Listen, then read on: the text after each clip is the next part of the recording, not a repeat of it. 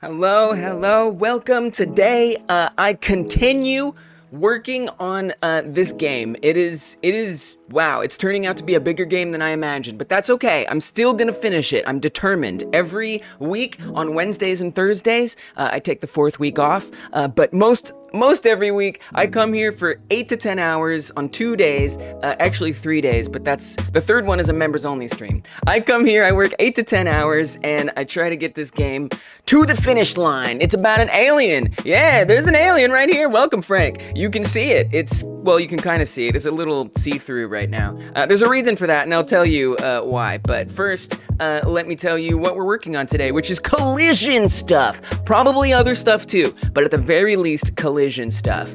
Specifically, I want to get limb collision. That's right, I'm getting to the finish line, exactly. Specifically, I want to get limb collision stuff to be nice and following along with all of the movement of the character, and there's a reason for that, and there's probably a lot of problems that are going to come up. So I'm going to spend the rest of the stream figuring that out and probably doing other stuff too. We'll see. If you're watching this after the live stream, feel free to skip around. That's fine, because this is going to be a long one, but I'm here. I'm doing my best. So this game is about an alien who is invading Earth, naturally, and you are tasked with abducting, well, it's going to be people. Right now it's cows, but we're going to replace the cows with people. There's reasons for that, but don't worry about it. And you have to get those abductions in order to advance to the next levels. And you can also eat the abductees instead of sending them up to space. That works too. And all the while, you, the player character, this alien, must avoid running into obstacles in the world. So corn is okay to run into, that's not a big deal. I don't have any limbs right now, so it's not a great idea to run into things because I'm much more vulnerable. So we're gonna eat some stuff, and now I've got some little baby limbs. Yeah, it's a little bit of a ferocious baby. But these limbs are very fragile. So let me get a little bit stronger. There we go. Now we got some limbs. Now we're a bit stronger. The corn is okay. The corn is safe. So if I bump my leg into this little tree here, pachow, whoa, now I've got a tiny leg. Yeah, which actually eating a cow, Frank, is going to help with that. So that limb will get healed. Now, this collision that's set up right now for these limbs is not as good as I want it to be. I mean, even right there, that should have only hit one of the two legs, in my opinion, but it hit both of them, which is a little annoying. So I want to be much more specific about where it collides. Now, there might be some problems that come up with that. See how like I couldn't even hurt that arm on that tree? What the heck? So there might be some problems that come up. We're gonna see. We're gonna work with it and iterate on it as needed. Now, oh, see, there was kind of a problem. You see how that entire arm just broke off in one hit? I think some of the new collision is going to over-detect, and we might want to set like a cooldown for how often you can get hurt. That's something to look into here, potentially. There's also gonna be any— Wait, I swear I just took damage even though I didn't bump into something. I saw that. Look. Whoa, that arm keeps disappearing. You see, we got some problems. So yesterday, I got the right arm set up. Wow, I got the right arm set up with some better collision, but is it really better? I'm not so sure. Maybe it is. Maybe it is better. It's just so good, I'm not used to how good it is. Is it when I pick a cow up?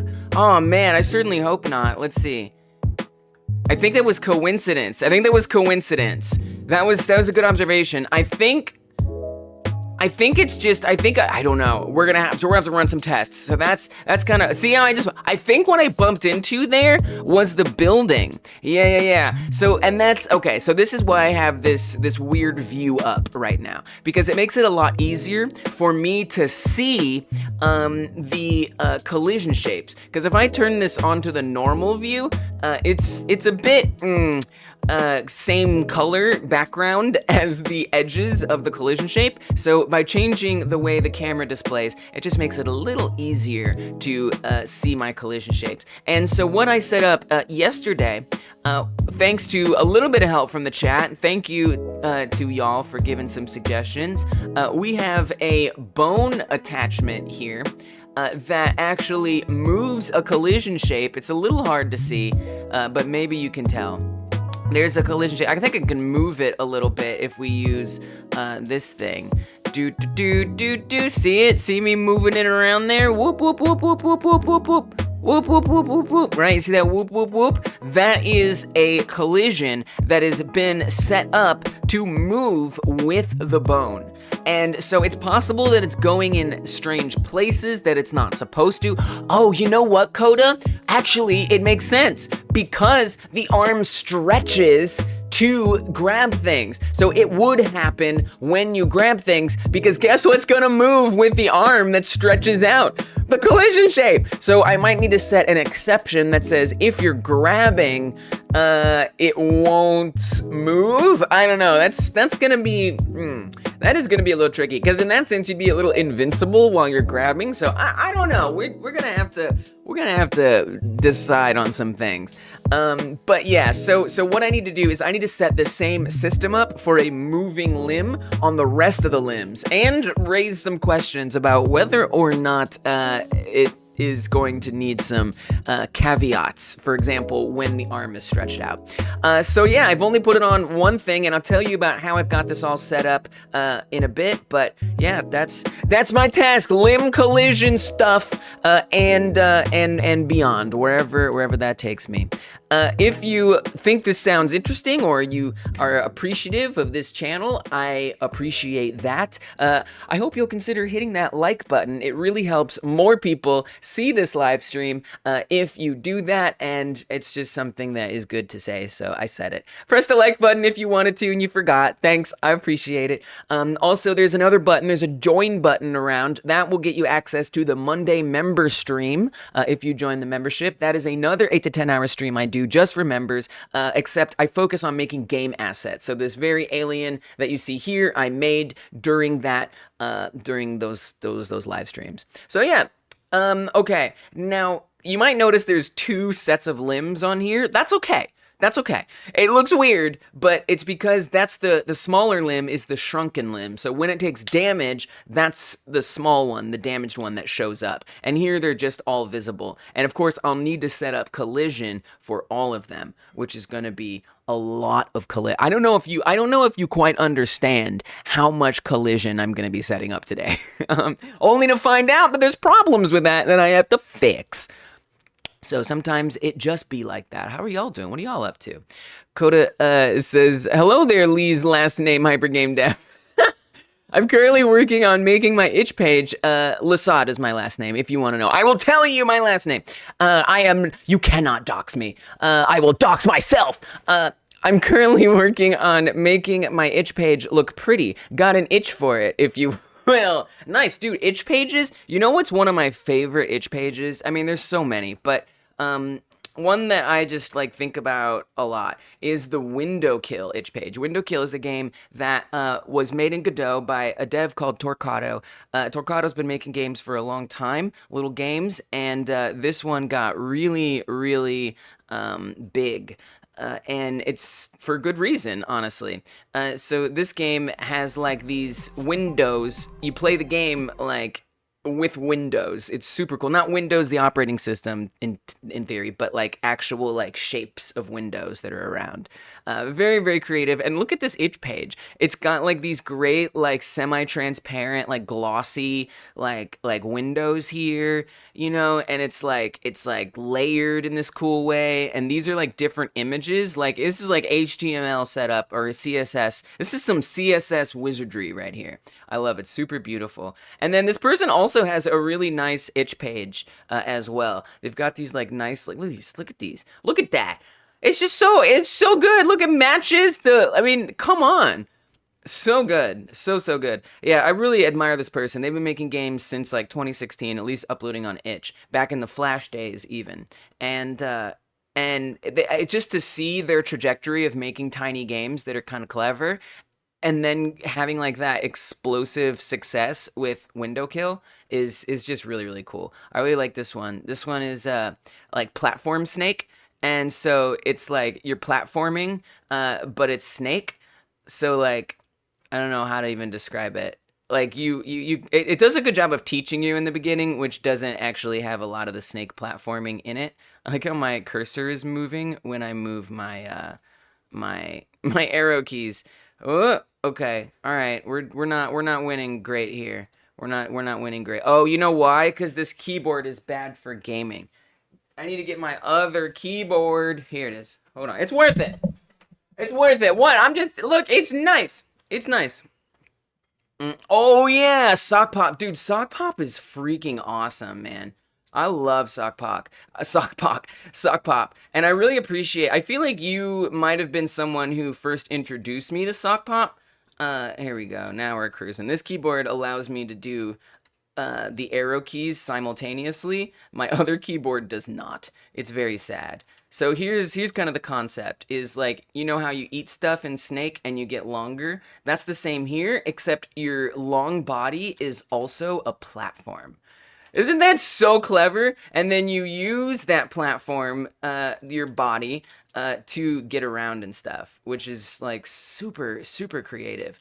So I don't know. It really inspires me about like making small games that like have like a neat hook, and then you know you someday you make window kill and everything is great. Anyway, I'm not gonna play this game, but you should definitely play it if you want to play like a cool old game and learn a little bit about how trajectory in game dev works. And you don't always start with window kill. You got to work your way up to it. You know. Uh, yeah, isn't that cool? Isn't that cool? I only discovered them recently, so probably not, but I love their vibe. Yeah, dude, Sock Pop definitely is something that I aspire to. You know, like Sock Pop Collective. So this is what they're talking about. That's their website. Let's look at their itch page. We're talking about itch.io in this house right now. Look how cute this is. Look how cute this is. It's got all these numbers. Yeah, it's just like good theming. It's good colors. It's good style across, and they've just made so many games. Again, small games, you know, and it's sustaining them, and they have 4 people like hired in the studio or something, which is super awesome. Just all look at these different variety of games, and yet they all kind of have like even this one is like 3D, and these are 2.5D, and some are straight up 2D. But like you know, they still have like an artistic theming across them. I am so inspired by this. Like I would love to make games that are 3D and have some like really simple like shading and stuff like that. This is yeah. Sock Pop is a huge inspiration for me for sure. I feel like this was probably originally a completely different concept, and then they accidentally landed on their body slash trail and went, wait a minute. Oh, the snake platformer? Totally, totally. Right, and it's so fun to just experiment and play around. I think that that's a really good practice is to experiment once in a while. We're colliding today. Last name reveal on your way to docs. Thank you. 8 games a month. That's their thing. They're all 2-week game jams if you think about it. What? They make 8 games a month? Is that real? Is that true? That can't be true. That's pretty cool if true. All right. Anyway, that's like absurd. That's like really amazing. Yeah. So we are colliding here. Now, the way that I set up this limb collision is we have a couple important nodes making this possible. And that is the bone attachment node and the remote, what is it called? Transform, the remote transform node. I'm gonna scroll around my massive node tree until I find it. My ever blossoming, ballooning node tree. Okay, here we go. So this is a bone attachment 3D node. And what it does is it lets me name a skeleton. And this skeleton is actually in a different instance. It's in an entirely separate scene. But because I'm instancing it here and I'm able to reference an external skeleton, we can go get the bone that it needs to be following, which is awesome. So it's this little checkbox, use external skeleton, very important. So we have the bone, or the bone being called on, and then this node moves at the same transform aspect of that bone, this node moves with it. But I needed to get that to actually go to the collision shape, because the collision shape does not actually, it doesn't move on its own. So I guess it'd be easier if I just like separated it and showed that to you, but like then I don't want to break it. It's so nice that it isn't broken. It's sitting here like not broken, which is just kind of nice. Well, we'll do more. You know what? You'll see in a second, because I'll do other ones and you'll see how it comes together.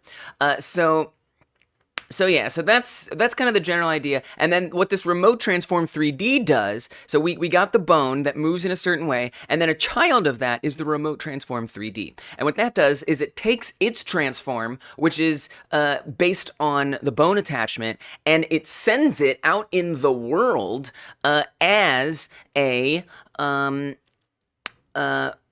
remote path right here. So what we do is we say, the thing that I want you to point to is this collision right here. So I actually can't, Pierogi, and the reason is because this collision needs to be, no, it works. Oh yeah, it works. Pierogi's like, I want to give help. Is there help I can give this, that? Welcome, Pierogi. I need to sing some member songs, by the way. That's another thing you get if you join the membership, is I sing you songs in these devlog streams once I get to it. So I will. So yeah, so this collision needs to be a child of the Area 3D.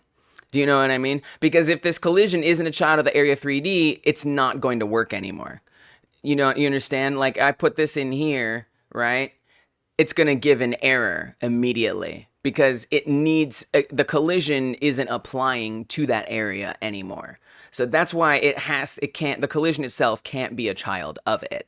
And the area, I could make the area a child of it, but that's going to mess up a lot of the ways that I've set up, like the linking and things, and this works great, and there's no reason to change it because it works.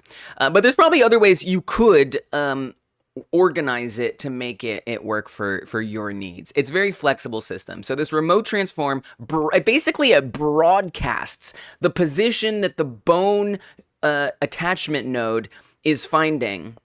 It takes that bone attachment position and it broadcasts it to the collision.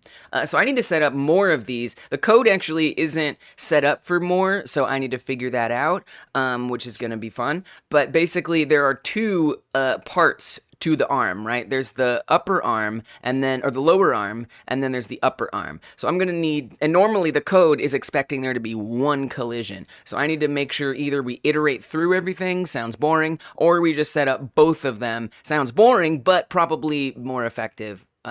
We set both of the bones up to work. So I need to do that for the arms and the legs. So that would be 4 of these to be set up. Actually 8, right? So there's 7 left, because I got to do the upper arm here, the upper and lower arm there, the upper and lower leg, and then as well, I have to do the tiny armature. So that doubles it, which means there's about 13 of these 15 of these, about 15 of them that I have to do. So it's going to be a bit of a slog, but we'll get there. And then there's going to be, so now the other thing that came up earlier, which was the fact that the arm would stretch and then it would collide because it's moving with the arm. There's a couple ways I could deal with that. So the thing that actually moves when we reach, that is set up in the player script, which is over here. let's see, arm grabbing is the one I'm looking for. There it is. Arm grabbing. So this is the arm, the part of the bone on the arm that's gonna stretch to reach things when we do stuff. And so it's bone 12. So now if I come over to the alien itself, looking nice and not see-through, although we can see the little baby head in there, which is always adorable and scary. If I come to the skeleton over here and we look down 1, 2, 3, 4, 5, or actually 0, 1, 2, 3, 4, 5, 6, 7, 8, 9, 10, 11, and 12. So the upper arm is the one that stretches. Really?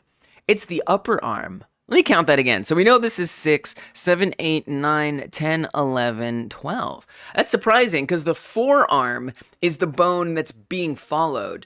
But oh, that makes sense, because if the upper arm is moving, the forearm is going to move with it because it's a child of the upper arm. I see. Okay, no, that does make sense. Like I could put it in the shoulder, but the shoulder isn't moving. Okay. I was hoping that it was different, that the arm that stretched was, no, it doesn't really make sense. I was gonna like put the bone in a different, or the collision on a different bone. Yeah, that doesn't work. All right, so I'm thinking what we do is, let's say this. Let's say that when you're grabbing, you can't get hurt on that arm, which feels a bit like potentially a cheat, an exploit. So we'll have to look into that. But what I could do is I could add a collision that represents like the shoulder or something, so there's still a chance that you bump into things. And then we can just go from there. So this is something we're just gonna have to figure out as time goes on. The other option, or in addition to that, we could make sure there's certain cooldowns with grabbing. Something that's kind of like tangential and not exactly totally related, but a little related. I was thinking about, because in this game, protecting your limbs is very important, and I want it to matter that you've broken your left arm and you only have your right arm. Right now, the right arm is the only one that reaches out and does stuff, but I want the left arm to be able to be controlled. And I was just thinking, like, how am I gonna do that? And I do have gamepad support set up, and I wonder if we could just say, like, I don't know. Oh, I don't know. Because, I mean, it's like, there could be like 2 cursors. Yeah, but if you're on the keyboard, how are you going to control 2 cursors? It doesn't really make sense. Yeah, I don't know. Because we can have 2 different keys that either launch the left arm or the right arm. Maybe we can have 1 cursor. And yeah, it's left click and right click, but it's like about how do you control it? Do you know what I mean? Because is there 2 cursors, and how does that matter? Like for example, like I guess you could grab like 2 things, or I don't know. So the idea is supposed to be like you could grab on the stuff on the left. Like let's say your right arm is damaged and its range is shortened, so it can't actually grab things too far away. But your left arm is healthy, so if you use your left arm, then you'll be able to reach something that maybe the right arm can't. But maybe not, because it's on the other side. I don't know. I'm a little unsure of how it's. I feel like what I need to do is just kind of like set it up and find out what it feels like, and then kind of go from there. But it on a controller, right, you've got, usually on most controllers, you've got 2 thumbsticks, if you will. And so with that, it makes it a lot easier to move 2 cursors. But what if you're not on gamepad? What if you're on a mouse and keyboard? You're kind of in trouble. You don't think 2 cursors make sense? It only has 1 brain? That doesn't make sense. I don't know about you, Rogi. And we all have different bodies. I understand that. But I can control both of my arms at the same time. You know what I mean? Like, I can do this and do that. That's just me. Everybody's different. I know everybody's different. But I feel like I have 1 brain and I can move 2 arms at once. But I do hear you. I do hear you. Hey, that's true. Maybe it does have 2 brains. Yeah, Rogi, kind of making some assumptions about the alien there. Yeah, so I mean, there could be one. It could be that like you can grab something and then grab something else. I don't know. It's not a big deal, but it's something that kind of I think about once in a while. And you know, once I get these collisions set up, I think it's gonna make it easier. You see how I keep hurting that arm? It's because it's stretching out. But if we can be invincible every time we grab, I feel like if I see him about to run into something, why not just make my arm invincible? You know, it like becomes a bit of a strategy in an unintended way. So like I don't know. We're gonna have to think about that. There's some things to think about. Look at the size of that skull. Could easily hide at least two in there. That's true. You might even argue there's three in there. Like 1, 2, 3. It's got kind of like a 3 points on it. What if the collisions just stay at the character's side? Yeah, and so yeah, they just don't stretch. Oh, yeah, that's a pretty good idea. Right. So then the problem with not the problem, but the thing about that is I don't even know how I would do that. Dude, we can also probably see the collision move if I make visible collision shapes. Like maybe I can like turn off the remote transfer or something, the remote transform for like a quick second. Like, I don't know. Let's see. Update, position rotation scale. Maybe we can just say don't do it when like maybe we can access this where'd it go? Access, where did it go? Right here. We could just say don't do position anymore. I mean, first of all, I'm not even seeing it update. Oh, there it is. Yeah, there it is right there. See?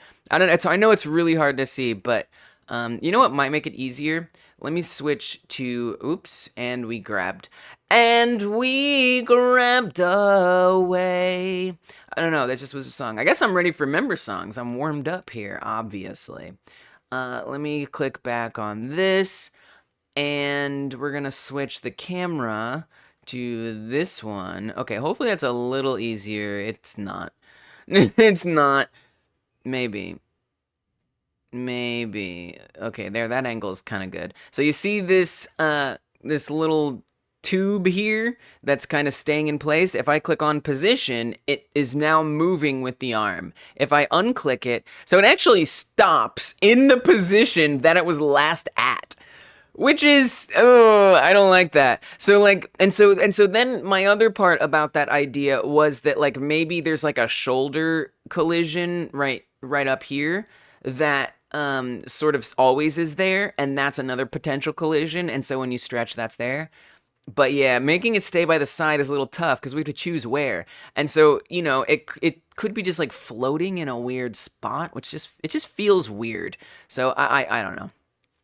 Two cursors has the potential to be confusing for me and the player. Yeah. I can say for sure that it wouldn't work out. That's okay. That's okay.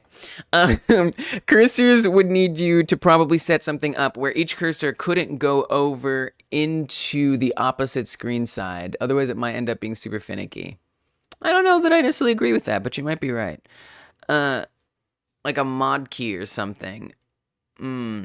Yeah, these are interesting thoughts. I appreciate you guys sharing thoughts about this. It's you know, I feel like for me the reason why I don't like two cursors. I think two cursors would be cool and worth the danger of everything you guys are mentioning. For me, the big concern with two cursors is in regards to how will the player control two cursors, because will only work with gamepads. If you're playing on a keyboard and mouse, you're SOL. You know, like you'd have to use what, WASD to move that's miserable. That's miserable. And to me that's the main thing to me. Like everything else sounds solvable. That sounds pretty unsolvable, you know? Can collision shapes? Yeah, it could be turned right, but then, see, my concern with that is, yeah, two mice, right? I mean, I don't know if that's a thing. So my problem with that, Joe, is, and my concern, not my problem, I'm definitely going to try that, but my concern is that it can be used as an exploit. So if you want to have invincible arms, you just try to be grabbing constantly so your arms never get hurt. Now that could end up not actually being a real thing, and maybe it's too risky because by the time the collision comes back, it's like unpredictable. So like, I don't know, that was my first thought, but then I initially was like, wait, what about exploits? So I don't know. So based on your guys' feedback, I feel like what makes the most sense is to just move forward with setting up the collisions as I want, and then finding out the problems and resolving them as they come up. So being like, okay, wow, yeah, these arms. I could even just start with the arms and then do the legs after I do the arms, and we figure out what makes the arms make sense. To be fair, right now, only the right arm grabs. I do want the left arm to grab. So the idea with the left-right arm thing was basically if it would be, okay, I think I've written it out, but I don't love the write out. It was just for, you know, experimental sake or sketching sake a while back. But the idea was that your mouse, it would be detecting if your mouse or your cursor is more on the left side of the screen or the right side of the screen or in the center. So if we grab something further to the left, or basically it would just be based on shorter distance, right? So if you grab something more on the left, we wouldn't even need to calculate any of this crap. We could literally just say, is it, what is, where the cursor clicks on something, which arm is closer to that point? And then we can take into consideration other things like how damaged is the arm. So if the arm on the left is more damaged than the arm on the right, it will have a shorter range. So that shortest distance, which has a shortest distance within the range that arm is allowed to reach based on its health. And then if like, let's say both arms could reach it, it's going to either prefer the healthier one or the arm that is indeed closer. So I feel like that ends up being the main implementation of the left and right thing, is you just have more opportunities to grab stuff, and you get a wider range of things that you can grab. If you lose an arm, you just have less grab space, whereas otherwise you'd be able to grab anywhere.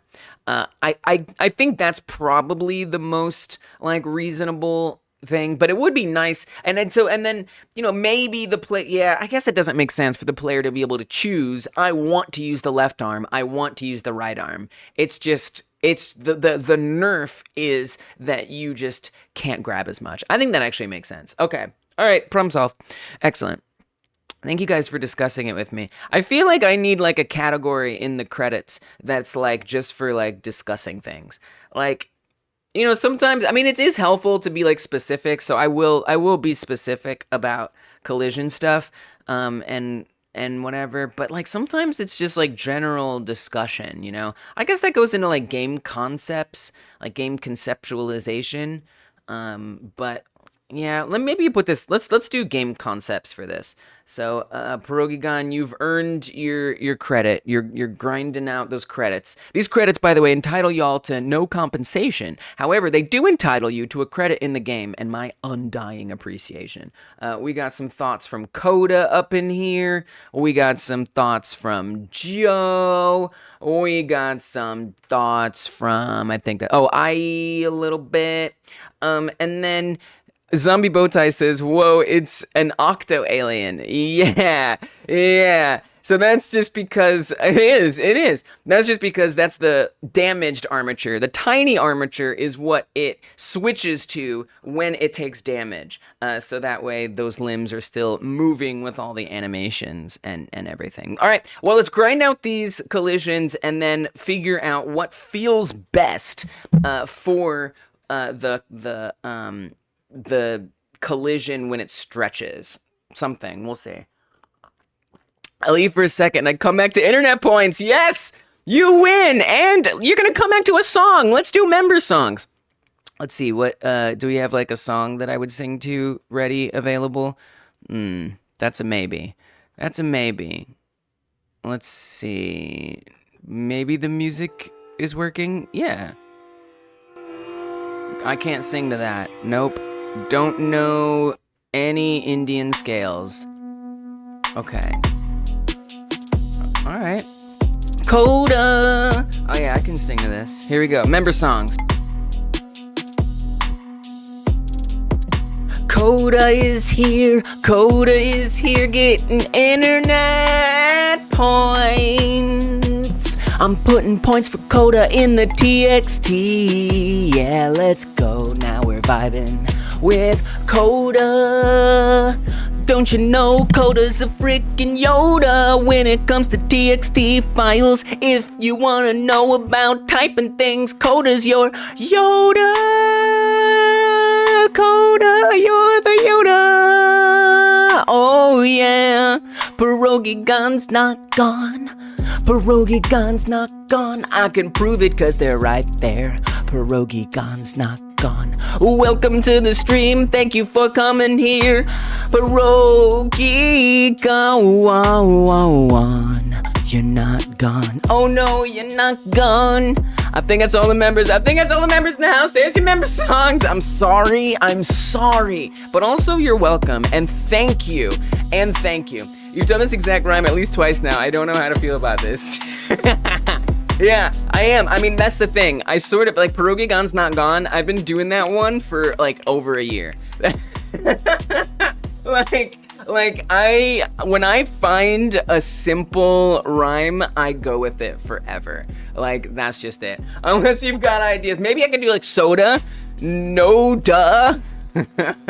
So like kind of the Coda Yoda thing, you're a bit stuck with it because it's like when I'm in the moment and I need to come up with something, it's like let's just go with what I always do. So I'm afraid you are stuck with being the Coda Yoda.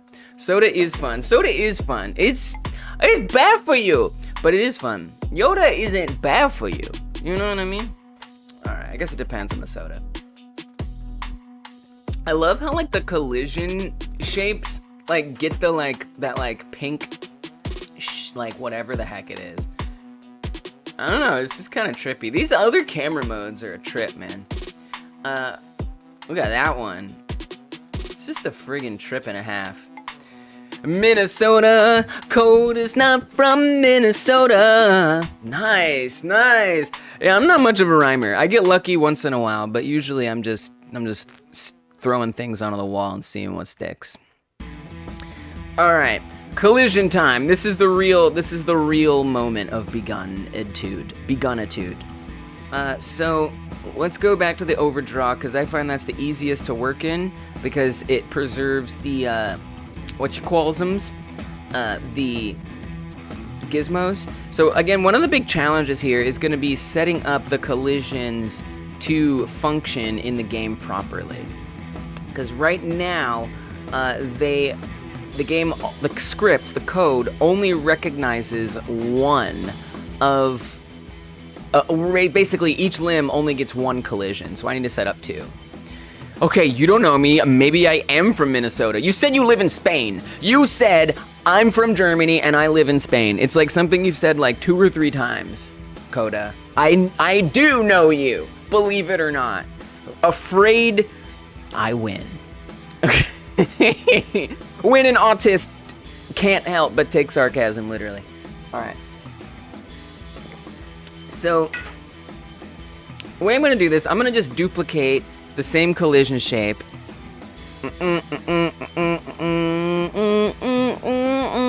You're from Minnesota! That's why I came up with it. That's funny.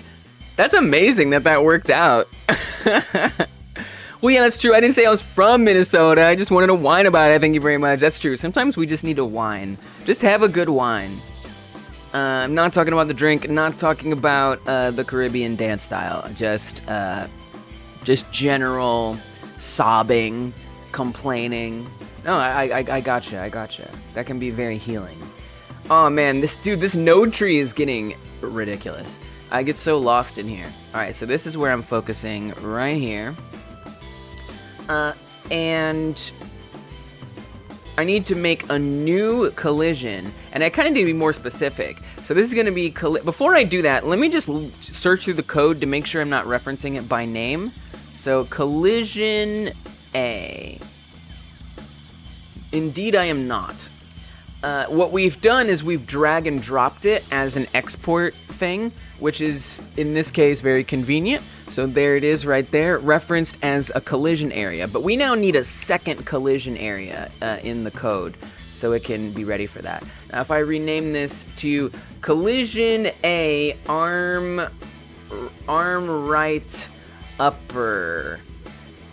This is actually lower, not upper. Lower. And if I add a shoulder in there, that's even a whole other thing.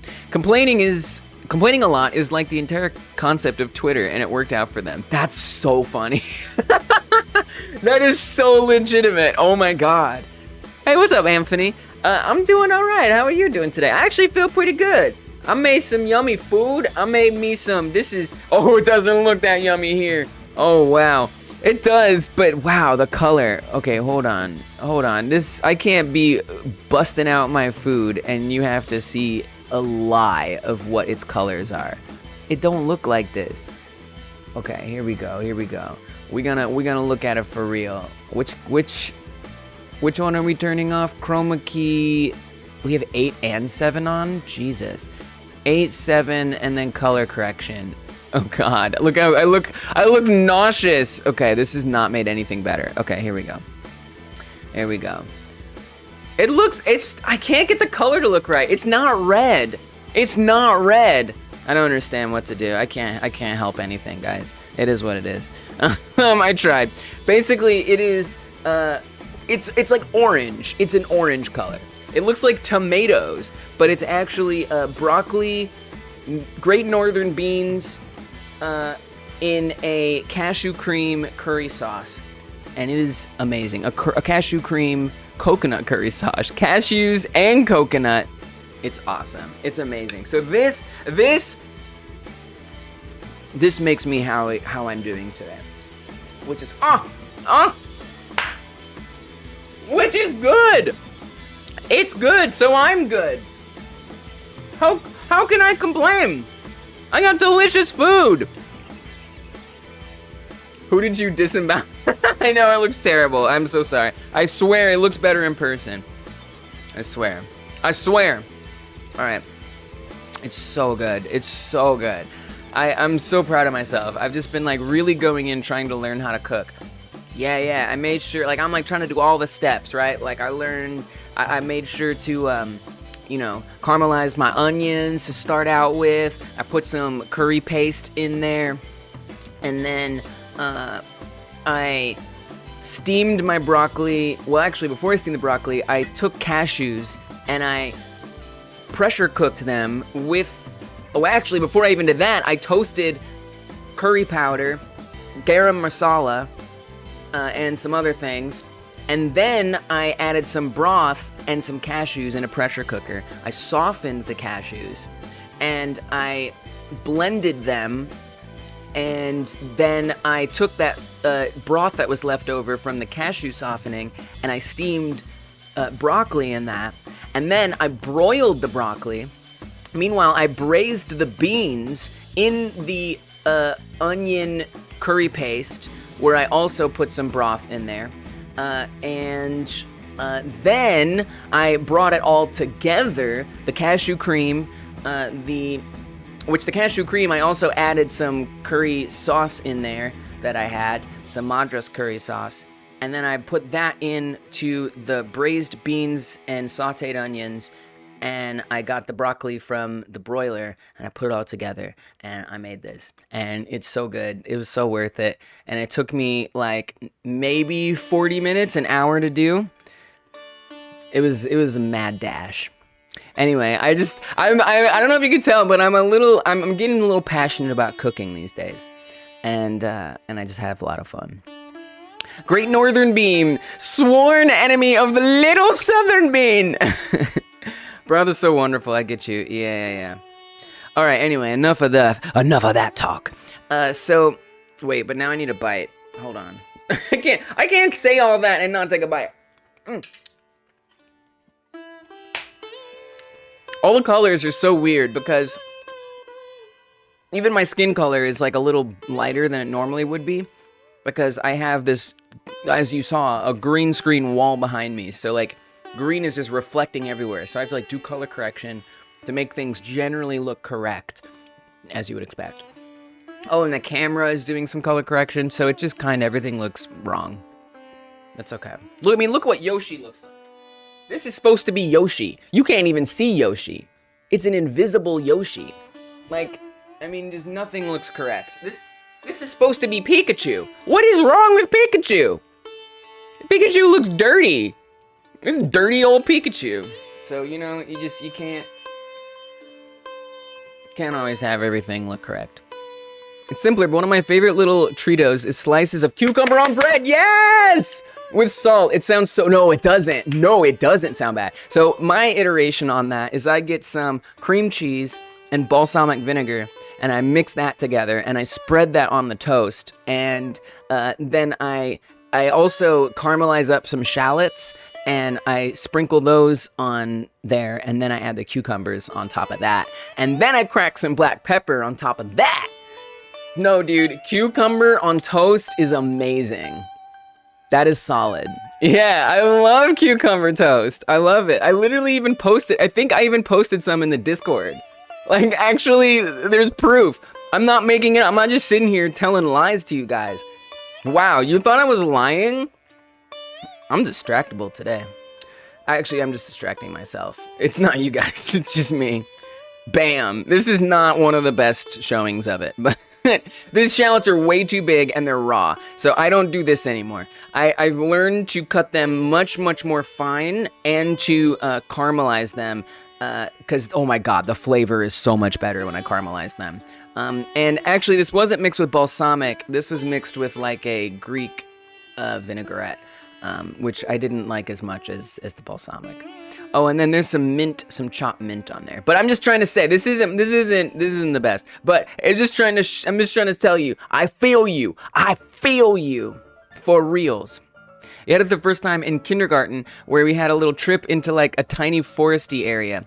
We had it next to a campfire. It was so, oh, it's beautiful. Oh my gosh, what a wonderful story. And that's the thing about food, is like memory is such a powerful aspect of it.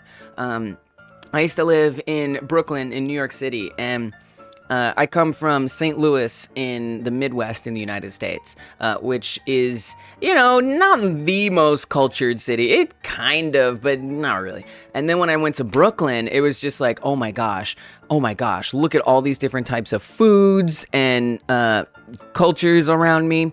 And I experienced like, okay, first of all, the stream is being a little laggy right now, which is just a shame. But I experienced curry.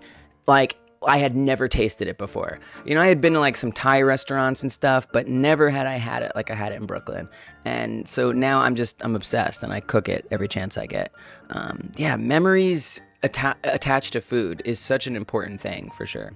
Dude, caramelized shallots are amazing. Yes, let's go. We got some cooks in the house. Let's go. Joe says, I didn't know you could make cashew cream sauce like that. Yeah, you can. You just like, you gotta get raw cashews, not roasted cashews. They have to be raw. And they have them at our local Walmart. I can't find them at our nice grocery stores. They have them at Walmart though. And yeah, and so you gotta like, you can either soak them like overnight, like in the fridge or something, but I find it's a lot more effective if I boil the crap out of them, and you just want them to get nice and soft, and then you just put them in a blender. You can put some liquid with it, otherwise it's gonna be more like a butter. But you know, you kind of got to figure out the balance of cashews to liquid, and yeah, it'll cream up really nice. You have to have a high-powered blender, otherwise it'll be a little gritty. You won't taste the grit, but you can like see that it's not like totally smooth. But yeah, it will get smooth and creamy and amazing, and it thickens up things, you know, without dairy if that's an ambition that you have. But it's not even just about avoiding dairy for me. It's just like, it's just awesome. Like, it's such a luxurious creaminess. Yeah, cashew cream is awesome. Sometimes we must lag. We have a lot of kebab places here, and they're so special to me because the guy running the one I usually go to started calling me his brother when I started presenting more masks. I'm so, yes, positivity, let's go. I mean, gender euphoria is, I mean, come on. If that's not gonna make you have a good association with something, I don't know what will. Also, just delicious food. Nice. Memories and food. Let's go. Well, I'm going to create a food memory right now, and cheers you all with my cashew cream curry broccoli. Really, I just want to bite. Okay, seriously. Seriously, wait, what are we doing here? Working? Right, I've heard of that, working. Yes, of course. Cool. So, oh yeah, I need to make another collision type setup thing here. So we've got the collision area is what I've called it historically. Collision underscore area. But we're gonna need to be a little bit more specific. So I guess we could say, maybe I'll just say export variable, if it happens to have one, a collision area 2. It's the second one, the other one. So not all of them will. So this is where it gets a little tricky, because if it's the head doesn't have 2 collision areas. Basically, those are all the limbs: head, arms, and legs. So I need to make sure that there's an exception where it's not going to be looking for a second collision on the head. So that's going to be something to think about. So let me look at all the places where collision area shows up in here in general. So when the game pre-begins, it's going to set the legs to not have collision be detectable. The collision areas be detectable. And then the arms don't have their collision areas detectable. Now, so we'll need to add in, as well, collision area 2. And collision area 2. So we might actually be okay. There might not be much reference to it. But wait, there has to be somewhere. Surely there is somewhere. Is there not? I guess not, because I guess it's just a child of the area, and that makes it enough. Okay, alright. Maybe it's fine. Maybe there's nothing to worry about here with the head. Might be okay. Let me search the whole project for collision area. I don't know why that would matter, but just to be sure. Yeah. Okay, actually this is not going to be that hard. That was actually the easiest thing I've ever done in my life. Okay, great. That was really easy.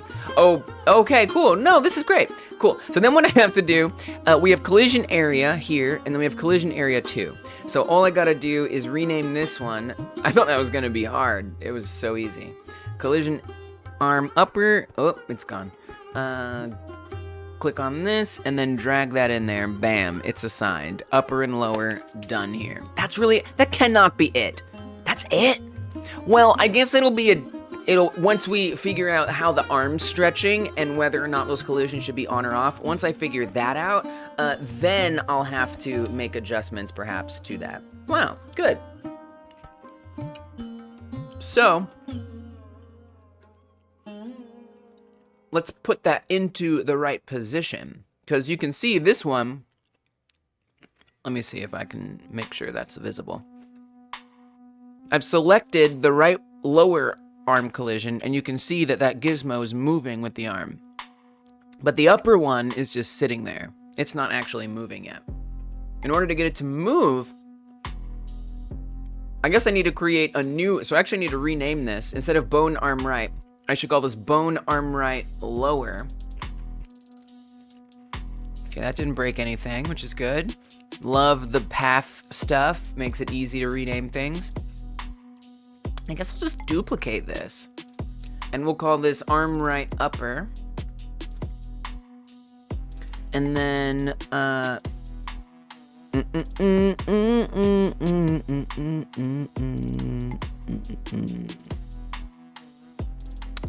then I want to make sure that we change the path, the remote, so the broadcast going to upper, but then we need to make sure the bone is not looking at forearm, but looking at upper arm. All right, nice. So now you can, well, you can't, but I can. There you go. So now you can see that that one moved. It's a little hard to see. I'll reset it. So there it is, sitting in place right there. And if we change this to upper arm right, it starts moving. Now you can see it's sticking out there. In order to adjust that, we'll go to the remote transform, and we're going to just set like an offset on it, basically.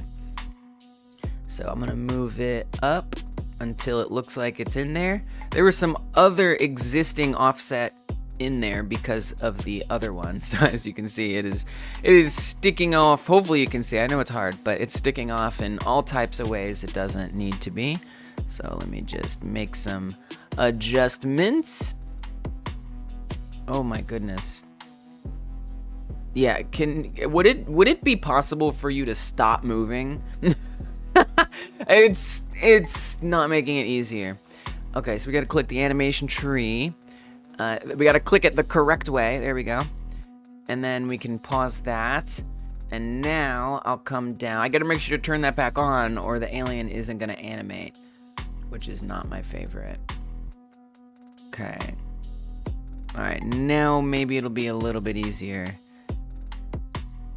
Maybe. Because we gotta get it. It's a 3-dimensional problem. Not a 3-body problem, just a 3-dimensional problem. Dungeon Martian! Welcome, welcome, welcome. Good to see you. Thanks for coming through. Hope you're doing well. Hope you're doing well. Dungeon Martian's got the eye. He's got an eye out. One of our, if not our newest mod ever. Like, I don't think I've added a new mod to this channel since the Twitch days. Literally. I have not added a new mod since the Twitch days. And we're just trying it out. We're trying it out. Dungeon Martian has seemed like a good candidate.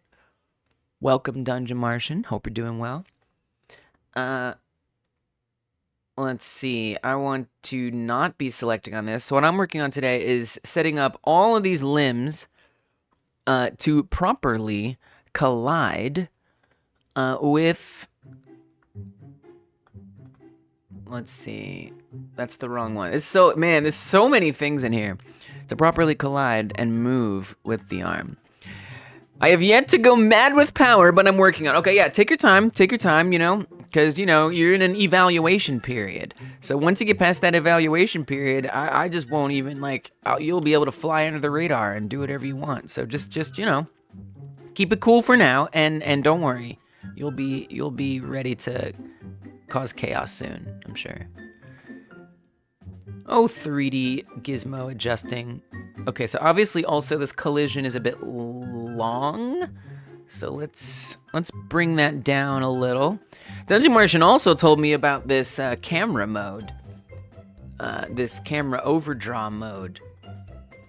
So thank you for that, because it is making this way easier to see. Oh, they're the same. They're linked. Do not be linked. Let's make it unique. Shrink it down. Not bad, not bad. Could adjust the rotation. It doesn't have to be perfect, but you know.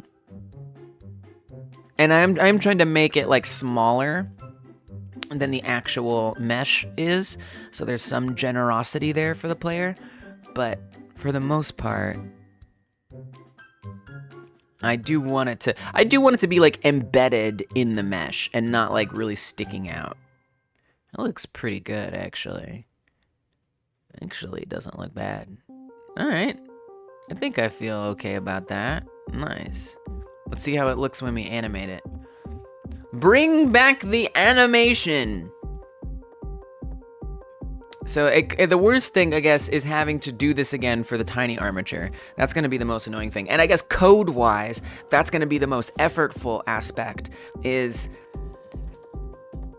Well, but it's also... It's actually going to be tough because... Historically, I didn't have a separate collision shape for the smaller ones. So I actually don't have anywhere to assign the smaller ones. Like, I don't have like a separate area. Oh, maybe I'm gonna have to make hurt areas. That's boring. Yeah, this is actually gonna be a lot of work today. Well, let's just start with the healthy skeleton. Then we'll work on the hurt skeleton. Because basically the way it's set up right now is there's one detection area. There's one detection area for every limb. So if I collapse all of these, there's a couple extra ones. There's one for where you drag the thing that you're gonna eat and heal yourself with. That's area feed. And then there's area player proximity. This is what like enemies will use to determine how close they can get to the player. But other than that, these are all the detection areas for colliding, or not colliding, but taking damage or hurting other things that they run into, like obstacles. And there's only one, right? This is for the health. They're basically all for the healthy limbs. There kinda now needs to be a separate set of these for the tiny limbs, which means these have to be told to not be active while the other ones are active. So I'd probably want to come to the monitorable and turn these off when that limb isn't healthy anymore. Would probably be the thing to do. And then we'd have to have, it's just going to be tough because the body part script, because the script that's on here, I almost wonder if it, that's going to be a little tough, isn't it? Like, I guess in theory, man, I feel like this is going to cause a lot of problems if I'm being honest. Wonder if there's another way. I'm a little nervous about making multiple areas because they all share the same script, the body part script. And, you know, they do things like check to see, am I the one that got hurt? How much was I hurt? Do I need to make my collision come back on and trigger a stand-up on the player? So if the player's legs are broken and you earn them back, you'll stand up higher. I'm worried that if I have a second set of all of these, it's going to like run things too many times. I don't know. So if there was like an alternative way to do that, you know, I don't know if nesting makes sense, because if I don't know, maybe I could put like an area inside of here. I guess I'm not sure. If I turn these off, monitor and monitorable, I assume that the areas that are children of the area will still be monitoring and monitorable. Because if I make it a child, it'll be easier to keep this same script and just say, look for something that's inside of you. I could also put it outside and have it look for that. But then again, technically, I need the smaller one to function the same. This is a little challenging. Welcome back, Coda. Welcome. Your dad baked some fresh bread, so I made cucumber bread. Let's go! Food memories. Oh, that's awesome. Dude, I love that you have cucumbers around. That's like in recent months, just having cucumber in the house has become a necessity. Like, I must keep cucumber in the house at all times. Because it's just such a great snack. At least I think so.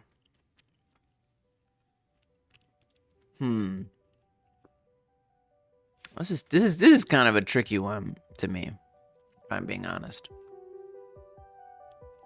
Obviously, you know, it's kind of hard without... I mean, to me... I mean, in a way, I don't really need a separate area. The only thing I need are separate collisions. Oh, that's what we do. We need more collision areas. That's all. That's the only thing I need, is more collision areas. That's it. And we just say that if it's damaged, ignore the damaged collision, or ignore what would be the healthy collision area. So in this case, so I guess if I want to like type this in a way that makes more sense, we could say that. Okay, I'm actually just gonna do these now. Let's duplicate them all. We're gonna say collision area hurt. It's a lot of information in there, but it's good information.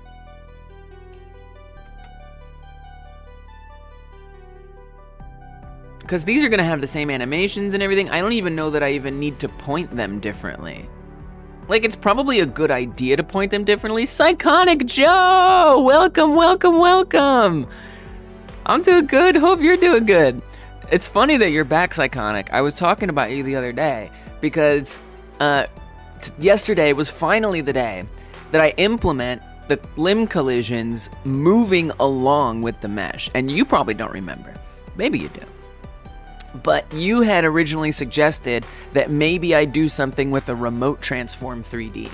And while that wasn't enough, somebody else in the chat, IE, came through and suggested that I use a bone attachment 3D to check where the bone is moving. But that wasn't enough either. However, when I brought those two suggestions together, I'm now able to get collisions to move along with the mesh or the armature, and I can send that transform anywhere. So I just wanted to thank you for that suggestion, because it has endured. You just never know. You never know. Anyway, I hope you're doing good in your life and with your game projects and all that good stuff. Yeah, it's a collective solution. Isn't that awesome? Yeah, let's go. Coda says, cucumber is like a cornerstone of my diet. I love this stuff. It's so good. Let's go. I make tzatziki. You make tzatziki sauce? Wow. Pretty frequently, and I need cucumber for that. Whoa. I don't think wow. I want to make tzatziki sauce. Tzatziki sauce, does it include tahini in it? Or am I just imagining? Maybe I'm imagining. I don't think that's true. I want to learn how to make that. That's awesome. Thanks for keeping that in my brain. I'm doing good, but just super busy with stuff. Good. Maybe. Or maybe not. I hope that's... I mean, maybe that's good. Busy can be good. You don't think so? I'm just like, they both start with T, and they both have like a slightly bitter flavor. I don't think that's it. Thank you, Joe. No, Lise, those are different. Yogurt, lemon, dill, cucumber. Whoa, wait, I have all those things. Wait a minute. So do you like, is it like chunks of cucumber? Oh no, I'm gonna need hyper cooking channel someday or something. But let's be honest, I mean, food is like, how the heck do you spell this? Food is something that everybody needs to eat, so it's kind of like general. Game dev is not something everyone needs to do. So are there like chunks of cucumber in there? I had no idea that tzatziki had cucumber in it. I make it with just cucumber, Greek yogurt, and I don't know how to translate it, but quark? Whoa. Quark food. A dairy product made from milk that is soured and strained to create fresh... No AI, get out of my face. Dairy product made by warming soured milk until it curdles. Oh, like cottage cheese or like ricotta or something? Gotcha. Joe grates the cucumber. Wow. Wow. Dude, this is so doable. This is so doable. Shred the cucumber and then also squeeze the water out before putting in the yogurt. Oh. Wow. Dude, I literally just bought a bunch of plain Greek yogurt. Dude, let's make some tzatziki sauce. I had no idea that it was like kind of straightforward like that. Dude, thank you guys. I don't have credits for inspiring food. It looks so good, right? Welcome, Mio Michael.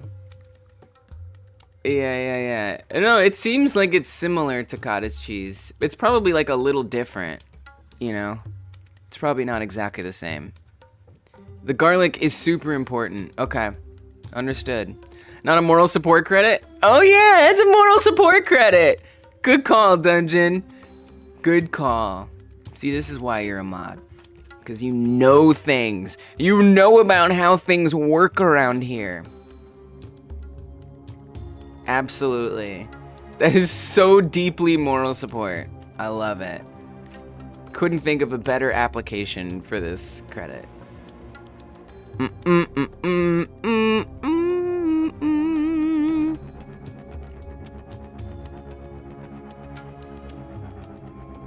I don't use lemon at all, but it sounds fun! I mean, yeah, super yummy, right? Tzatziki on fresh pita with an in-season tomato. Oh, gosh.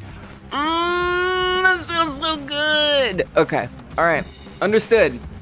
Alright, I gotta remember this. I need to make like a, to cook thing. That's what I need to do. I need to make a note to myself so I never forget this for the rest of my life. Oh, I do have a... Whoa! Are you kidding me? Look, I already have this list, and look what's there! Whipped quark! What? Do I know what quark is? Apparently, I already know what that is. What is this world that we live in? Is this a is this a simulation? Just tell me. You can tell me. That's freaking wild. Fun lemons. All right. Obviously, we have to say tzatziki. I'm spelling it wrong. Everyone knows that. All right. Everyone knows that. Nobody's surprised. Tzatziki. We're gonna put this picture in there. Obviously. Duh. That's taking up the entire everything. So maybe don't. Dude, I'm so distracted. I'm so distracted. And I honestly don't care. Sometimes it be like this, though. Sometimes I was like, man, I see some game dev streamers, they really just not be working and they be like doing stuff with their chat. I get it now. Dude, I can't even believe that it's already in here. I think quark just translates to cottage cheese upon further Googling. You can, however, also only use yogurt. It's fine, too. I must have seen this on a cooking show. And I was like, what is that? Tzatziki. And then there was the suggestion on pita with in-season tomato. Lemon juice optional. Shred or grate the cucumber. Dry the cucumber / squeeze water out.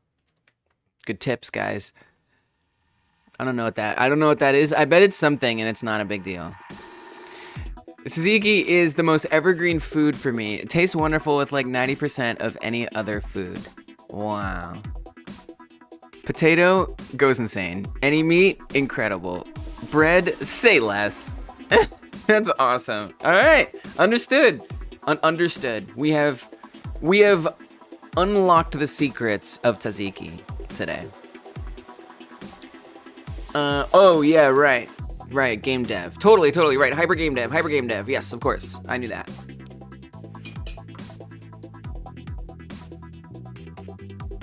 Right, the multiple collision situation.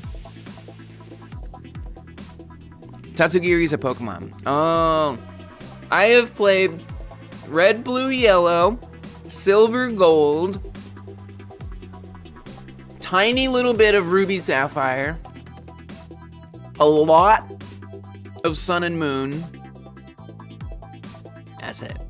Those are all the Pokemon games that I played. So if it's not in any of those, or it was like further in Ruby and Sapphire, I don't know. I've min-maxed my tzatziki making process. I am speed. I love that. That's how I am with this curry dish. I love that. I love like making something over and over again until I'm so good at it. It feels great and it's like such a wonderful treat. No Gen 4. Oh, I actually played X and Y a little bit, but it was kind of like Ruby and Sapphire where I barely played it. Which one is Gen 4? Just tell me which one it is. Yeah, I definitely never played this one. Although some of these Pokemon were in a different one. Which one was it? Oh, Scarlet and Violet? Can it tell me? Obviously, just tell me. Oh, Pearl and Diamond. Platinum, Heart, what is it? Can things just make sense to me? Diamond and Pearl. Yeah, no, I never played this one. Definitely never played this. I just didn't. There's so many. How am I gonna play them all, you know? Diamond, Pearl, Platinum, and Heart and Gold and Soul Silver. I feel like I did have Soul Silver. Because I remember that had like a bird on it. That is not, I don't think that's very specific, Lees, to say that a Pokemon game had a bird on it. Dude, no, wait, but I played Gold and Silver. Oh, Heart Gold and Silver. Those are like different. That's different than Gold and Silver? I see. So I see, because it was a re-release. I gotcha. It was like it was a remake of Silver and Gold, and it probably like included. I gotcha. Right. So when I say I played Sun and Moon, I actually played the remakes of Sun and Moon. Which was that named the same way? Why is it all so confusing? What was the remake called of that? That's the one I actually played. Did they do the heart thing again? Ultra Sun, Ultra Moon? Those are the ones that I played. Ultra Sun and Ultra Moon. It does have a bird on it. Dude, so many have birds on them. Yeah. That was the Sun and Moon that I played. Yeah, because they do the remake. It's so confusing. I mean, it's not if you're like a hardcore Pokemon fan, but if you just like play the games because you like them once in a while, it's just like, it's kind of chaos. All right. Good games, all good games. Never not had a good time playing a Pokemon game. Okay, so Soul Silver Heart Gold included the entire region of Red and Blue too. Wow, really? Okay, as a first genner, I have to say that sounds awesome. Okay, maybe I should do Soul Silver Heart Gold. Dang. So I need to create some new export variables here for collision area hurt. Oh yeah, it doesn't like me to use dashes in variable names. It really doesn't.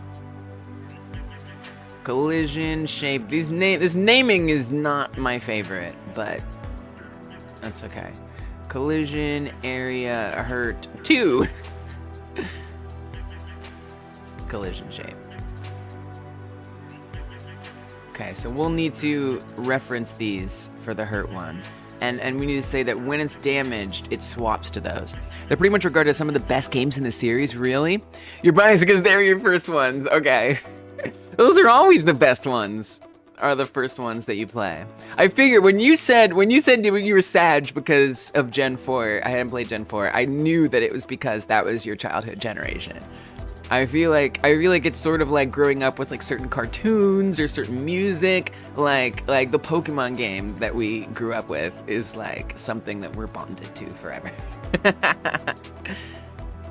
I regularly hear like Red and Blue version music in my head, like all the time. I wish I could play that music on stream without worrying about some kind of copyright claim.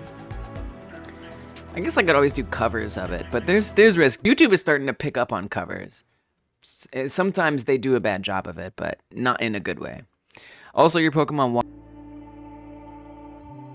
Typically, it like happens like once in a while and it goes away, but the past couple days it's been happening a little more. So that number in the top left should be at 9,000 kilobits per second, give or take 1,000. But you know, it is technically cell phone tower internet, so sometimes it can get a little wacky. But I think it's okay. I think it's okay. I think we'll be all right. But I have another internet. I have a second internet that isn't as well. It's not as reliable, but sometimes it happens to be working when the other one isn't. So we'll be all right. Don't worry. The stream won't go down. It'll just maybe take a break and come back. All right. I'll keep that number up there as a monitor. Again, 9,000 plus or minus 1,000. All right. Anywho's it. I'm renaming these Bone Hardy Juice. And then we need to duplicate the other one as well. It's just going to be a lot of this. I think that's one thing, is I know this is kind of some rote like work, so I'm easily distracted. The internet deserves a break too, sometimes. Yeah, sometimes, absolutely. As long as it's not infringing on my right to a free open internet. Bone hurt, arm right lower. Bone hurt, arm right upper. Bone hurty juice, yay! And then we have to, instead of, actually we can keep it pointed to the forearm right.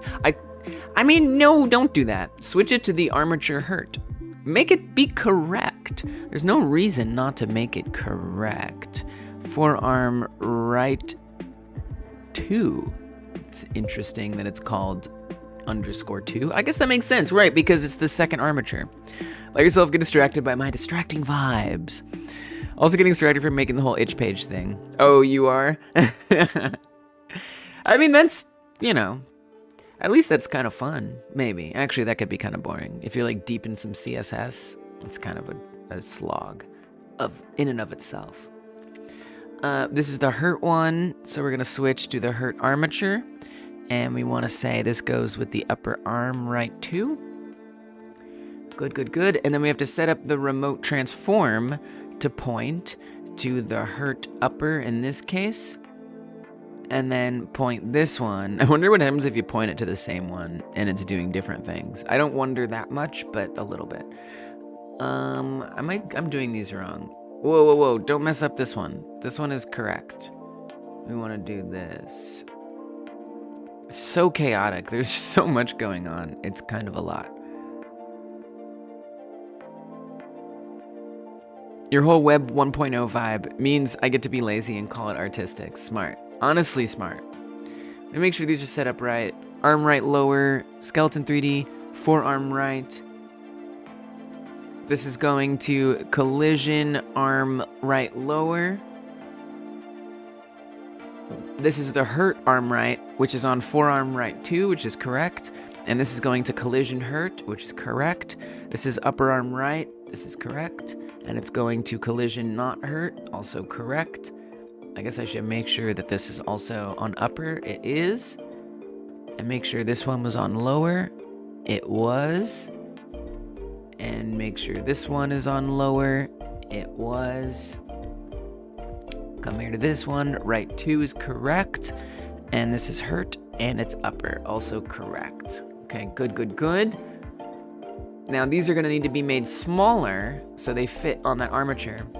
I'm kind of curious because I'm noticing that they aren't in the right places. Do I need to like move the animation? It seems like that would be strange. Okay, animation is playing. Oh, nice. I think that is in the right spot. But they're much bigger, right? They have the size. You can see, hopefully I can see. It's not easy, but let's pause that animation. You can see it's sticking out too far because, well, they're supposed to be tinier. And maybe I could try to figure out like a standard of how much smaller to make it just to make things maybe a little easier. All right. So there you can see this is way too long. And, you know, if I just come and resize it, it's going to resize the long one, too, because they're connected. So you can see them both shrinking there. We're going to make this unique. Looks like it's basically at 1. Maybe we could go to, like, half that size. It's tough, because I also have to adjust the position or the offset a little. Gosh, this is kind of difficult. I'm going to actually hide the other armature because it's just like a lot going on here. It's very hard to see.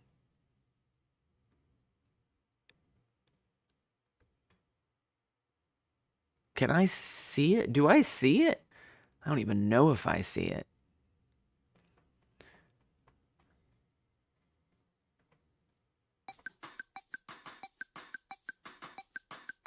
Okay, that's the one.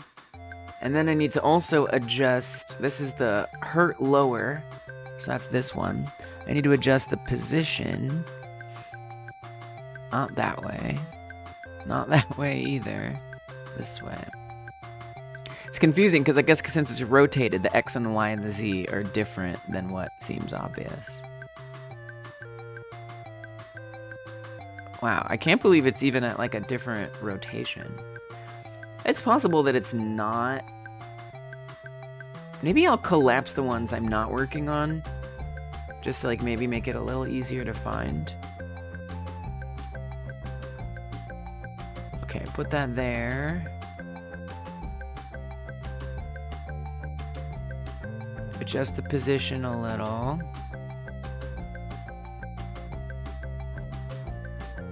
See if it's good that way. Could be a little better. Okay, not bad. And then we need to adjust the collision itself to be a bit smaller there. Maybe like that. Yeah, it's a lot of work for accurate collision position, but I think it's worth it. That seems pretty good to me. I'm worried about how far in that comes to the hand, and I just hope the other one goes that far into the hand as well. If not, I guess it's fine. Okay, so that looks fine. Well, now what? Now, I think we're good. I think that's it. Do the next one. So collapse this, open up the upper arm, whoops, bone, the hurt upper arm, and then put this into its correct spot. Let's adjust the size first. I have to make it unique, otherwise it's going to adjust with the other one. So let's make it unique. Shrink it down. I could probably look at the same numbers here, or at least for the radius, 0.021. Yeah, it looks like about half, honestly. Approximately. And I should be able to get away with the exact same values for the other arm. So that should save ever so slightly some time. Let's move. Honestly, collapsing the ones I'm not working on is amazing. It helps so much. Just less like hunting around for things. Okay, now we need to put this offset in correctly. Looks pretty good from that view, anyway. In 3D, always gotta look every angle. Nice, wow, that went in pretty nicely, actually. I'm happy with that. That is fine with me. Great, easy. No notes. Okay. Great, good. That's it. That wasn't that bad. It wasn't that good, it wasn't that bad.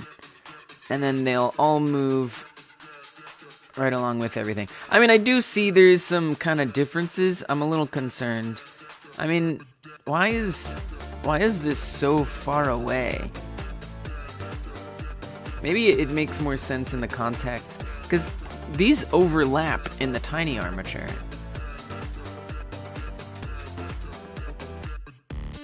Oh, wow. Because this is much further into the hand than the other one.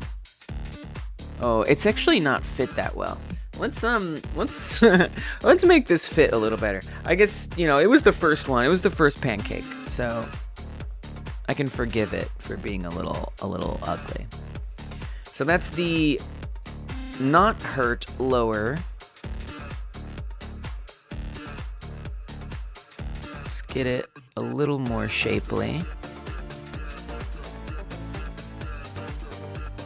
I think we can even bring that radius down a little bit.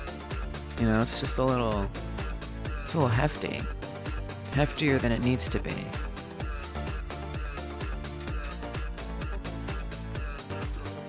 Make sure that looks good. Oh, it's sticking out.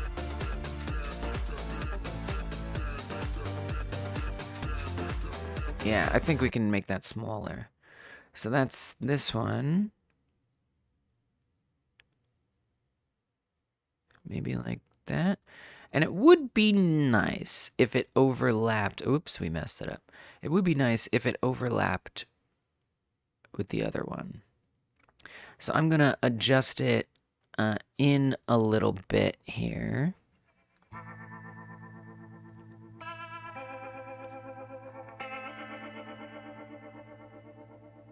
So that it does. All right. So the hand, you actually get quite a bit of generosity there on the hand. That's okay. All right. Excellent. All right, so now let's do the other arm. Oh my god, there's so many nodes. I just can't believe it. It's so many nodes just for one arm. It's alarming. Alarming. I apologize. I do apologize for that. Okay. I'm honestly tempted to just copy it all and paste it over and rename each one. I think that's what I'm gonna do. Copy and paste. Oh, that's the leg. Don't do that. Paste it all on. Of course, I gotta remember, we have to make things unique. Whoa. They're all offset. Where's the area arm right? What's its transform like? Please be nothing. It's not nothing. It's something. It's very something. Unfortunately. And then arm left is something else entirely. What happens if I reset it? Does it mess everything up? Oh, you bet it does. Oh, you bet it does. It messes everything up bad. All the offsets. Ugh, that's pretty annoying. I mean, I guess if I wanted to be weird and decent, I could just like invert these, put these over on the other area.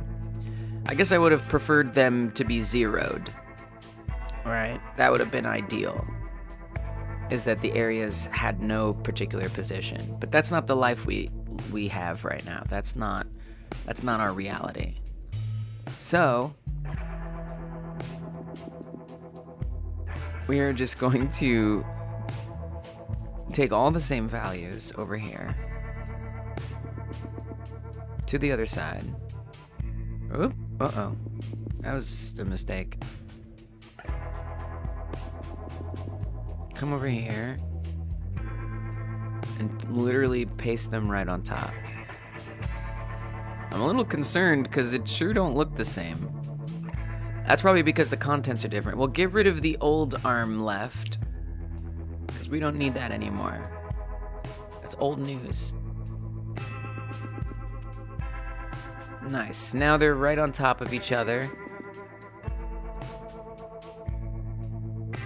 These two. Quick reminder that a virus is easier to deal with than a vast. Ooh.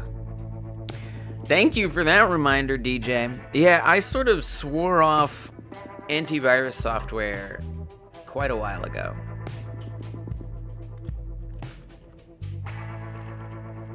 I've heard the argument made by others that antivirus software is malware in and of itself. I probably heard that from Thor. Sounds like something Thor would say. And I agree. I'm so sorry. I'm so sorry. Windows Defender, if you're on Windows, does a good job. I don't know what's good if you're not. Maybe malware bytes or something. I'm so sorry you're dealing with that. That sounds annoying. Welcome. So now it's in the same spot. I want to actually flip it to the other side, though. Wow, that didn't go well. What? Oh, because it's this? No? Okay. Cool. Is it rotation? What's gonna make it look like it's on the other side? That looks like it's on the other side. I'm surprised it's not X.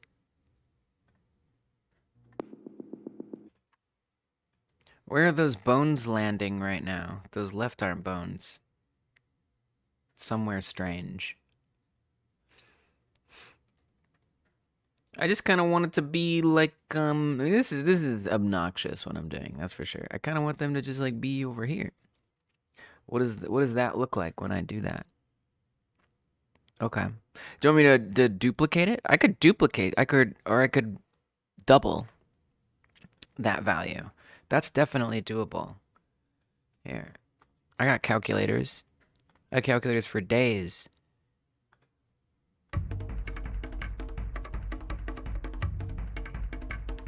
Internet seems fine. I'm gonna get rid of this.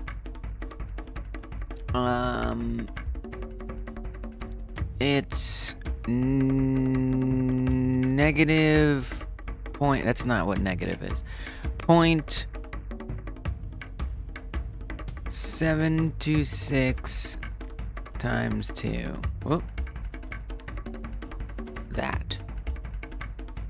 It's that. 1.452. But negativer? Nice. Mirror. That's not a mirror. You gotta rotate it too. I know, this is so obnoxious. But look at that. Now it's mirrored. That's just what I want. I want what I want. Okay. Again, ideally, these areas would have been zeroed in their transforms. But we already started not zeroing them, so I'm committing to that. I should make sure I do that, or try to do that with the legs before I set up a whole leg. Okay. Anyway, excuse me. Anyway, let's do this. So this is actually going to be arm left, all of these, not arm right.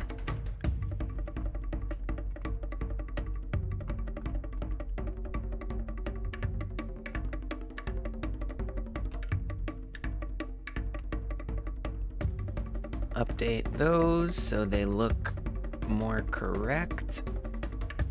The name really only matters for my sake. It's not really like code important, but it's nice. It's helpful.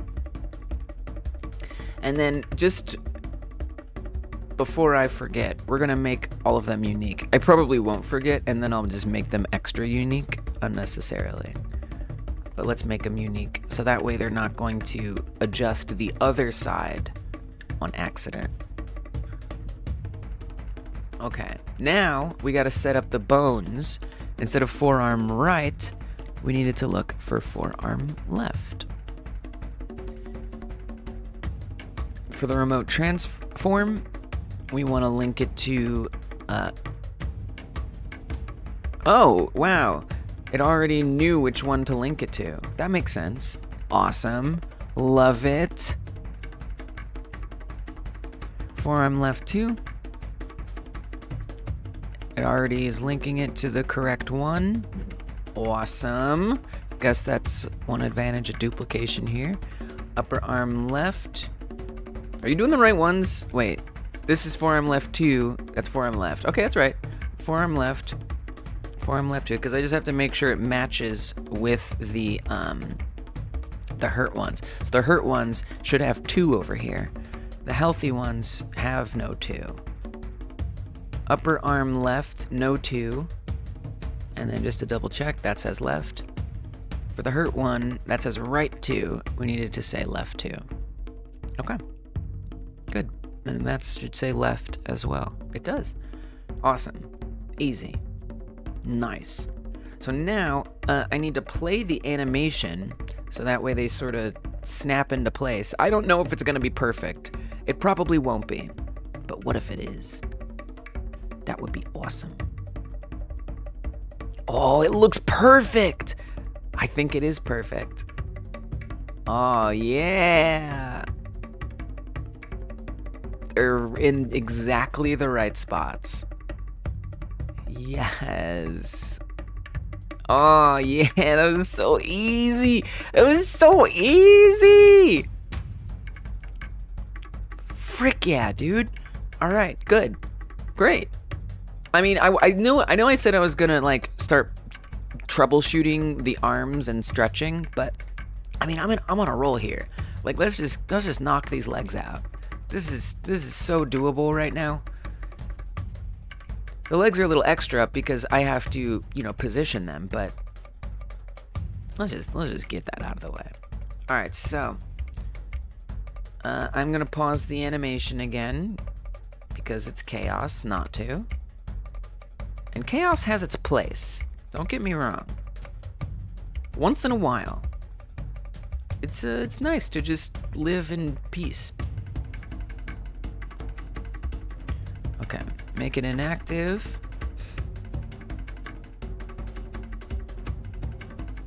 And I'll just do the same thing. I'm just gonna select all of these, hit Control C, and now we're gonna pop into their legs. Let's do it the left side first. We're gonna get rid of the old collision. Oh, there's still more. Wait, before I do that, one more thing I need to do. One more thing. I need to associate all of the new collisions.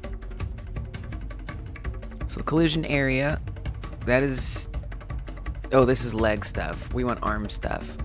We gotta set all of these up. So collision area for, so what this is healthy. It's a little confusing. I feel like it would be a lot easier if we named this upper versus lower. That's straight up confusing. Oh, I need to rename this. This is terrible. We need to say collision area lower, collision area upper, collision area hurt. I guess I'd rather do it like this. Lower hurt and upper hurt.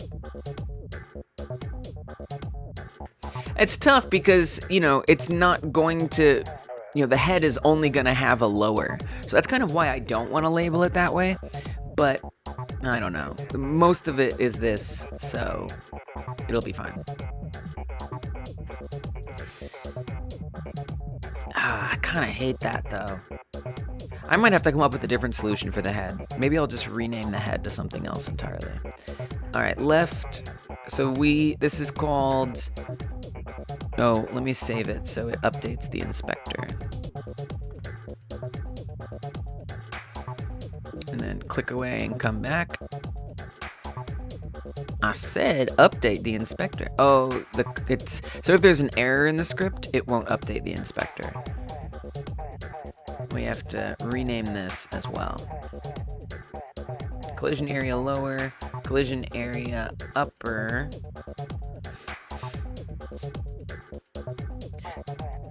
I mean, I think you're gonna need to do the same thing with the hurt ones. We gotta make sure they're all told what to do.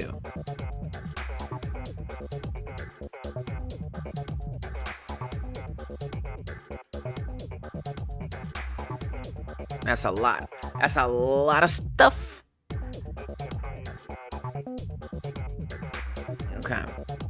Now it updates in the inspector. And now I can assign it. So we just did area lower for the arm. Where are we at? We're on arm left.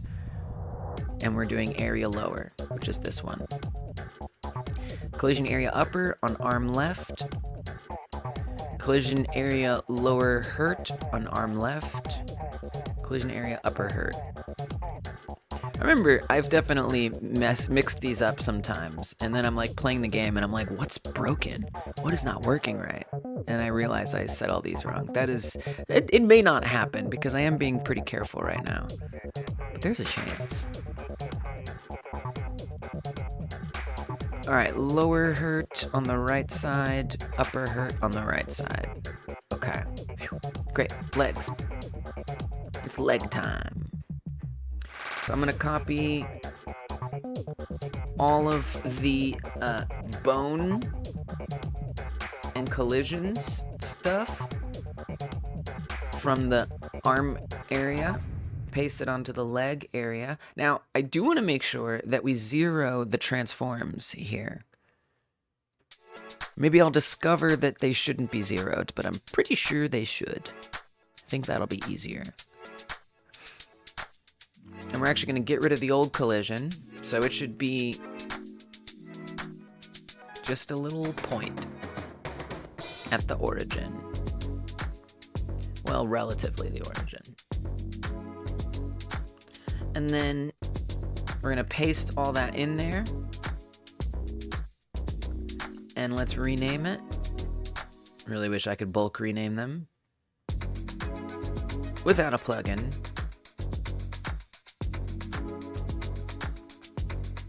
Before someone says, there's a plugin for that. I don't care. Don't you mess with my Godot. Rename these all to legs instead of arms.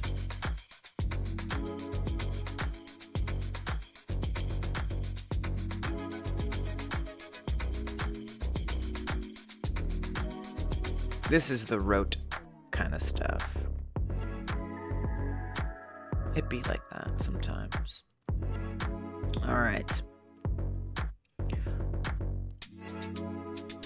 There we go. All the leg left stuff. Then we need to make sure the lower leg is set up to the bone, which is, what is it? Thigh and shin? I actually don't know which one it's supposed to be. So I'm gonna have to, I think, boot up Blender to look at the bone names. I could look in Godot, but I think it's gonna be easier to find it in Blender. So I will.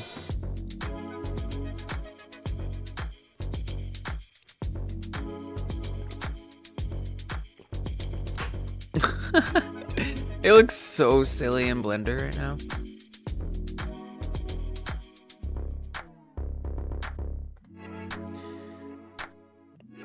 Cracks me up that it can look like this in Blender and then directly import into Godot and it looks fine. Okay. Animation. Select the armature or armature hurt, either one works. Edit the stashed action, and then I just need to go into pose mode. The ones that I usually animate are this one, the shin, and the thigh. Sometimes I animate the foot, but I just don't really care about the foot collision. We don't need to get that serious. Okay, so thigh and shin are the ones.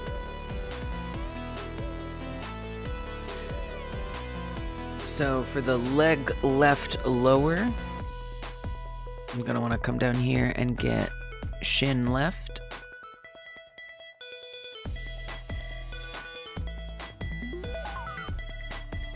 And the remote transform is already connected. Oh, I love that. That's so awesome. The bone hurt is going to be shin left 2. This is pretty simple. Leg left upper is going to be thigh left. Hurt leg left upper is going to be thigh left 2. Great. That was really easy. Cool. That's about it. So now we're gonna play the animation so they snap to where they're going. Now they're gonna be, the offsets on the remote transform is gonna be offset. Offset. In fact, before I even snap it, let's see what it looks like if I zero that. So we're just going to reset the position and the rotation on all of those. Remote transform 3D. We could probably do them all at the same time, but whatever. Let's be thorough. Reset, reset, reset. same thing here. Reset, reset, reset.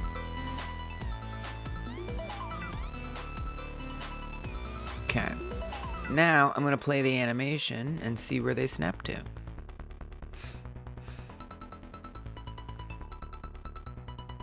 Not bad. You can see they're sticking out a bit, but it's pretty good. Let's make sure we pause it. Zoop. There we go. You're a bit behind. Oh yeah, because we had some like stream lag. I should say that in my stream dropped message, that you might have to catch up the stream. Noted. Windows Defender has always done me solid. You just felt insecure on the web lately. Big mistake. It's irritating that, like, those software companies that have the antivirus, that they can prey on that, you know, feeling insecure and getting you to buy stuff that you don't need, or use stuff that you don't need. Yeah, Windows Defender is solid. It's definitely good enough.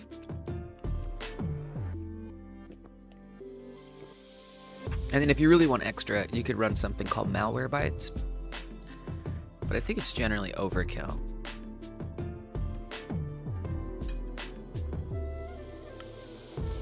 Sometimes we gotta learn lessons that way. The old hard way. But I hope it turns out all right. Okay, so you can see those bones are sticking out a little bit. Oops, you can't see. There we go. Sticking out a little bit. But they're pretty great. I don't know how well you could see it earlier, but you can see now. That's the leg bone. The other one is really hard to see. Wow. Oh, it's probably because we're seeing the smaller armature on top of it as well. So let's hide the small armature. With a responsible user, of course, but it covers the baselines. Yeah. Yeah, I feel like Windows Defender is totally fine. Obviously, yeah, like, you can still do stuff to make yourself unsafe. You know, there's stuff that malware can't scan, you know, clicking on suspicious links, or not even clicking on suspicious links necessarily, but also, you know, if someone talks you into giving them personal info, no malware is gonna stop that.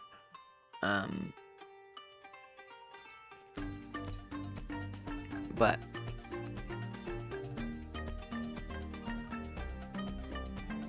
you do not need extra virus protection software. You really don't.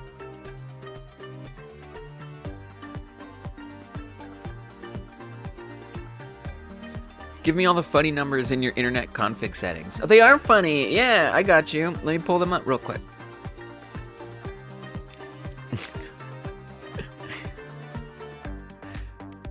Man, but you know some people do be falling for that.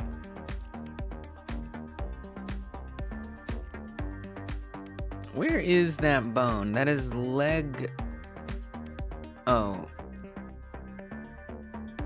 Wait. Oh, yeah, that's different stuff. I see, I see. Oh gosh, it gets so confusing. There's so much here.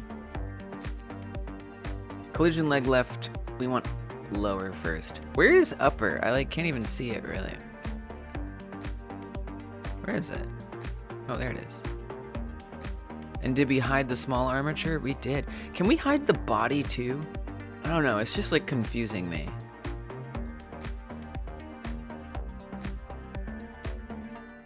That's a lot better. Got it. I would say we don't even need to adjust the collision. No, we do, because it's too long. The lower one is. The upper one isn't bad. It goes up into the body a little too far. But maybe if I adjust it, no, it needs to be shorter. Let's start with the lower first. Let's make that one a little smaller. And then I should be able to just copy and paste this directly on the other side, change a few references, and it be completely good to go. So this is really not going to take that long. I'm very surprised to say. Whoa, wrong one. That was the hurt one. We want the healthy one.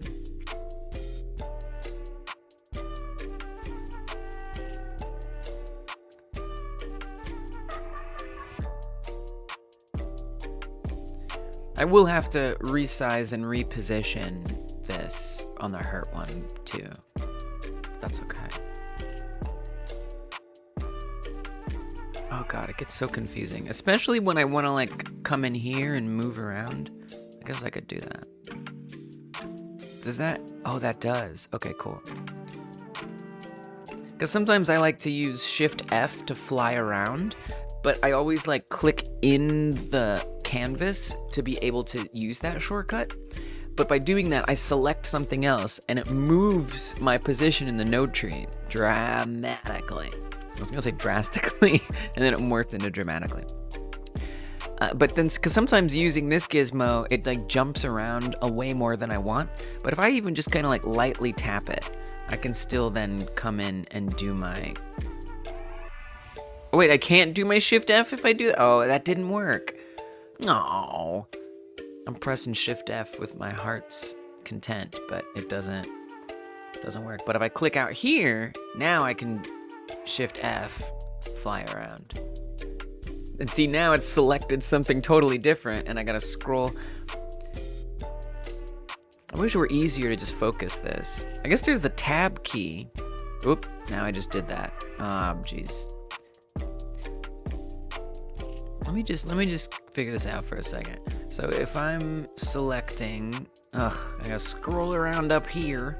If I'm selecting leg left lower, and I start adjusting this, I've now gone away from the canvas. If I click on this little gizmo, we don't even need to press that gizmo. Oh, jeez. If I click this,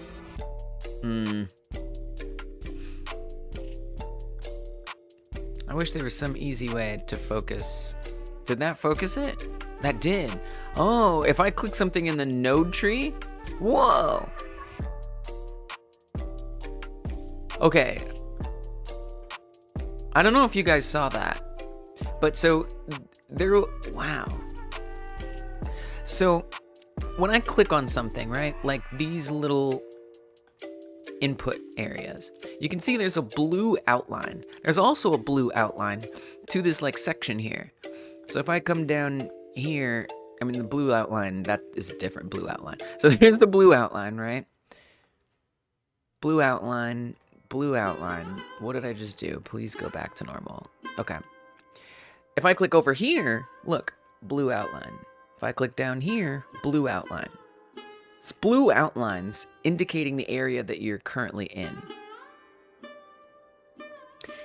I don't know if you just noticed, but the thing that I just realized just happened. If I'm, let's say, over here adjusting an input in the inspector, and I take my mouse and I hover over the canvas, nothing happens, maybe not surprising. If I select something in the canvas, then you see a blue line is now around the canvas. Come back over here, the blue line goes away. Come back over here, the canvas, it selects. Okay, now, let's say I click over here, or I click over here. I click on something in the node tree that's in the canvas. When I take my mouse and hover it over the canvas, I'm literally just hovering, I'm not clicking anything. It selects the canvas. So that blue line actually moves there. That outline moves to the canvas. If you select something in the node tree and then hover your mouse over there, it will automatically select the canvas. Whereas if I select something here, it just hovered. But then if I adjust this, now I hover over the canvas, nothing. But if I click on something in the node tree and come over here, now it's hovering the canvas, which for me is really helpful. Because again, I like using this shortcut, which only works when I'm hovering the canvas. And it's been really annoying when I try to click something in the canvas, because it's not always easy to click the thing that I want to click on. That's nice. For me, this was a revelation. And I'm really excited. Great, wonderful, good. Let me get into a good position here. I didn't know that. I just didn't know that. I mean, I do now. So I'll click there, then hover this, and now I can shift F. Oh, workflow, level up. It's so hard to see. I'm gonna hide the arms too. It's a lot to like remember to unhide later. I'm probably gonna like play the game with these things hidden and be like, where's everything? What went wrong?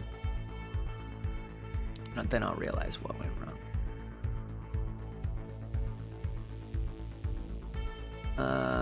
Arm right.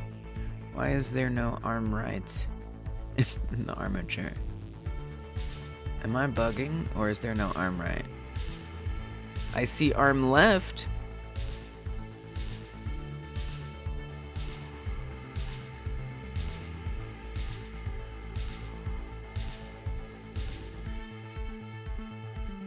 Oh, this got renamed. Okay, this is a bug. What? It's instanced. Why would this be called bone arm left lower? We're gonna reload the main scene. What in the actual world?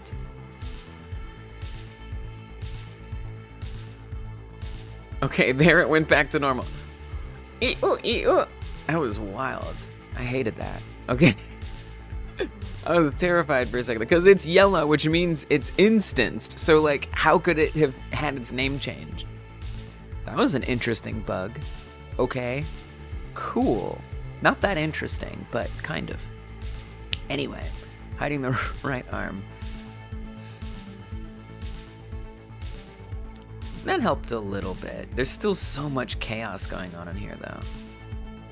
I can kind of see it, though. It's like this capsule shape right here. Okay, find the left leg lower right there. I need to adjust its remote transform offset. So it's actually in there, so that's what I'm working with, is that thing. It seems pretty good. Oh, remember the trick. Click here, hover, shift F. Heck yeah, dude. It's pretty good.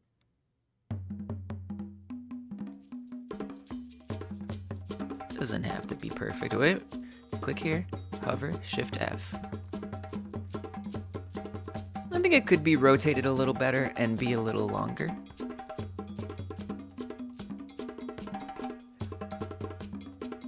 Click over here, shift F.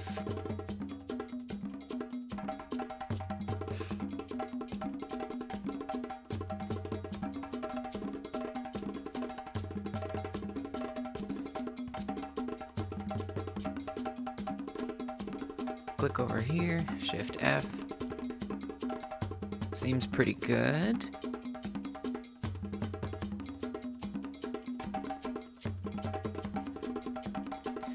The foot bone's connected. The foot bone's connected to the leg bone. The leg bone's connected to the collision A hurt leg left lower collision shape 3D.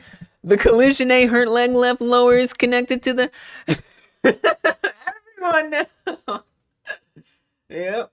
That's the life I have right now. Indeed. Cheers, Kai Guy. Welcome. Kai Guy's a member. And thank you for supporting Hyper Game Dev. While I'm feeling sing-songy, let's sing a song. Can I sing to this one?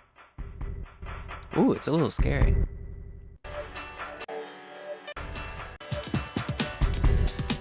Yeah. All right.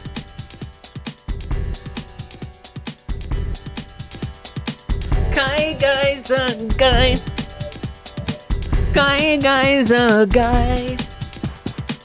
Kai Guy's a guy I'm gonna say hi to. Oh yeah, Kai Guy.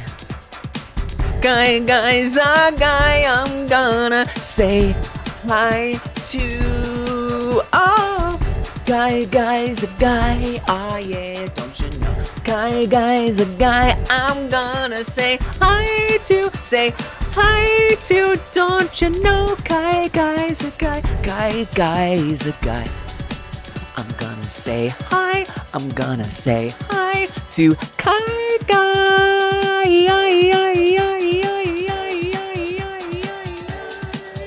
There you go. There's your member song. That wasn't terrible.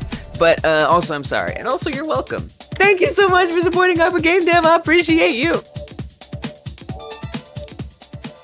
Delightful to have you here. Yes, these names are pretty severe.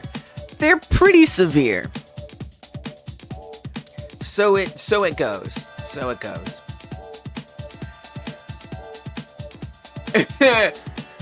Is it fire or is it sad? I don't know.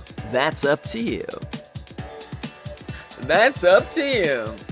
Or are you saying like thumb fire is sad? I don't know exactly what you're saying, but I like it. Emojis tell an interesting story. I certainly wouldn't. I mean, I guess if like thumbs ups were shooting flames, that could make people cry. This is where we're at today.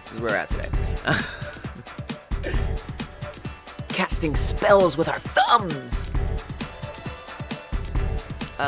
Cool. So, did I want to like adjust the length or anything of this?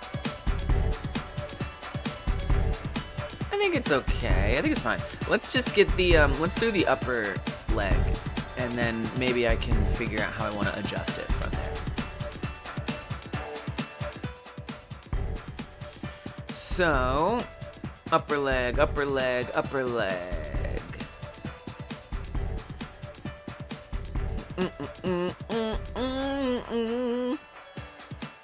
We just did leg lower, leg upper. It's quite a bit too long, that's for sure. Oh, it's already got an entire transform set up?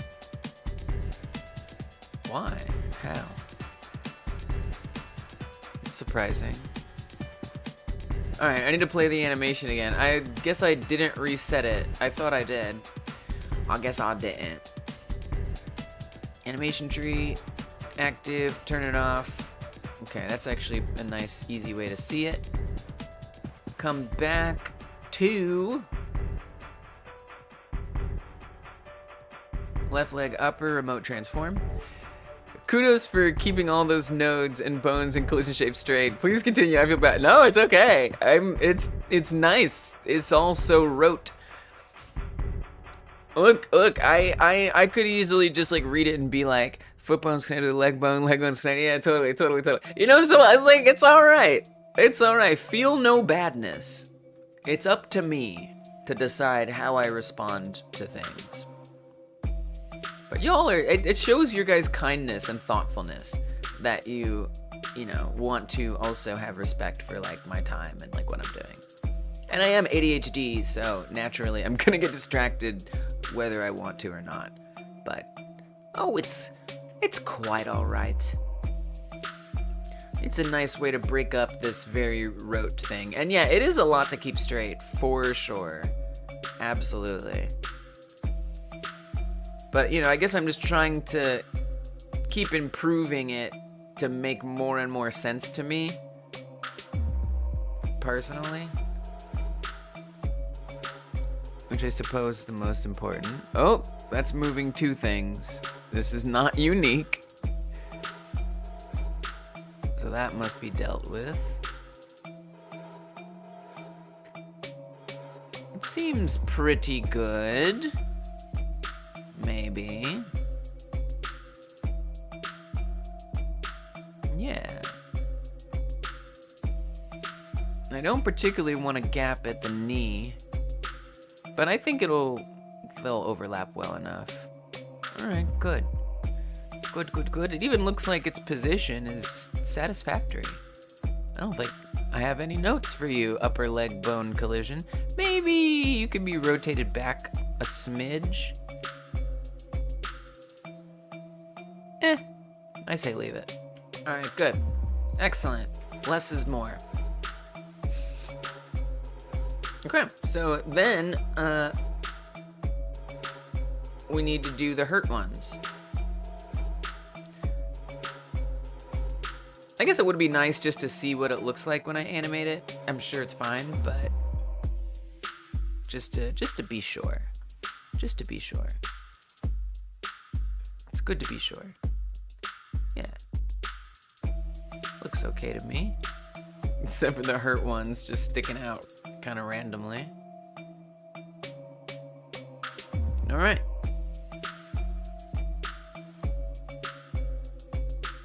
Good, good, good. So I am going to, I guess, hide the big leg, so we only have to worry about the small leg. Oh, let's pause the animation. Oh wow, you can really see actually, now that I look at that paused, that's a pretty considerable gap. And I mean, like, on some level, is the gap a big deal? Probably not. But who knows, you know? Maybe there's like some kind of thing, some kind of collidable thing that can slip through the knee there. Probably not. But what if? I'm actually gonna fix that real quick. Because you can see this is the bottom leg collision, and this is the top leg collision. I wonder if I could get away with hiding bones. Oh yeah, that's a little nicer. That's a little easier to see. Not a lot, but a little. So there's that. See this gap in between? I don't like the gap. I don't think I'm here for the gap. Setting up Wile E. Coyote type rope traps, and he walks straight through them. Exactly. Probably not. All right, like that's probably not gonna happen. There's about a 1% chance that happens. But I don't know. It just bugs me. It bugs me, man. So maybe it's just more of the fact that it's bugging me. It's my ego. It's that damn ego. That's okay. So you're saying there's a chance. I'm saying there's a chance. Whatever will confirm my bias in this case, I guess. Welcome, Roger. So upper leg collision. We'll make it a little longer. And now I think I will adjust the rotation of it, which means we gotta go to the remote transform. Is that gonna be Y, Z? Heck if I know. Probably Z. Nope, X. And then maybe we wanna push it back a bit.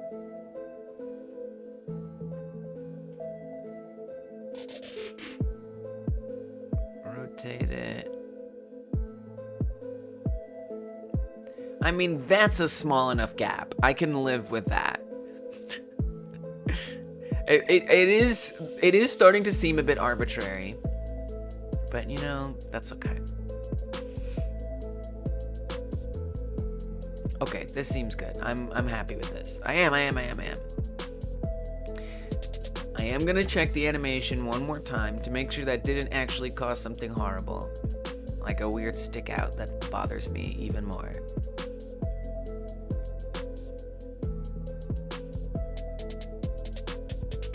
It looks fine. Okay, great. I kind of liked it in like the T-pose. It was actually kind of nice. That's okay. All right, now I'm gonna hide the big left leg because it's very hard to see with that there. Hide it. And we want to show the hurt left leg. Oh, we hid the whole small armature. There we go. And now we want to line up against that. Let's hide the big right leg too. I could probably just hide the big armature. That'd probably be a little easier. Let's do that. I'm gonna show all of these. Well, don't do that. Just hide this. Okay. Now I need to find our left leg. Oh, I should close these. We're doing the hurt Let's get these collapsed. Hurt lower. Alright. Obviously, it's too long. So, let's shrink it down. Move its position. Click here, hover, Shift F. That could be a little more elegantly placed.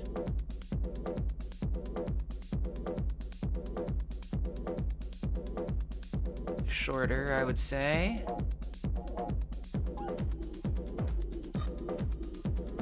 I hope that was unique. Yeah, because you would see something else moving if it wasn't. Oh, something else is moving! Oh, I forgot to make that unique. Oh god, I hope I did the same thing with the upper. Oh, I definitely didn't. I don't know if I definitely didn't. Look at that. That looks all wrong. Oh no. Oh no. Oh god, making unique can just die. I hate it. Oh, frick. Oh, frick.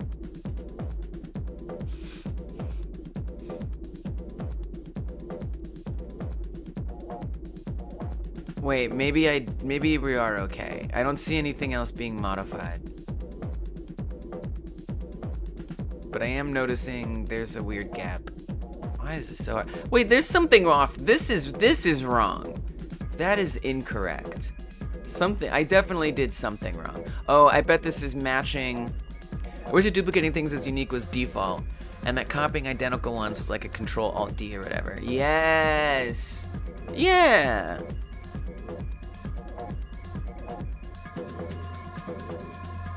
Wait, aren't you saying the same thing twice? You wish that duplicating things as unique. Oh yeah, yes, me too. Yes, exactly. Correct. It's pretty rare. It's so rare. It's so rare that I need it to not be unique.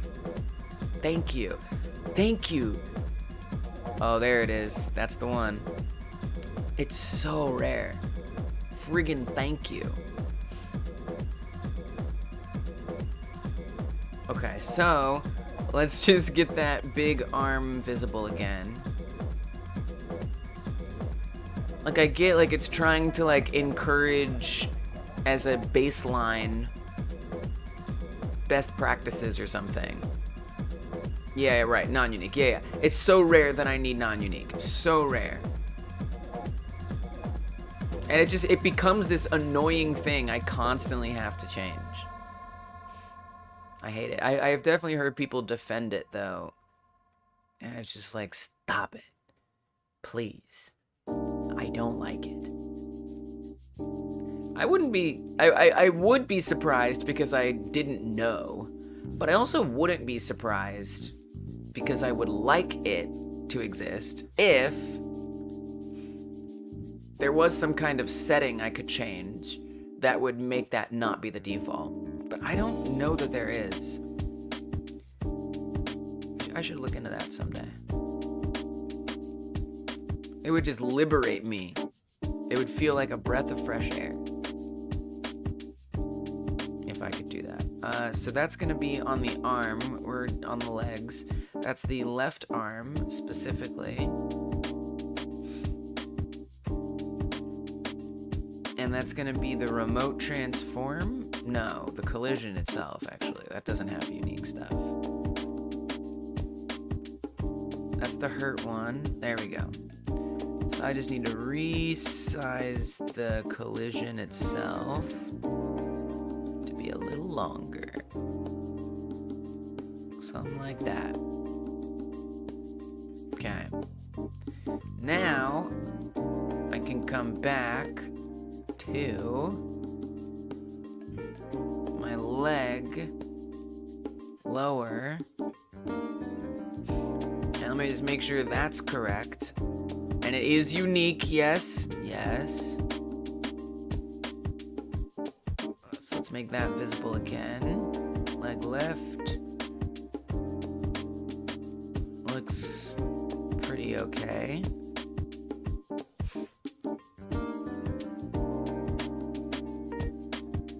Let's hide that armature again, since I don't need it. The rest of them look fine.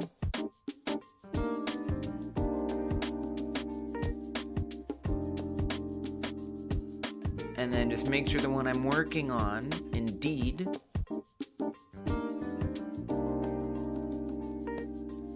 is unique, which I believe it is. And you know what? Just to be safe, we're gonna make it extra unique. I also find it hard to tell that it is unique by just looking at it. Like, I don't know if there is some way. I'm not exactly sure what the way is to like notice that it's unique or not, so I often don't realize it. So I just often, as a habit, just right click and make things unique, even if I don't need to. It's just like, it's just all such an inefficient way to do things. Oh, look, it's not unique! What in the world? How did that happen again already? Seriously? I guess I did the wrong one there. That's wild. Oh, look at that. Wow, so I actually, it was both of them. Oh, yeah. So actually I have to do one more fix. It's actually going to be the same as the other side. That's probably true for the other arm now that I think about it. This isn't my favorite. This music is too happy for this moment. Okay, so, okay. It's okay. Arm right. Looking at a thread from 2021, they're talking about the local to scene checkbox, and it seems like it's a mixed bag of opinions. A checkbox. Oh, this?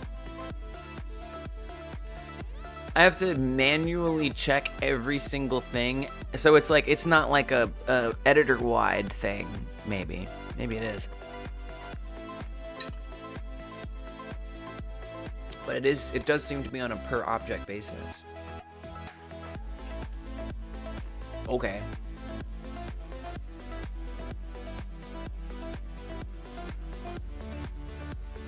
If true, the resource is duplicated for each instance of all scenes using it. At runtime, the resource can be modified in one scene without affecting other instances. Changing this property at runtime has no effect on an already created duplicate resource. Fatal says, I have no idea about duplicates and uniqueness stuff, but would the make sub resources unique keybind help? Or is that not even related? I don't even know what that is. My guess, welcome Fatal, my guess is that sub resources are somehow different, but maybe it's not. That might be like kind of what you're talking about. I don't even know what that means. As a keybind?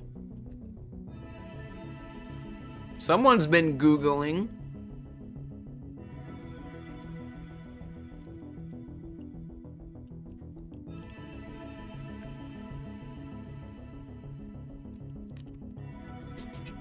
In editor settings.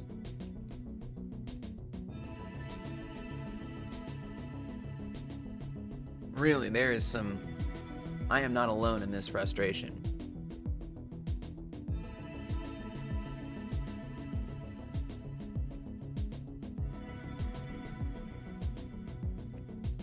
Dude, not even a new user, it's still annoying.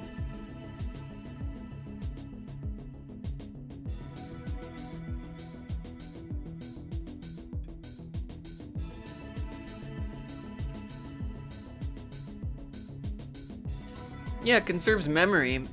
I just rarely need it, though. Create a plugin.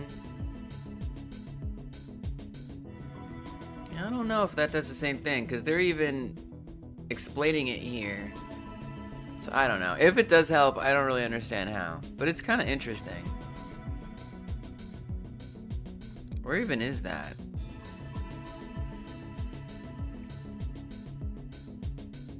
Filter properties? Oh, this little tool thing here.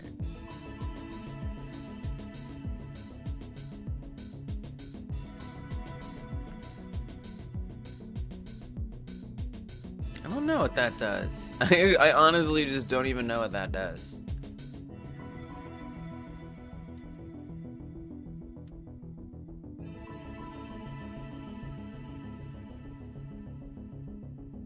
Yeah, this is kind of, yeah, I think that does do that. I think that's probably, it probably does the same local to scene thing. But in 2021, someone requested that this could be a project sitting. That's pretty much what I'm asking for.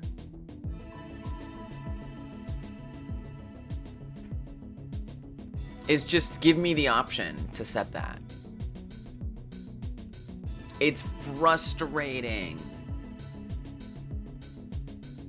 Look at the, there's 2 thumbs downs on this. That's so funny. See, people, oh, freaking Yuri, of course Yuri. Sorry, I'm sure you're nice, although I've heard you're not. But the rumors may be true. I don't know. Reputation is as reputation does. I feel like he got asked to like leave the Godot W4 Foundation because nobody liked him. I'm sorry. I'm spreading rumors now.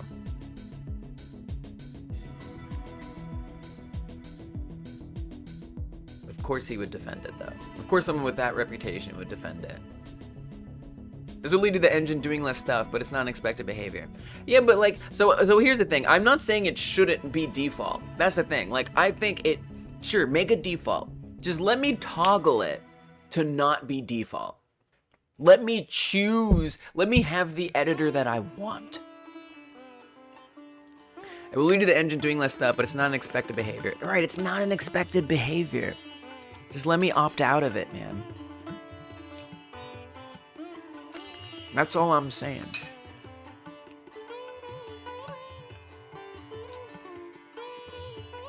Yeah, make it more obvious. Make it more obvious.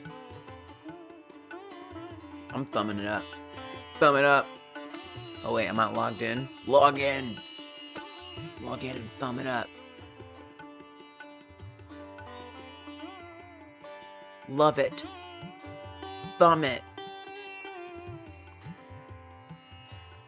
One use of make sub-resources unique I can think of would be like if you duplicated something and modified the material on the original.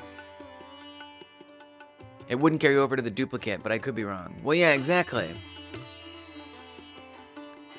Right, and I think that's what I want. That's the feature I'm dreaming of. Thanks for confirming. Yeah, right, Yuri, that's not what we're saying, man.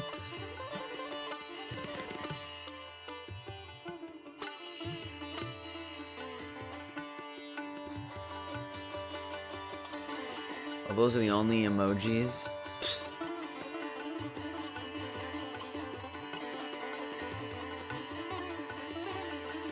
Yeah, even a modifier key you can hold when clicking. Oh, I love that.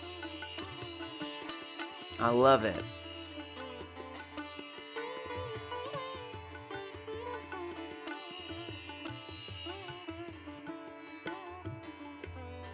Oh, look at that. Adding a new one, make all resources unique for all related nodes, or this one. Oh, I love that. That's an idea. That's something. It's something.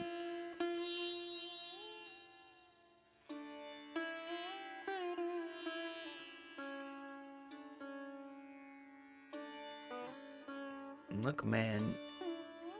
This is 2 years old. People still like being, please, can we have this?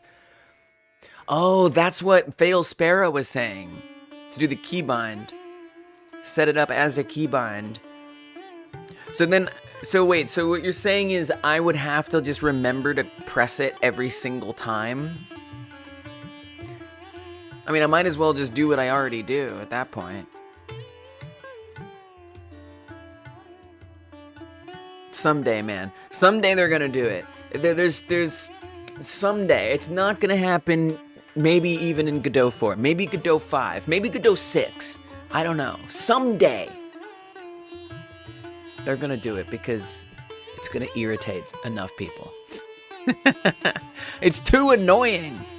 I'm such like going through, maybe in Godot 5, I'm so like going through stages of grief right now. Like trying to bargain, you know, because I just like, I'm upset that I have to go change this again. I'm just like, oh, it should be different. To like soothe myself. Anyway. Thanks, guys, for talking to me about it. I appreciate it, because I guess that's... Man, wow. This moral support credit is about to blow up now that you've given me this perspective on how it can be useful.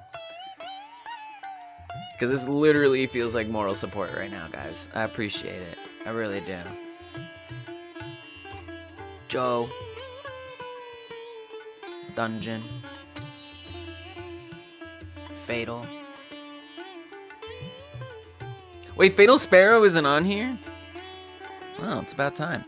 These credits entitle you to no compensation. However, they do entitle you to a credit in the game and my undying appreciation.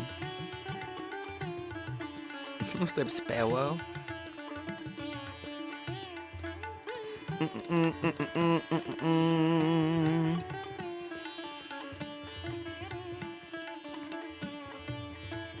Doesn't impact 2D stuff other than collision shapes, so I think many people don't notice that it is happening. Oh, yeah, that's true. Oh, really? Because there's not, like... Well, I guess, yeah, UI stuff. Panels, labels, all that kind of stuff. Anything like that, I think, maybe. Even materials? I think there's some impact there. But yeah, it is more collision shape stuff that it and 3D meshes and stuff. Labels, yeah. There's some places. But I hear you. I think it depends. I feel like it's like if it's like, you know, flat, like style box, like if you add a style box or something, or I don't know. Something like that. Some stuff.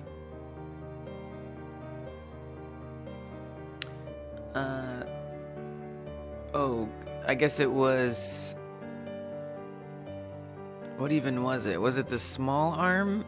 Yeah, it looks like it to me, if I were to guess. That is not the right size. Also, why are there two on top of each other? What is even happening here? Wait, the upper arm got moved down to the...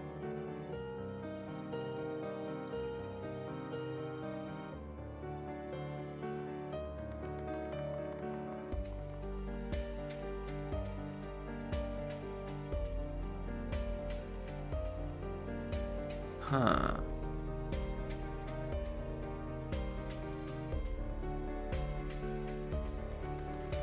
Oh no, I ran out of Control-Shift-Z's. Oh jeez. Oh god, everything's falling apart. Okay, it's okay. You've had it happen with labels before? Usually remake the whole tree for it though, because they're so finicky compared to a mesh. Yeah. Oh man, dude, I'm making mistakes. What in the world is going on? What in the actual world is going on?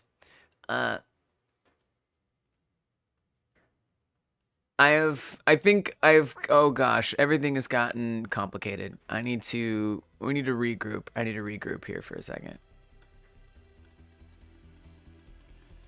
This has caused me much grief. So the upper arm seems to be missing entirely. God, I'm not enjoying this task. On the left arm, well, let me just make sure the right arm looks good too. Yeah, the right arm looks fine. I see two collision shapes in good positions, no problems. Right arm is solid. Could be useful for basing what the left arm needs to be. I could even redo the left arm, honestly. The lower healthy one looks good. The upper healthy one looks good. The lower hurt one looks fine. Kind of. Maybe it could be positioned better. And the upper left one is pointing at the wrong bone. So I wonder if I undid that. Upper hurt remote is pointing to the right one, and this is set to, oh, it's set up to the wrong arm. Upper arm right, and then we need to reanimate it to get it to pop into the right spot, That might have been either that I accidentally undid into that, or that was actually never set up correctly. You can see they're offset wrong. So let's deal with that.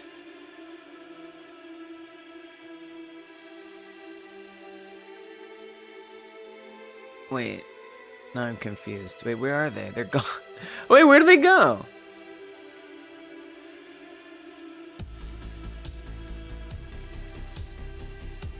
I'm very confused now.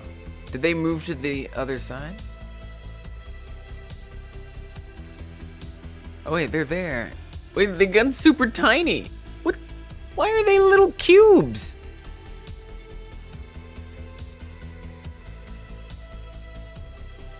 And this one's over here. Oh my. Everything's falling apart.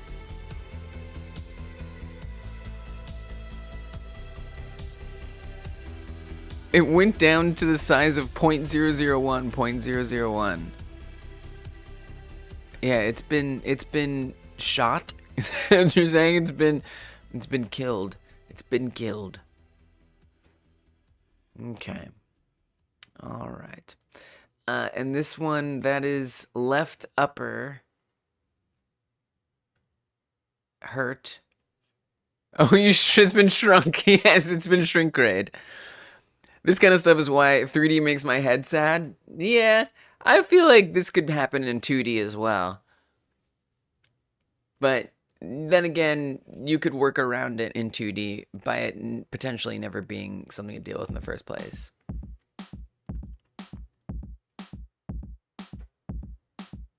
I can understand. I can understand.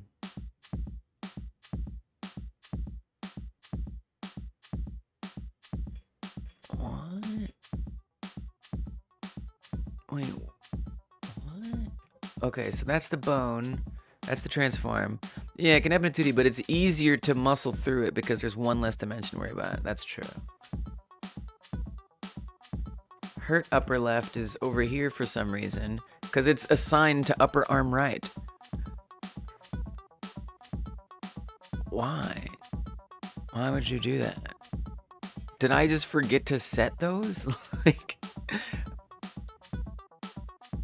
shocking. I feel like I did make a big mistake by pressing Control Z recklessly. I think I did some reckless Control Zing. I think that was a big oopsie on my part. Undoing and redoing in Godot is dangerous. Because it kind of tracks things depending on like what you're focused on. And it has like separate undo redo lists, and sometimes they just get weird and out of sync and things don't work out right, in my experience. Upper left looks okay on the damaged arm. The lower one is obviously a mess. That's leg. We need to go to arm. Upper. We'll get there. We'll get there. Let's put that in a slightly better place.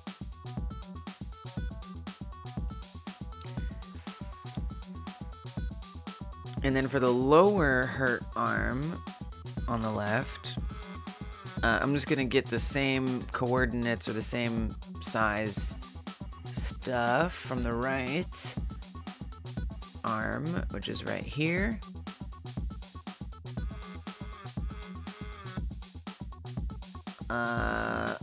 This one, 0.021, and that one. We'll put that one on the clipboard. Come back to left. Not the leg, the arm. Hurt lower. Yeah, this is definitely a mind-twisting situation. Make sure it's unique. Paste. Whoops, we said 021. And then paste this. Pretty close to perfect. Just need to adjust the position a little.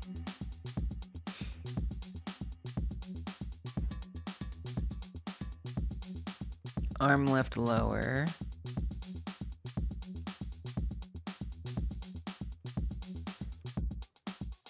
Maybe rotate it a bit.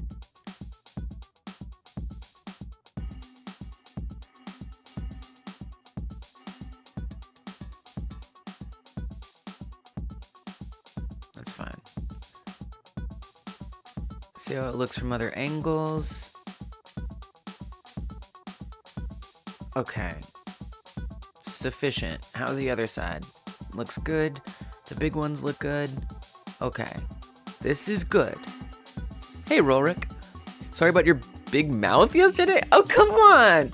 It's okay. I'm so glad that you were sharing those thoughts, Rolrick. It was just like, even if, you know, in that moment, I really just needed to like puzzle it out the way that I was puzzling it out. I liked that like you were keeping company and like thinking about it too. And, you know, it was like something I could check my work back with and see if it made more sense to me. It didn't, but it was a pleasure to have you there anyway. Hope you ended up fixing my issues. So I did figure it out. I did figure it out eventually. I don't, you know, I just had to kind of muscle through it. And, like I always said that, Dungeon Martian just said muscle through it the other, like, few minutes ago. I just had to kind of push through it and sort it out. But where was that? Was that on the body part script? That was on the body part script. Yeah. It ended up coming together. It still took some effort. Yeah, so here it was. What that was all about was trying to figure out whether the character should stand up depending on which legs were hurt and which weren't. It was a lot. But I set up booleans for whether either leg has 0 HP, whether either leg has 1 HP, or whether either leg has 2 HP. And we have all those booleans. And so it's going to check before it increases the health, if the leg left or leg right have 2 HP. If so, legs either 2 becomes true. Same thing with 1. If either one has 1, legs either 1 becomes true. Same thing with 0. If either one has 0, leg 0 becomes true. And then I actually kind of nested it. If either leg has 0 HP, then check if either one has 1. If so, then we need to do the high stand up. That is to say, go from the middle position and stand up higher. If either leg is not 0 health, then check to see if either one is 1 health. If so, similarly, we want to go from middle to highest. Finally, if either leg is 0 health, check to make sure none of them have 1 HP, and if that's the case, then we must be going from the lowest to the middle. And then, I guess we can get rid of all this. Now that I think about it, glad we went over that, cleaned that up a little bit. And then, whenever it does heal, it checks to see, well, if it's going it's going into 1 HP, so if it's from 0 to 1 hit point, it's then going to check to see, do I need to stand up from low to middle? Because if it's going from 0, that's the only thing it needs to worry about. And then we had to add this extra condition to make sure that one of the legs isn't healthy, because if one of the legs has 2 HP, it doesn't need to stand up at all. So as long as neither of those are true, and stand up is true, then it will do the low to mid stand up. If we're going to 2 hit points from 1 hit point on a leg, same thing, it's going to make sure that none of them are totally healthy, because if one of them is totally healthy, then this doesn't matter. And then it just needs to find out if stand up high was true. If so, then it's going to go from middle to high. And that did it. That finally did it. It took a lot of puzzling, logic gate puzzling to figure out, but it got there. Oh, we can get rid of all this too. Clean it up. See, glad I went over this, because now this is just a little bit cleaner. So yeah, I forgot to mention this also exists. But yeah, it worked. It worked. And you know, just like you helped give me the confidence that there was a simple way to describe it. And it came together eventually. Now I'm doing limb collisions that move with the body parts, and it's just it's confusing in a different way. It's easy to, well, the biggest thing that's causing my frustration right now is resources being non-unique and me having to remember to make sure they're unique so I don't mess things up. But you know, it's going okay. We got these like long collision tubes here going in each set of arms. This is on the left side for the damaged arm, and you can't see it because I hit it, but this is the left side for the big arm, which looks good. We've got the damaged arm, those tubes look good. The healthy right arm tubes look good. So now I'm setting up the legs, and I had to stop setting up the legs because I realized I had stuff that was not unique and it was messing up the arms. So now I can go back to the legs and do this. You're excited about seeing 3D stuff? Let's go. We are deep in some 3D gizmo tree. I am 3D gizmoing. Well, I'm not really using the gizmos, but you know, we are adjusting things in 3D space. And I'm using this overdraw camera because it's just really hard to see in the normal view, like very hard to see. It's actually not too bad with the lower ones because there's a darker blue, but it's still just very matchy. But it's especially bad when we're looking up here into the sky. It's just, the colors are too similar. Plus, I can't see through the meshes, which makes it really annoying. So by switching to the overdraw, it just makes it a lot easier to see through and keep track of things. So that's what I'm up to. Why are there the long... Oh, because we did do the long leg already. And the long leg looks great. The long leg looks fine. It's just the small one got messed up. All right, let's fix it. Can we hide the long leg? That's gonna probably, don't do that, because that's gonna confuse me. Just try to look through it. That's really the hardest part, is looking through things. The other thing that this is, no, it will be fine. I was gonna say this might mess up the collision with the ground. I don't think it will. No, I know it won't. Just kidding, never mind, ignore me. Okay, continuing on. So, arm stuff, collapse it, ignore it, but keep in mind that we need to make things unique. So we've done the left healthy. Now I need to do the left hurt. So I've got these hurt left ones here. These are the ones I'm focusing on. We've got the bone attachment set correctly, I presume. Shin left 2. That's correct. The 2 indicates that it's the hurt armature. And we want it to be the left shin. And then on this one, the upper is on the thigh, and it's on 2, so we know it is on the hurt one, as it should be.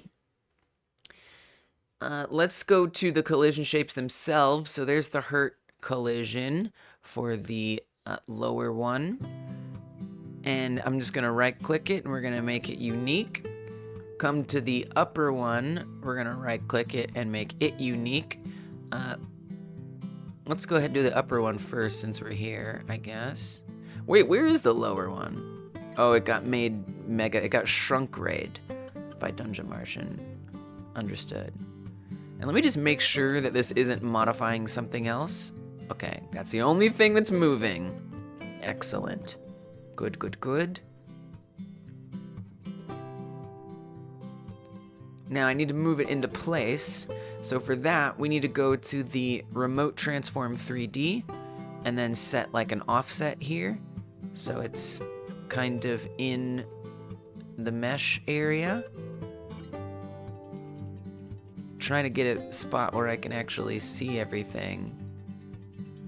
All right. Get it in there.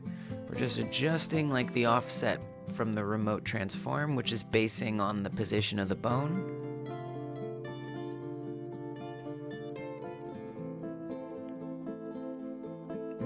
like there.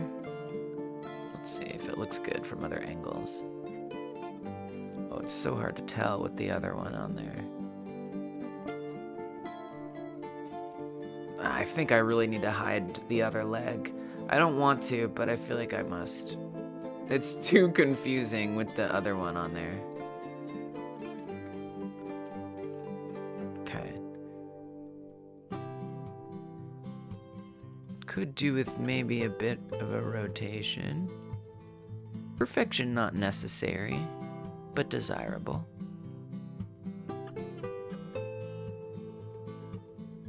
Okay.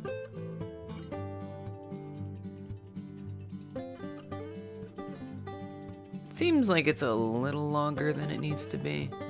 I think you can just move it. Like that.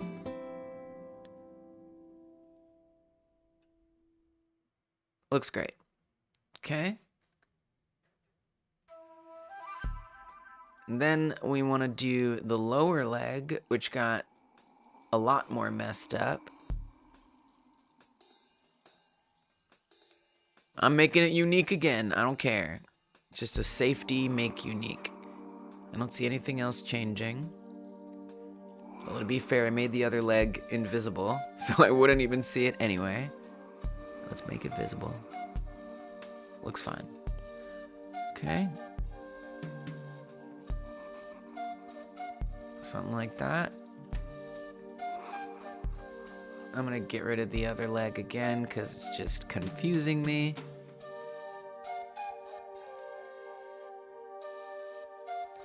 Let's make it a little longer. Adjust the position.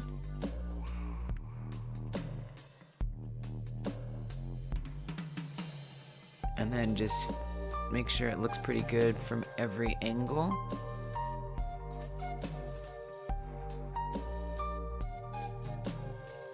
Alright. I feel pretty okay about that. It's probably a little thicker than the big leg. It's fine, I don't care. It's good enough. Alright. Excellent. Let's bring this one back in. Alright. Then I'm just going to play the animation just to make sure it all kind of looks alright. Let's bring the big armature back for now. And let's play the animation. Then we're going to duplicate for the other leg, which in that case, I can keep them unique, since it's symmetrical. So this is where it would have been harder too if I kept the asymmetrical alien design. Symmetry is pretty nice. Hey Chaos, welcome. Let me see just each armature by itself.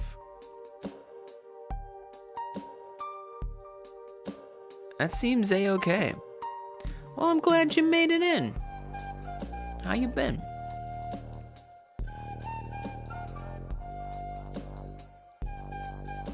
Okay, let me just check the big armature then. Yeah, seems good. Okay. Now, we're gonna duplicate it to the other side. Hopefully this could go really smoothly. It really could. It may well go smoothly. So I'm going to copy all of these nodes here from the left leg.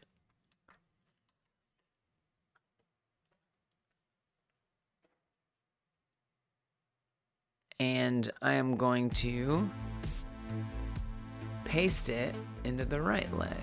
We're going to get rid of the old right leg collision. Paste them in, so they're all on the left side right now. Let's start by renaming each one. For the right leg,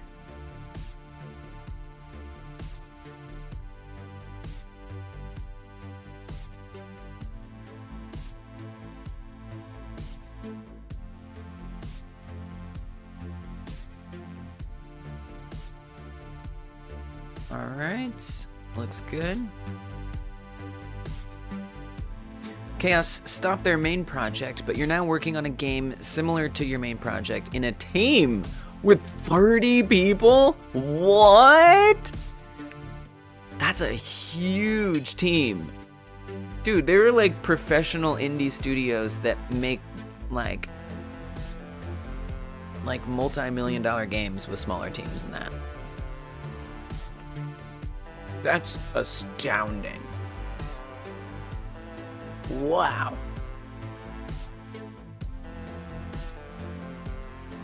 Wow. What's that like? Okay, I've renamed each one. Now I need to change what they point to. So this is for the right leg. Everyone does their part. You work as a spriter and a writer. Spriter and writer. Just spriting and writing. That's so awesome. That's really cool. Is that like a paid gig or just kind of like for fun? For portfolio? It's going good, Chaos. Thanks for asking. It's been nice the past couple days. Just have been feeling like good progress. I've got my new player character in, my new player character, and I'm getting it set up to have collisions that are dynamic, and then we're gonna have to test that and see how that goes. But yeah, I've got a lot of good animations in. It's definitely been making some big strides recently. There's still plenty more to do, but it's been feeling really good, coming together in some very satisfying ways. Thanks. So we need to change this to shin right.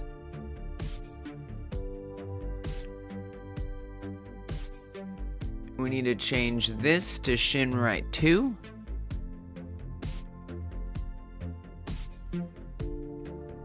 This one I'm gonna change to thigh right.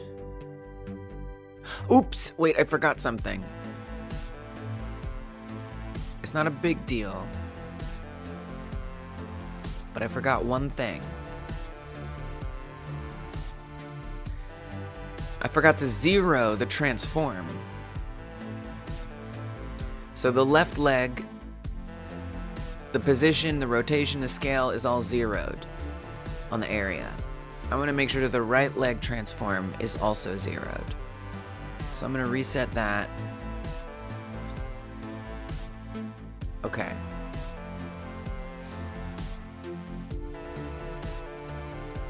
Not a big deal, but I did want to make sure I do that. Okay.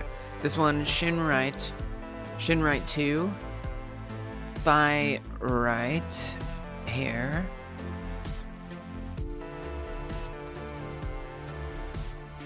And then this needs to be thigh right 2 for the damaged one. That should be all of those. Let's see if it looks correct. That looks pretty good. That looks perfect. They're not unique, but they don't need to be unique. So this would be a case where the non-uniqueness is an asset, and I appreciate it. That is not always true, though. That looks great. And I'm just looking at those tubes in the legs. I think it's great. Maybe. Yeah. I know it is. Yeah, it looks really good. I think. Wait, is it? Hold on. Yeah.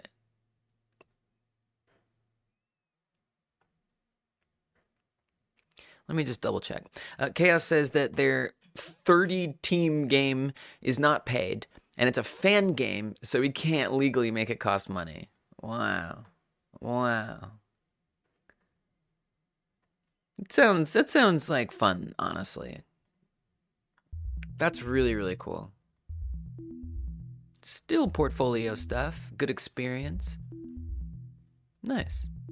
That's awesome. Thanks for telling me about it. I love hearing about what you guys are up to and like what other indie devs are doing, solo, hobby, whatever devs are up to these days. I wonder about that a lot. Like, what is, like categorizing what we are? You know, a lot of people are very strict about what an indie game dev is. Like, it's somebody who tried to get a publisher but couldn't, and so they're publishing their game themselves to try to make money and make a living off of games. That's an indie game dev. Anything else is not. It's like, okay, well then, like, where does that leave people like me who do it as a hobby, but I'm keeping an eye out on maybe this game could make me some money, and if it ends up making me a lot of money, then cool. You know, like, I don't know, like, is that just a hobbyist dev?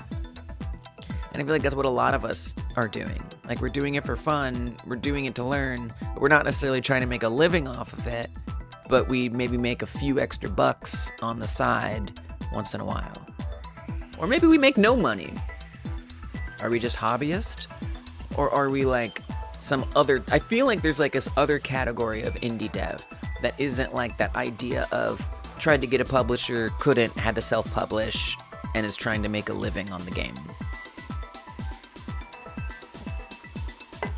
Whatever that is, I love learning about what we in that category are up to.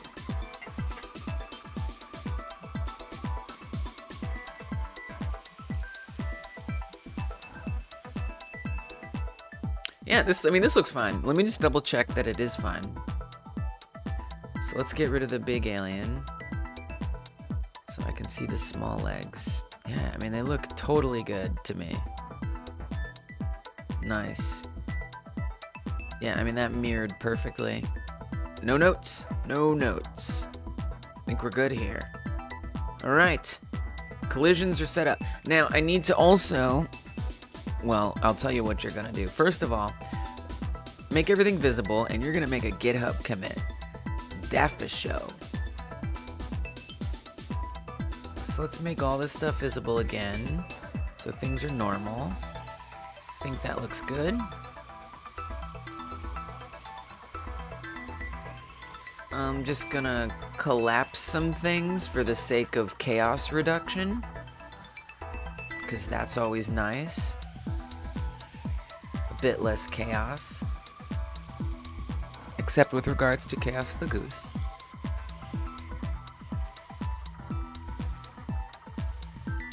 Collapse all these. We're gonna hit save. You're currently making 100 different bad puns for an NPC. That sounds fun. Now, if you're doing a remake,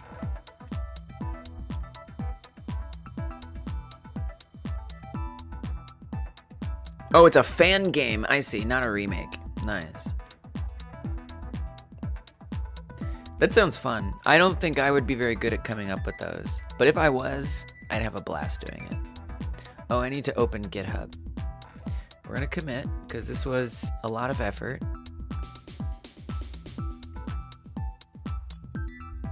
And then I need to assign, maybe I'll do that real quick. Oh God, this is how you forget to commit. It's like, let me just do one more thing before I commit. No, this is very relevant. I'm just gonna assign all the collisions to these export variables. Oh, but we still gotta figure out the head. Let's not do the head. Don't worry about the head right now. Start with the other limbs. So here,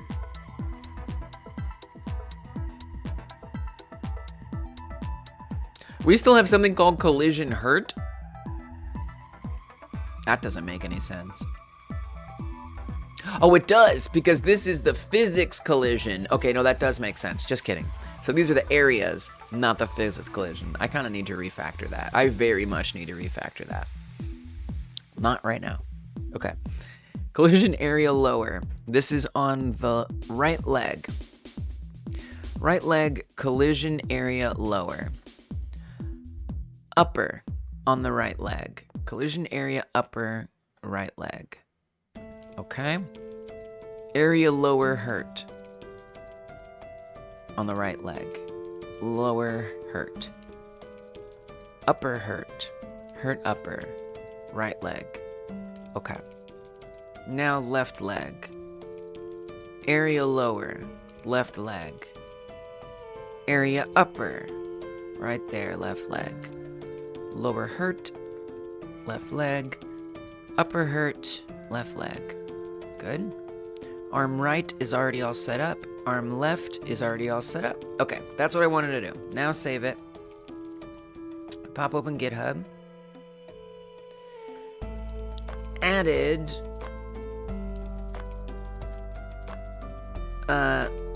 moving collisions to arms and legs. Added new export variables to body parts script that includes collision shapes for every possible limb. Upper versus lower, hurt versus healthy. 4 in total. Assigned them. Head still needs to be set up to take this into consideration. Yeah, Godot is probably going to get mad at me that the head isn't going to have 4 assignments, or all of those assignments. I don't know what that's going to be like. That's, okay. I'm going to have to figure that out.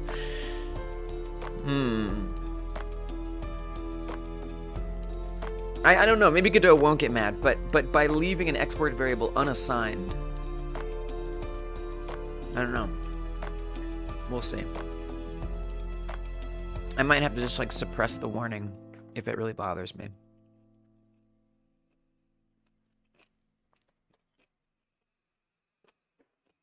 Updated the body parts code in pre-begin state to adjust collision ability on the new collisions. All of this is yet untested. Also removed some old commented out code on the body parts script with regards to the stand-up logic gatery. All right, that's plenty. That is plenty of description, I think. I get it. Commit it, get it, and commit it in Git. It.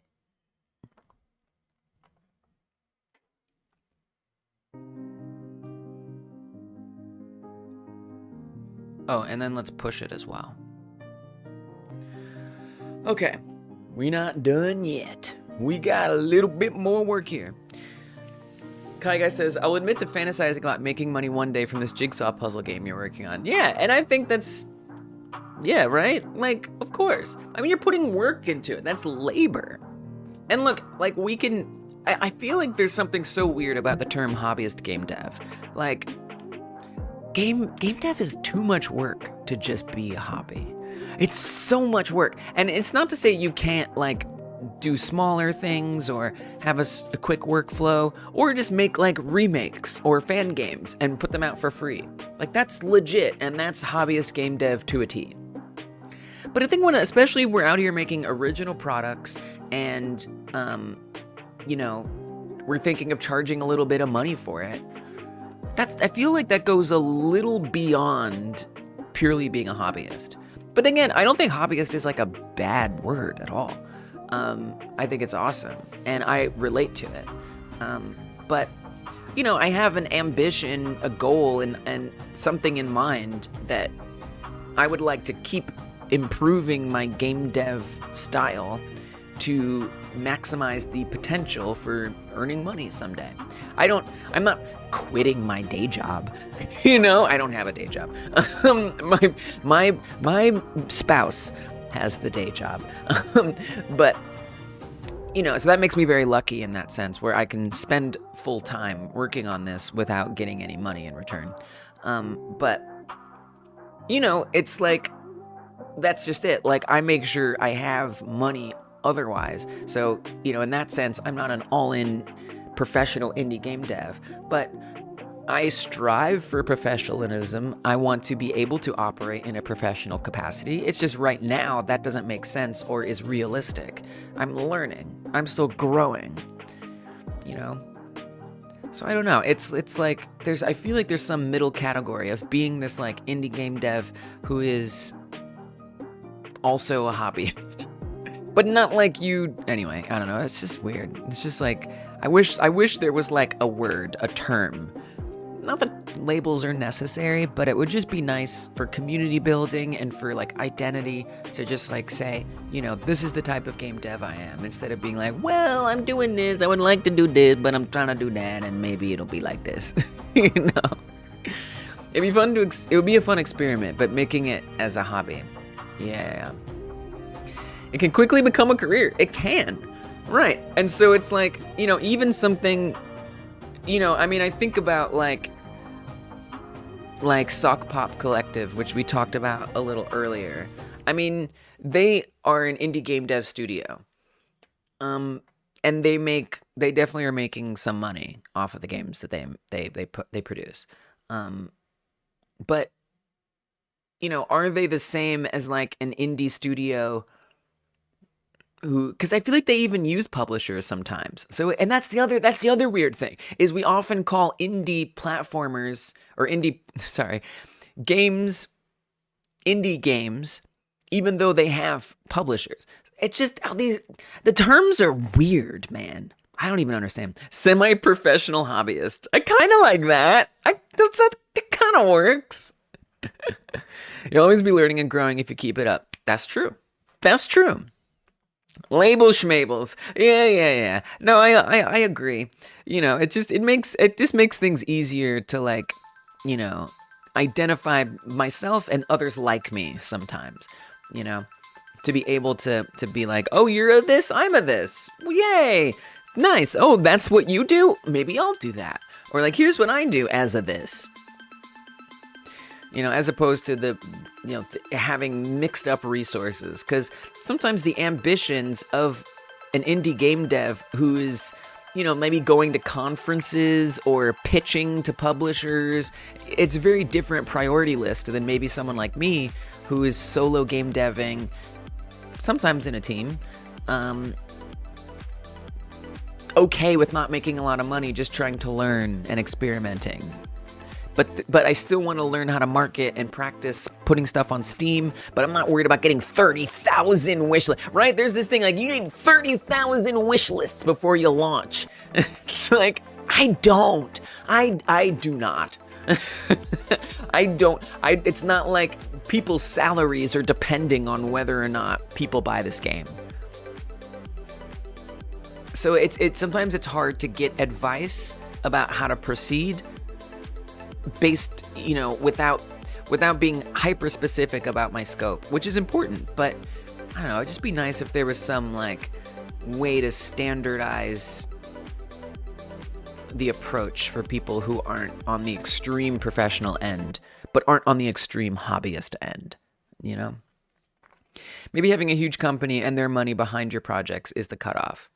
I mean, I would think so, but we still think of a lot of big games and developers as indie, even with that being true. It's always all so unclear. But I would tend to agree with that. And then sometimes, like, I'm also kind of pointing out that in a way it doesn't matter. But having input over creative control versus making what you're... Yeah, that's true. That definitely...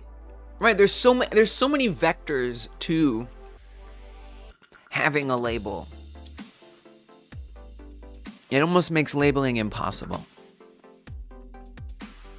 But, you know, like, there's a lot of, like, news right now, or a lot of buzz in the indie game dev world, that indie game devs are doomed. That, like, it's all doom and gloom, and, like, the industry is collapsing, and there's, you know, you either have to make a multi-million-dollar project or a really cheap project if you want to get picked up by a publisher, and publishers aren't funding as much, and, you know, if you're trying to be an indie game dev, you're in a lot of danger. But then I look deeper, and all of that is advice for the type of games I'm not making. For, again, an ambition where literally maybe someone's salary is on the line. And I don't know. I just feel like there could be a more concise way to build community around the type of game devs that we are. Instead of having to figure out, does that apply to me? Does that apply to me? You know, even like looking at GDC talks, right? The vast majority of these are for like corporate game dev. But there's good stuff in there. But some of it's like, wow, I really don't care about that at all. That means nothing to me. So I don't know.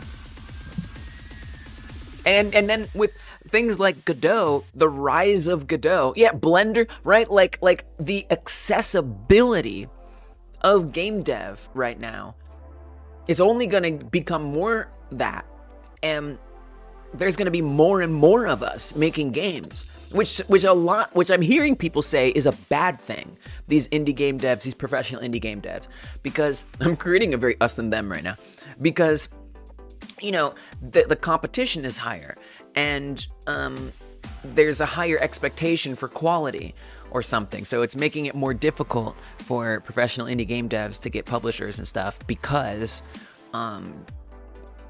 there's so many of us who can make games now. But like, what about us? Like, if there's only gonna be more of us, isn't there going to need to be some kind of, and I feel like there already is, like some unified community, but it's just like, what are we? It's like, it's emerging, but what is it? Where is it? How can I find it? How can I touch it? I don't know. It's easy if you don't care about it. It is not for you.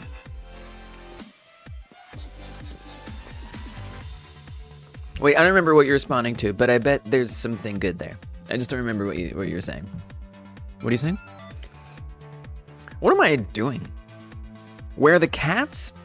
I don't think they're down here. They're upstairs. They're elsewhere.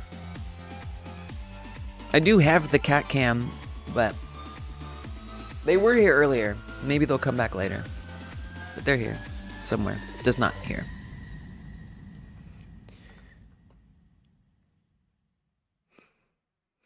Right, so I have to make this all matter, for one.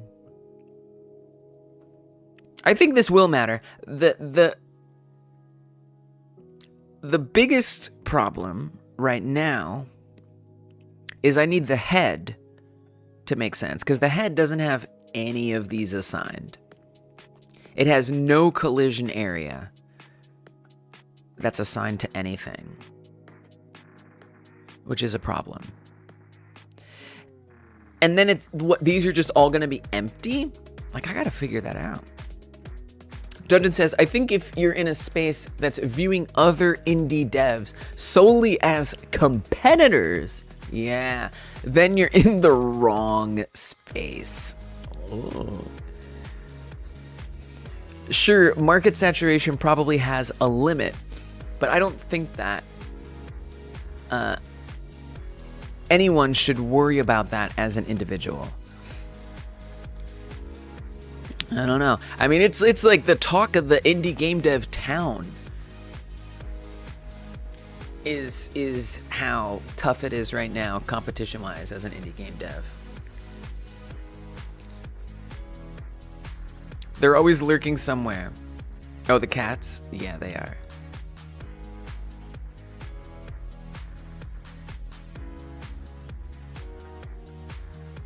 Yeah, they are.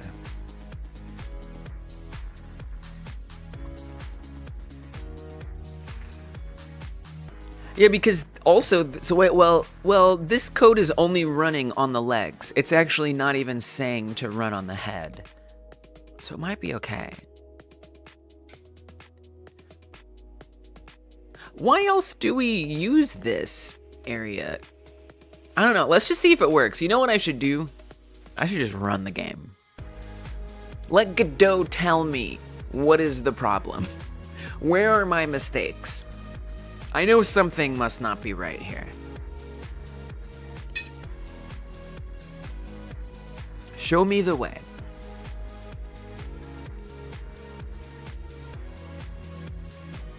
Oh, we've got all the collision shapes visible. I forgot about that. Oh, there we go. There's a bug. Kaika says, yeah, when I peek out and see the amount of indie games out there in itch and Steam and Google Play Store, and just a single game jam out of hundreds where they review all 70 entries. Oh, yeah, dude, game jams? Holy crap. Holy crap. Game jams are blowing up with participation. Yeah, there's so much more accessibility to making games right now than there like ever has been. So like this it's growing. We are multiplying fast.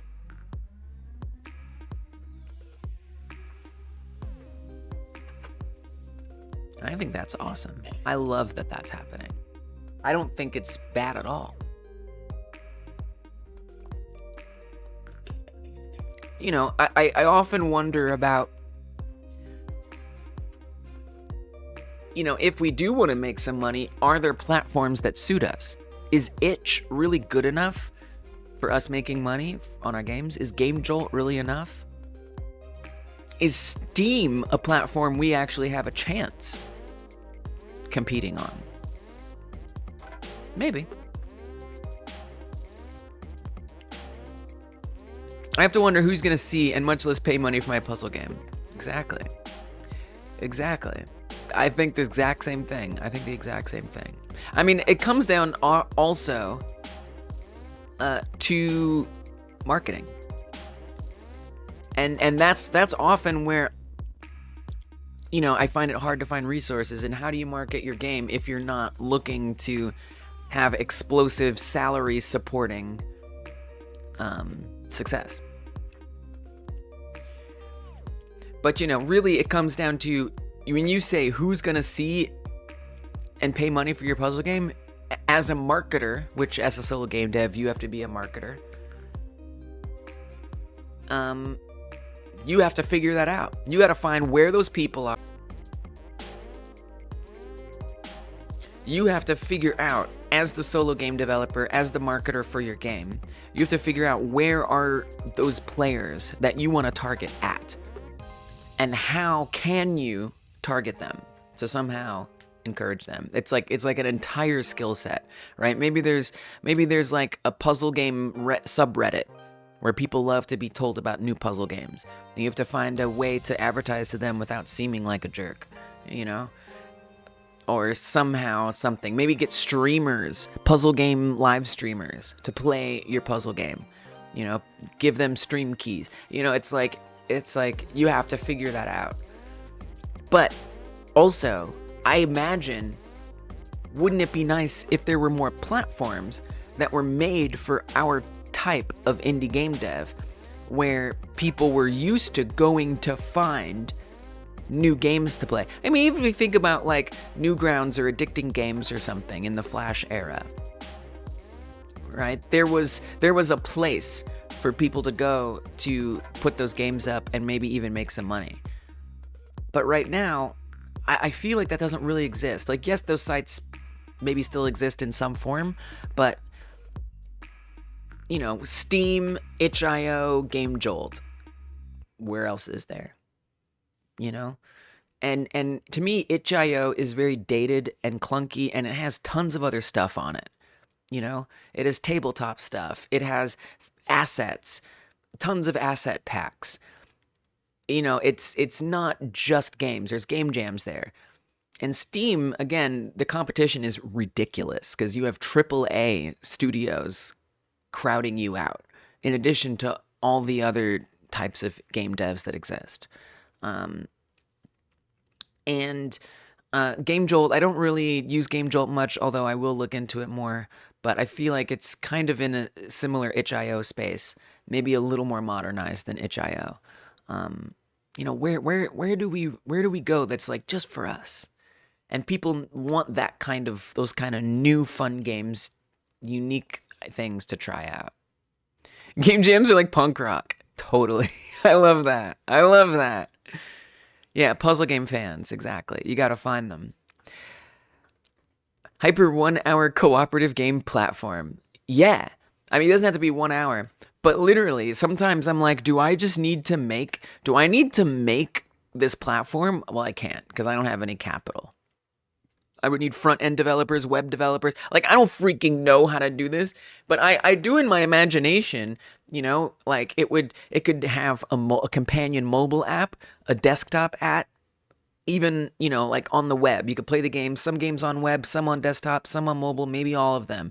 There'd be special ways that developers could implement that platform into their games. So you could have leaderboards and all that kind of stuff.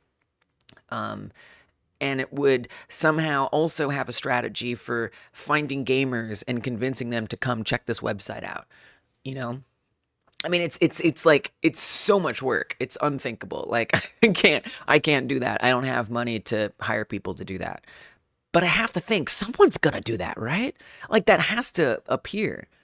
It's gotta happen, right?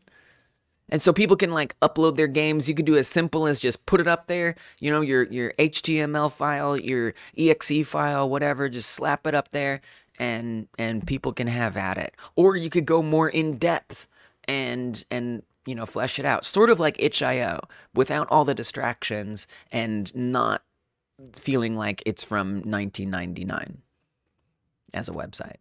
No offense, itch. Joe says, I remember when there was a lot of controversy around Steam getting rid of the Greenlight program, or whatever it's called, because it had caused a lot more competition. Whoa, I don't know anything about that. What is that? What does that even mean? Steam Greenlight program. Sounds kind of interesting. Sounds like a good read. Oh, thank you for being a part of history. You're welcome. As of June 6, 2017, Greenlight is no longer accepting new submissions.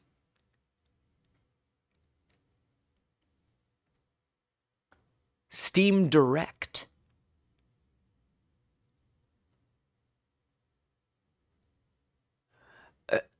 A streamlined, transparent, and accessible route for new game developers from anywhere in the world to bring games to Steam. So you're saying that Steam Greenlight was like so accessible that people were afraid of competition, so it got axed or something like that? They added a system when everyone could publish games after paying a fee, so Greenlight wasn't needed anymore. So Steam Direct is like when you pay $100 to get your game on Steam. I guess. The complete opposite?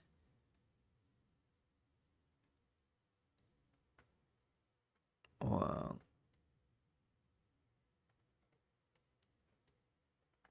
I guess here's what Joe is referring to, the controversy. Wow. I don't know what's going on, but there are some opinions here. Steam got greedy. Pay to have your trash published. This is why we see thousands of garbage titles. Get out of here, gamer. Get out of here, weird gamer.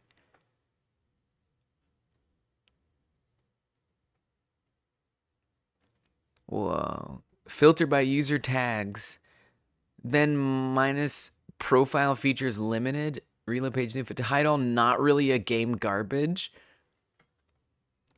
This is weird. So weird. Oh yeah, what's in Wikipedia? Steam Greenlight.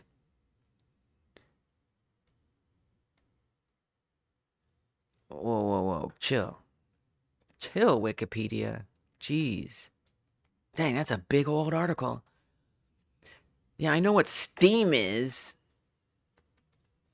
Okay, I see. Valve announced Steam Greenlight to streamline Game Edition to the service in 2012 and released the following month. Through Greenlight, Steam users would choose which games were added to the service. Developers were able to submit information about their games, as well as early builds or beta versions for consideration. Users would pledge support for these games, and Valve would make top pledged games available. That sounds cool. In response to complaints during its first week that finding games to support was made difficult by a flood of inappropriate or false submissions, Valve required developers to pay you. Oh, that's already what the deal is, $100 to list a game on the service. Those fees were donated. This fee was met with some concern from smaller developers who were often working in a deficit and may not have the money to cover such fees. A later modification allowed developers to put conceptual ideas. So it sounds like it sounds like the difference is that now you just pay $100 and there's no more like process. It sounds like it's even more, direct than it used to be. The initial process was panned by developers because while they favored the concept, the rate of games that were eventually approved were small. Oh, so I don't know. Maybe Joe even. I think maybe there would be even more controversy now that it's a bottleneck. Yeah. It's interesting.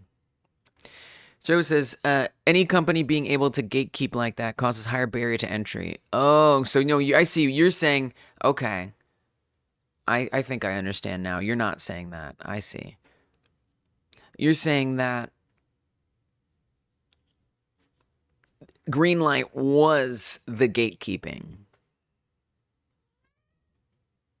Interesting.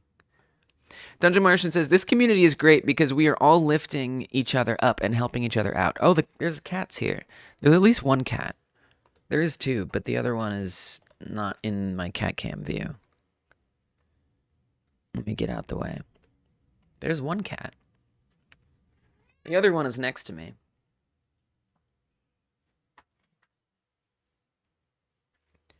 This community is great because we are all lifting each other up and helping each other out. There's not that element of suspicion and sabotage that would come from a competitive environment. Totally. Ooh, I like that point. That's interesting. I mean, the only thing is, I think like sometimes for the amount of work that we do in our games, we deserve compensation, and unfortunately, compensation brings competition. Whoa. If people are starting to get paid, then someone is not going to get paid. There's the other cat. So it becomes competitive by its nature. But I do totally hear you when you say that. I love that about communities like this too. Chaos says, that's why you should make a demo, I think. You will get feedback and see how many people are interested. 100%. Yeah, I agree with that. The Greenlight program had a ton of problems. There was a lot of sludge being shoveled onto Steam through it. Not that there still isn't. More than fair to critique Steam's monopoly. I know. Yeah, the Steam monopoly, I mean, it's tough because Steam is, like, good. Steam is good. It does a good job. I'm not mad at Steam, So it's like, maybe it's okay. I don't know. But then again, could competition be better? Maybe. Oh yeah, I forgot to mention Epic Game Storm before. That's something. Wouldn't expect living wage. Yeah. Newgrounds before I could code properly. Yeah, right? I mean, it was, I liked that energy that Newgrounds had. Game Jolt. Yeah, I should look into Game Jolt more. There's some sites that bridge the gap between streamers and devs to help you get seen. Oh yeah, I've seen those sites. Oh yeah, I just bookmarked it recently, but I forgot. That's on my other computer. Yeah. Oh, I did see that. I did see that. I forgot what it's called, but I totally know what you're talking about. Game Jolt, yeah. Did I might have. I wonder if I bookmarked it on Reddit. Is Reddit going to make it easy for me to see what I've bookmarked? Or is it not going to make it easy for me to see what I bookmarked? Assuming I did actually do that. Yes, saved. But did I actually save it? I don't think I did. Yeah, it looks like I didn't. I probably bookmarked it on my in my browser. Yeah, that's okay. There's also some sites. Oh, we talked about that. With Greenlight, you put up your game and had to get X wish lists or something to be greenlit to be added to Steam. Oh, okay, I see. Thank you. It wouldn't surprise me if a cooperatively owned games platform showed up soon. Cooperatively owned. Oh, yeah, yeah. Right. Well, yeah. Right. And so that's the other thing, right? Like, how could it not be like strictly capitalistic, you know?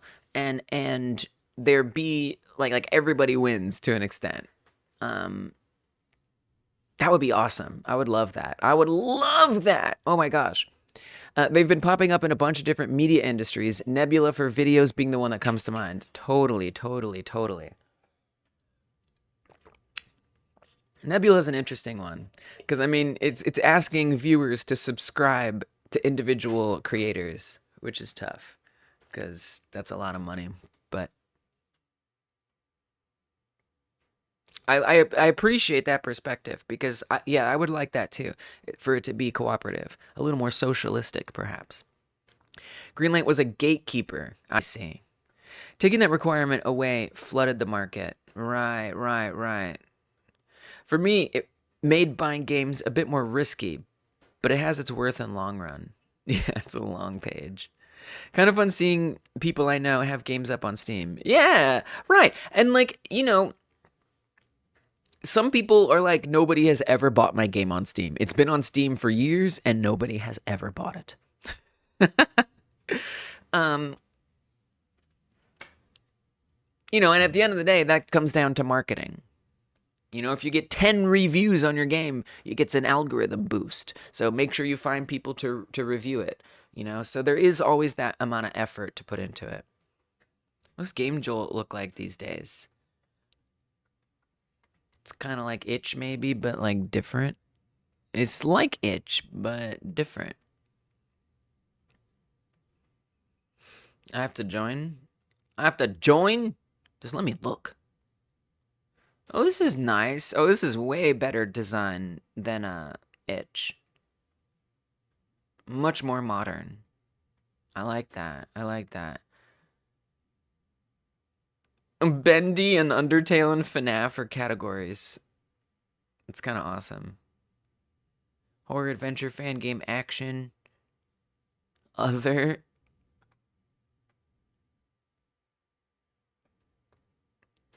It's a lot of games. This is pretty cool. This is some free game I just clicked on. Wow, you got some videos. Game Jolt is awesome. That's where your game would be, Undertale category? That's awesome. This page is pretty cool. 98,000 views, 165 likes. This isn't bad. Game Jolt is pretty cool. I don't know what this is, but maybe it's just my browser or something. Is Game Jolt Game Maker Games? No, you're thinking of gx.games, I believe. Yeah, you're thinking of gx.games. This is Game Maker's platform, and it's actually also it's like Game Maker plus Opera or something. So this is kind of interesting, right? Because this is sort of a nice contemporary platform with games on it, but it's like Game Maker stuff. Yeah, they do look really similar. So it's very Game Maker specific, and then it's also Opera browser as well. So it's definitely cool, but it's just for Game Maker stuff. And then GDevelop has a similar platform, GD.games, right? Wait, maybe it's called GD.games. There we go. So it's, again, very similar, but it's specific to the GDevelop platform. It's very similar. And I've noticed, you know, sometimes people submit games from this website for using the same template for our game jam. And so I'll play their game, and then there's like ads, like promoted games, which is kind of interesting. I don't know if that's true in this case. Not so much. But you know, it's awesome because like really quick. I mean, I'm already playing a game. This is awesome, right? Bam, we're playing a game. We're here. Easy. Game being played. That was so fast. But, you know, we've got some GD coins, and sometimes they'll have, like, sponsored games. So there's some, oh, promoted games right there. Oh, that's what I clicked on, was a promoted game. So people who've, like, paid money to have their game be, like, up here to see. There's something interesting here, for sure. But, it, you know, it's still missing that something. I don't know what it is.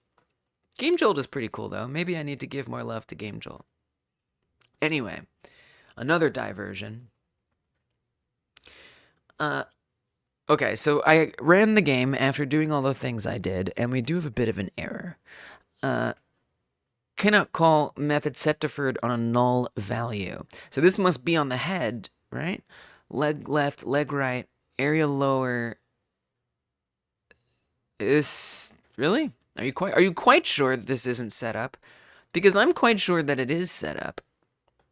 You're going to mention GD games. I wonder how many people go there as a habit or from outside the GD Devlog. That would be interesting to know. Probably not many. My guess would be almost none. But I don't know. It's possible. It kind of depends on how much marketing GDevelop is doing. I would guess not that much, if I'm being honest. But I don't really know. Yeah, and that's it. I would want, like, whatever this imaginary platform is to also be taking into consideration how do you bring gamers to it so people's games get played. Dungeon only started going on itch because you started posting games there. Interesting. You know, itch, I mean, so I feel like people find out about itch maybe, like, if they're getting mods. So, like, my partner is not a game developer, is not interested in game dev at all, whatsoever. But they do play games, and one of their favorite games is The Sims. And they knew about itch.io from finding mods for The Sims. And so then they discover, oh, look, there's itch.io, and there's other stuff here. Do they play games on itch.io? No. They just go there for finding mods. But, and to me, that's in one way, that does bring in people, but does it actually get them to play games? So I feel like it would be nice if it was a platform that was just for games. Yeah, I don't know. So, right, then it becomes this echo chamber of just other game devs, which game devs also play games. But, you know, at the end of the day, it does kind of come down to your own marketing. So I don't know. It's fun to talk about and to think about. So why do you think that there's a null value here? What makes you think that? Why would you say that to me? The only one that should have a null value on it would be head. But this is set to only run if it's the legs. So I guess we need to look at the error a little more clearly here. Script's body part, self, this object. Which object? Which object do you mean?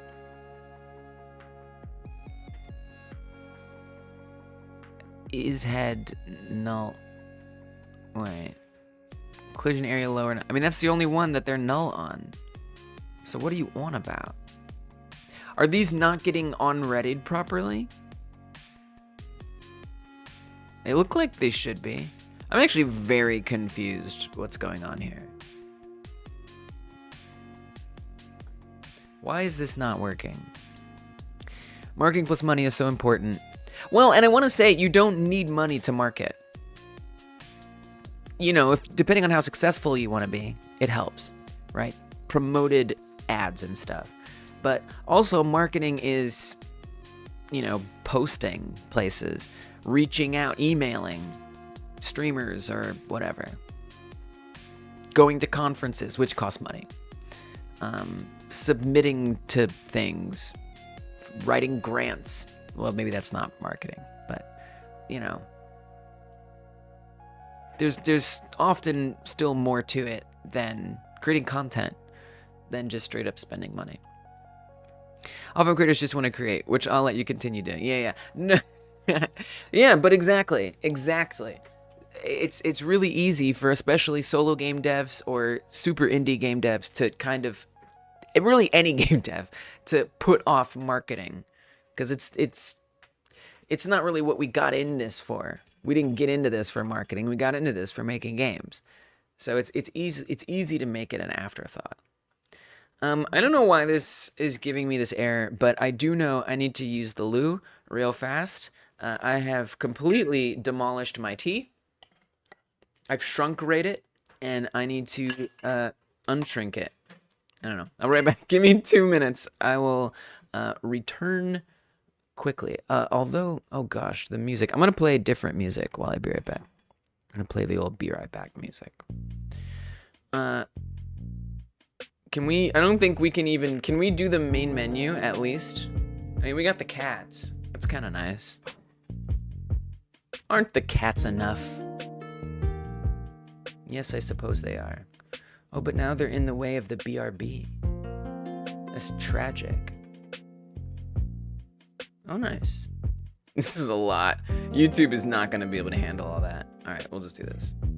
I will be right back. And then I will continue to solve this strange problem. Okay, hold on.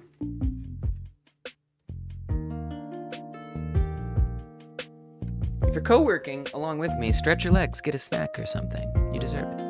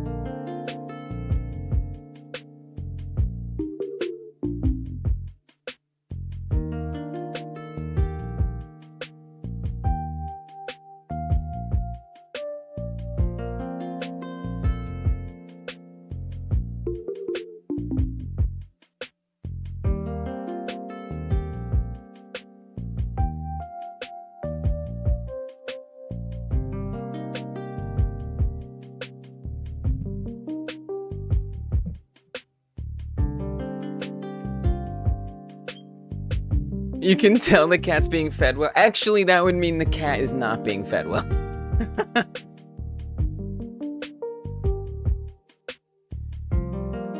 No, we're trying to put our cats on a diet. They're both like rescues, like I rescued them from the outside world. And in my experience with these two cats, they get really desperate about food. And they really, really love to eat food. Obviously, all cats do. But you know, they get very like, but remember when I was on the streets and I couldn't eat? I need food. If I don't have food, I'm gonna die. So it's we often give in to that a little bit too much. But we take them to the vet. We're definitely working on getting them on a diet. We're slowly, like one kibble at a time, kibble piece at a time, reducing their caloric intake and trying to get them to be a little healthier. So yeah, they're a bit chunk.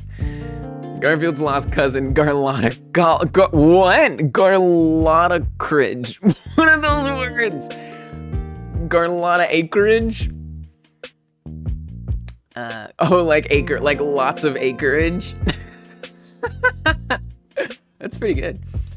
Wow, she does kind of have a Garfield vibe. I see that. That's Lili, the one in the front. That's orangish is Lili. And the one in the back is Travi. All right.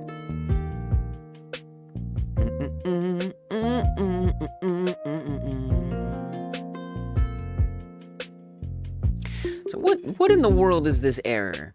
You seem very determined to be an error. I'm just gonna rule out one thing real quick. I'm gonna rule out this head situation. And what I'm gonna do, oh, this is called alien body. We're gonna call this alien head. I'm just gonna create 4 duplicated collisions here, and we're just gonna fill them in arbitrarily. Just for the sake of eliminating the possibility that that is the problem. I don't think it should be the problem. I don't think it makes any sense that it would be the problem. But, so I don't have to try to puzzle out if it is the problem. We're just going to arbitrarily assign these. Oh, this is also missing a hurt collision. Well, it doesn't really need one, does it? Pun on field. Sorry, bad pun, rather. No, I got you now. It came together in my brain eventually. Yeah, the head. Well, let's see. That's fine if we don't assign things, because it doesn't even complain about it here. Well, don't even worry about that one. Just ignore it. I'm almost 100% sure this is not the issue, but I am going to just assign these just to eliminate it. And if it isn't, I mean, then what is it? Like, what do you mean? The collisions are right there. They're not null. You see them. I see them. We all know they're real. How dare you say that they're not there, Godot? You're telling lies. You're making up stories. It's not real.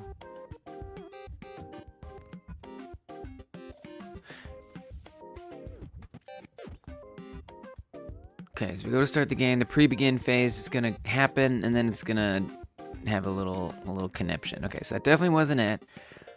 Which one is that trying to happen on is my question.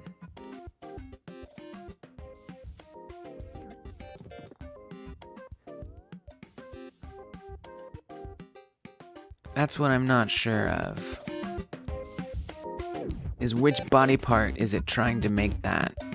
Is it finding that they're null? Body part name leg right. Thank you. Okay. It's on the right leg.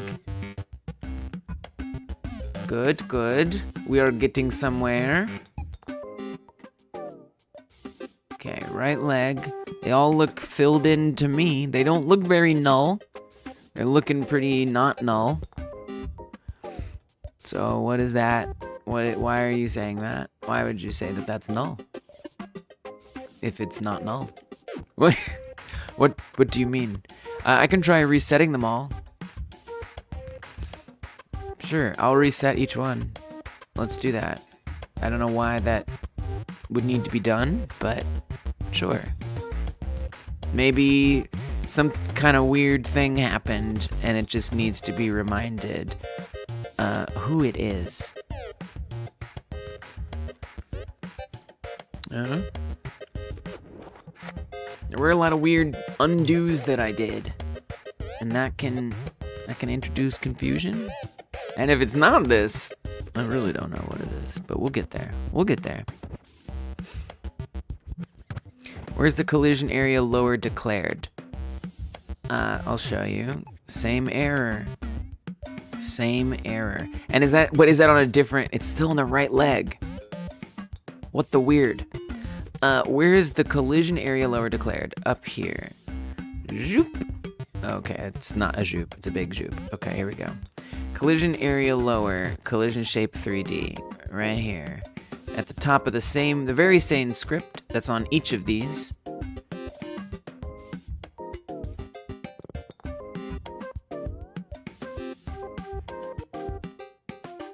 It's different.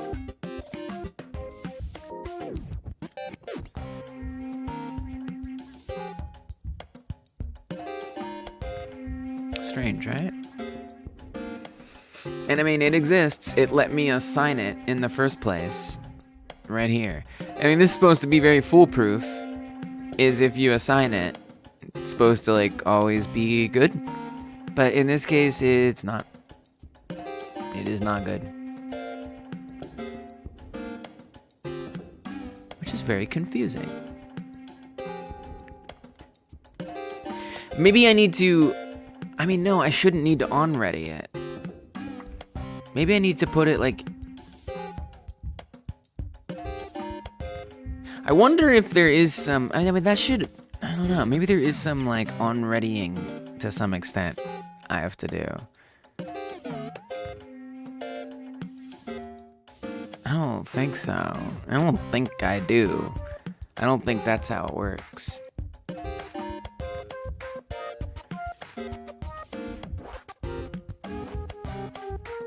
And then it happens specifically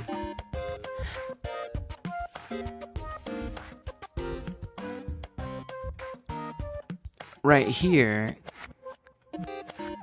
when we do the on-game pre-begin.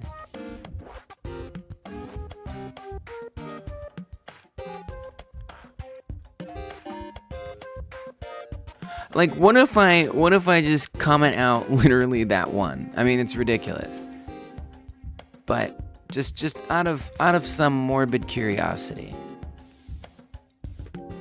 Is just the next one gonna be the error now? Like, probably. Probably. But let me see it. Okay, yes, the answer is yes. Just the next one now. Just the next one is now the error. This is new. It used to just be called collision area. And I refactored it to be collision, because there used to only be one collision area. And I did remove that.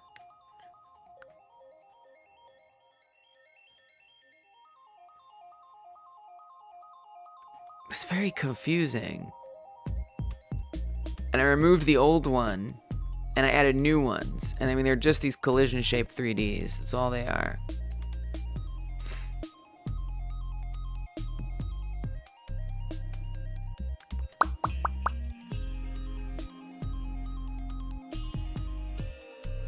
So it wasn't, this was never working refactored this way. It was working pre-factored. Pre-refactored.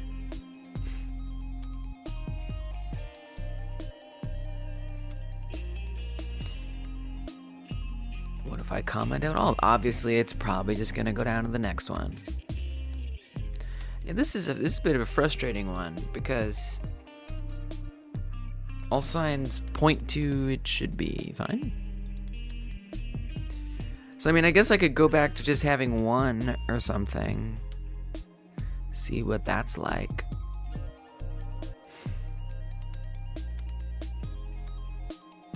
Yeah, I'm checking each one. You betcha. Parent of the collision shape is an area. Yep. Yes. Yes, it is. I'll show you in a second.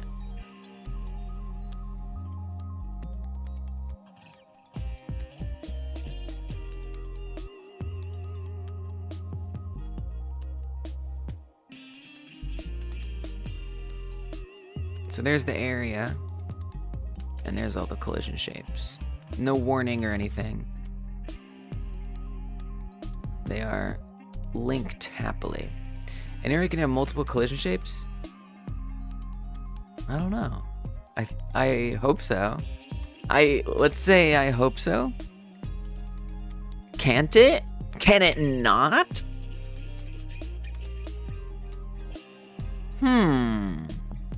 Could that be it?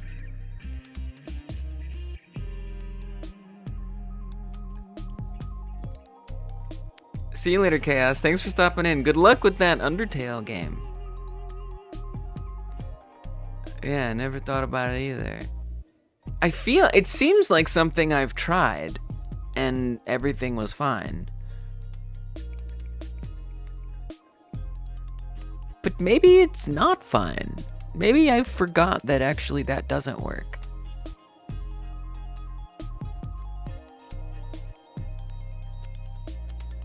It's probably gonna get the same thing on the arms, but I'm just curious. Yeah, same thing. No good.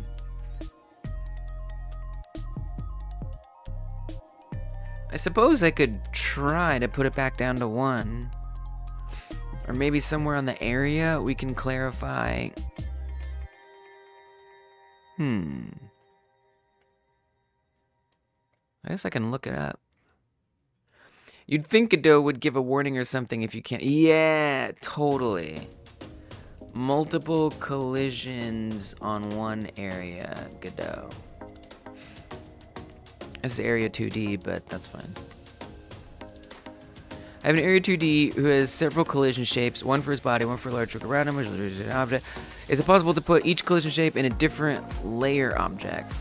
No, I don't care about that.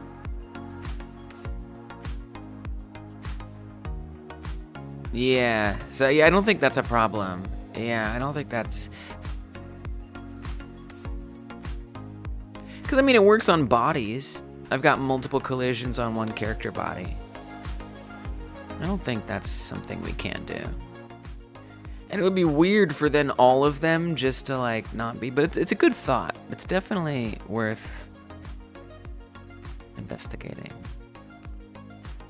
I'm very confused. I'm extremely confused.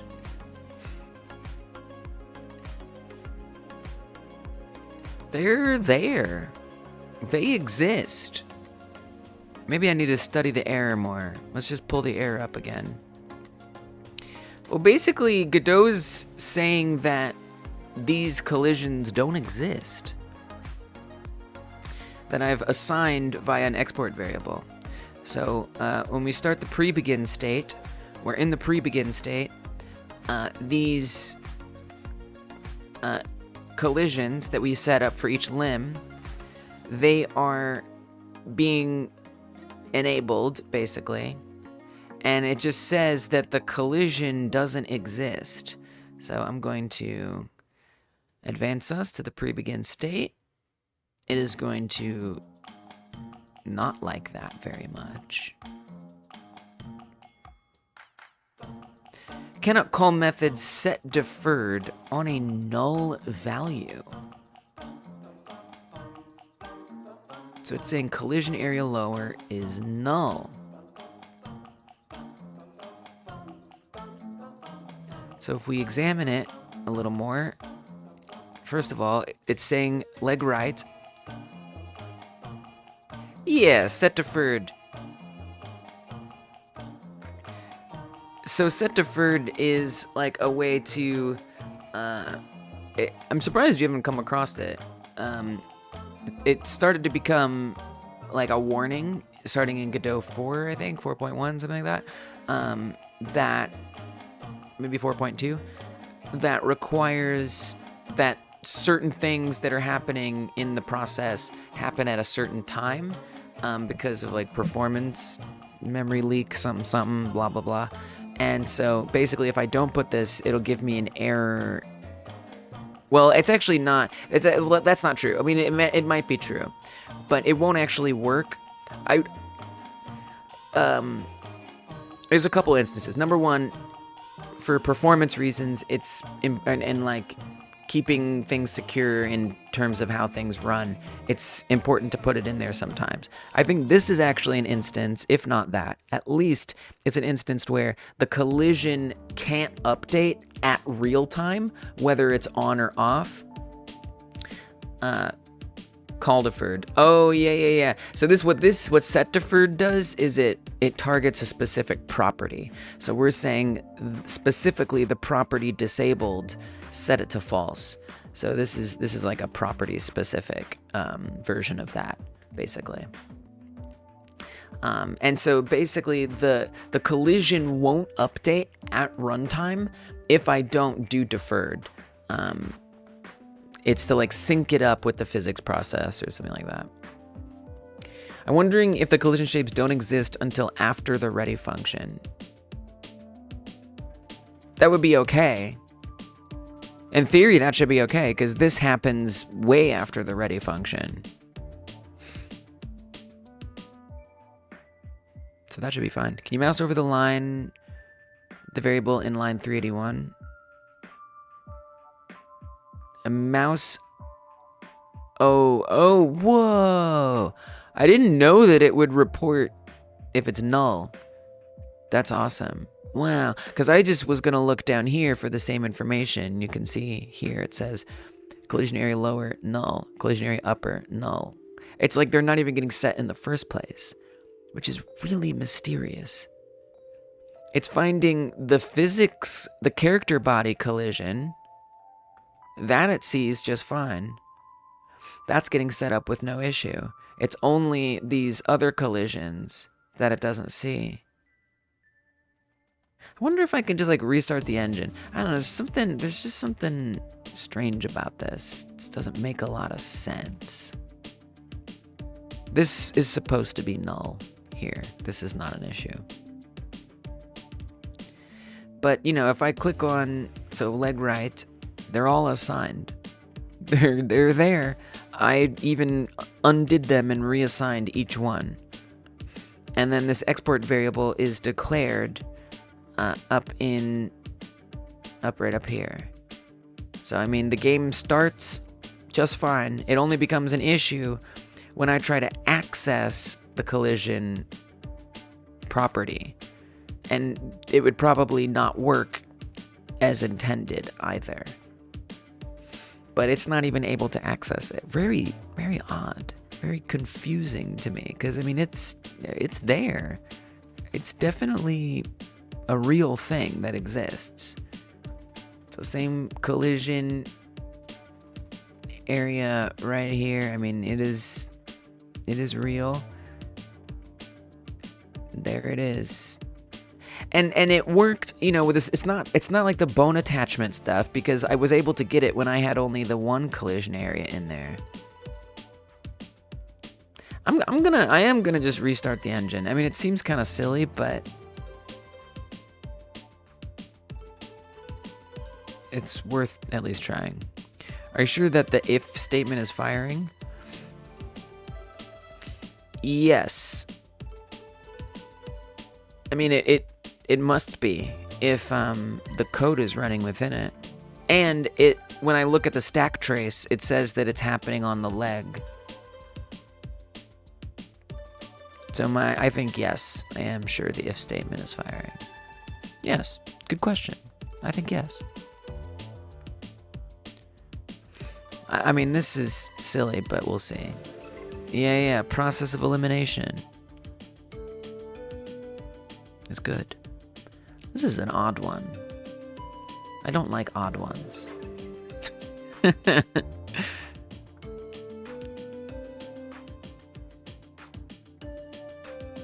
So those are all still assigned.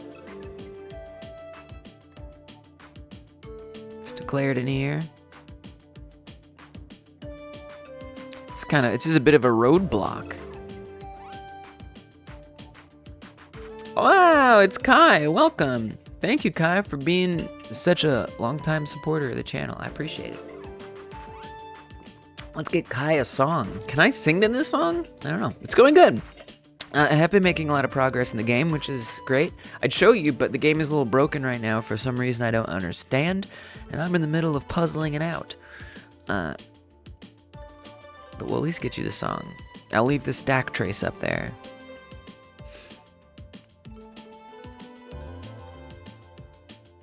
Very odd. But it's definitely leg right, so that if statement is definitely running. And it's saying that these are all null, which is just so weird. I don't get it. Yeah, oh yeah. Unless I pass away, I will be keeping going. Can I sing to this song? This song is... Yeah, maybe I can. It's about to end, but that's okay. Kai, oh Kai, I gotta say hi to Kai for coming through and supporting the channel. Welcome, Kai, hope you're doing alright. Kai, hi to you, hope you're doing alright, I do. Hey Kai, hi Kai, hope you're doing alright. Thanks for stopping in, hope you're doing great today. Kai is alright by me, hey. Hi to Kai, hope you're doing alright. Hi to Kai, hope you're doing okay. Good to see you on this day. Kai, Kai, Kai, ay, ay, ay, oh my gosh, I'll say hi to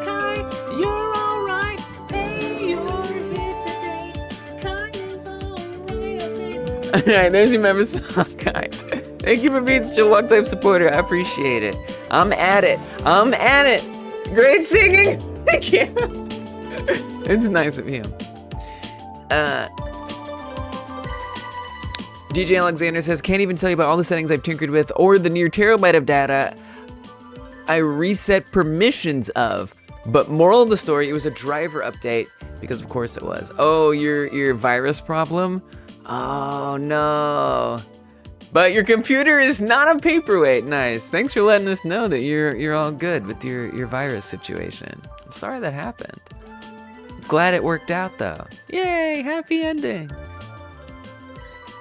I want a happy ending for this bug problem right now. Right, so these are all null, even though they're not null. What is up with that? Your Netgear needed an update. That's pretty important. If it's like your router, yeah, that's pretty much all you're gonna, and you're gonna need that. You're gonna go ahead and you're gonna wanna need that router.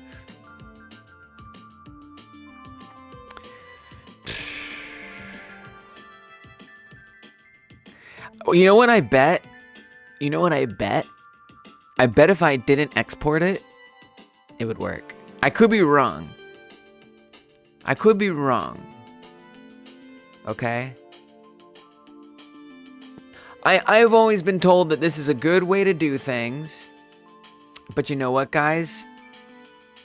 I have to do it this way. Do you know why I have to do it this way? Because they're all sharing the same script. So I can't declare, I could, but I would have to somehow say, if it's this, then do it. Yeah, I have to do it. Dang it. I was gonna say maybe I could try like actually just typing it out instead of dragging and dropping it, but I have to assign it. I mean, I could maybe do it some other way. We could say look for children that begin with, I could do that. It's a little messy, but we could say look for children that have, like, iterate through its children and look for something that has a string that starts with collision A lower or something, or ends with upper, and then assign it accordingly. That sounds boring, but I could do that. Just to see if it's something to do with the assignment, and then I can make sure to on-ready it, so that way it definitely is ready in the beginning. But, like, obviously that's annoying. DJ Alexander joining up. What? Thank you so much for becoming a member. You're gonna get access to emotes. Enjoy those. You're gonna get access to a badge. You're gonna get access to songs. You don't want to hear it? I mean, you're gonna. I can't just not do it for you, but do it for everybody else. So you're gonna have to get one. I'm sorry. I mean, look, if you really don't want one, I don't want to put you through it. But, I mean, thank you. I mean, I appreciate that. You'll take this one for the team. Very good. You'll also get access to the Monday member stream, which is another 8 to 10 hour stream like this one, except I focus on making game assets, basically. It's like a waiver, you son. That's so funny. Thank you, though. I really appreciate it, DJ Alexander. Let's get you your first member song. Your first member song. Oh yeah, I think I can sing to this one. Thank you, thank you, thank you. It's how we celebrate. It's a bit of a weird one here. DJ Alexander coming through, getting DJ'd a song for you, DJ Alexander. Thank you for joining up. Alexander the Great DJ, Alexander the Great DJ, Alexander the Great DJ is getting a song DJ'd for them. Oh yeah, Alexander the Great DJ, Alexander the Great DJ is getting a song DJ'd for them. Thank you for becoming a member. Alexander the Great DJ, Alexander the Great DJ, yay. Alexander the Great DJ is getting a song DJ'd for them. Oh yeah. There you go, there's your song, sorry. You're also welcome, and thank you. That's a lot of things. Sorry, thank you, and you're welcome. Alexander says, I rarely do memberships or sub to people, but you put in 180% effort. Thank you so much. I really appreciate that. Thank you, Kai, for backing that up. I appreciate it. Take it for the team. Don't listen, but jam. Thank you, guys. That's so sweet. I am here. I am here. I'm doing my best. I'm doing my best. We have 2 Kais. Kais, I feel like I got a second song. Oh, perfect. There you go. 2 for the price of 1. You guys are the best. And thank you again, DJ, for signing up. It really helps this channel survive that you guys are willing to support. By the way, Trevi in the back there, he does not like singing. He hates singing. It makes him very agitated. I bet that's why he's sitting up right now. He's like, why are you making all that noise? Can you stop? Could you just not do that? Thanks. I think to move it up, I'd have to get up, but I'm not gonna move it up. Maybe I can do it? No, I can't. Yeah, it's as high up. That's as high up as it gets right there. Can I move it over? No. Can I zoom it? Yeah, but it's not helpful. The King of Macedonia, really carrying my name. I wish I had an empire big enough for sons to fight over. Wow. Wow. Kai Guy's got some power hunger. Thanks, guys. Thank you. Thank you so much. There is no higher, compliment and to that point that you think I deserve it than becoming a member. I really appreciate it. I'm here, I'm doing live streams. I'm definitely going to be doing live streams, working on videos and stuff, but doing these live streams is what I like doing the most, and I'm just really appreciative that you guys be supporting. Thank you. It makes it all even more worthwhile. Literally. I would love to be able to buy some things.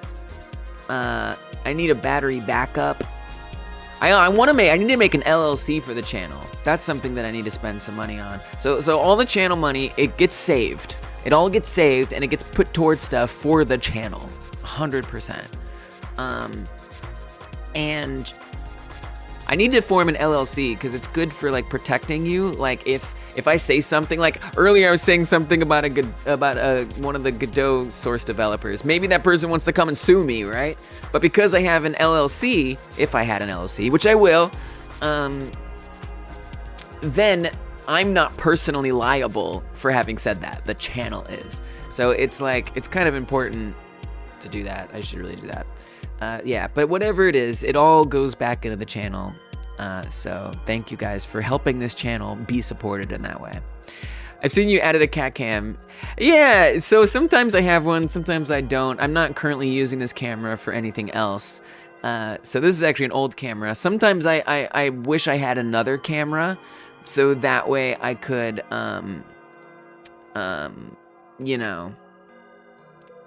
use this for other things, but right now we're good, so. Prepping to jolt out of the room at one more note. Yeah, dude, he hates singing, he hates whistling. He does not like that. Yeah, the other cat came closer. Hardworking indie devs and small streamer was what built this app. Really? I like that. It's hilarious. It is their butts. It's both their backsides. It's actually remarkable that they're so close because the white cat, he's incredibly sweet. He's a sweet boy. He likes to cuddle. He likes to snuggle. He's very friendly. He's a beautiful, beautiful spirit. The calico cat, on the other hand, is not as friendly. To people, she's pretty friendly, but to other cats, she hates other cats. She has had to learn over the last year to get used to our new boy, and it has been a road fraught with conflict. The fact that they're currently sitting so close and she isn't getting angry is an amazing triumph. She's getting a lot better at dealing with him being around. Still waiting on them to officially cuddle. But this amount of closeness is incredible. I'm really happy to see that. Consider my membership, my Yap fee. Okay. Also probably not, but I like to think so. Hey, whatever. I mean, definitely, you know, to some extent, members get a priority. I mean, if, you know, I wouldn't say like right now these live streams are often like so overrun with chats that the membership visibility makes a big difference. But, you know, some days even, there are a lot of people here, especially in the game jams, and it can be helpful to have that extra visibility for sure. And then I think like on comments in YouTube videos, there would also be higher priority, which if I start making more YouTube videos, that can be a big thing, potentially. But you guys do, as members, I don't know if you know this, but every month you get a free, or not a free, but you get a message to highlight. It's basically like a super chat, except you don't, you know, it's part of the membership, but you only get one a month, so don't use it if you don't want to use it. But if there is ever like a lot of chats going and I'm like not able to keep up with it, you can use that highlight my message once a month as a member, and it will show up, you know, really obvious and easy to see, but you only get one a month, and they don't build up, so you have to use it. Lise, you know how it looks like a second cat doesn't want to be lame, he wants to hijack a stream. I want to be the center of attention. It's hard to place the camera just like in the right place so it gets them. He's definitely getting some attention now. Dude, what am I gonna do about this bug? Oh, this bug sucks. This bug is so like, I don't know. Like, I don't even know like an alternate thing to like try here. Since I've done a good enough job distracting you, I haven't been in the loop. Where are you at in the game? Well, right now I'm not much of anywhere because I have a bug that is causing it to be broken. But what my task was today, was to set up, or one of my tasks was to set up the collisions. Wait, maybe I have...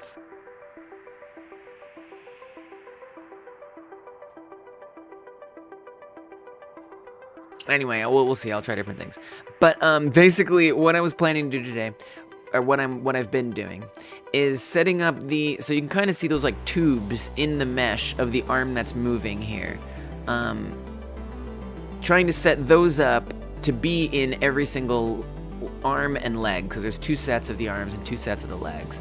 And I do have them now in there. They follow along with the bones, and they move, and they look great, and they're in the right spots. And then I wanted to get those to be readable in the code. So I set up all these variables. Before there was only one export variable that was assigned to one collision, but now there's 4 that are assigned to 4 collisions. And for whatever reason, it doesn't see any of them, despite the fact that I've definitely assigned each one. So, I mean, I'm just trying to solve this bug right now. And unfortunately, it's just kind of me sitting here looking at things and wondering what's going on. But that is the task currently. Realistic parallax occlusion mapping on that cat. Oh, welcome, Cybershell. Parallax occlusion mapping on the cat? I do often enjoy applying like 3D concepts from like development and rendering into the real world. That's always a strange sensation to do. Did you ever restart Godot? I did try restarting it. Leaning towards thinking it wouldn't matter. Yeah, it didn't. Your lean was correct, unfortunately. Don't know why, but it didn't help. Yeah, so I can't on-ready it because it's being exported, unless there is some way to on-ready it. But it also wasn't on-readied before, and it didn't cause any problems. Plus, it doesn't need to run at the beginning, but...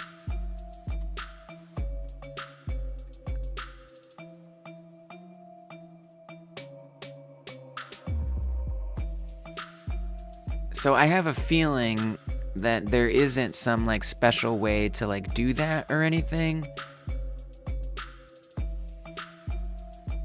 Hey, zombie bowtie. Export the file path and on ready the preloaded file path, or node path and get node either way.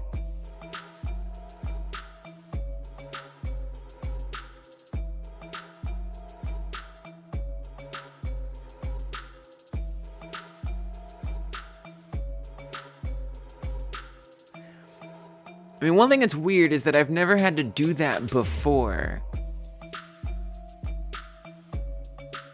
Oh, this is interesting. So, like, why would I have to do it now?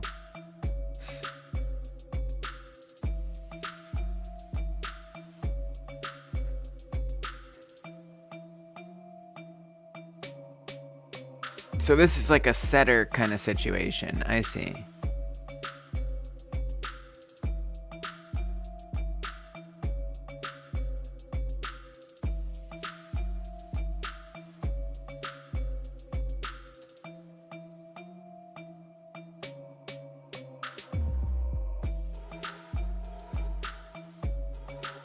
Oh. The only reason sucks because it presumes a file. Oh, $sign says presume file pass from where it's at given a moment, so it can be wrong often. Try to get the node without using the exported variable. That's gonna be hard because I thought about that, but that's gonna be really hard because there's 1, 2, 3, 4, 5 of these, and they all share the same script. So I mean, I could do it. I guess I could. I guess, yeah. You know what? I guess I could try it. It would be wrong. You know, it wouldn't be set up correctly.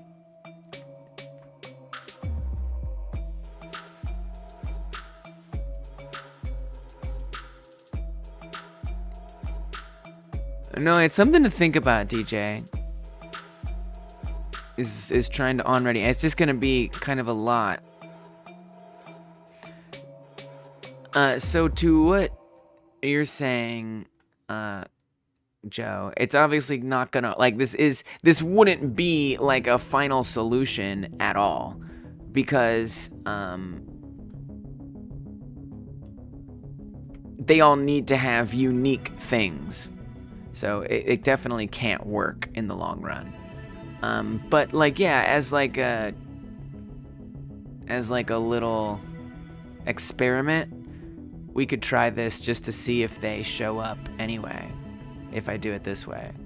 Then that might even justify trying DJ's suggestion, if this somehow works out correctly. But so understand that the issue, the reason why I'm assigning is because there's multiple of these nodes using the same script. I'm not assigning it because I like it better. I actually dislike it compared to setting it in code. But the reason why we're doing assignment is because there's multiple nodes that share the exact same script. So the script has to be able to apply to every single node and the individual conditions that they have. And one of those individual conditions is that they need to have different collisions.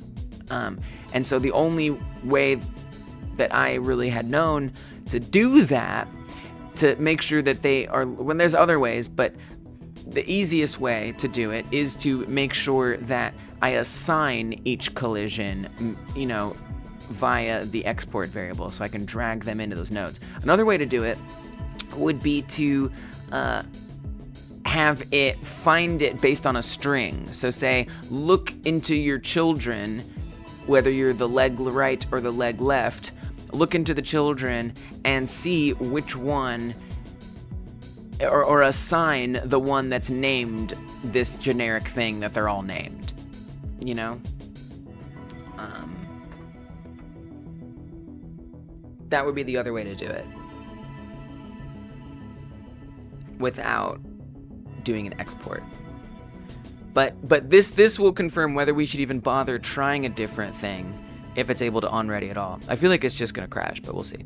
If this works, I'd let it work until it doesn't. I mean, this won't, I mean, this will immediately not work. Because, again, like I'm saying, there's multiple, you must understand, there's multiple nodes that share this same script, right? So, right now, I'm assigning the right leg collision to the left leg, to the left arm, to the right arm. They all can't have the same collision in this game. They need to have separate collisions. So this immediately doesn't work for the game.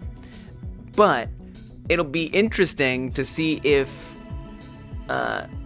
you know, the error goes away, or if it still can't find them, because at least then we'll know we're barking up the wrong tree trying to figure out how to adjust the code. And that there's something fundamentally wrong with the nodes that aren't being seen. There you go. Same error. See? It's still a null value. So on-ready is not the issue. It has nothing to do with the code, per se. At least not in that. Let me rephrase that. It has nothing to do with a declaration, probably, as far as we can tell. So it's not, and it's not like fundamentally assigning it that's a problem, because it's still, we're still on the right leg. I've assigned all the collisions to the right leg for each one, and it just doesn't see any of these for some reason. So there might be something fundamentally wrong with the node itself, which is really, really weird. You guys have like different scenes? Yeah, which I don't know what you mean. So yeah, so that doesn't fix it, although now I think I have to reassign all these. It's pulling a node that doesn't exist because it's in a new scene, right? No, it's not in a new scene. It is not. It is in the same scene. So let me put these all back to export, which I do have to reassign each one now. Nope, it's all in the same scene. All in the same scene. So, like, I mean, they're literally right next to each other. Like, they're just like, it's a child of a parent, right? So, like, here's leg right. This is where the script is. The script is right here. And the collisions are right there. So, not a different scene. It's literally children of the node.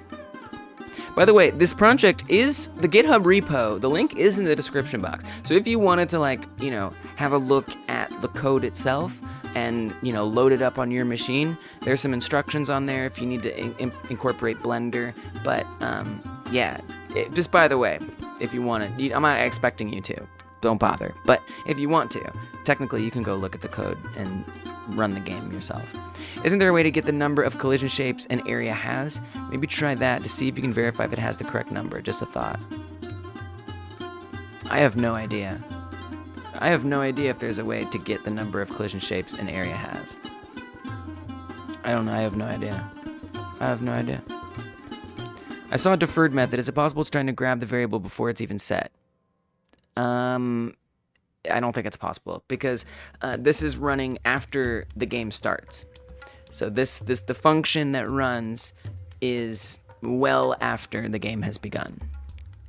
So the variable, there's no reason why the variable shouldn't be set. I feel like it has to be that the node itself is bugged or has something about it that makes it somehow not visible. To me, that's the only thing that makes any sense. There's something about the node. Alright, so I gotta reassign all these. Leg right, lower. Leg right, upper. Lower hurt. Upper hurt. And remember, this worked when there was only one, which, I mean, we could try to put only one on here. It's just, it's gonna be a mess. It's gonna be a mess. I could do it. I'd like to avoid it though, but we could try it. Probably, it's just gonna be a mess. Not a very desirable option. So I've assigned all those. I'm probably gonna end up changing it for some reason anyway, but let's assign the left leg here. Upper, It's an entity class. Yes?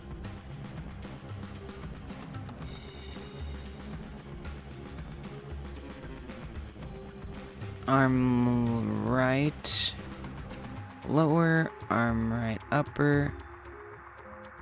Yeah, something like that. Yeah. Yeah, it is very object-oriented programming. And again, it's worked before with a slightly different configuration. Ever so slightly different. But barely that different.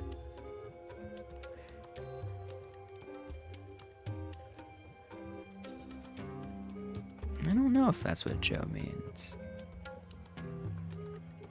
But yeah, we could try to count how many it thinks there are. Alright, so all those are assigned again. We can be pretty sure it's still gonna have an error, but what the heck, let's run the error again. It is interesting to see how everyone like has a different approach to how to solve it, but to me the answer is sitting here and staring at it and poking around until something makes sense. Until there's the eureka moment. Alright. So see, the game already started, and then we get here, and then we hit it. Get shapes? Maybe. Perhaps it is.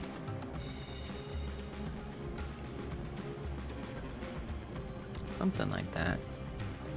Something.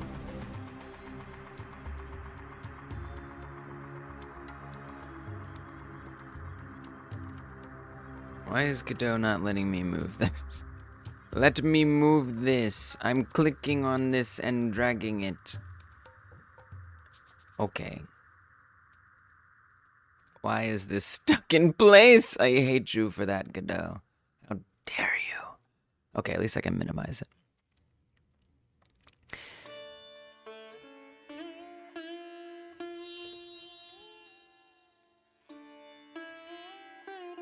It's just saying they're all null. Is the main menu a different scene? No, it's all one scene. It's all in one scene. It's all in one scene. All in one scene.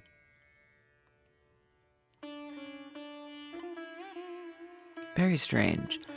And it sees other assignments. It's so weird. So weird.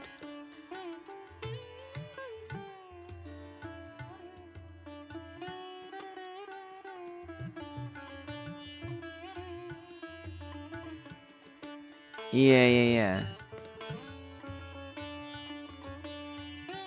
Which script is this? This is the body parts script. Body parts. Which is, where is that? It's in scripts, body parts. Right here.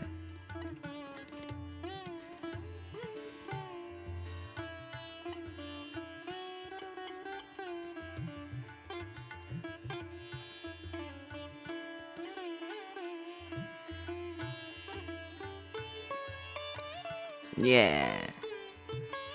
And then, you know, if you look at like the previous commit, that version of the script worked.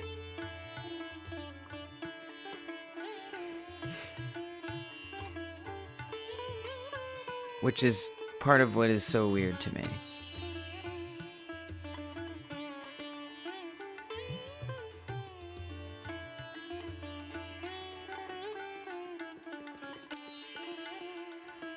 So this is about the only change. I removed some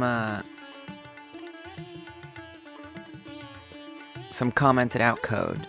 But see, before we had export variable collision area, collision shape 3D. The only difference is I renamed it to something else and I added 3 more. But other than that, we were setting it up exactly the same way.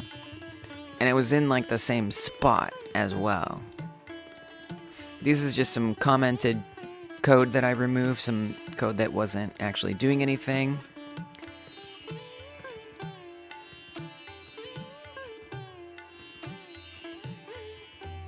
And then when we heal ourselves, so this code, we don't even get to this code, but this is more places where we're referencing those new collisions that were added in. But again, we're not even getting to this part, so that's not really relevant to this problem right now. And then here is where the code, the error arises. Again, everything is set exactly the same. The only difference is the name is changed, but it's pointing to something that exists.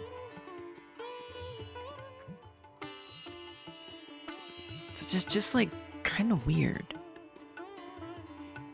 It's like rather mysterious.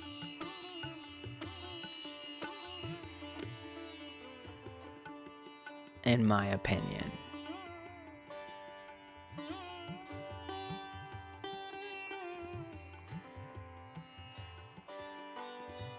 And I just don't exactly understand.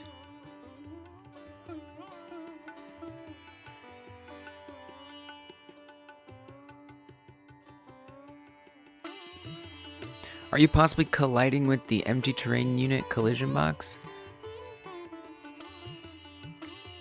But why would that make it be null?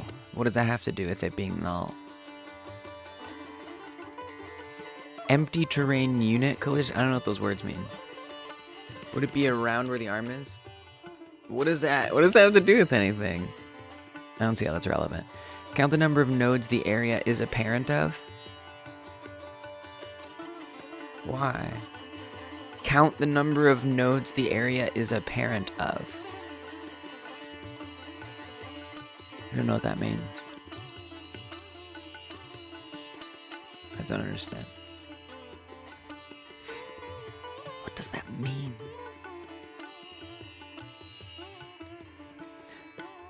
What's the issue? Hey, welcome, Anthony. It's just some collision areas that are just, that Godot doesn't believe exist, but they exist. Would be the simplest way to describe it. Welcome. It would be colliding before expected. I mean, it's null. So there's no collision occurring because it's null. So the problem isn't what it's doing. It can't do anything because Godot doesn't think it exists. Is all. I thought there was like a method that areas have that return all the collision shapes. Maybe. I don't really know. I don't know nothing about that. Maybe. No idea. I would try get children on the area and count how many. It's okay, DJ. Nothing to do with 4.2 and 4.3. This was working like a few hours ago. You know what I'm saying?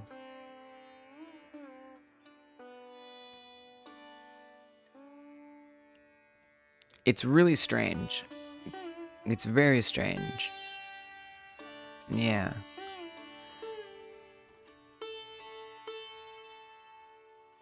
Get overlapping areas, has overlapping areas.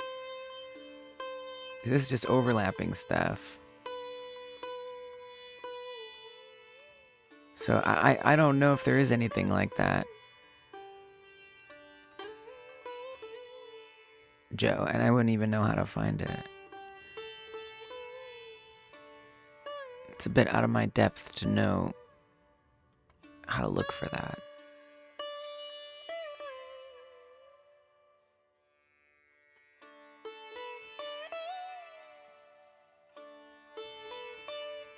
Oh, you found it, DJ? Has over... No, that's not it. Get overlapping bodies. That's different. Like, it can get... It overlaps, but we don't care about that.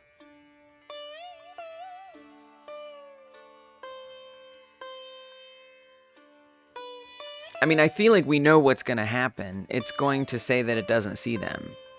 I feel like that's what's going to happen. But I see what you're saying. That could be useful. But even then, like, what do we... But what would I even do with that information, supposing I found out, you know? Area 3D output collisions. I don't even... Checking collision area 3D problems. We're in area 3D.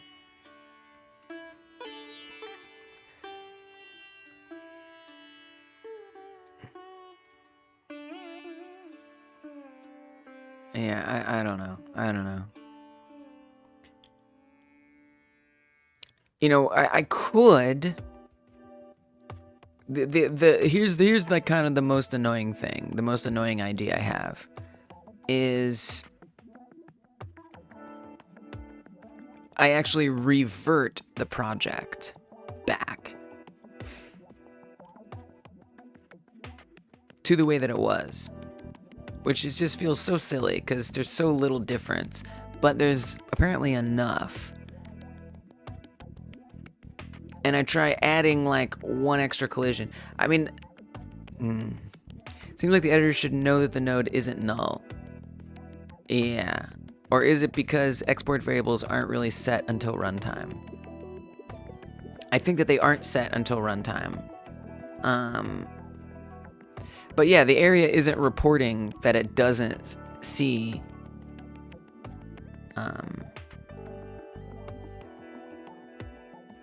collisions.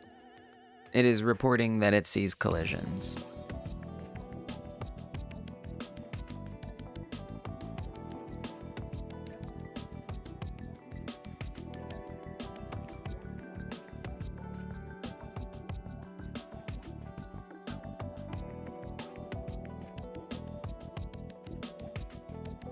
Very, very, very weird. Do not understand.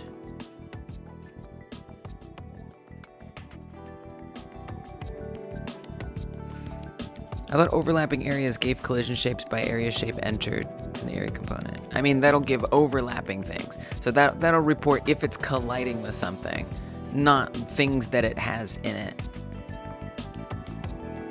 So the purpose of that would be to find out what it's colliding with. But as far as it knows, it doesn't even exist. So I mean, okay, something else I could try is we could run it and we can look at the remote, actually, and see what's going on in there.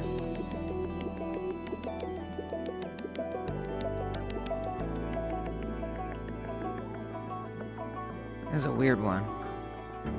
So pop up in the main scene. This is what's happening at runtime in here.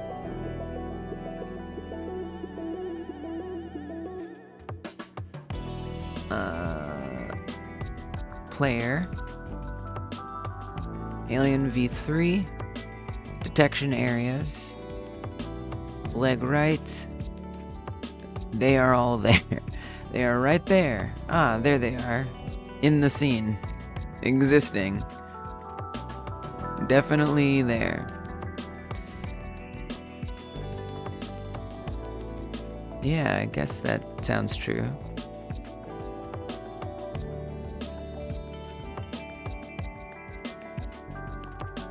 So I mean, they're definitely loading up in there. Wow. And look at this. Look at this. If I look at the area itself, look. It's kind of hard to see. The cat cam's in the way. Yeah, I wasn't sure about that. I don't know if that is true.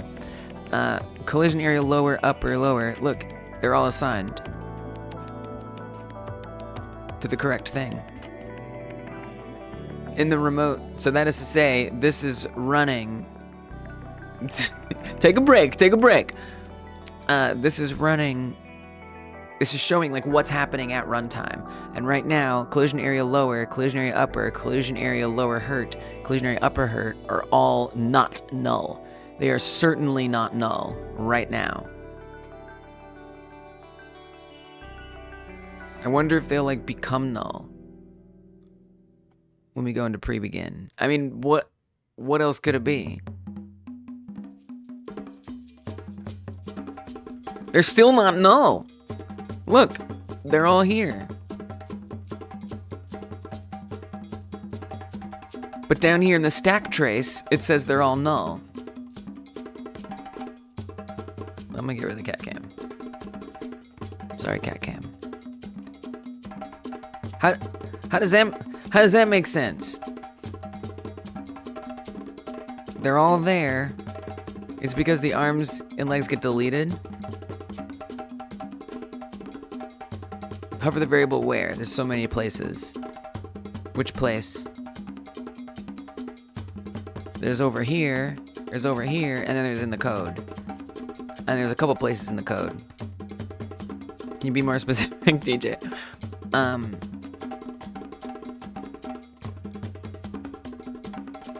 In the code where we declare it, or at the error, at the point of the error. So there's the error. If we hover the variable, it says null. So it's reporting the same thing that stack trace does, that it's null. Here. So all these are null right there. But again, in the remote, they're all assigned correctly. What? There's no reason why they would be deleted.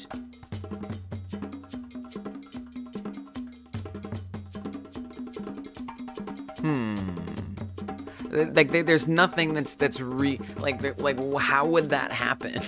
There's no queue free anywhere. No queue freeing is occurring in this scenario.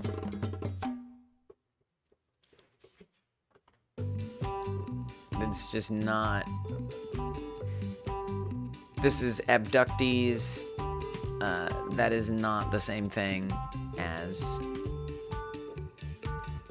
the limbs at all. So this is totally different.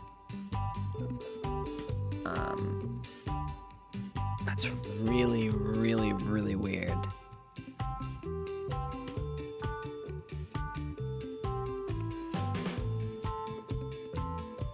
I mean, I'd almost be curious. I mean, again, I'm not sure what difference it makes, but I could even try printing at the beginning.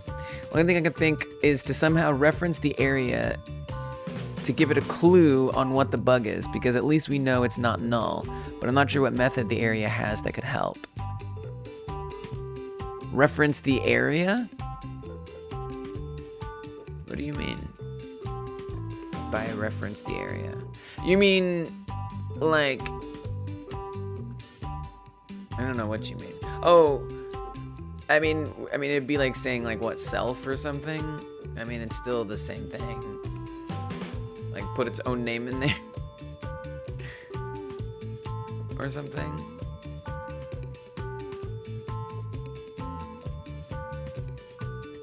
What does the game do on start to hide the alien's limbs? So they're actually not hidden at start. Well, they are hidden, actually. That is, actually, it's not true. Which start do you mean? The beginning of the game? Like the beginning of the runtime, or the beginning of the game? At the beginning of the game, and I also want to point out that this was working. I feel like that's not it, but yeah. Okay, so we set its health to 0, which makes it, it's being checked to see if its health is 0, and if its health is 0, the mesh, well, actually, we're setting it right here. We're saying it's not visible right here. I mean, it's just saying mesh visible. But there's no queue freeing or anything like that. Do you need the await get tree process frame from the example and call deferred? I mean, maybe the process is too fast for multiple calls.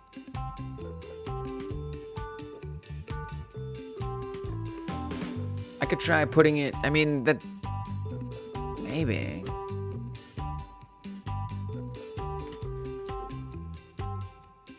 I could comment the other calls out.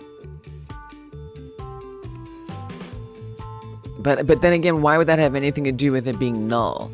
Do you know what I'm saying? Like, I feel like the issue is that it thinks it's null, not that it... Yeah, I don't think that's it. I don't think that's it. It doesn't make sense. The problem is that it thinks it's null, not that it's the timing of it. Do you know what I'm saying? So, like, let's even say right here, print collision area lower. So this is the thing it says is null. Let's see if it can print it right there at that same point.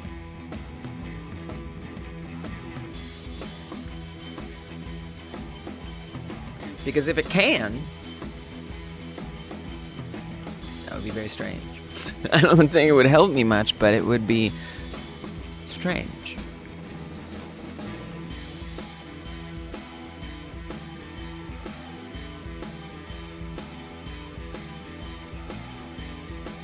Go up to here, start it.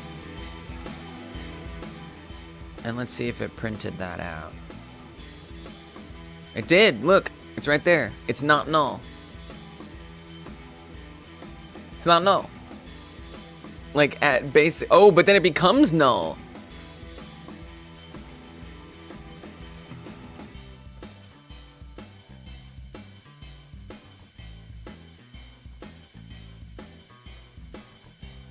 So it sees it, and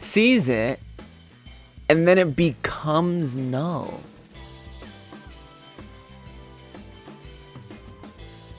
That was more interesting than I thought it would be, actually.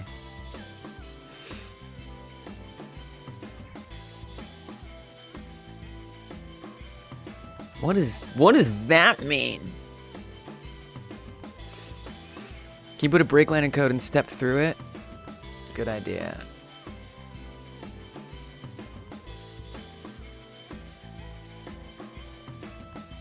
I'll put it at the print. Called too fast from the multiple aliens, so they are aren't invisible, but actual null. What?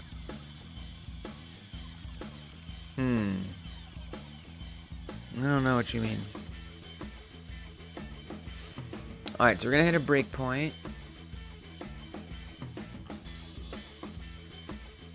Right there. And at this point,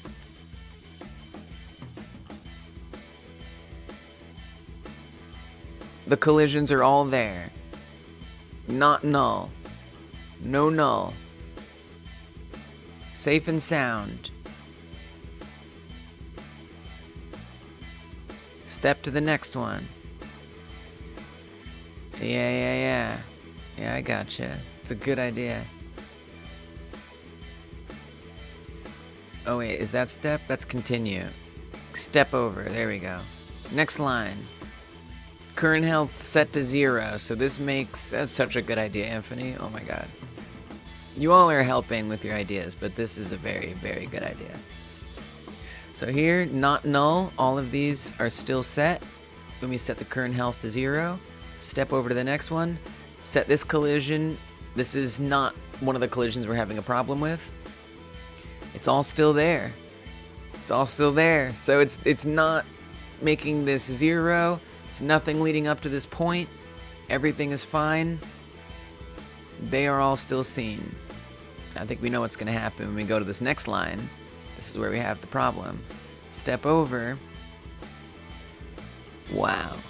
I don't really know what step over means, but certainly right now, I don't know if this means that it's actually running this line, or it will run this line once I hit step over. Maybe it's that. It must be that second thing, because right now, they're all still there. What does step into? What does step into and step over mean? What do these things mean? Step into. Wait, what? Why is they not null? Why is they not as null? We're also on leg left right now instead of leg right. Oh, that's an interesting clue. Proceeds to the next function versus in. Oh, so that doesn't really matter then, does it? Wait.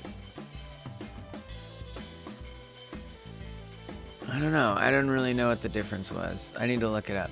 But wait, I'm also very surprised that we're not getting null and we're on the left leg. So, I mean, maybe it's something literally just about the right leg. And actually the other ones are fine. That would be very interesting, actually. Oh, and you know what else? That would explain why it's, oh look, and it's outputting it. Oh, wait. Oh, this is right, leg right lower, leg left lower. Wait a minute. Wait a minute. Oh, this is really useful because this, oh, this makes me very happy. Oh, you're looking it up? I was just about to, but you got it. Step into...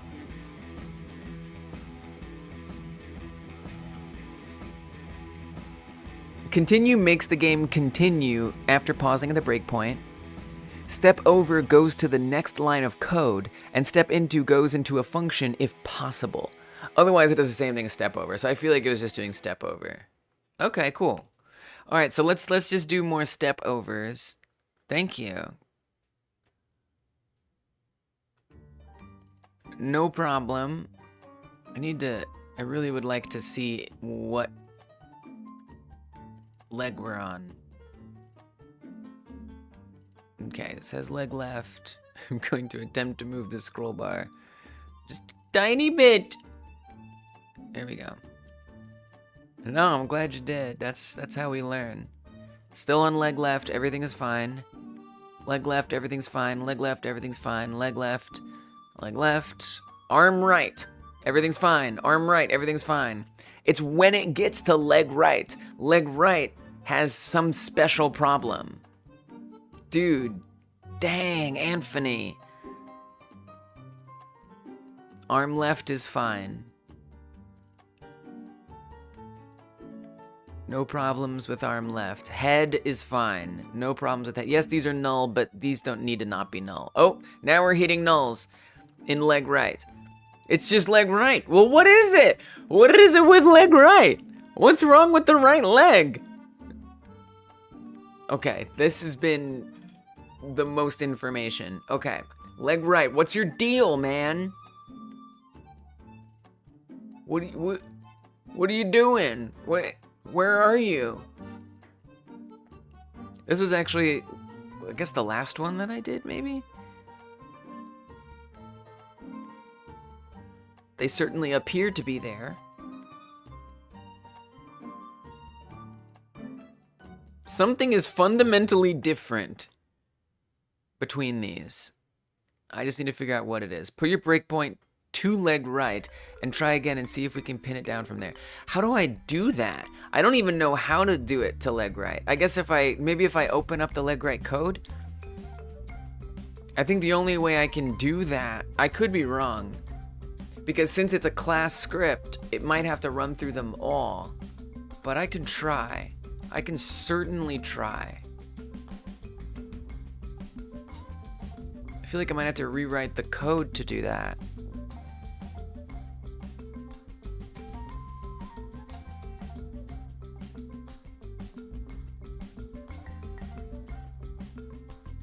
It will run through them, but it'll pause where you put the break, right? Well, again, it's a class script, so this same script is on 5 different nodes. So I have a feeling that the breakpoint isn't for the specific node. It's just for whichever one the game runs to first, would be my guess. You could do an if leg right print and put the break on the, oh, smart. Oh, that's smart.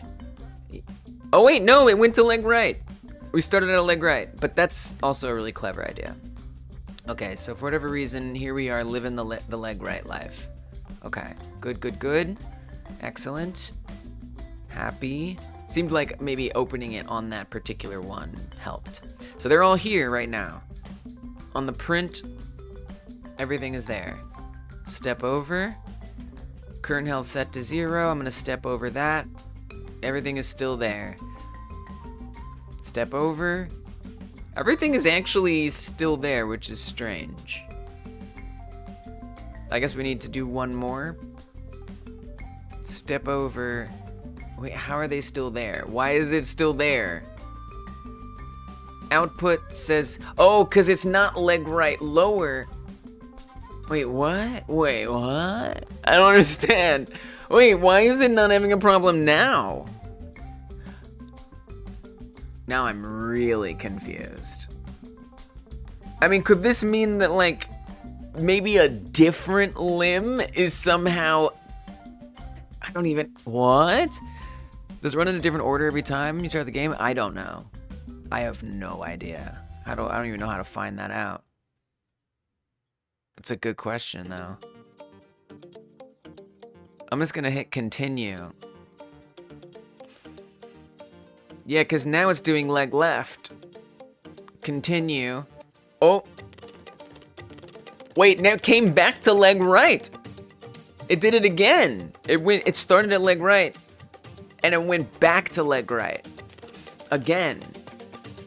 It did leg right twice. Why? And we're at print. We're at print.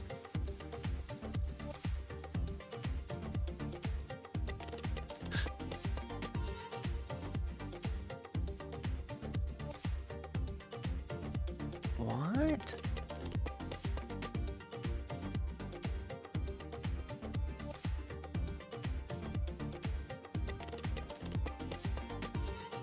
Is there 2 leg rights in your scene tree?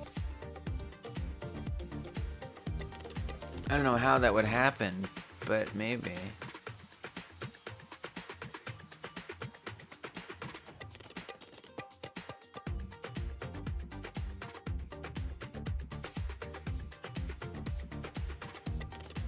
There is not. There's 1. But it would almost imply that this script, maybe I can see like what the dependencies are for that the body part script or whatever. Oh. All right, let me stop it.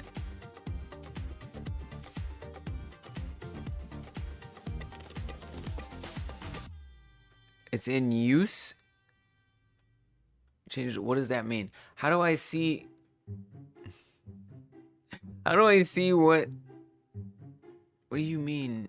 What does that mean? Resource bodypart.gd is in use. Changes will only take effect when reloaded.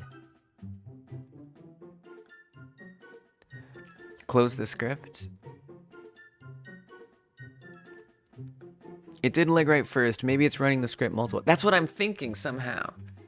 Since I'm editing it. All right, I'll close it. Does that is that counted as closing? How do I close it? Oh, like pop open this over here. Close it. Now edit dependencies.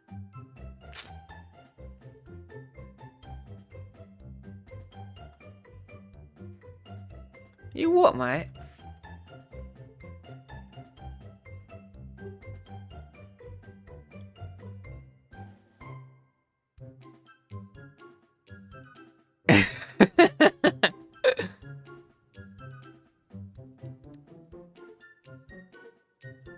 Edit dependencies.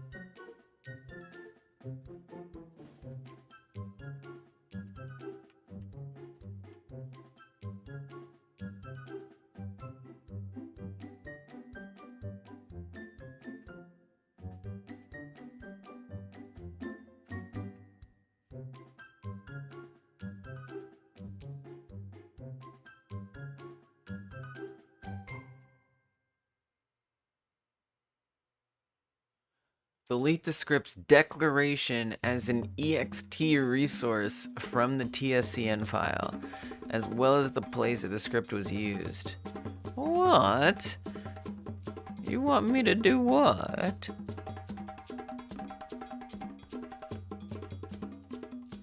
Oi, oi, oi. What I wanted to do is see like what nodes this script is on. And if it's like on more nodes than it's supposed to be. That would actually, dude, that has to be what it is. It has to be, because that would make sense that they're not assigned. And why it would run twice. It's gotta be something like that.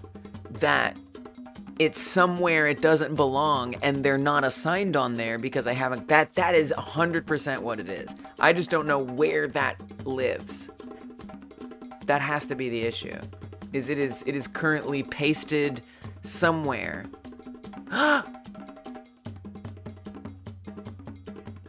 Found it. Found it. I found it! Oh, guys. Oh!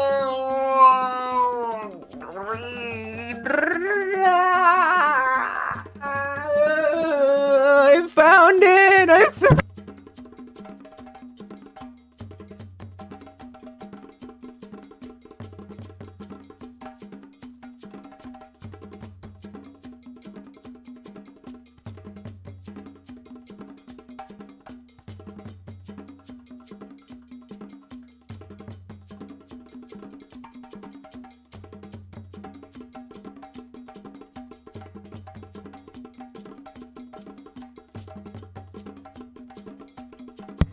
I think flop is the appropriate reaction.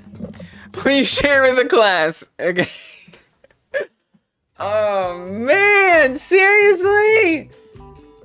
I feel embarrassed, except you know what? This is part of game dev. These kind of things are part of game dev. Major props to Anthony for helping me puzzle this out. I mean, all of y'all, but like, wow. Okay, so here's what happened. There are 2 versions of the player character. Because remember, I've been remaking my player character. The mic broke. That's how serious this is, that the microphone was like, I'm out. I know. Eureka slams hard. Whew. Yes, it did. There's 2 versions of the player character. The old one and the new one. The old one is supposed to be there as like a still functioning thing that is optionally used.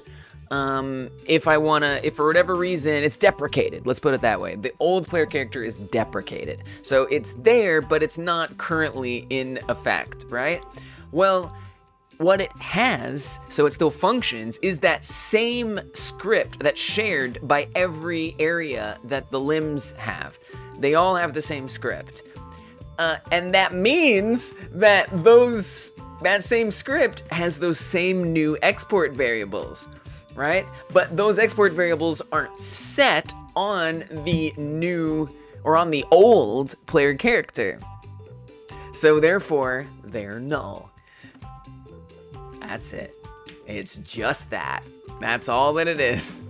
We all need to have a completely baffling problem that makes us reconsider our choices up to this point once in a while. Oh man! All right, I gotta throw out props and credits galore here. Oh my goodness, you guys! Thank you. Trust me, I know how to solve this now. Oh my god, this is it. I mean, usually when we have problems like this, we're banging our head against the wall by ourselves. Here, I'm doing it in public with you guys, so you all get down into this whole dirty mess with me. Oh man. Do I think Godot devs have good intern opportunities? I don't know. Here's what I do know. There is the W4 Foundation. That's about your only. That's your hope. What? L'Oreal. What are you talking about? All right, W4 Games. So, Slug, you could check this out. I have no idea, but if that is possible, this would be the place to look. It's a company created by the Godot engine creators, and they have like stuff, and maybe it's something to look into.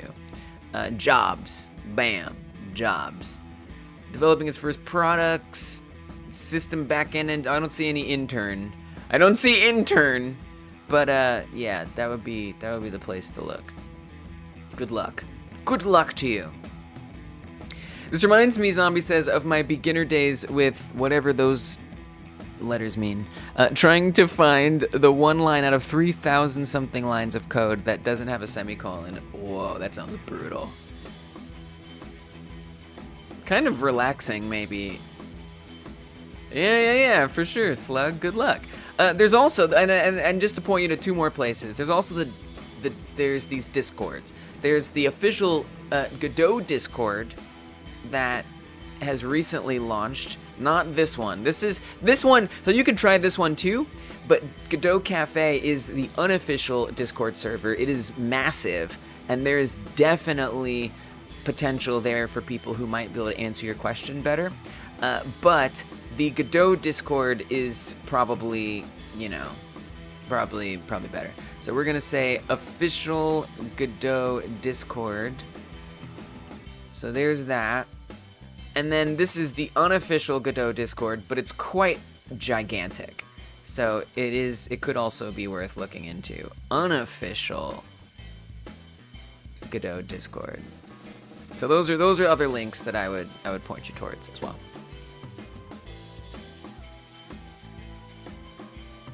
As long as you feel you can apply game development concepts to a variety of projects. Oh, right. And so then I'm not sure. I guess when they asked the question, I thought they meant like the developer of Godot. But if you mean people who are developing games in Godot, yeah. So there are some like indie studio or studios using Godot. There's the Marvel Snap. Oh, that makes more sense if that's your question. Oh, this is old. 11 months ago. That's actually kind of hard to search up there. Godot, whoa, look at that. Whoa. An experienced Godot game development company leveraging our team's experience to design various 2D and 3D. I mean, I can't vouch for this. I have no idea what this is at all. But yeah, as Dungeon points out, it's only going to get more and more viable as a game dev platform. It's got a ton of steam and capital behind it right now. That's right. That's absolutely right. Wow, look, it's so cool to see all this. What do you think about Godot's job prospect? I mean, yeah, it's happening. It's definitely happening. Wow, that's really cool. Marvel Snap Studio. What are they? Oh, yeah, Silver something, right? No? Second Dinner, whatever. What are they? What's their deal? Second Dinner. Second Dinner Godot. Yeah? Yes. So that would be another thing to look into, would be Second Dinner. Oh, look, and W4 even has... So W4 is a good place to look, because actually in the W4 Games news,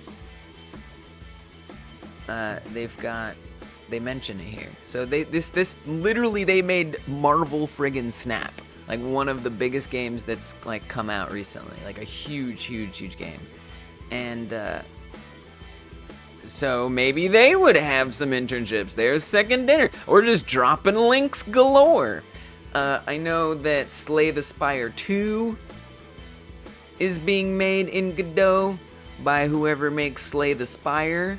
Who makes Slay the Spire? Who's doing that? Who's the dev?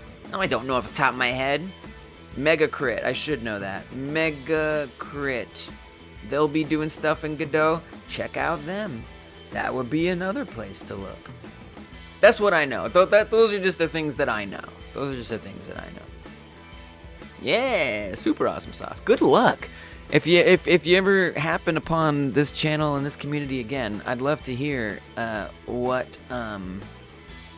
to hear how that search goes. It's interesting. It's so exciting that people are even asking questions like that. Let's go, Godot. Plus Python, I hear, is a super popular language nowadays, and GDScript is super Python-y. It sure is. How does that cupcake look like Ben Brode? What are those words? What cupcake? What is a Ben Brody? What do these words mean?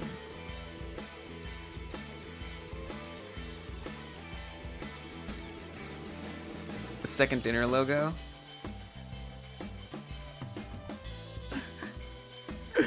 What in the world?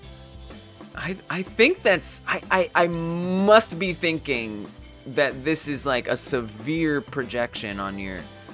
Oh, he designed Marvel Snap. Oh, maybe it's not a projection on your part then. Maybe it is, though. You're telling me that this is the same picture? I mean, maybe there's something to the width of the mouth, actually, and like... He does have a very wide mouth, and this is a wide mouth, and he's making like goofy faces, and this is making goofy... Oh, and plus the like hair... You know what? Actually, I see it. It's just missing the glasses. That's the only thing it's missing. And Brody looks intimidating. I like my cupcakes vulnerable and not dangerous looking. Oh, man. This is a good logo.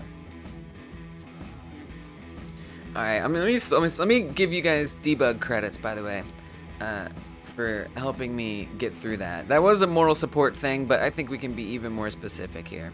Who all was? So many of y'all were giving thoughts. Joe was giving thoughts. DJ was giving thoughts. Dungeon was giving thoughts. Something I meant to do the other day too. I'll do it in a second. Since Anthony, do we have a credit for Anthony? We don't. These credits entitle you to know. Let me say that better this time. These credits give you. Okay, I got it. These credits entitle you to no compensation. However, they do entitle you to a credit in the game and my undying appreciation. I say it so much sometimes I stumble over it. Anthony, it's like something like that, yeah. Let's make sure we typed that correctly. Nope. Almost. Anthony. Got it. I'm going to give you 2 debug credits since you really got us there. And let me just scroll through and make sure I didn't miss anybody else who gave a suggestion. Zombie. Debug.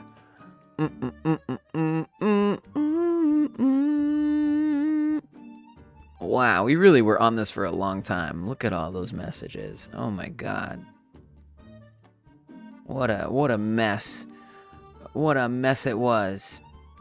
Oh, Fatal Sparrow? Wow, we were working on this for over an hour at least. Holy crap. That is shocking. Absolutely shocking.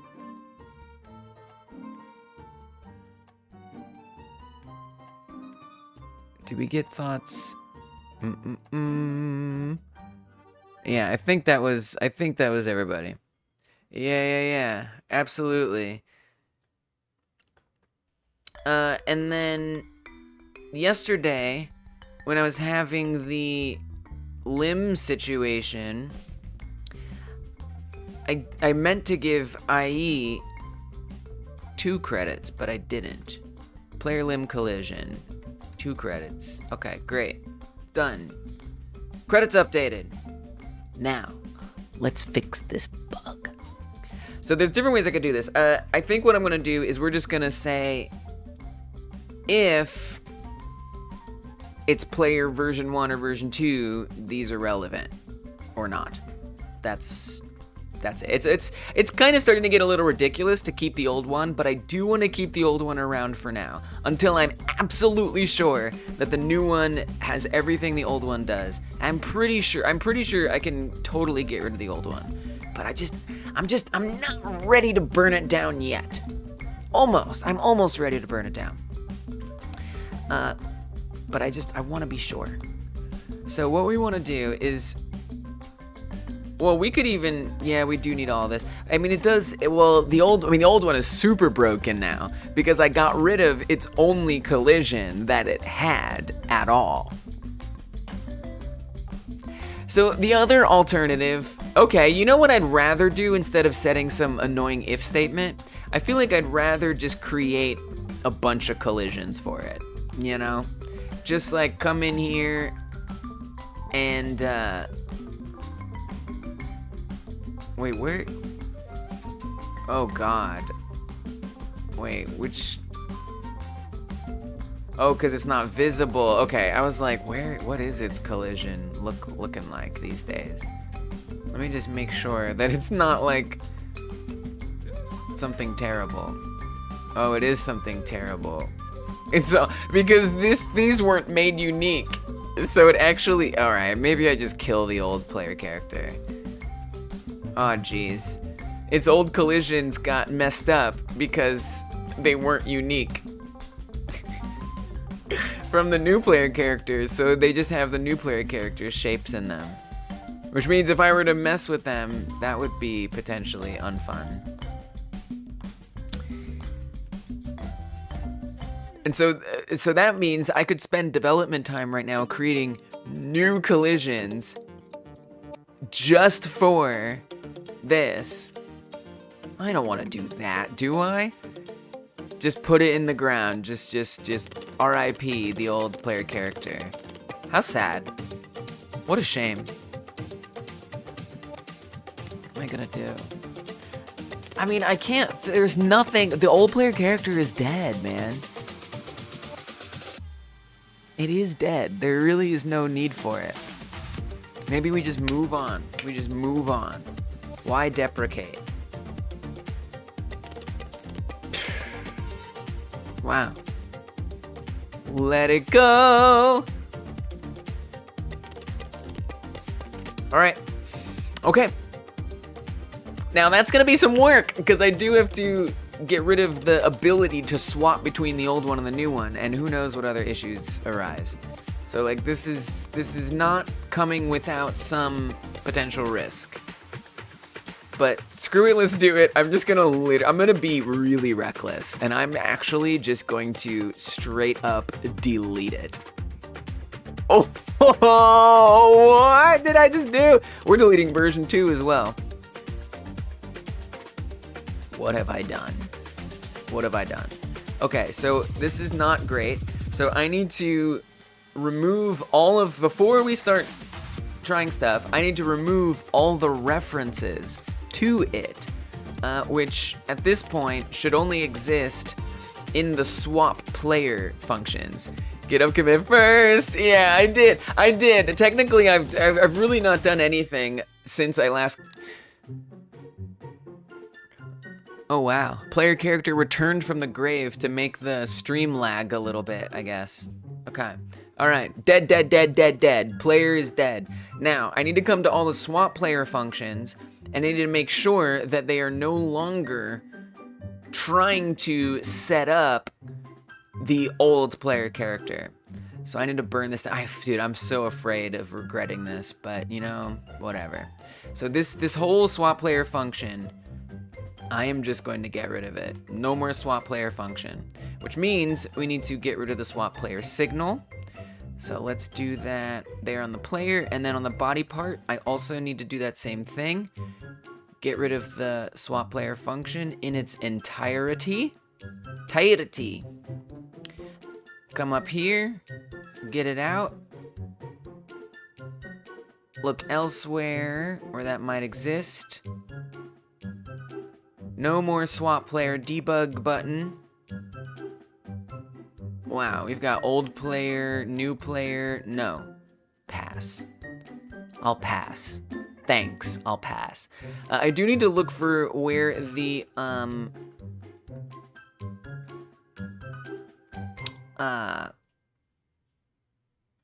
me just make sure we cleaned up all that. I need to look for where, if there's any other references somewhere. Probably, possibly. This is probably going to bite me in ways I have not even fathomed. But let's refresh the search after saving all the scenes. And then I need to search for the file path, which I think is just V1. I feel like that will be our main file path to search for. Search for V1. Where does it exist? Of course, UV1. No, not UV1. Here in the helicopters. There's a reference right there. So this needs to be V3, for example. And that's still what it's called, Alien V3, right? Of course, why wouldn't it be? Alien V3. So update that. Save it. Refresh. Make sure we have no more V1 reference, or we have lots of them. On the player itself? Wait, there's still a is player version on eating finished.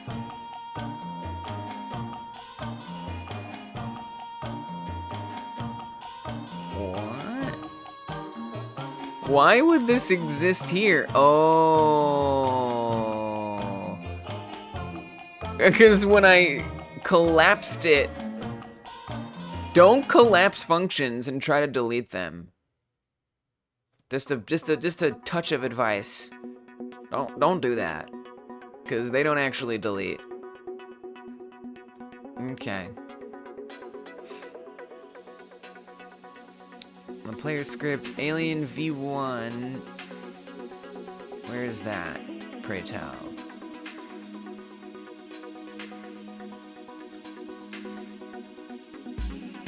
Terrain slowdown? This was never updated? That's concerning.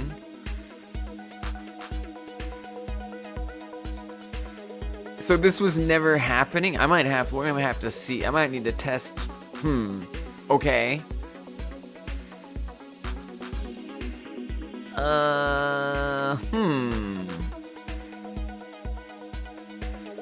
Oh yeah, because we were stopping, right. Well, we have an idle animation now. So actually, I don't need this because we have an idle. This is not necessary. That was before I had an idle. I don't think we need that. All right, that's gone.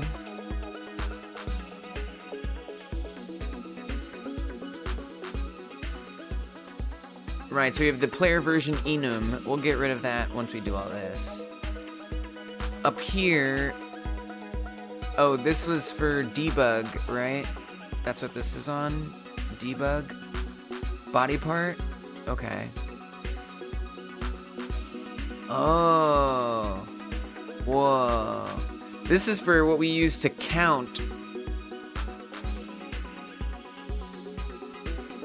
how many hit points something has. That's on the...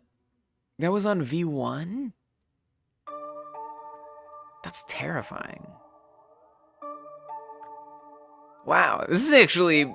Wow, I guess you really shouldn't do that. I really should have been getting rid of this a long time ago, because there's like mistakes. There's like some mistakes here.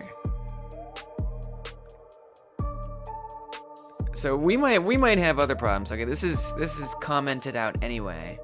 So let's just get rid of it so it doesn't matter. Just doing a little bit of cleanup. Just a little bit of cleanup.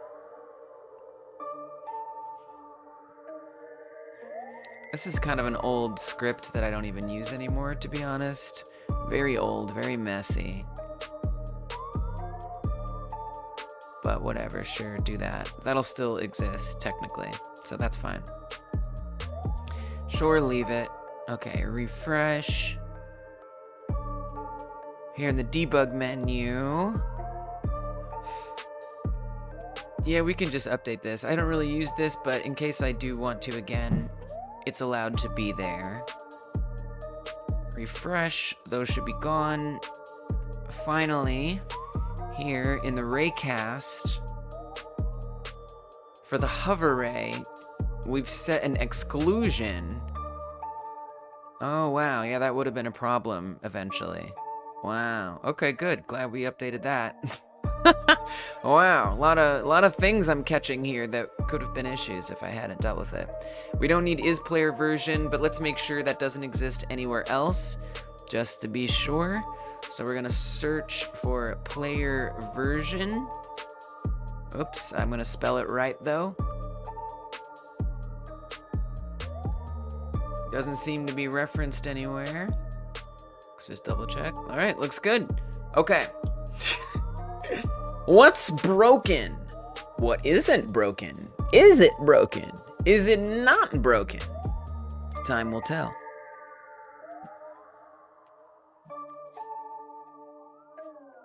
All right, game's loading. We have collision shapes that are visible. It's kind of ugly.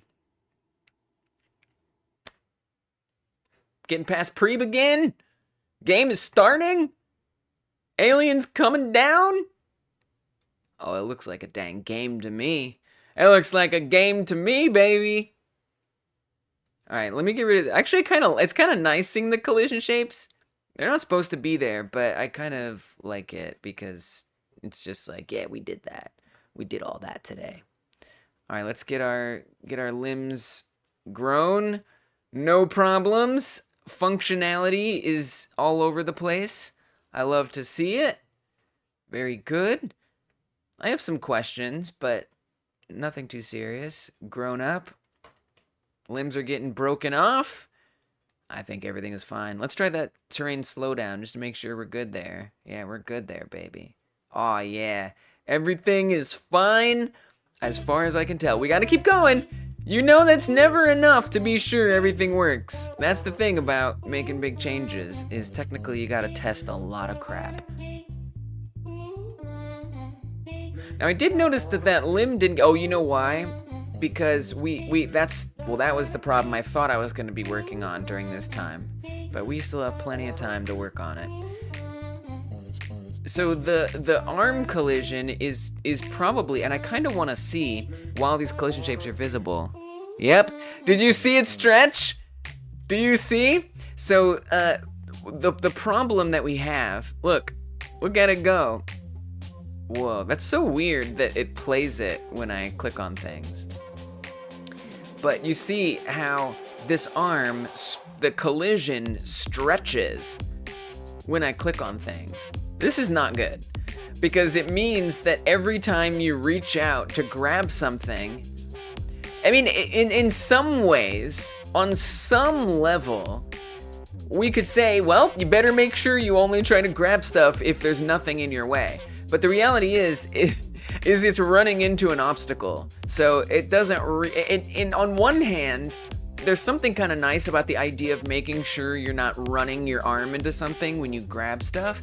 On the other hand, it's not really functioning that way anyway, because it's, wow, and then you just, okay, this is actually awesome. Wow, because I don't know if you noticed, but it destroyed all of the things in its wake, right? So if I click on this one, look, it destroys them all. So this is actually a potential power-up too, where your arm can actually like, you could like sweep a bunch of stuff all at once and smack it all down. That's actually kind of cool. Whoa. Something about that I like. It almost makes sense that would happen. But like, I don't want that to happen. I wouldn't want it to like hurt the player by doing that. That raises some questions. Why are we stopped? Why would that stop me? Oh man, there's a lot of questions. That's okay, that's probably just other bugs. That's just other miscellaneous bugs, but not something directly related to our problems here today.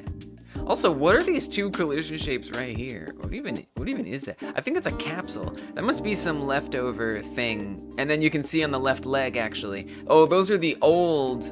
Oh. Are those the physics collisions? What is that? What's going on there? This is a good day. All right. So...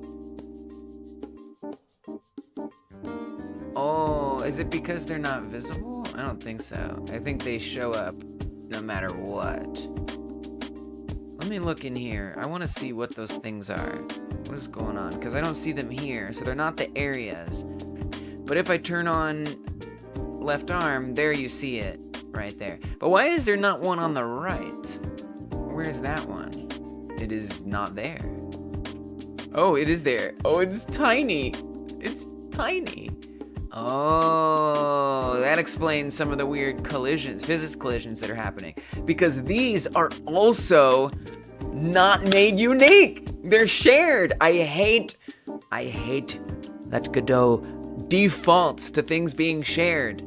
I despise it. It does not make me happy. It'd be pretty cool if a laser could destroy objects like that in the path. Yeah. 100%. So there's a few, power-up ideas that we've noted down over the months. Do I have Hack and Plan up somewhere? No. Let's get it up then. And one of them is like lasers of some kind, I think. And there's a couple different ones, but yeah, that would basically.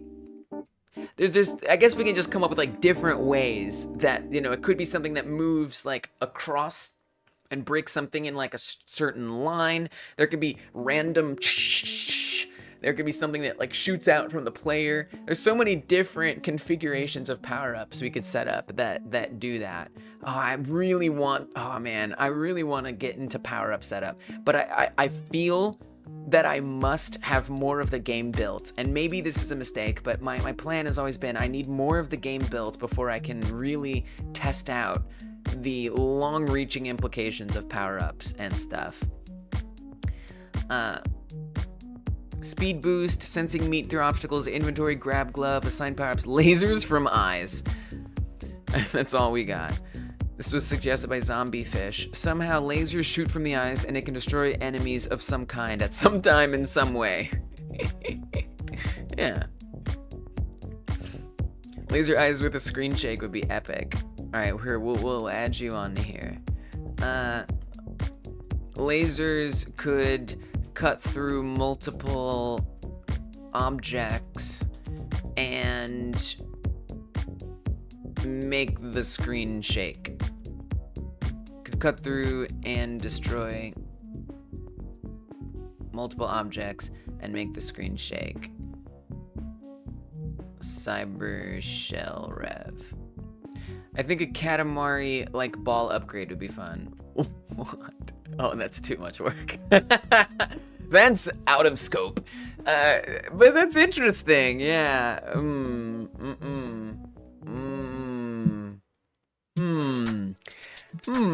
I mean, I say it's out of scope. I'm pretty sure that's out of scope.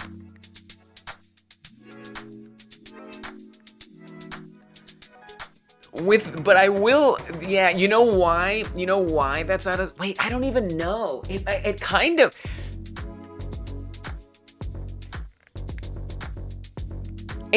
could work though. I've been wanting to make a Katamari clone. That would be awesome. For a while, that is too much work, often said by me as well. Okay, but just to like have a little fun for a second, okay? Not that much fun, but I think it's fun. So obstacles, the way that all this is set up, so let's pull up one of the level chunks. Okay. The way they're set up, they're all put on here. Like that. And they all have, I do love 3D. It's my preferred. So, I mean, technically, there's really no reason why we couldn't do that. I mean, I guess it would, you know, like, what do we do? That would be the hardest part, probably. I'm not really, it actually isn't that wild, because what we could do is we could say that something like goes down, you know, just emits out from the player, and everything it collides with, it just like reparents it to that thing. All we'd have to do is reparent these nodes to that. I feel like that would literally be it. And then just make sure that its the position and rotation of that like matches. I don't know, that might be the hardest part, is getting it to like match the like contact point. But I don't know, I feel like it's actually somehow doable. Do you know what I mean? But it is out of scope, because I mean there's, okay, man, I kind of, it's so fun, but it seems so out of scope. Why do I want to write it down? It feels like out of scope to even write it down. Katamari ball. Out of scope? Let's put that there. We'll just put that there, so that way it's, there's every chance for me to get out of this idea. Fatal Sparrow's suggestion. Katamari ball rolls down. Lee's addition. It could pick up things that it basically just destroys. But it looks fun and is on a certain track. Reparent nodes to a ball that collides with obstacles / abductees / enemies. It just has like a, there is potential for it. There is potential for it. It would basically just destroy everything. Is pretty much it. It would just be a big because as far as points goes in the game, you get points by abducting things. But it's not even a bad idea either, because wow, the ball could be an orb. Whoa. Oh wow. Okay. Oh man, why am I writing this down? Rolls down, could score points. Or instead of destroying, it could abduct. Or in addition to destroying, it could abduct everything in its path.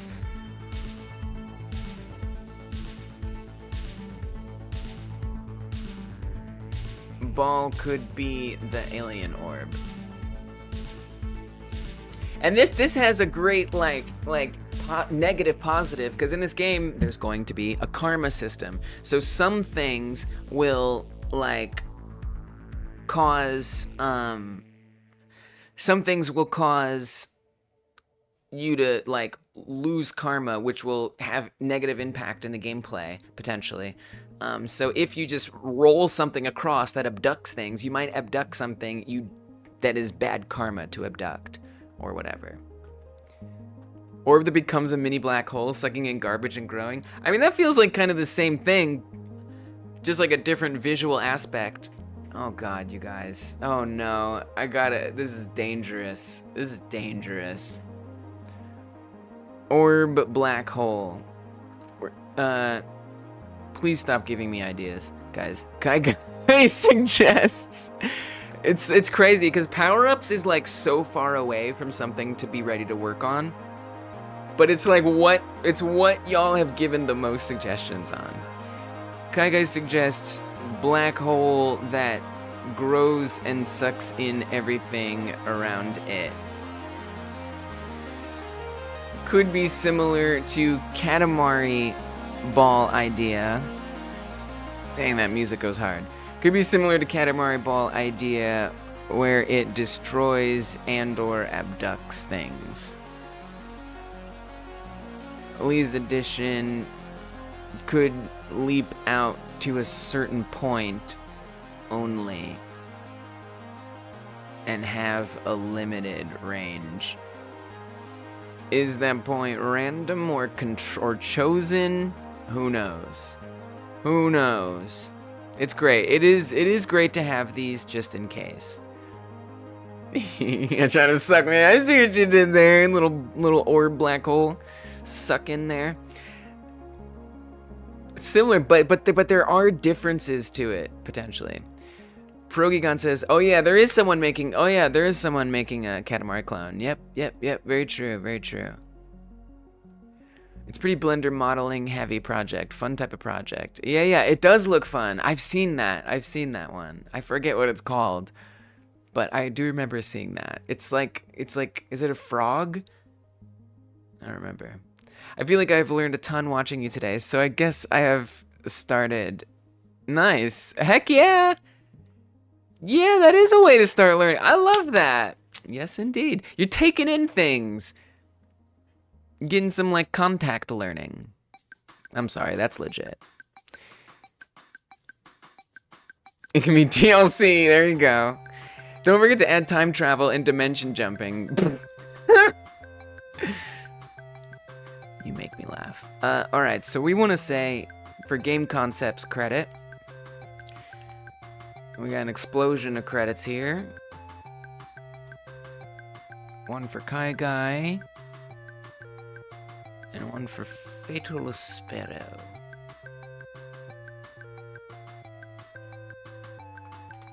Alright. Katamari game does seem fun to make. It could be challenging, especially if you don't have your scope in check of what the game's gonna be.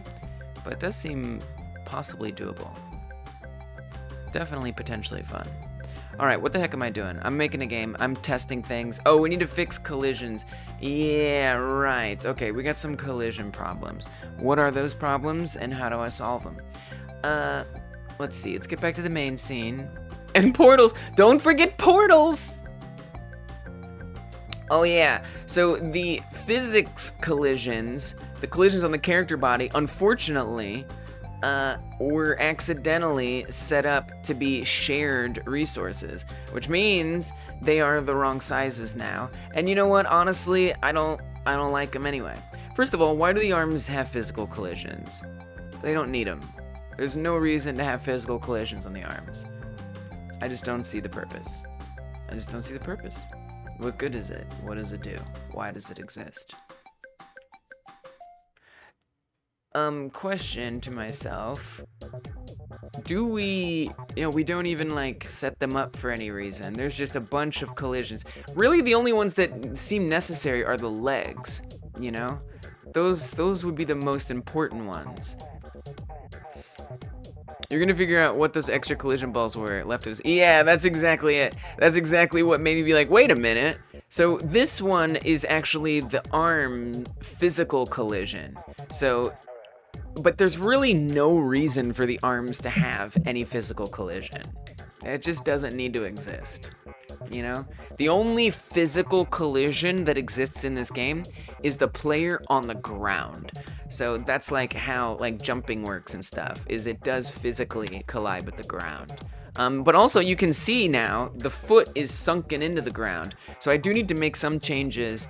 I think if I even like heal my legs. Okay, so there you can see the hurt leg collision appeared there. That's the height that it is when the leg is hurt. Right now the right leg is gone, so if I eat this, the collision appears, but it's a little messed up. The left leg collision isn't low enough, but if we eat this, the right leg collision you can see is at the right height. So I actually need to make sure the left leg collision is in the right place. So let's sort it out, sort it all out. I am going to remove the arms collisions. They are not useful. They don't need to exist. Because I'm paranoid though, I am going to make them... Wait, why did I make a hurt version of each collision, physics collision? Why did I do that? Oh, you know why? We actually don't know why. Why did I do that? Why does that need to exist? Please tell me, because I don't know. Is it the same? I'm just confused. Oh, it's invisible? Why do they exist? Do they need to? I don't think they do. I'm deleting that. I guess I could look in the code and just make sure. Collision underscore. We need more specific. Collision underscore. And it still says V1 for Alien version 1. Yeah, they're not referenced. I think we can delete them safely. So I am going to delete them. And if it's a problem, oops. Fine, I'll make a commit. All right, hold on. I need to make a GitHub commit. Wait a minute. Wait a minute. This I definitely need to make a commit for. Removed V1 player character. Swap player functions.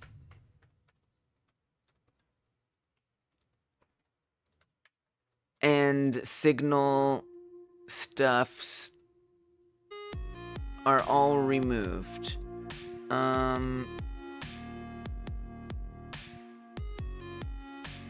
Yeah, I mean, that's really what I did. That's pretty much what I did. Refactored where needed and fixed references to V1 by removal or, yeah, I gotta commit. By removal or adjustment as needed. Some collisions, some physics collisions still exist that need adjusting. Committing before messing with them. All right. Would a cloud level / floor be overscoping like Mario, but only if you get a super jump / fly? So not quite an ability, but an ability lock zone. It's doable. I think it's overscoping. The reason why I think it's out of scope is because there is no need for it, and it's not part of like the game plan in any way. So it would be like an extra thing that I would be tacking onto the project, which would make the game take longer and I wouldn't get it done. Whereas, you know, power-ups, I do plan and need to add power-ups, so coming up with different power-ups is within the scope. But, you know, that is a fun and cool idea. But I think that definitely falls into overscope because it's kind of, you know, it's kind of like Easter egg bonus content, which doesn't really need to exist. But it's a cute idea. It's like clever. I like it. I just feel like it definitely doesn't fit. Just for the sake of, you know, because I'd be having to justify its existence instead of it already being necessary to exist, if that makes sense. But that sounds cool. Sounds cool. But I guess if you're implying that could be a power-up, right? Like an ability locked zone, like you get a power-up and it takes you up there. But like, what would be the point, you know? Like, because the point of the game is to get abductions. So like, why would you be in the sky? You have to abduct humans. There's no humans in the sky above the clouds. And like, why are you walking on cloud? I don't know. I feel like that doesn't fit in the game at all. But it's a fun idea. I feel like jumping might be an ability. We'll see. The cows have spacesuits, stole spacesuits, and escaped in space. You have to catch them.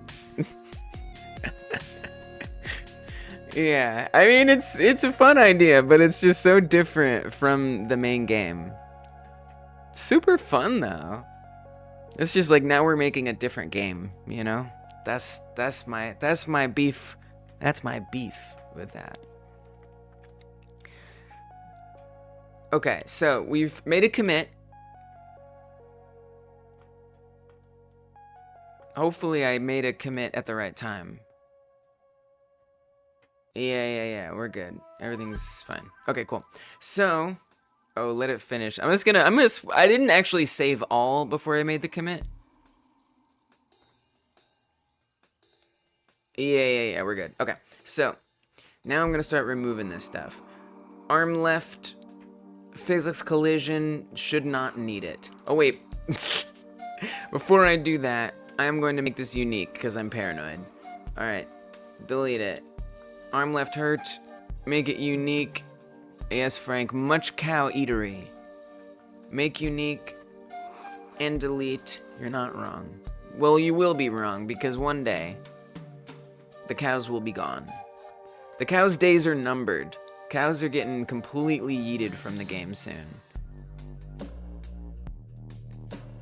Make unique, but I need to, now that I've finished the player character, I can actually do that. It would be perfect if that were green. I know, isn't it? Frank is so good. So the reason I haven't replaced the cows yet is because I need to make, but right now the first level is all cow farms. So I need to make the barns not be cow barns. They need to be like farmhouses and stuff, and regular barns. And so I need to not be working on the player character during the member streams when I do game assets. So that way I can make the assets that would actually justify the humans going in them. So it's soon. It's soon. They're getting out of here soon. They're getting out of here soon. It won't be long. Very true. Making your first vision of the game before you go changing it all is a solid idea. Yeah, exactly. And committing to that vision and sticking with it. Yes. Because, I mean, to me, that's one of the biggest things when it comes to game dev that can demotivate us and kill a project is overscoping and not staying on track, and then next thing you know, your game never gets done or you move on to something else. I am desperately trying to learn to avoid that, and knowing when to not add in fun features is part of that. Maybe super jump gets you up on top of helicopters and then hop from copter to copter, bringing them down, bringing them each down. Yeah, that's definitely out of scope. It's beyond out of scope, profoundly out of scope. It sounds awesome. I mean, this AAA stuff here you guys are talking about. You're starting with the classes first and then adding the children. That's the fun part, save for last. Huh? Do I know what you mean? Okay, anyway, let me delete some of these things. Arm right, we're making it unique because I'm paranoid. And then we're gonna delete it. We do need a collision for the body, because when you don't have any legs, you fall down onto the body. The leg hurt, we do need... Okay, those are all necessary. Not letting too many other people's ideas take over is very, very hard. It can be, yeah. It can be. I mean, you know, especially as a content creator, right? Because, you know, people are going to affirm when things look good. People are going to suggest how things can look good. And then me as the developer, you know, I have to, you know, make sure I'm not over-focusing on visuals because I want that affirmation. Or make sure that, you know, I'm not taking into consideration, or really that I'm not over-prioritizing things that chat would be more likely, or commenters would be more likely to point out. And I think that comes down to, like, if you're any kind of dev, whether you're a content creator or not. If you put out your game and you get reviews or people comment on it, you know, or they react to it, you have to know how to sort out what suggestions make sense, or understand why they're making that suggestion and if that needs to warrant some kind of change. It's a whole skill, for sure. Will the farm stay without cows? Yeah, they'll just be like corn for corn. Other crops besides cows, basically. So it's still going to be farmland. It's just not going to be cow stuff.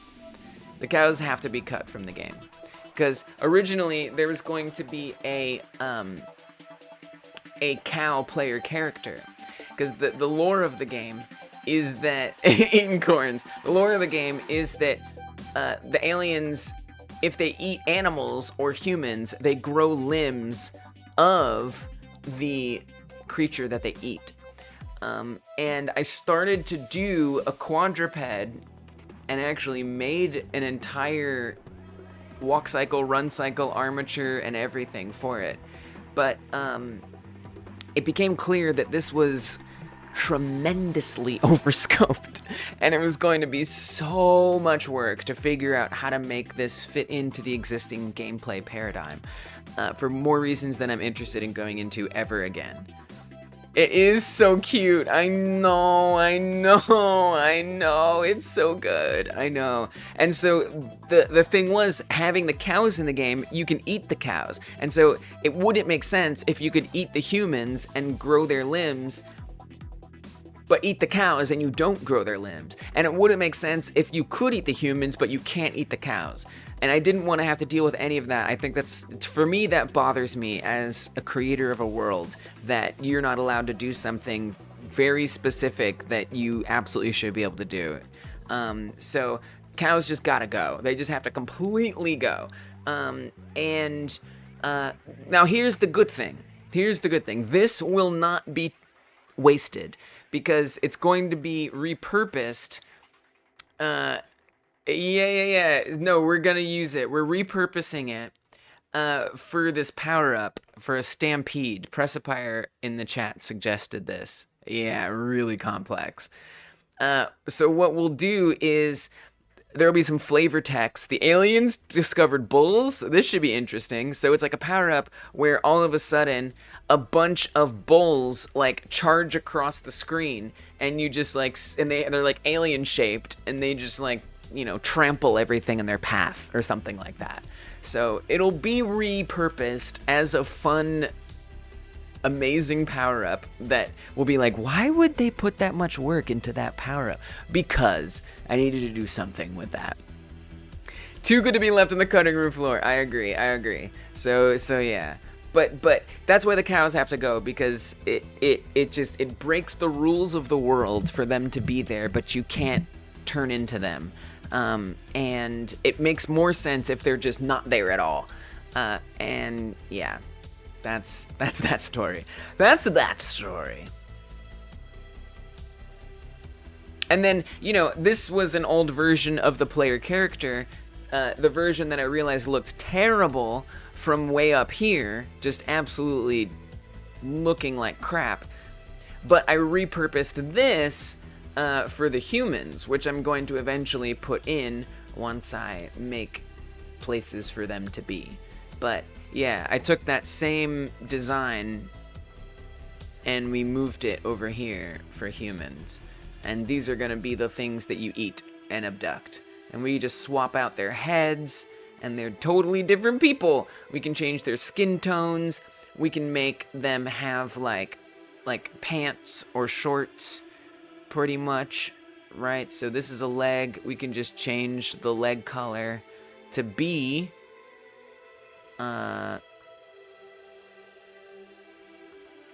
pants. And so now they have pants instead of shorts. We can make them camouflage. We can add patterns. You know, we can give them crop tops, tank tops, all by just changing the colors of the material. And I can just randomize all that. So yeah, so there's some repurposing that do be going on. Cow is the parent class, then all the other editable things will just be a variation of the cow. Is that your approach? Oh yeah, I mean that's already the case. So it's that already works exactly the way you're describing it, actually. So if we look at the human, I mean literally I can come to, I think I've set up that human correctly, right? So actually, I've only set this up. I haven't set it up with the new human. I've only set it up with the old human. This is the old human before I repurposed the alien model. They looked bad. But if I come to the main scene here, and we drop an old human in there, which is currently functional. So let's just... Whoa. Can we get the normal perspective? Thank you so much. If we just plop one in somewhere and hit play, it's gonna function exactly like the cows function. And then I just have to set up the new player to the new human to also be that way. Now there's just gonna be a random human chilling there. We can probably even grab it now, which is weird, and I don't even want to know what's gonna happen. The ideas are going crazy in your head. Okay, all right, just pump the brakes. Be careful. Nalien. Yeah, that alien has been nade. Okay, so if we grab this, see, it's exactly the same as the cow. Oh, and I lost it. Because just like the cow, when you drop it, it falls behind. Really, it should be falling behind anyway, but this is unique because we're putting this in a way that it normally wouldn't be put in. But we can indeed eat it just like anything else. So if I wait to eat it, because basically it reparents, because right now it's parented to the main scene. When I grab it and I drop it, when I grab it, it's still parented to the main scene, but when I drop it, it's going to reparent to the ground that it lands on. And that's true for these as well. So right now, this cow is parented to this chunk that it lives on. When I grab it and I drop it, now it's parented to the other chunk. And so when I start moving, it's going to follow along just like that. So similarly, let's say I eat this cow. Call method set deferred on a null value. Oh, yeah, so this was what we were going to experiment with. Well, this was what we were doing before we got distracted. Collision hurt deferred. Oh, yeah. Oh, I deleted that? Oh, because this isn't on the arms. So we need to say this is only... Oops. This only happens on the legs. Oops. So actually, we can get rid of this and say... If it's a leg, then do this. That should fix that, probably. I don't know if it'll let me continue without getting angry, but... Yeah, I have to restart it. Godot really said, focus! It did!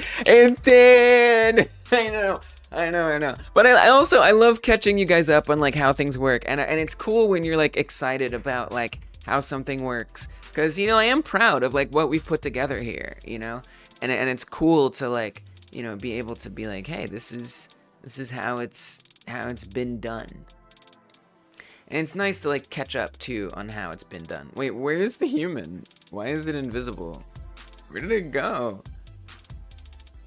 Why is the human invisible? I thought it was visible. It used to be visible. It seems to have disappeared. Maybe I probably clicked it or something. I am absolutely not looking for asset creators. 0%. Last idea today, promise. Bonus points / missions for grabbing a specific person, like where's Waldo? Yeah, I in my opinion, achievements are potentially overscoped. I don't know, it depends, because my plan has always been not to put this on Steam, but I've kind of started to shift my perspective on that. Where is the human? What happened to the human? I'm a little confused why the human is gone. Keep that human in there. Wow, it does a really bad job of guessing where I want it.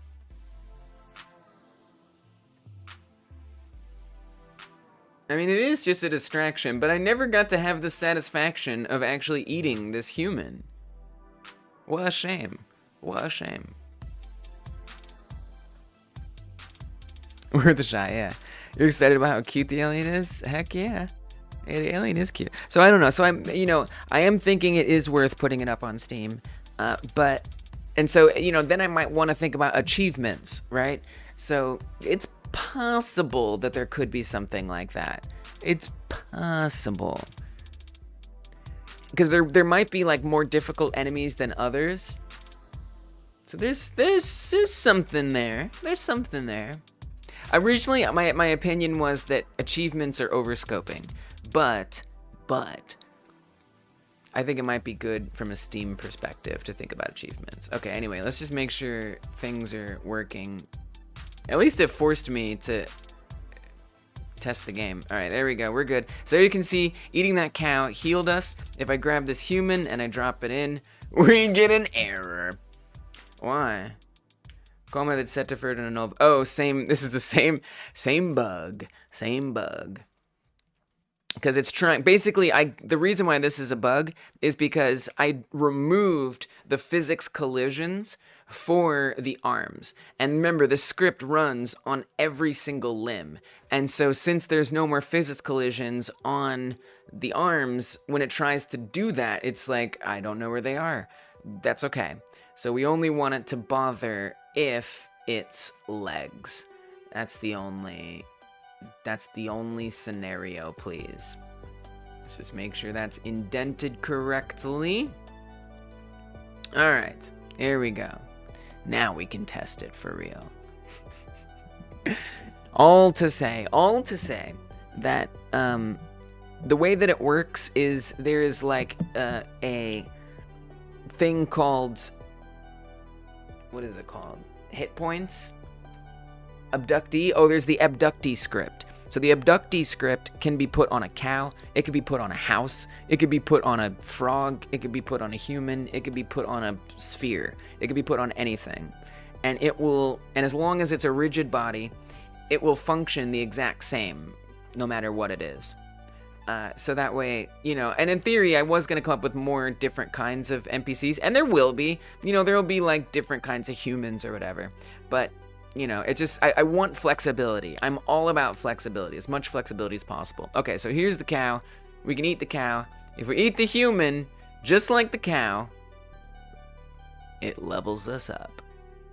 So yeah, they function exactly the same. That's all I wanted to show you. I love how, like, the collisions get, like, spawned.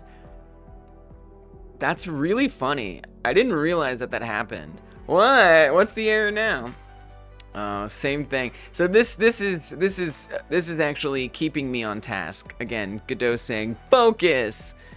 Making sure that I keep up with all of these, changes that I need to make because I got rid of the arm stuff. See here it's saying if it's the arm, if it's the leg, but we actually need it to only look for these if it's the legs. Which is a little annoying. If it, yeah, I mean, also there's, we can also put an easier thing here, by the way. We could say if is part is not head, just to make this a little bit easier. Do all that. Oh, I scrolled too far. If it's not the head, do all these things. And then further, if is part, set to body part, is parts, leg right, or is part, set to body part, is parts, I spelled it wrong. Body part, is parts, leg left, then do the collision thing. That's it.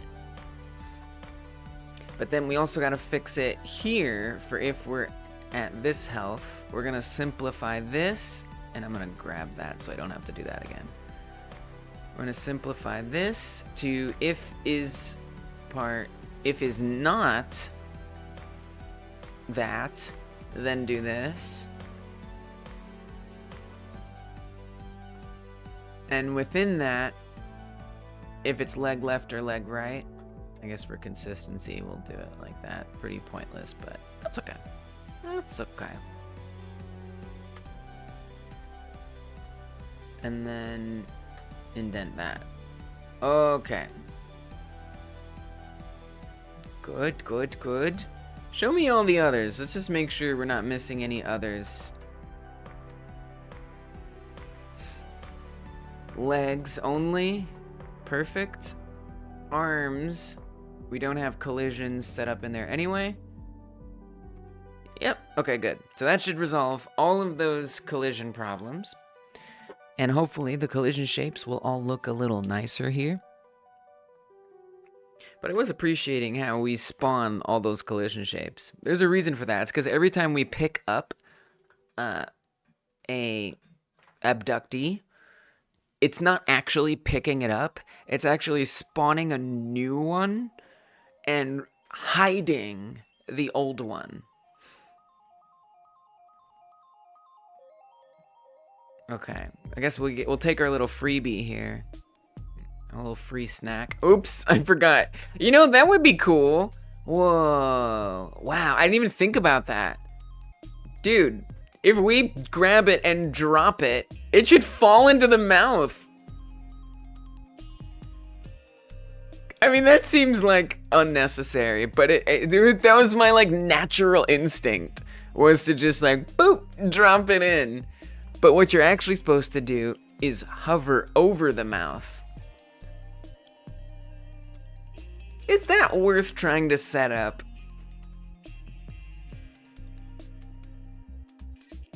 Dude, that would be kind of cool.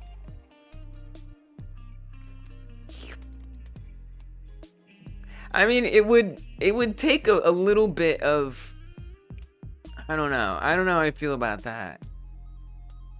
We'll see. I'm sure if it's that important to add in, it'll come up again.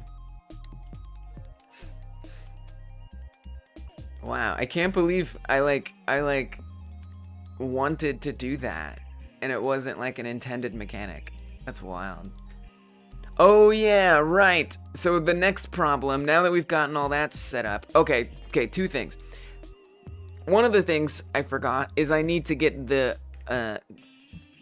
physics collision for the legs to be the same height, so that way our foot isn't sinking into the ground. The other thing is the stretching, because right now the entire collision area stretches, which is something I've been wanting to fix, or figuring we're gonna need to fix, well, basically for this entire stream. And look, because whenever the area arm collides with something that stops the player, right, it's gonna stop us because the building is supposed to slow us down.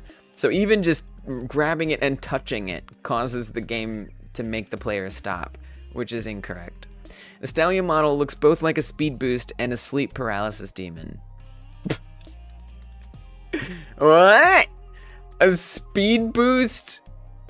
This Stallion model? What do you want about? Oh, you know you can't post links, right? You can't post links, I'm sorry. That's legit though. Speed boost iconography. Okay. So let me get that collision for the legs to make a little more sense here. Let's put it on to overdraw.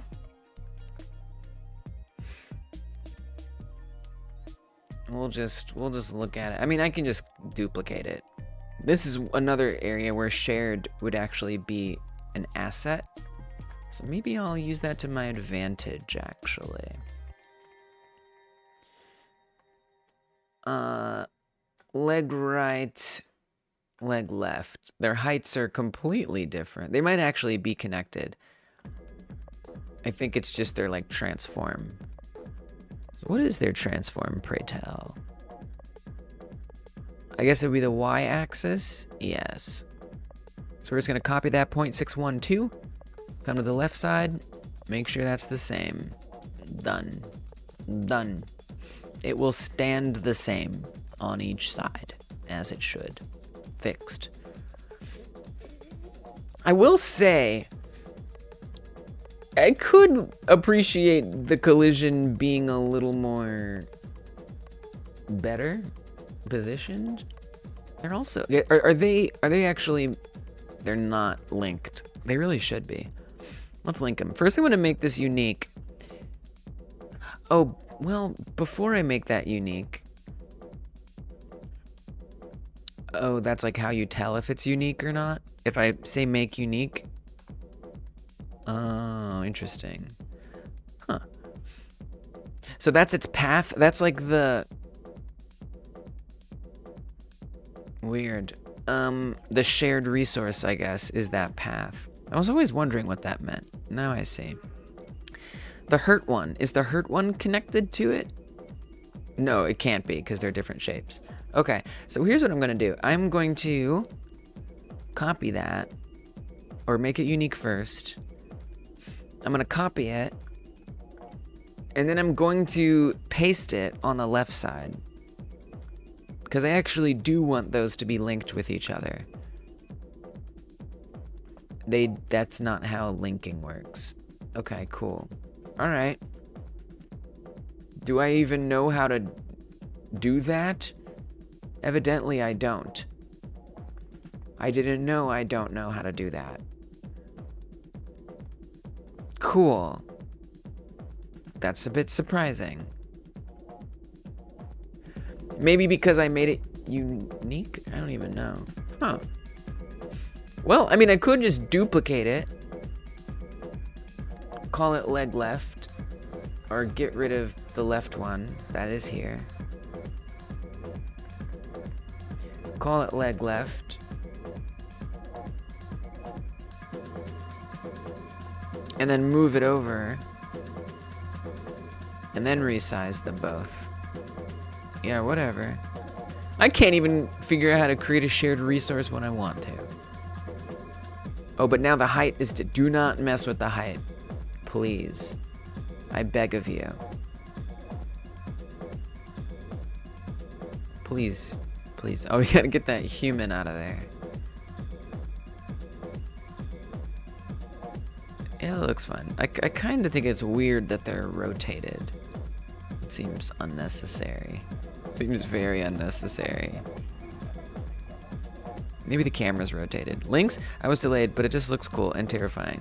Yeah. It's so because resources get shared when you duplicate things, and then so like these both adjust like at the same time because they're what I'm calling linked, but really it's like they have shared resources.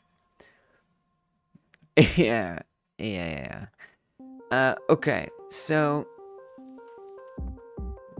this is fine. This is good. I don't think I need to reference that anywhere, do I? The collision shape thing? I don't think we... Oh, we do. So we do need to attach that again. Collision leg left right there. All right. Let's get rid of that human. Wherever it is.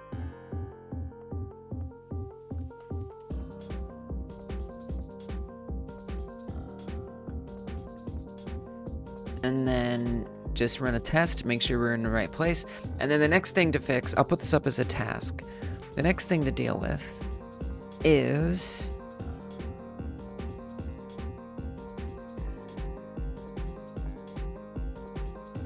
making sure that we figure out how to handle the reaching.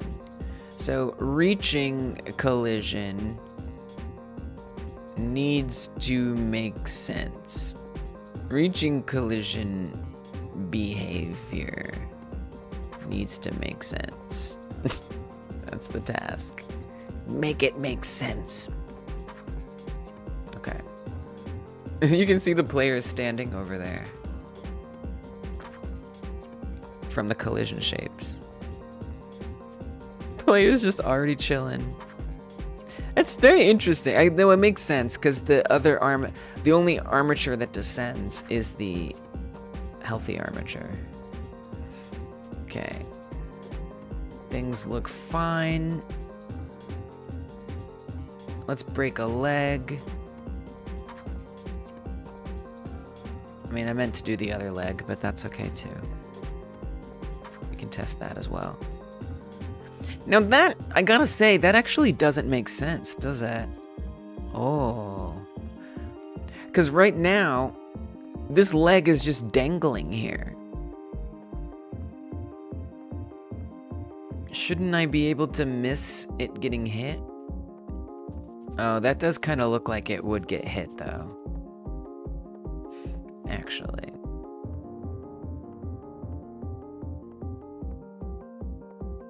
It's kind of hard to tell.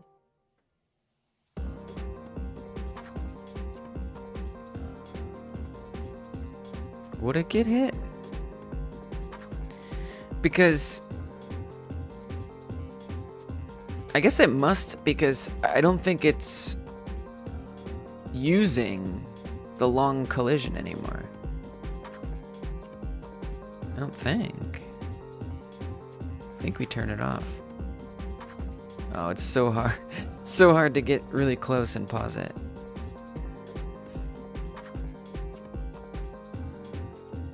But it's kind of fun. Oh, I broke it off. There is a bug you may have noticed, you may not have, that's okay. There is a bug that happens where when something disappears, sometimes its collision stays there. When an obstacle gets destroyed, I need to figure that one out. Nice. Oh.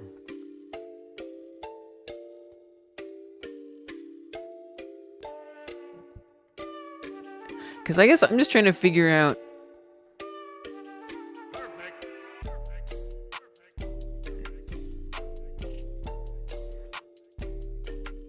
if it's actually reading the collision that it shouldn't be reading.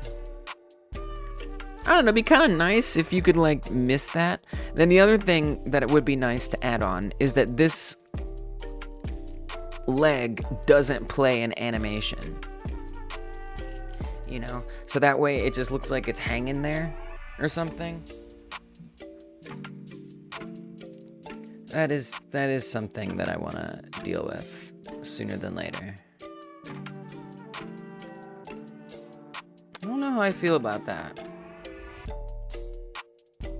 I think I would like to see it miss. Personally.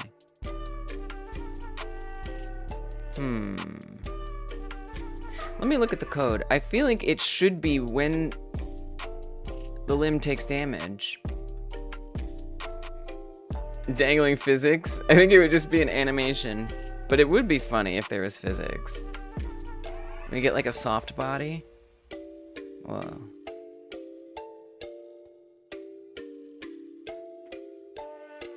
Minus equals. So this is when we take damage.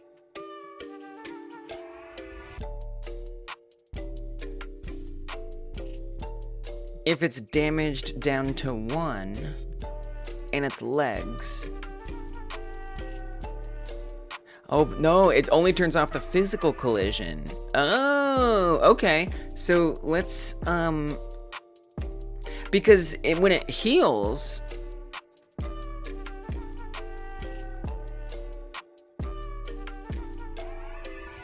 it doesn't turn them back on, does that?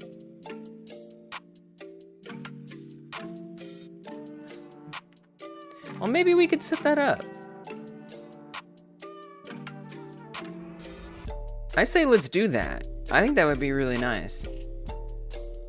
Because it feels ridiculous that that little leg would bump into that tree. It would make more sense if it doesn't. I think I would like that. I'm doing it. All right, hold on. Maybe that's not my task right now. Improving limb collision behavior.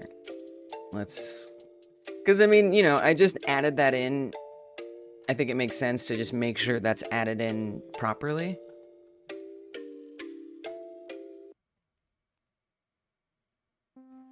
Okay, so what I need to do, let's just close this for now.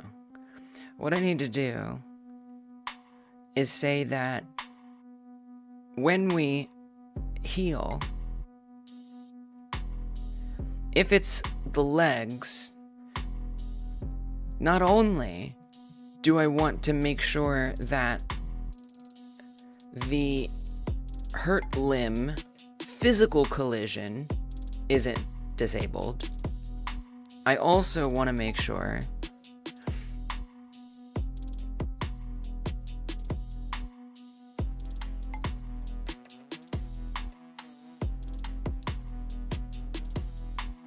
let's get rid of all this, that the hurt limb collisions aren't disabled when we heal.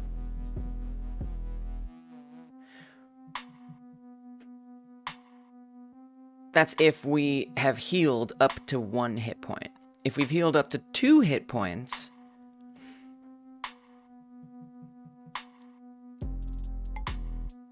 I would want to make sure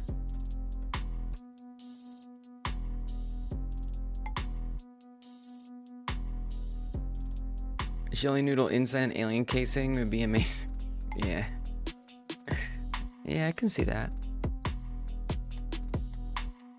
Why does that make me hungry? Okay. Some alien sausages. Some jelly sausage noodles of aliens. Sounds delicious. If we heal up to 2, we need to make sure that the hurt limb collisions for the areas are disabled. But we want to make sure that the healthy armature ones aren't disabled. So I guess I would also actually want to make sure that the healthy ones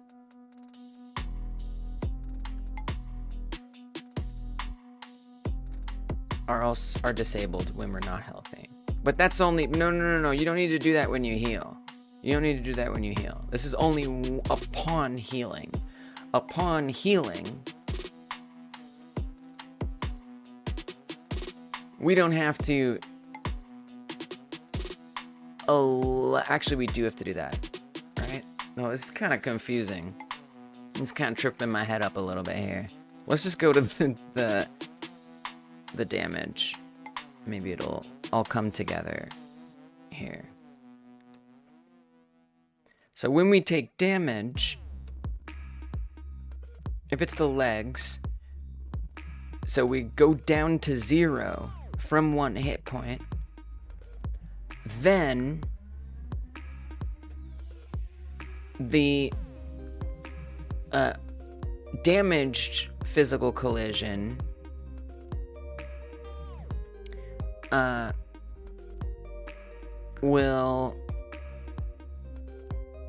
the damaged physical collision will be disabled because there's no more limbs at all there. And therefore we want the detection to also be gone on the hurt ones.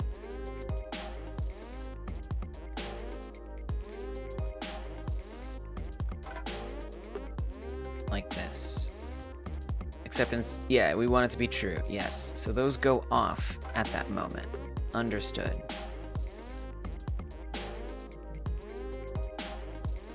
Upon healing? What does that mean? Are you doing puns? You must be doing puns of a such.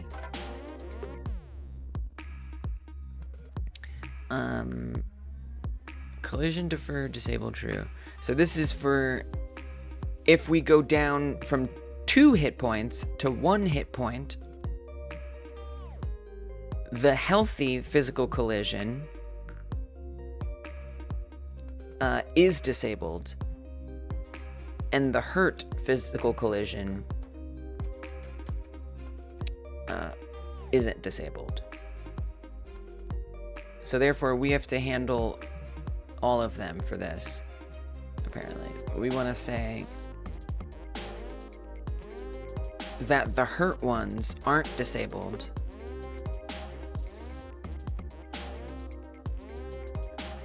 and the healthy ones are disabled. That makes sense. I kind of did it a little backwards. Not really, but enough to bother me. So we're gonna do it like that. Okay.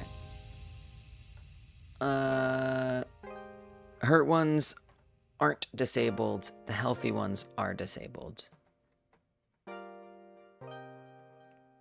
Okay, and then let me just double check on the healing one. I said upon healing a bunch? Okay, I see. That would be another way to hear that, yeah. Yeah, I see. I see.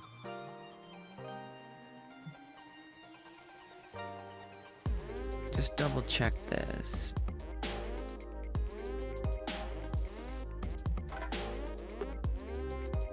I think this makes some sense. And debug logs that helps while debugging. What? What are you talking about? I don't know what you mean. Why are you saying that?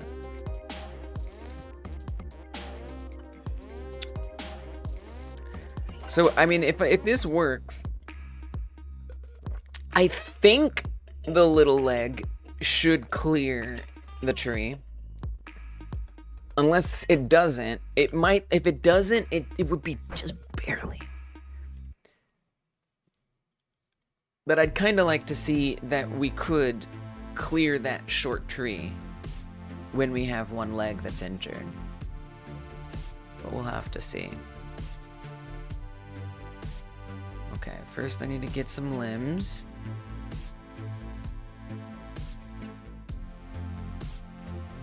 I don't know what you're saying. Add debug logs that helps while debugging?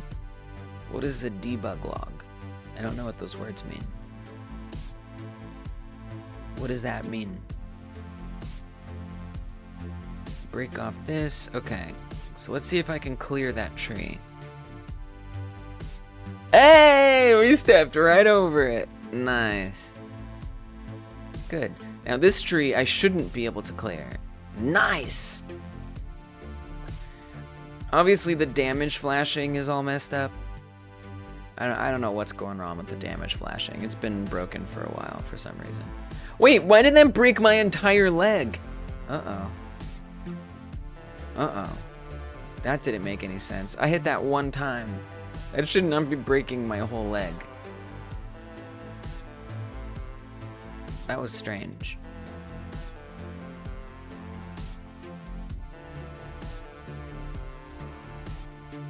Grab this. Eat up. Hit that. This one's at 1. That one's at 2.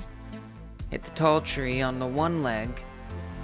That one's at 0. This one is at 2. Hit this. There goes a 1.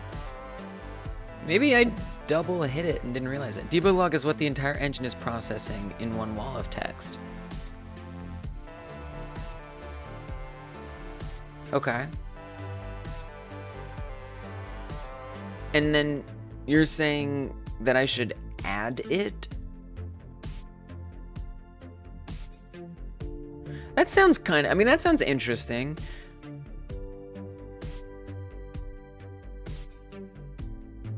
It sounds monstrous. That sounds very unpleasant to go through. I could see how that's helpful though. Oh, see, that just obliterated the entire leg in one fell swoop. Something funny is happening here. I wonder if there's a moment where it's detecting both the hurt and the healthy area at the same time, so it's subtracting 2 HP. I bet that's it. There. Oh, it's hitting it twice. The other here's the other possibility, and this is kind of what I was worried about, in part. Hey, Sable, welcome. How you doing? I was worried that because we have 2... Let's see if I can switch this in time. Yeesh. Because we have 2... Hold on, can we pause it, please? Before we hit something. Oh, we can't do that side view while it's paused? How dare you? Put your thumbs up, you mean viewers. Yeah, I forgot. I guess well, that's what I get for not asking enough. Sable makes a great point. If you are watching this stream right now, in the future, or while we're live, and you haven't pressed the thumbs up button, consider hitting that like button. Hyper smash that like button, because it means more people will see this stream now and later probably. So thank you if you're willing to do that. It lets me know that this stream went okay. So thank you. If you have already pressed it, don't press it again. Just press it once, if you want. Thanks, Sable.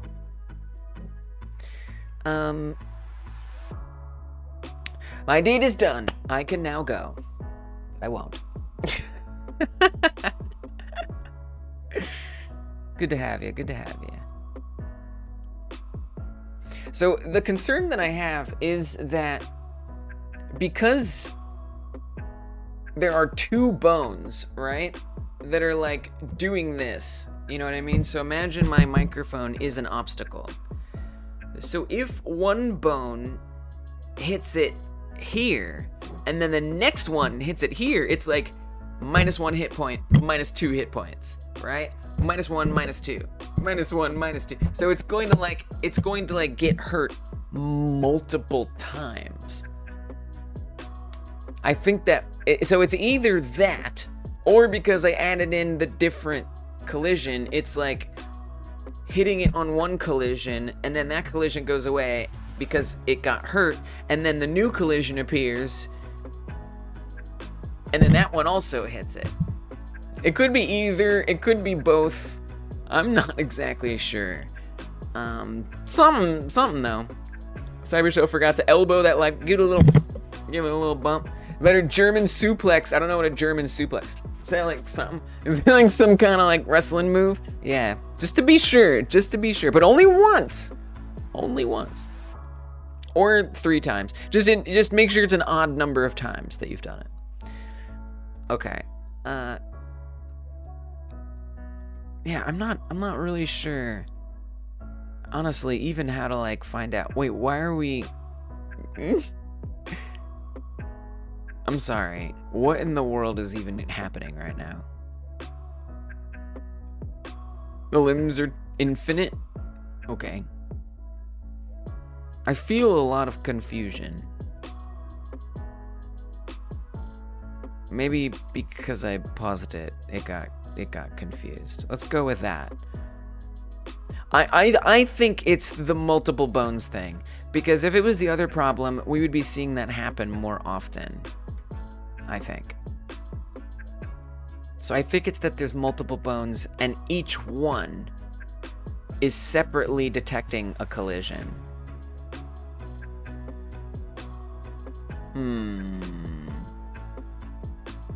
Oh, and I'm only doing it on the legs, by the way. So the arms are also... Oh, the arms are now...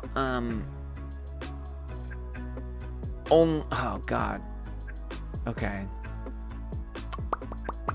So I need to make sure it's not only happening on the legs with the area collision, because otherwise this long arm over here is going to count as bumping into something even though we only have a short arm. So somehow I would... Well, this... No, I guess it does make sense that they would both be detected as like 1, 2 or 1, 2. That does make sense. You know, and obviously we could add some kind of cooldown, like you can only take so much damage. You know, we could set up something that says it can only take 1 damage unit at a time from a single obstacle. Sounds like that could set up an exploit. Oh, let me get this information out of here, by the way. It's annoying me.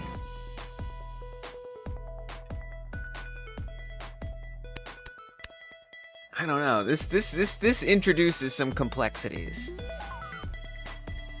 I gotta think about this. I'm gonna think about it over a trip to the loo.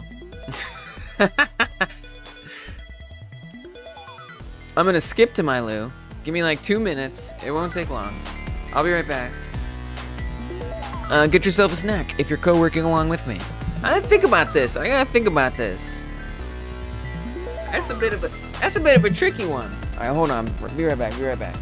Because I don't know. It could go different ways. It depends on what I want.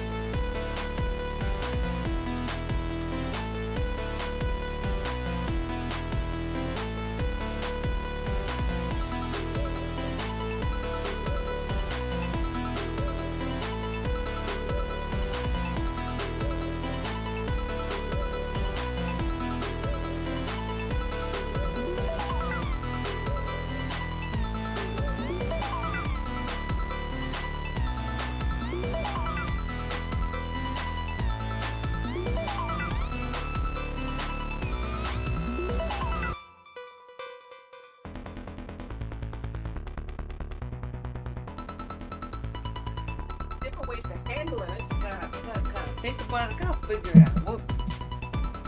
We'll see. Yeah, invincibility frame. Right, I don't want invincibility frames. I mean, I might have to. I mean, I feel like that's already been something I've had to think about. But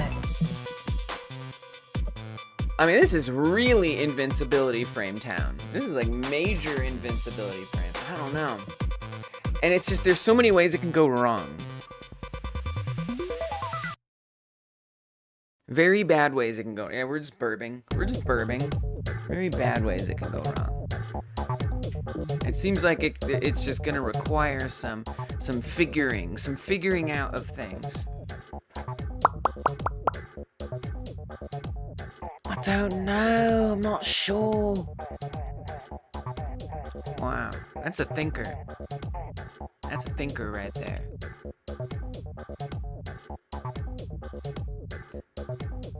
Let's see if I can at least force it to kind of happen. Right there, see? It just obliterated the left leg because it hit twice. So if I wanted to do it that way, so if it was gonna detect, it would have, so it does, I think it does know. Okay, I'm pursuing it. Are we in the body parts group? We are not. Body part. Yeah, I gotta fix that too.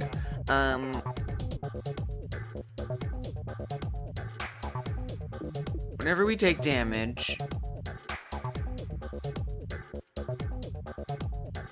collided body parts. That doesn't specifically know what thing it collided with. It knows what body part was collided, but we could make it call with that. We could definitely make it call with that. On area entered. Oh, right here. This is where it knows what it's collided with. Right here. Because it enters another area.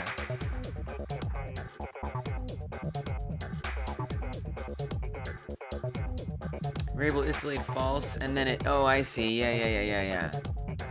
So what this is saying is, if it bumps into something, tell that thing that it got bumped into and make it take damage right away. The thing that it bumps into. Invincibility frames are your favorite? They're risky. They're risky business.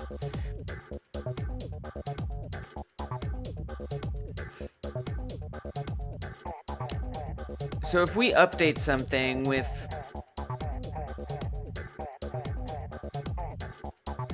last collided area becomes this. Of course, I need to create that variable.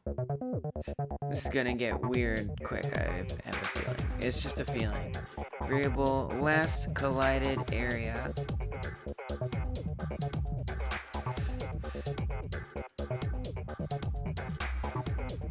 So that would need to happen upon taking damage.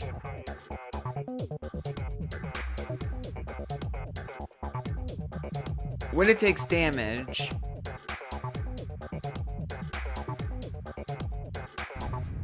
if it's the body part that collided, the damage, I really need to get rid of the damage flash stuff, honestly. It doesn't work right. You know, or figure out how to make it work right.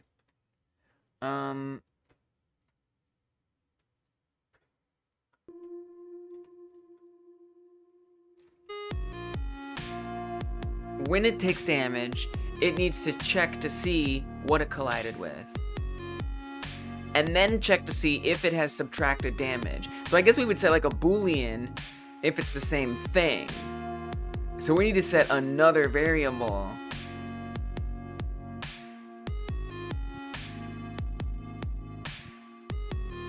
This hurts my brain. This hurts my streaming for 6-7 hours brain. Okay, it's alright. We got this. So this is where the damage gets applied. Updates the damage label. And says that damage has occurred. So if it, so we could say, you know, here, if last collided area. Oh, and then we could just create.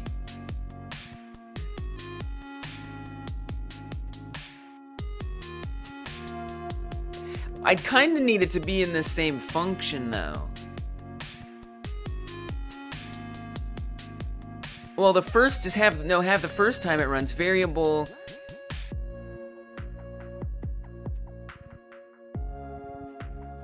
Oh, new. new collided area, this is very confusing, becomes set to the last collided area. So this is our local variable here to this function. And it's gonna check that against this. This is wild. But how are you gonna know that it's twice? That's the thing.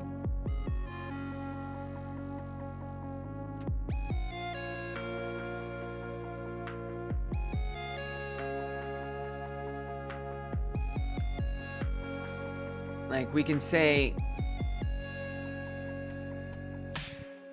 check to see if it is the same, right? Because the first time it comes through, when like one bone hits it, when the first bone hits it, the last collided area will be set to the new collided area, and they will match. And so that will say, yes, true. If a second one comes, it's gonna say also true. But now if I wanted that to count up, I would need like a counter. Well, it's still all local to the script, so that would be fine. It's local to the script. So we could actually make, okay, so then we're gonna say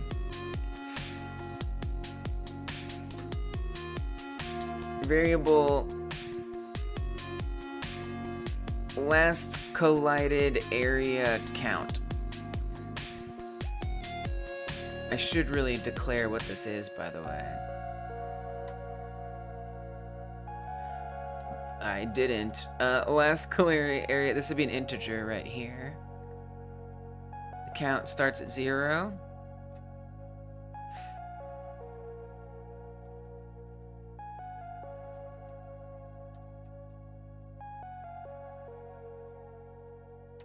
So I'd want last collided area count to get 1 added to it.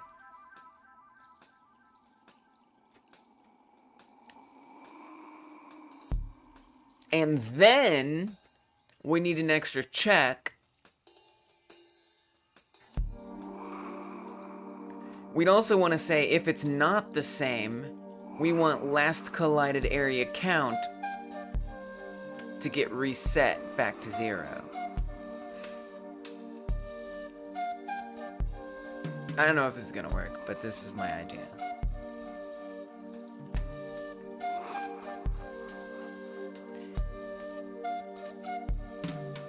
And we need to put this before the damage gets applied.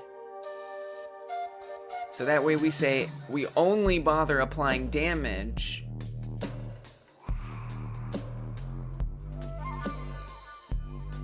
if last collided area count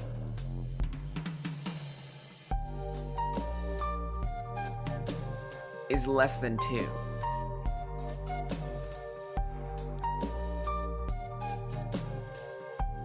No, if it's less than, if it's 0. Basically, only if it's 0.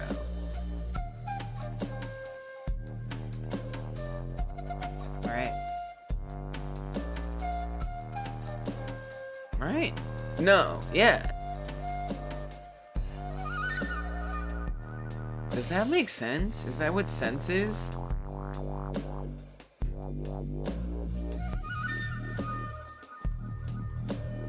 Surely I've done something wrong. So if it like hits this first, count goes up, does damage. It might not work because I think the count's gonna go up. I don't think that's gonna work. I think we have to say, I think you do have to say less than 2. So count goes up, that's okay, it applies damage. Hits it again, count goes up, it's not okay because the count is too high.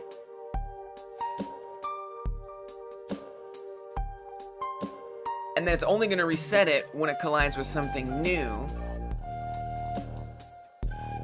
Sorry if you talked about this, but couldn't you just turn off the collision of your limb after it hits for a second and not have to worry?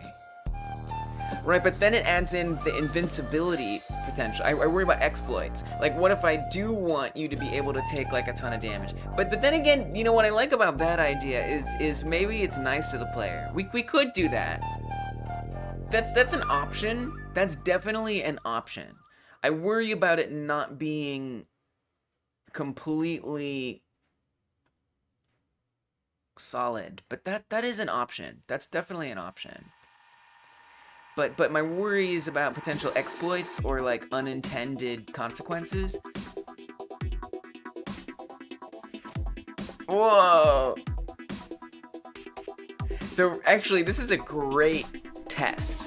So this is a bug in the game where when something you run into gets destroyed, the collision remains. It's not supposed to stay there. It's supposed to go away. It's a bug, but actually it's helping me debug right now because we're constantly running into it and colliding over and over and over again. But look, it's not destroying them because we've set it to only allow it to happen one time. So actually that worked. Now, if we run into something new, will that count get reset? No. That part did not work. Because now that is an invincible limb. Okay. So I need to figure out how to get that count to reset properly. So it is stopping it. It just isn't reactivating that check. Oh, but wait. Oh, right, because all these got hit once, so now they're all invincible. Yeah. Okay, so I need to reset it better. I feel like we could say, instead of else, which I don't understand why that doesn't work, if I'm being honest. Is an invincible little guy. Print last collided.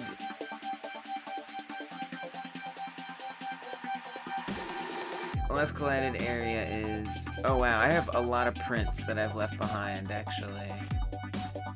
I just noticed. At least one. Looks good to me! Ship it!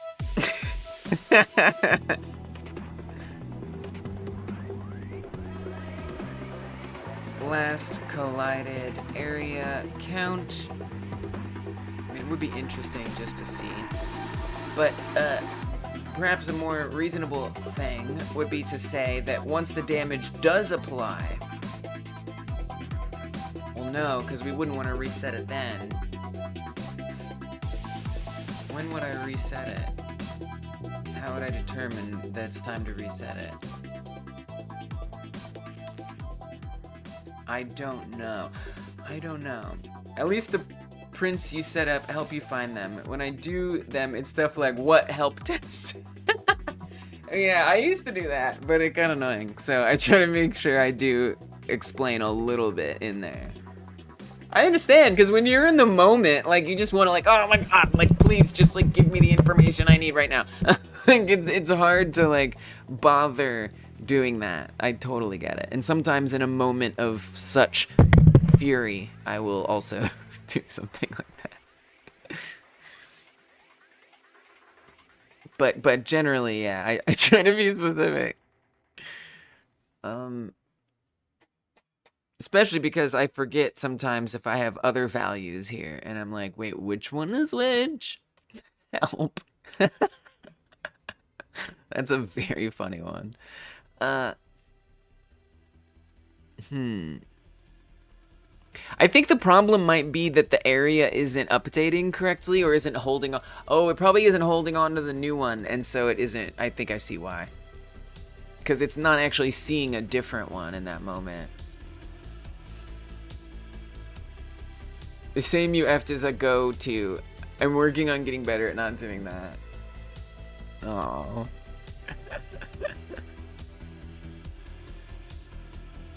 You effed. Oh, that's... You can be... I mean, I think besides that being a more helpful comment to not say that, you could just be nice. You could just be nicer to yourself in general. If it's a local variable, yeah, it's just for the function. Exactly, exactly. So I would have to check it differently, and my brain doesn't want to remember how to do that. If you know, you can tell me, but I don't feel like thinking about it. I just need to figure out how to get this to run where it actually resets it.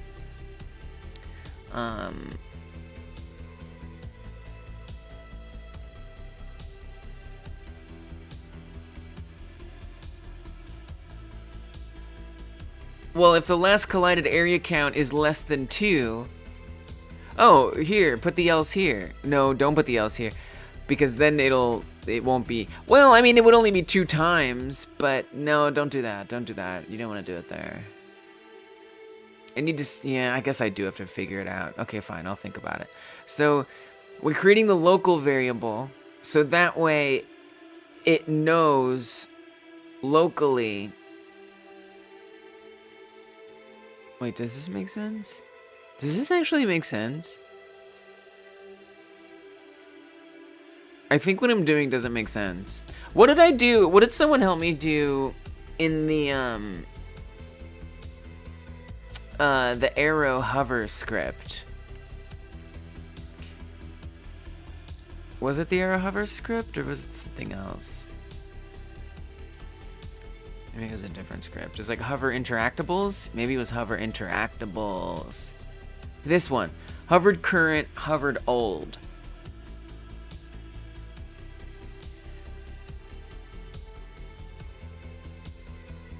Hovered current gets set. Oh, and we set it to the old one like that. So this is when I first hover over something. The hover effect begins, and it's set to the thing we're hovering over.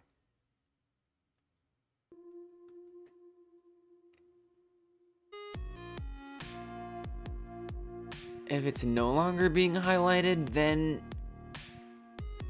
the old one becomes the current one. So if I've highlighted over something else, the old one becomes the current one, then we do stuff with it. Did that help me? I don't know.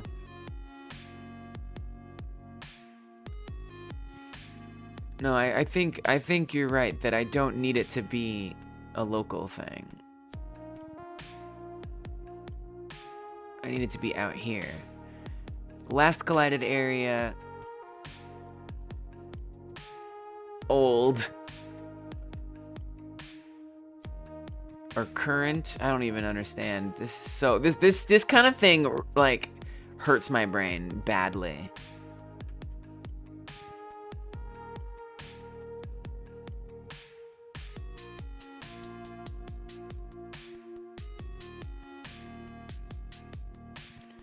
So when we are set to lose a point, before the health point gets lost, set last collided area old to be current. Yeah, that's exactly why I use highlight. Thank you for appreciating that. I take great pride in that shortening, the pragmatism of it all. All the GHs is just not worth it. It just isn't worth it. As I have this ridiculously long variable here. But I don't feel like typing it, yeah. Yeah, no GHs, it's too much.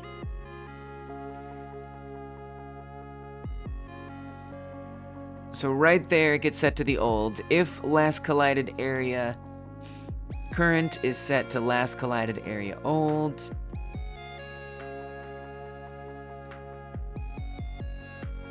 Then it does that.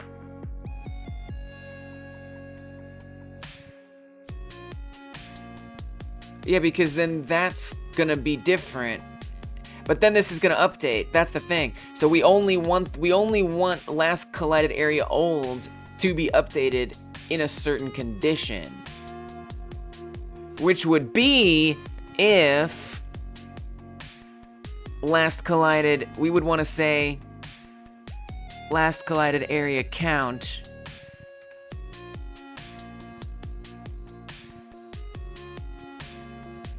is really 0. I think as long as it's set to 0, then it needs to be updated. Otherwise, it wouldn't. All right. So if it's 0, which it will be at the start, update this to the current one, the old to the current one. And then it's going to check, is the current one the same as the old one? Well, obviously it will be if we've set it to, if it's been 0. So couldn't we just say if the count is 0? Yeah, but don't worry about that. Then it's going to add 1 to the count. I'm ignoring this else for now. It applies the damage if the last collided area count was less than 2. So it adds 1 to the count, which is going to be less than 2, and that means that's okay. But if it comes around again, right? So we get hit again, first bone, it's 1, damage gets hit. Second bone hits. Now it comes around, this isn't true, so it's going to skip this, and it won't get updated. Then it's going to check it again, and it's going to see that they don't equal each other. Well, they will. They will equal each other because it's one bone, other bone. So therefore, it is going to add 1 to the count, which will then make this not run, which is good. That's what we want. Now, if these are different, that is to say we've now bumped into a new object, then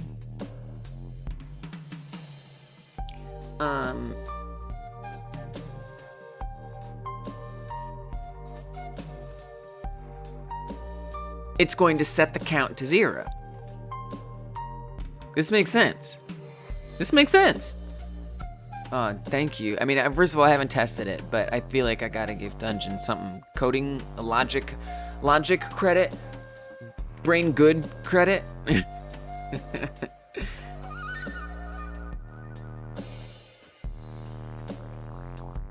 But let's see if I've done this, if I've implemented this correctly. We got all kinds of things printing. Yeah, deal with that. Okay. So the way to test it, I need to heal up until we get full limbs. Oh, I missed it. I'm bad at game. That's okay. Alright. And then we gotta go to the glitch tree that actually is perfect for this debug scenario. Nice. So we're not taking multiple damage. Excellent. That's good. Now, is it invincible? It's not! Nice. Nice. Let's just keep making sure that it's good. So now we should never take 2 hits of damage for that reason anyway. There's plenty of other reasons we might take 2 hits of damage, but that ain't one of them.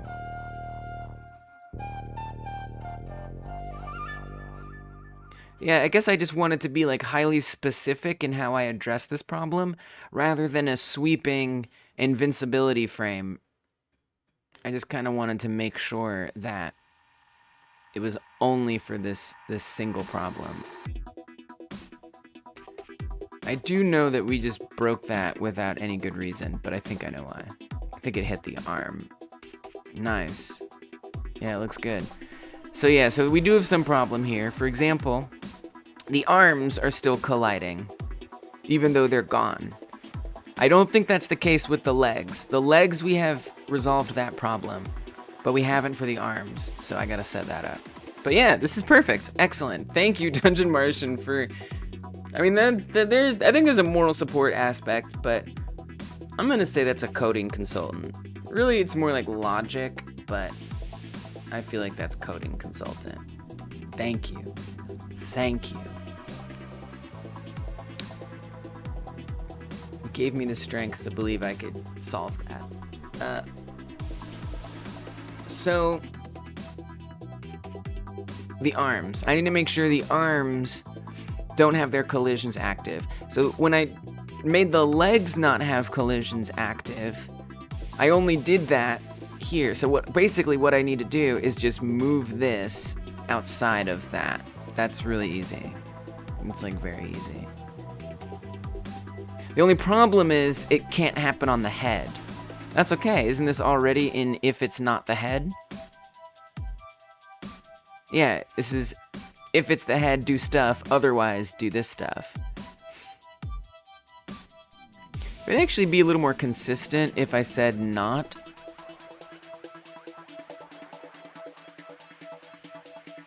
This is chaos. And then I pull this out. Let me put this in here.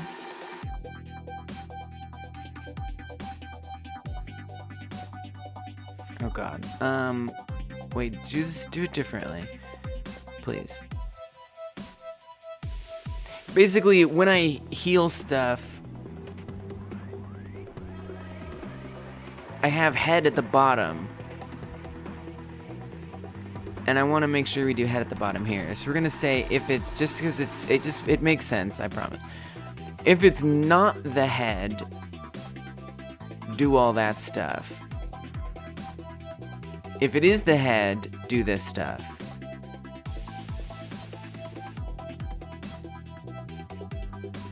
But then again, now it's really far. No, you know what? I actually don't like that. What I should do is change the other one. On the healing. Because see, up here, it says if it's not the head, and then it says if it is the head, do this. So it would actually make more sense if we say if it is the head, here, do this stuff. Otherwise, do this stuff. That's how this should look. Same thing here. If it is the head, do this stuff. If it's not the head, do this stuff. Okay, cleaner. This code is a little cleaner now. And then do the thing that I was supposed to be doing here to begin with, which is taking the area collision toggling out of being only applied to the head, or the legs rather, and make sure it's also being applied to the arms, which would go in here, the else right there.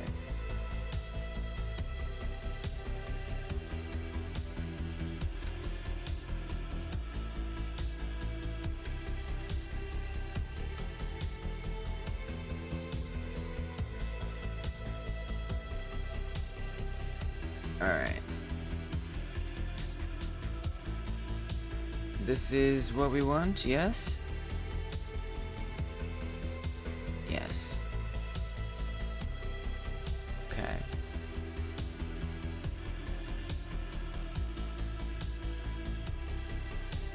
We gotta do the same over here as well.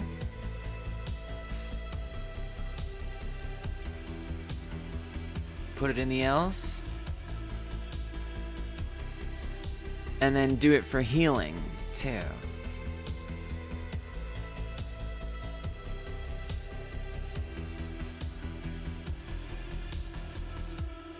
Pull the areas out of being leg specific and add them into the else.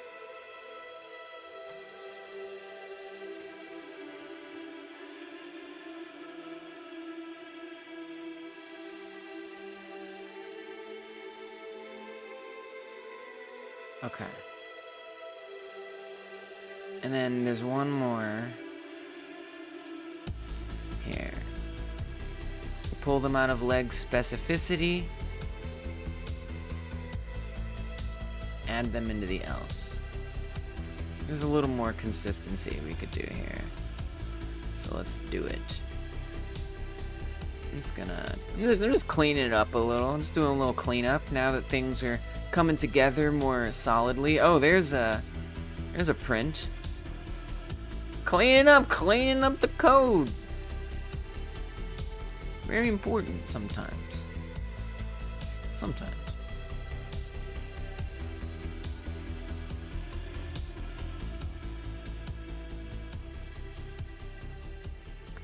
Good. I like it. I think you could space that out. Yeah, I think it looks a little nicer. Space that out.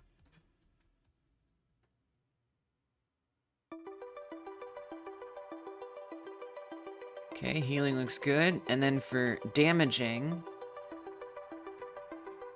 just stay a little consistent with it. Whoops. Space that out. Space that out. It's gonna look a lot different when we squish it here. That's okay.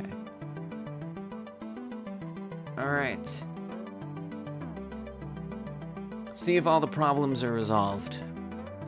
Besides the stretching issue remains. Even though it was one of the first problems I anticipated when I started the stream that there would be, it is shaping up to be one of the last ones I actually address.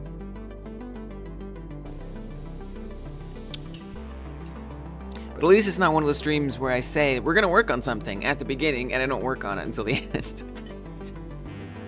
I'll take this over that. Okay, we running. We're gonna heal up. I'm not gonna attack things because it's just a little broken considering the stretching problem.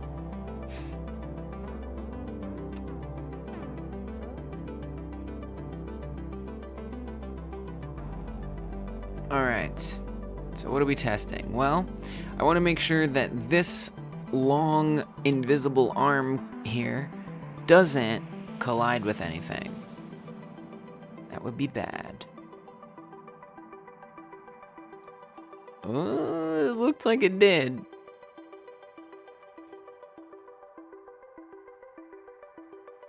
Yeah, that's still colliding, unfortunately.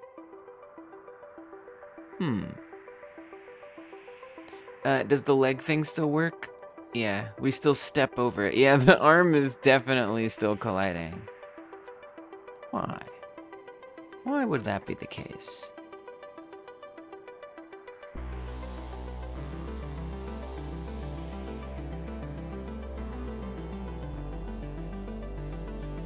Whoa. Wait, the right arm seems gone. I actually don't even see the collision on the right arm. Oh, wow. Yeah, the right arm is functioning correctly in that sense, actually.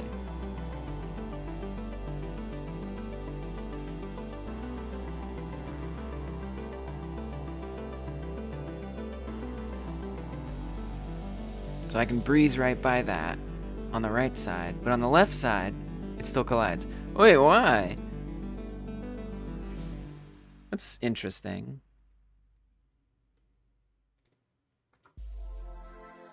Why would the left side function differently in that regard? How odd. Because this is just saying, as long as it's not the head,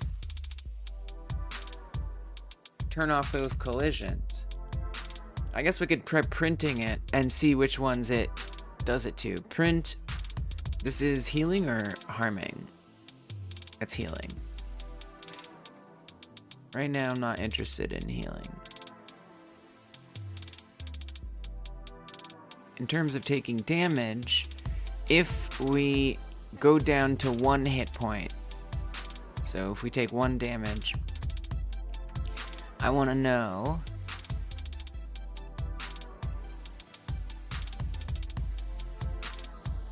limb, just report yourself, name,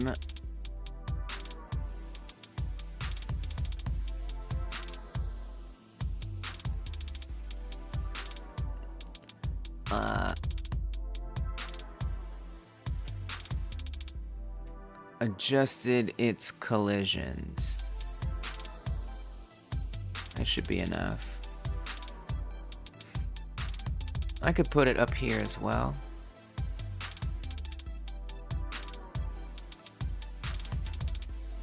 Let's see. So I would expect to see arm right, arm left, leg right, when we take damage, reporting that they have adjusted their collisions. Unless one of them doesn't, or I just don't even understand what I'm doing and I just set up the wrong thing. But I think what I'm doing makes sense. I'm pretty sure. This may seem like a lot for collisions, but it's just really important to this game that limb health and running into obstacles be very solid. It's the reason I made this game entirely, was because I wanted to explore limb damage in a game and how in a 3D game and how that impacts gameplay and stuff. It's my whole motivation for making this game. Okay, the arms are definitely still running into things. Is it still just the left arm? So I actually need to make sure we start out the game where the arms aren't colliding with things, because we actually start out with too much collision there. So that's a problem. You know, I want the player to be able to look at themselves and be able to know that their body, the player body, actually relates physically to the gameplay. It's kind of like my main thesis for this game, believe it or not. Okay. So, arm stuff. We hit that. Let's pause it. Area arm right adjusted its collisions. Area arm right adjusted its collisions. Yes. And we see that that has happened. Let's do the left side. Area arm left. Okay. Wait, now it's working? Confused. This alien does not experience dysmorphia. No, I suppose not. It has got no time for dysmorphia. None at all. Good for you. Good for you, alien.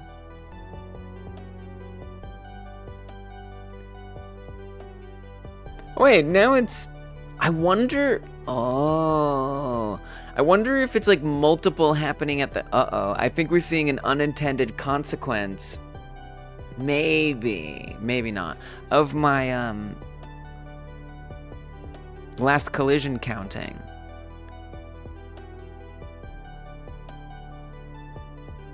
Maybe, because it's working now.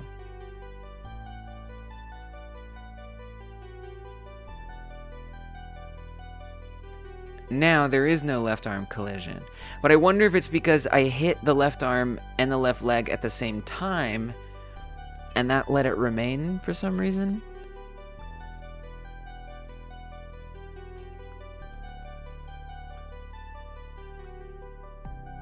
So I have to recreate that condition to test this. I was gonna say that if you loop around to the same object, would you still be immune to it? Whoa.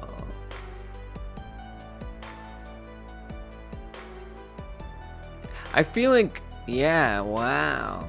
Oh, shoot. Actually, yeah, you would. Oh, wow. There's the exploit. You're right.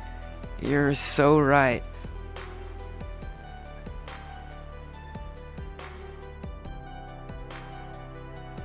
It is a very low probability. It is. Unless it's not. Because what if there is like an obstacle that a player finds particularly challenging and they're like, oh man, that one always gets me. Right? And they're able to dodge everything except that one that always gets them. But for some reason, one day it gets them. It's literally the only one that got them when it came back around, but it didn't get them, even though they clearly bumped into it. I feel like that probability isn't actually that low. It is, but it kind of isn't. Oh no. Oh, maybe we just do invincibility then. That's that, because I could say that, like, I could like track to see when that obstacle gets reset. Oh no, that's nuts. We could say after a certain amount of time, it always gets reset. Then that would be an alternative. Is I could say that the count goes to 0 by default after a certain amount of time has passed. So that way it's literally impossible for it to come back around. It just means if you get stuck behind something, eventually it's gonna start hurting you again. Which is kind of fair, actually. Wow. Good catch. Alright, well now I gotta think about that. Also, the collisions don't reappear in the... You can see that the arm collision actually visually isn't there. But it is actually functioning.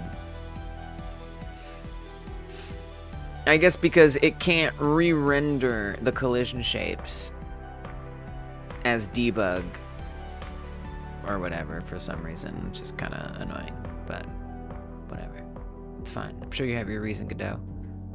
Okay, so let's hurt both the leg and the arm, hopefully at the same time. That's a shame. I hate when I don't know how to reproduce a bug. Not much bothers me more than that.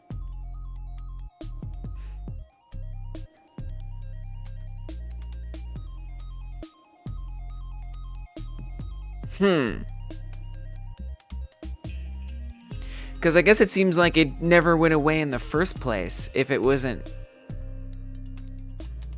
Dang, I'm just gonna have to like keep my eye on that. What a shame.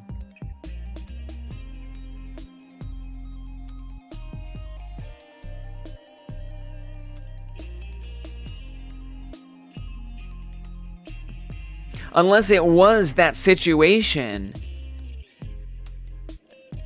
No, it wouldn't have mattered if it was... That wouldn't have affected it, the looping around thing. I don't think so. I don't think that would cause that. This is weird. This is a weird problem.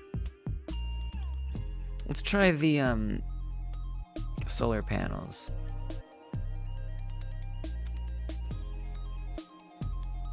Is that arm good? Yeah, it's good now. No more arm damage. Huh. I wonder if it has something to do with the pre-begin. Yeah, maybe it does. No. No, I don't think it does, because we have arms set in the pre-begin too. Okay. No, I don't know why. Huh. Okay, I guess I just gotta keep my eyes out on that. But, you know what? Dungeon Martian, I think that's worth accounting for. So... the worst part about that is having to set up like an await timer somewhere. So I'm gonna have to put that at the end of that function so it doesn't pause the entire function, which would suck.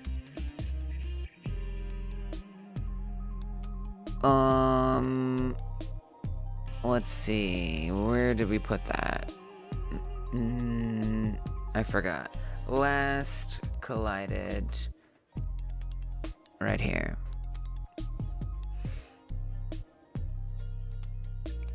So we want to set this back to 0 after all of this, after everything in this function, at the very end of this function.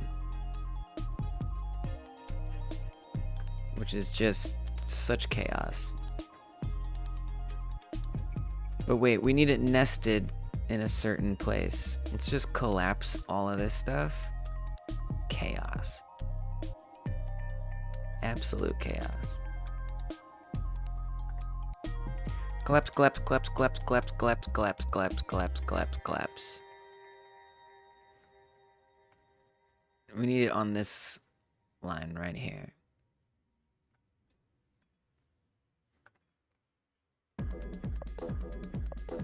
No, that doesn't make sense. No, it doesn't make sense. It has to be here. That doesn't make sense. Also, how do you do awaits again? Like this? Thanks. Probably be better to like run a function.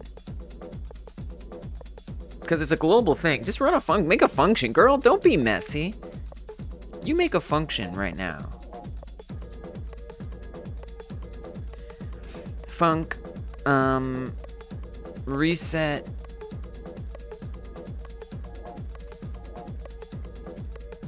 Last collided area count.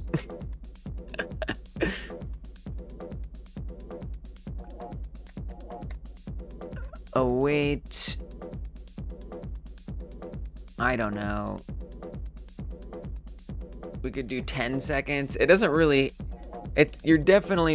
I mean, it could. Maybe 10 seconds is too long. Let's do 5 seconds. After 5 seconds, the last collided area count gets set to 0.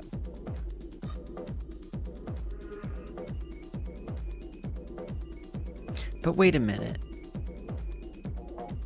There's something wrong with this, right? This is like a bad idea, right?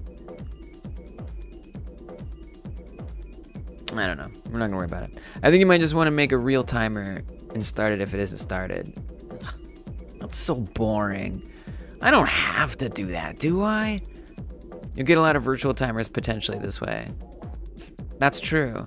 But won't they remove themselves after 5 seconds anyway? Like they'll all just... But right, there's like more than I'll need. Well, no, because it should only run when it needs to. Right, I know that that's like unwise and dangerous. Like it causes... It's arguably bad code. I don't want to make a timer.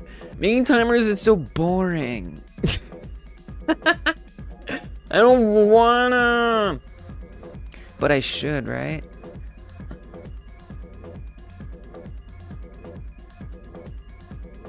Can't I just be messy this once? Isn't that what a wait was made for, is being lazy? It's not what it's made for, but it's actually really good for being lazy. It's great. It's like super nice for being super lazy.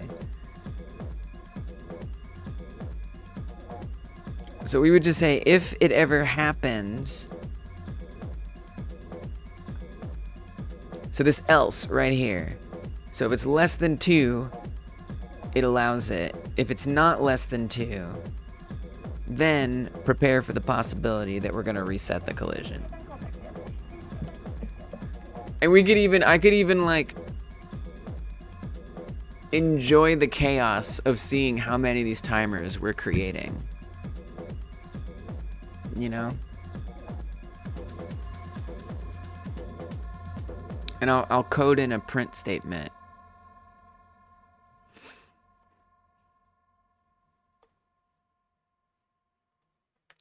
Print collision check timer begun. Collision check timer ended.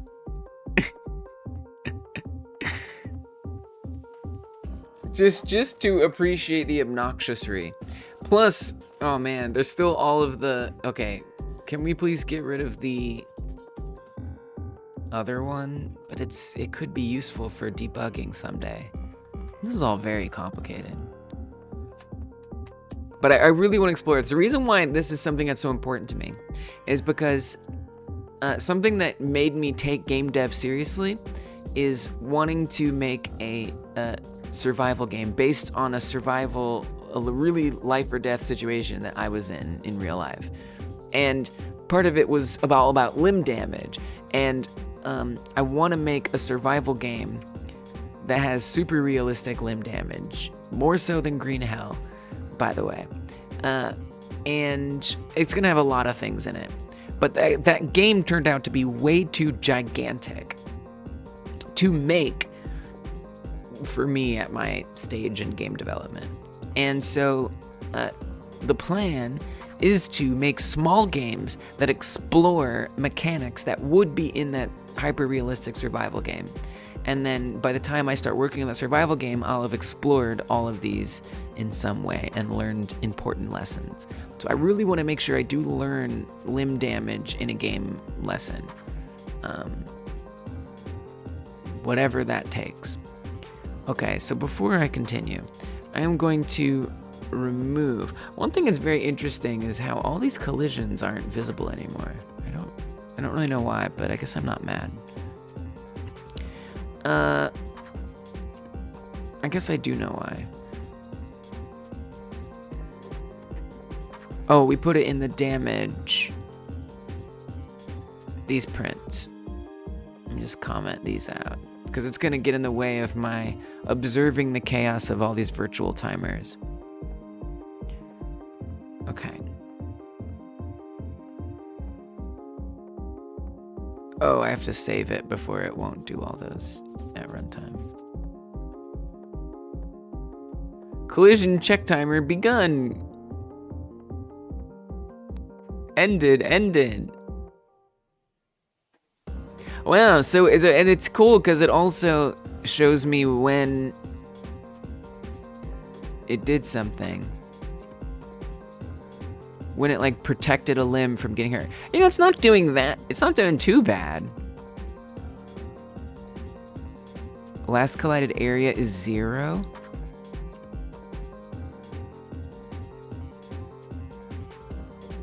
Wait, where is that being printed? Oh, wow, I forgot we were doing that.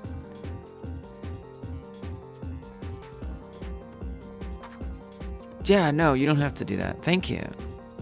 Thank you. But no thank you, also.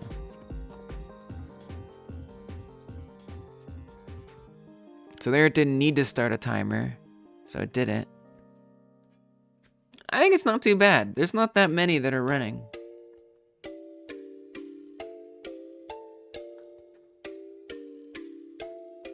Survival game with a limb system, body cam style, perfect survivor vibe. Body cam style? I don't know. So I actually, the first version of that game that I tried to make, I did make it first person. For some reason, I started making it in third person. I don't remember why. Oh, do you know, I feel like it was very unpleasant.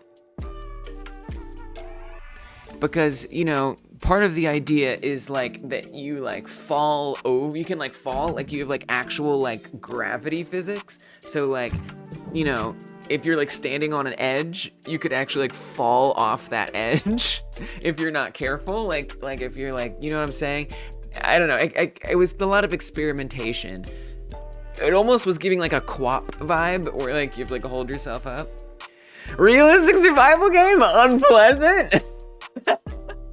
Yeah, you're not wrong.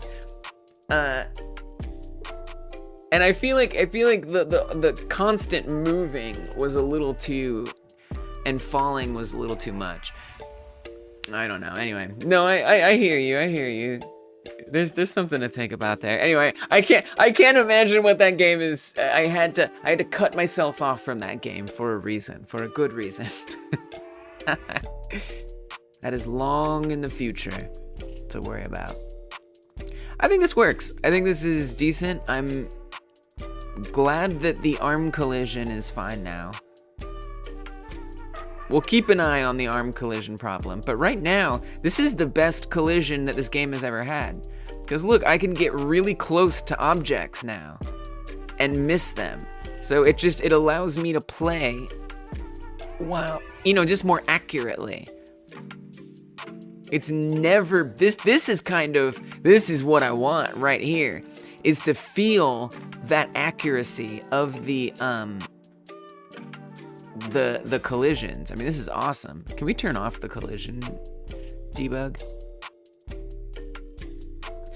Because this is level 1, and it, you know, I'm gonna be evolving it and changing it anyway.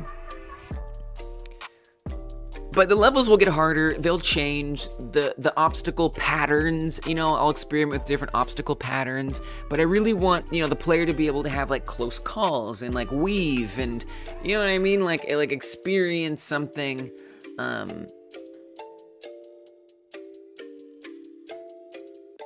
That feels fair and that squares with what they are looking at. I kind of want to just stay as the little one because this gives you the most mobility. Now, right now, you can see that didn't hurt me. And that's because technically it doesn't collide with the head. Well, it did. That's a bit of a tough one. I feel like we're just going to say if it collides with the body, it collides with... Oh, wait. Is it... Oh, because the game isn't starting with the arms busted off. Oh, yeah. Okay. One more thing. One more thing I need to add. In the pre-begin...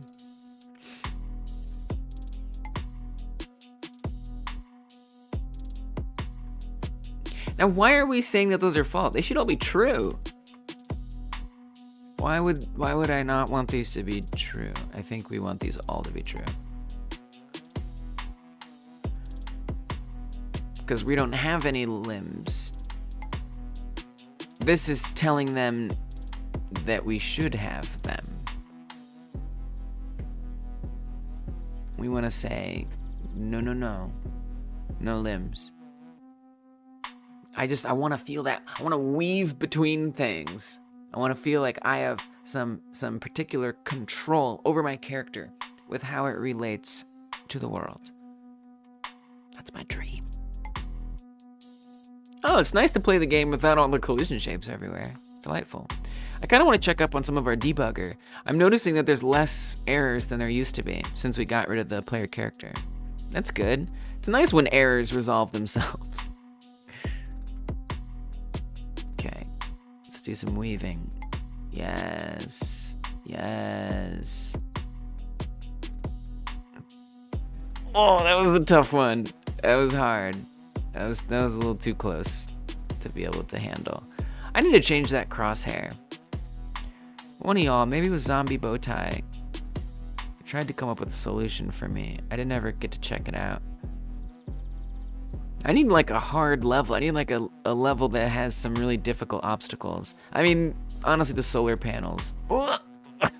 Wait, why didn't that kill my head?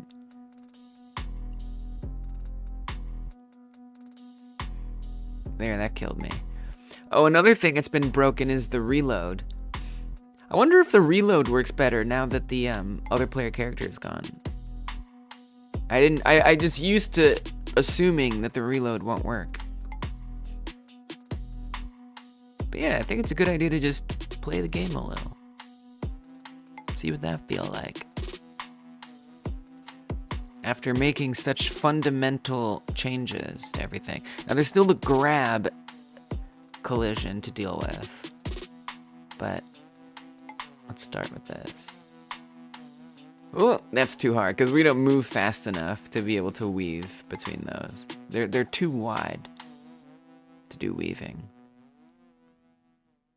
Oh, look at that! It's so cool, man. It has. I just haven't been able to. Oh wait, why didn't we collide with the hay bales? Are we doing corn? We are.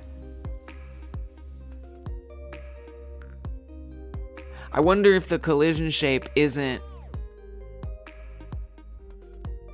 big enough. Because it's probably the head that it's bumping into, not the body.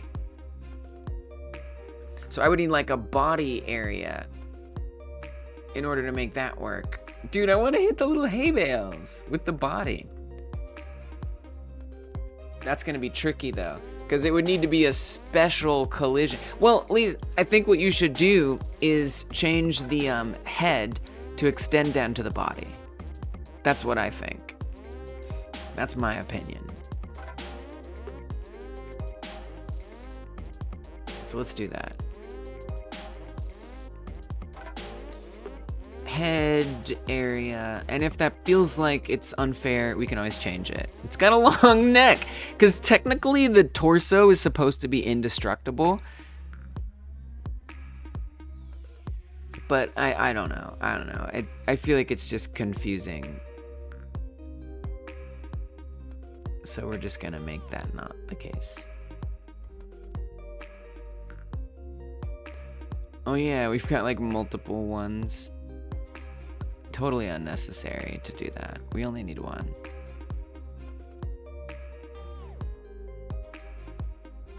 Right, we don't even set any of those up. They're literally useless. We only need one. So currently it's a sphere, but we need to give it a long neck. So to be safe, we're gonna make this unique, and I'm gonna change it to a capsule shape. And we're just gonna extend it. Let's make it wider here. It's kind of hard to see with everything else going on, but I can tell which one it is. It's this. Doot, doot, doot, doot, doot. So we wanted to include the body.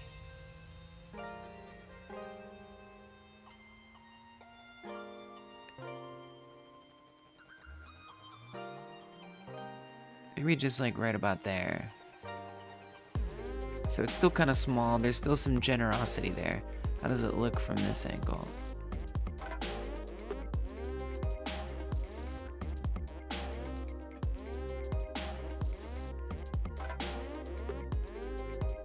That seems okay. Now, if it's, the thing is, if it's hurt, that would be the biggest problem. Because, yeah, maybe we could make it even smaller. Because if it's hurt, the area is going to be huge. So maybe I do want a hurt alien head size.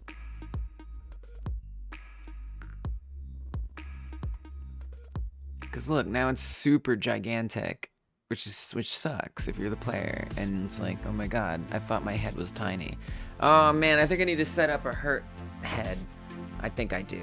I'm doing it. I'm doing it. Sorry, that's what I'm doing.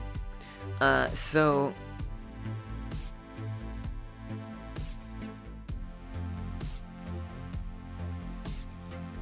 on the head here. Oh, and also it's not even following, there's no bone attachment here. Which would also be nice, as if it followed the bone attachment. The head is another limb that can break off, confirming the noodle in an alien casing theory once again.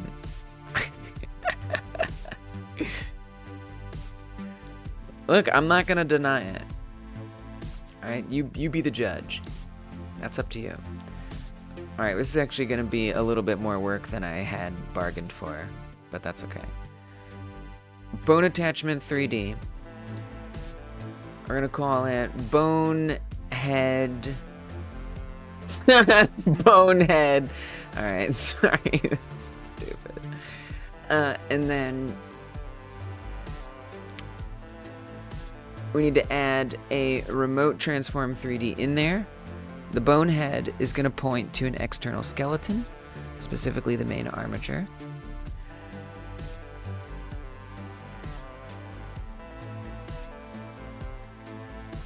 And then the bone name is going to be spine 6, that's the head bone.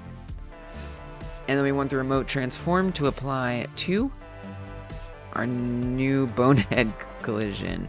It's not new, but it is the one. Okay, this. Nice. Now it's moving up and down. Where is it? Where is it gone? Why is it infinitesimal? Please don't do that. Please don't be so tiny. Why would you do this? Let's reset the transform, the rotation, the scale.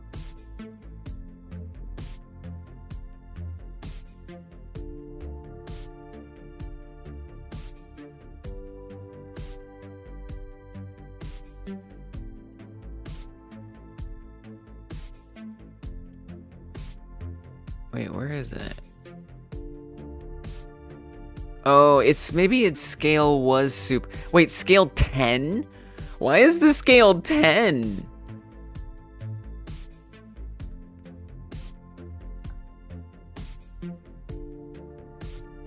What if you don't do scale?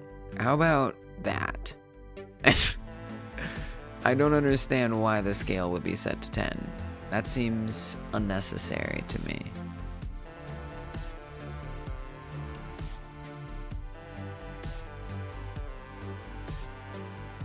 Also, what's wrong with this? What's the error? What's going on? Parent node is not a skeleton 3D node. Please use an external skeleton. I did.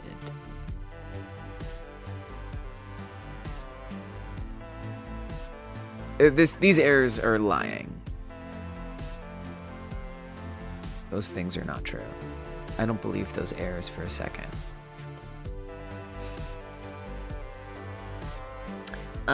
Let me visualize the head again. I just don't believe. I think those errors are wrong. It might be because we're doing runtime. I don't know. I don't care. Those errors can just shut up. They don't make any sense. Whatever. Let's adjust the transform so it fits in the head. Nice. We want to make sure that it comes down to the rest of the body. The long neck, as it were. Looks like it's coming down a little too far there. Looks like a rejected Fazbear animatronic. Yeah, it does. Absolutely agree.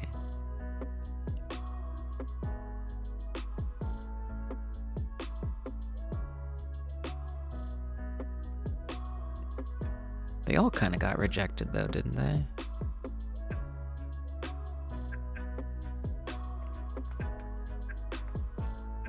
Make this a little less tall. Move that remote transform a little bit. Shrink it down. Okay. I think that's probably good, maybe.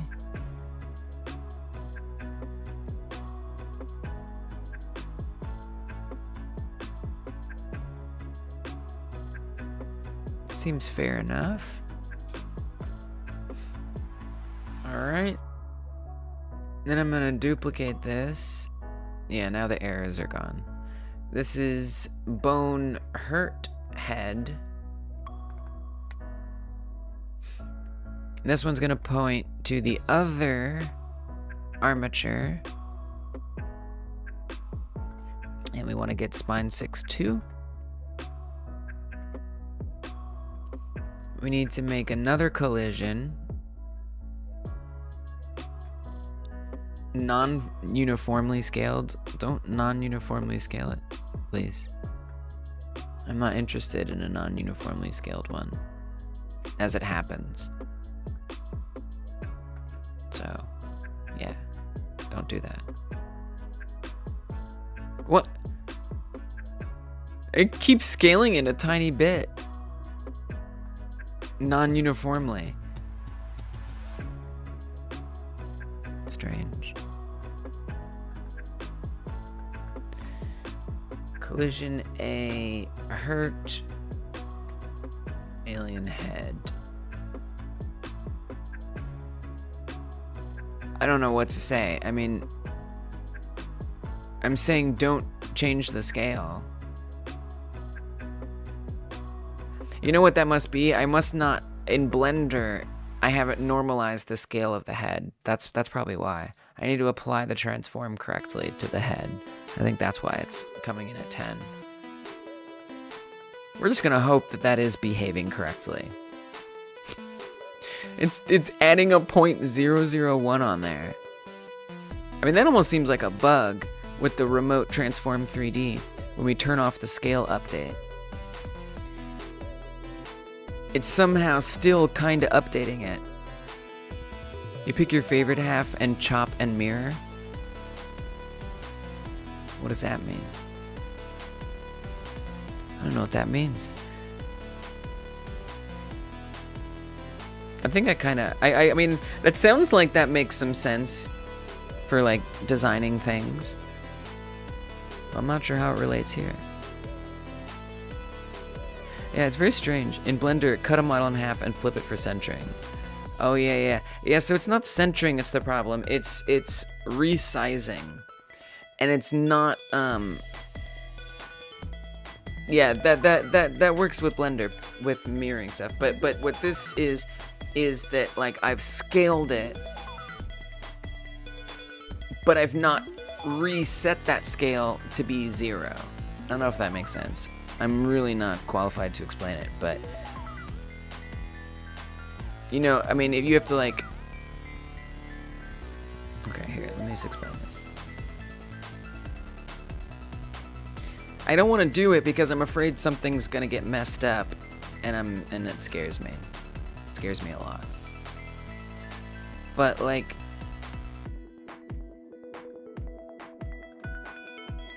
so it's like this, right? If I make this cube here, and I've just moved it to like a new position, right?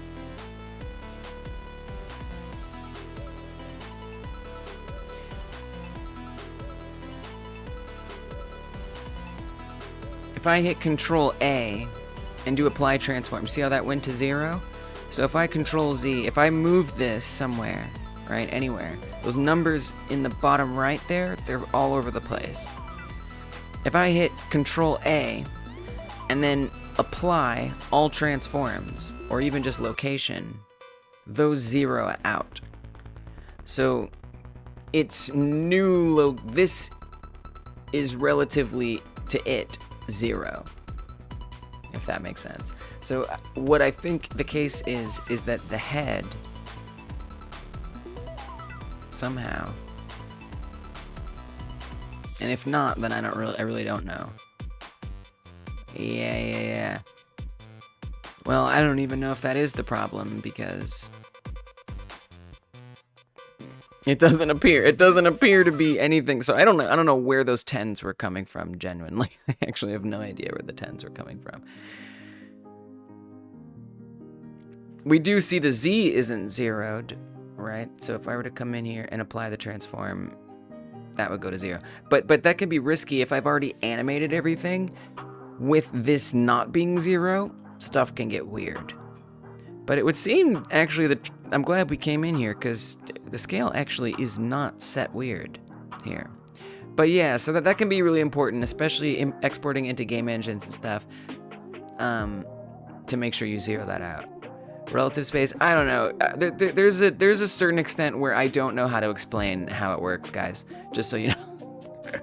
Like, I just know that it's a good thing to do, because otherwise things get weird. That makes sense, though. A head isn't typically perfectly centered. A bit of depth difference is normal. Yeah, something like that. Anyway, I don't know. I don't want to talk Blender, because I'm going to say something wrong.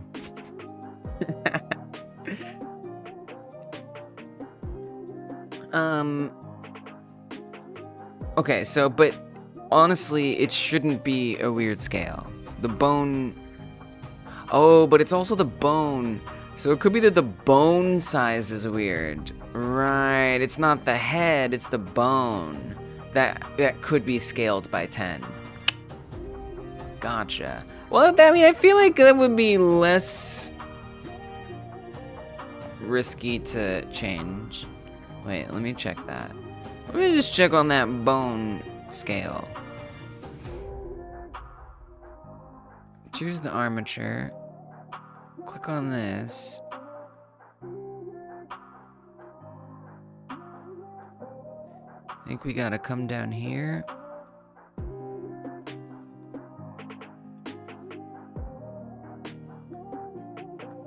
There we go. Now it's updating. Click on that. Does it have a scale? I don't even know. I have absolutely no idea. I don't think that even makes sense. View location rotation. It doesn't like have a. I mean, I can scale it. Like I can scale it. I don't think I can like zero it in the normal way. I don't know. This is confusing. That's 3D cursor.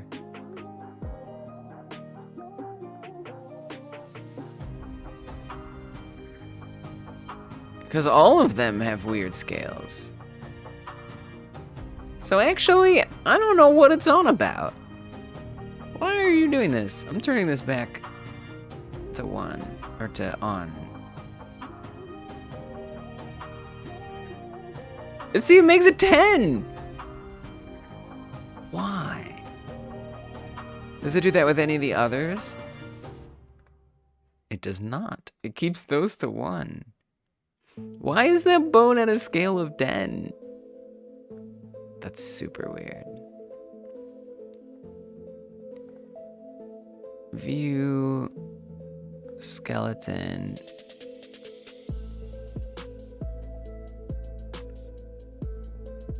It doesn't look that big to me.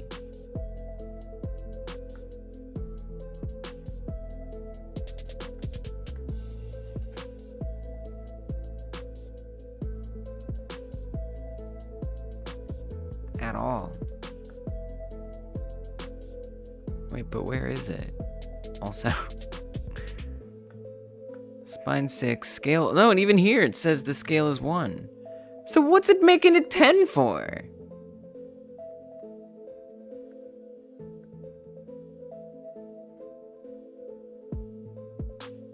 Is maybe the area?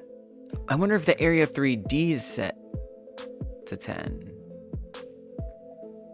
I don't know why that would be.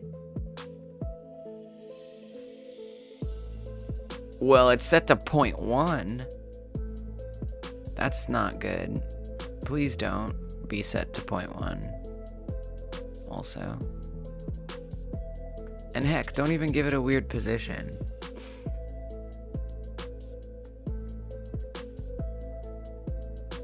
There we go. That was the problem. Let's go. Whew. It's because I had the area 3D shrunk down real bad. And I guess it was like multiplying it to compensate. I don't know. I don't care. It's good. It's fixed now. Whew. We got there. All right, but I think I need to resize it now. It's probably the wrong shape again. It is still quite gigantic. Okay, that's better.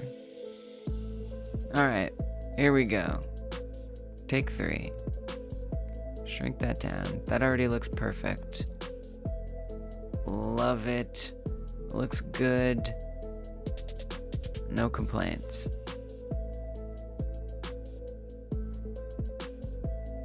Okay. There's our head collision shape. Healthy head. Then for the other head, average 7th to 8th grader evolution.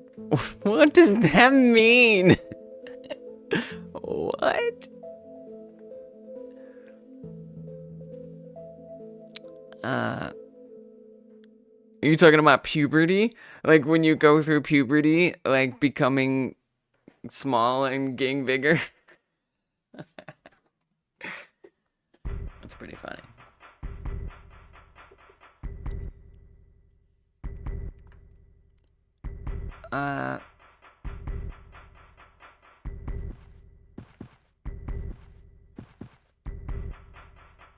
On the tile, tall kids become giants out of nowhere. Yeah. Yeah. That's true. It do be like that for a lot of people.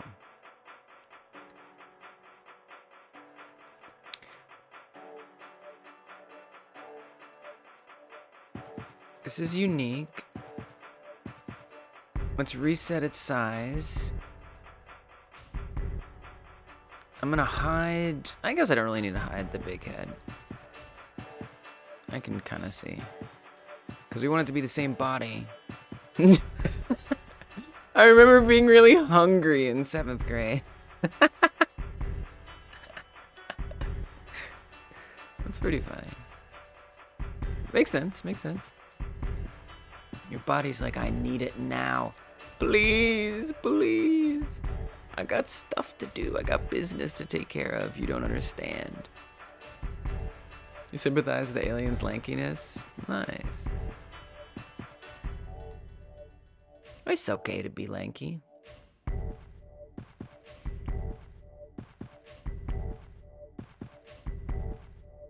I want to make sure this touches the bottom of the torso.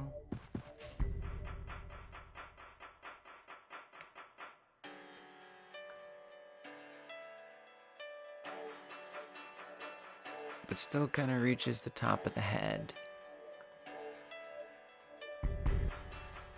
It's clipping through a bit more than I want it to on the bottom.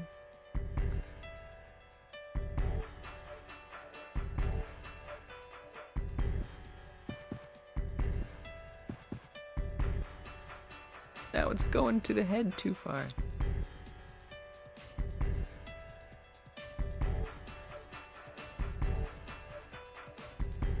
Push it down just a little bit.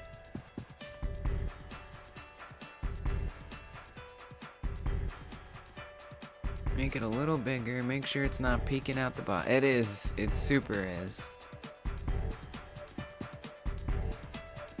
Maybe like there.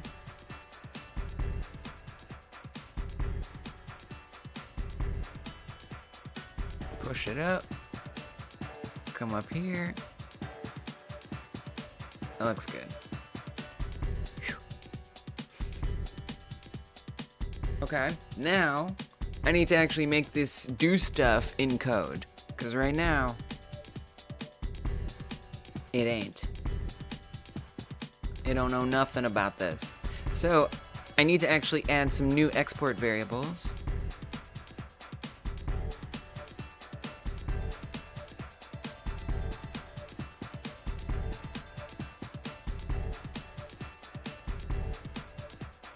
Export variable collision area head collision shape 3D. Export variable collision area head hurt collision shape 3D.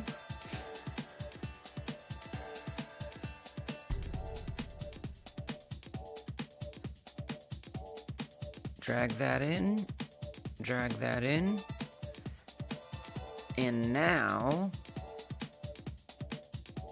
a couple things. I think in the pre-begin,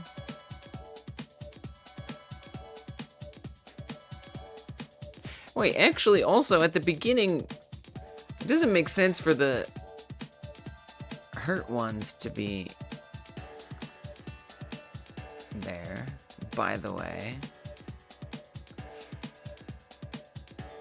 Wait.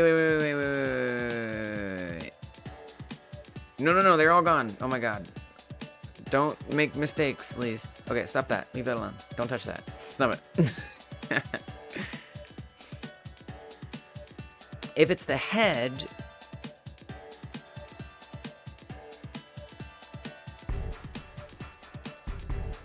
then we want the hurt one to not be visible.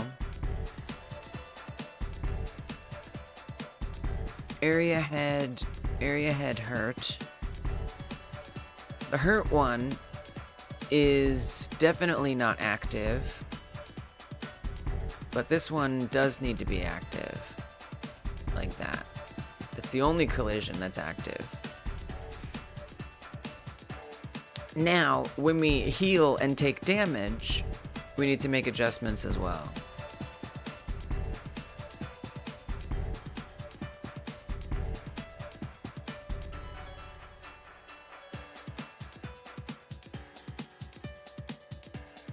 If it's the head, this is when we heal.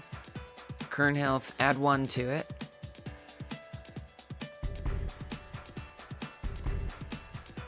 When we heal, from 0 to 1, we want the healthy head to not be active.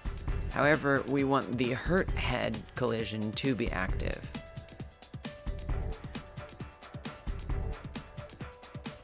When we heal into a head,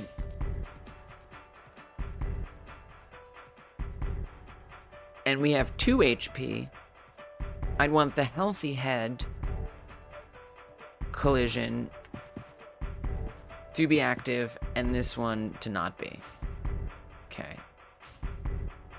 And then when we take damage, if we've taken damage and we're down to 1 HP, that means the hurt head should be active and the healthy head should not be active. If we've taken damage and we're down to 0 HP, obviously none of them should be active.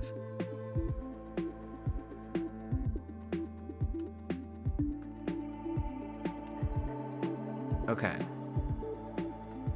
Cool. Did I do that correctly? I guess it's gonna be a little hard to test.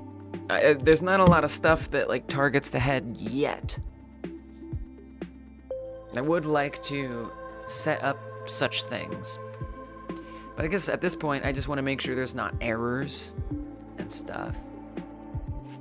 Lack of errors is good. But, you know, it would be nice if there was, especially in, like, the city environment, if there was, like, stoplights or something that could, like, stick up and stick out, and then your head could hit that or whatever. Maybe, like, some signs or something. But right now, there's not a lot that can only hit your head.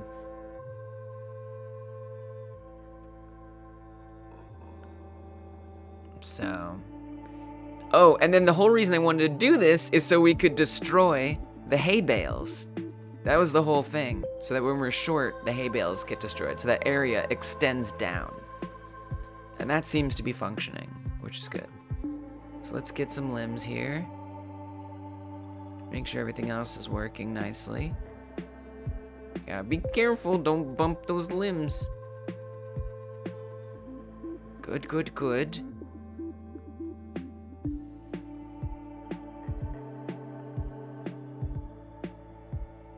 All healed up. Let's get some damage going. Oh, that's bullcrap. So that hit the head? Oh, come on. No, this is dumb. Nope. No, that doesn't make any sense for the head to take damage in that situation. That makes no sense. I hate it. But obviously, I still want things to happen. It's actually kind of tough.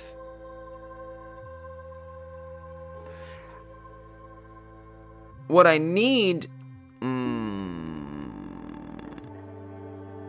How do I make it destroy things, but not hurt the player on the head?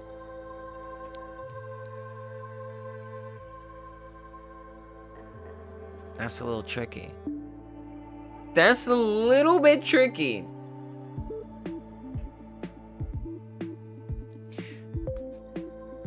I'd almost have to create like a dummy body part. Or really a collision for the body, an area for the body. Which would have to also be governed by the body part script. Oof. Because that felt terrible. It was like clear that was super unfair. Because the head is the most sensitive thing. Like, you will lose the game if your head dies. Like, that's so unfair. That I would be like all limbed up and oh, my torso bumped a tree. Now I'm dead. Like, that sucks. It feels ridiculous.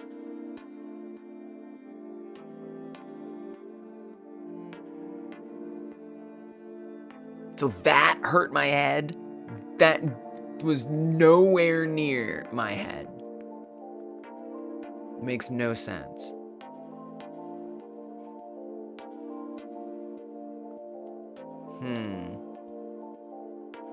That's a bit of a toughie. That's a bit of a toughie. It's not impossible. I'm just trying to think of the least terrible way. Wait, why didn't that break the hay bales? Oh, was it because the short leg was over it? Why are the hay bales no? Oh my gosh. Oh, collisions. Oh, collisions.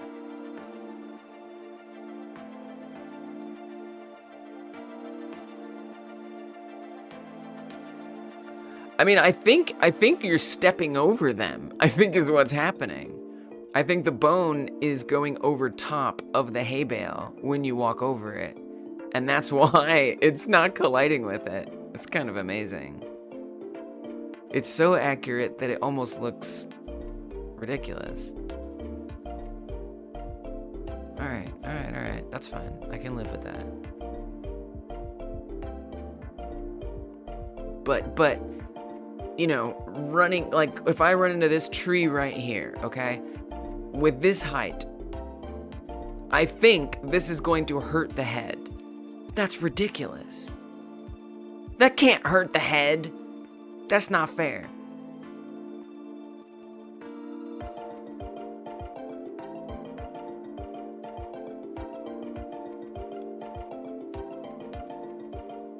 But I want the torso to be able to break the hay bales. We still did something very necessary here. I just need to make the head capsule much shorter and put it in a slightly different place. But I think I need something separate if I want the torso to break into things. That's what I think.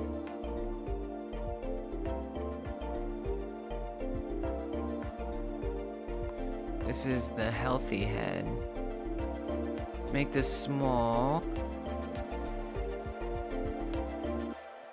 Push this up. So it actually fits in the head.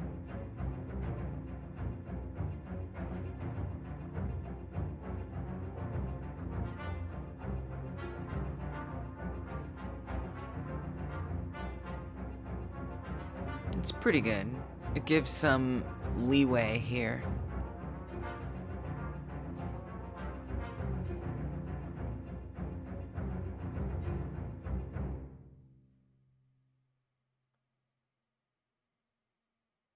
Maybe like that.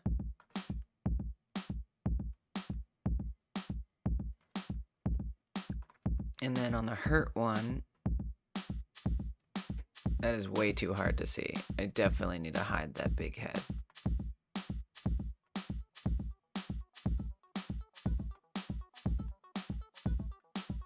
Okay. Let's move the hurt one up. About there. Shrink its height.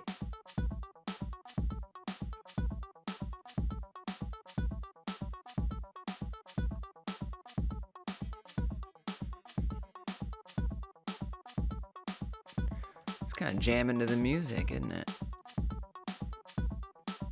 Go for you, buddy.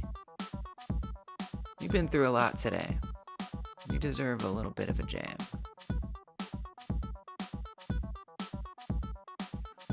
It looks so hyper. It's like it's bopping. It's bopping. That size seems fine. Oh, it's kind of sticking out of the face a little more than I want it to. Let's push it back a bit.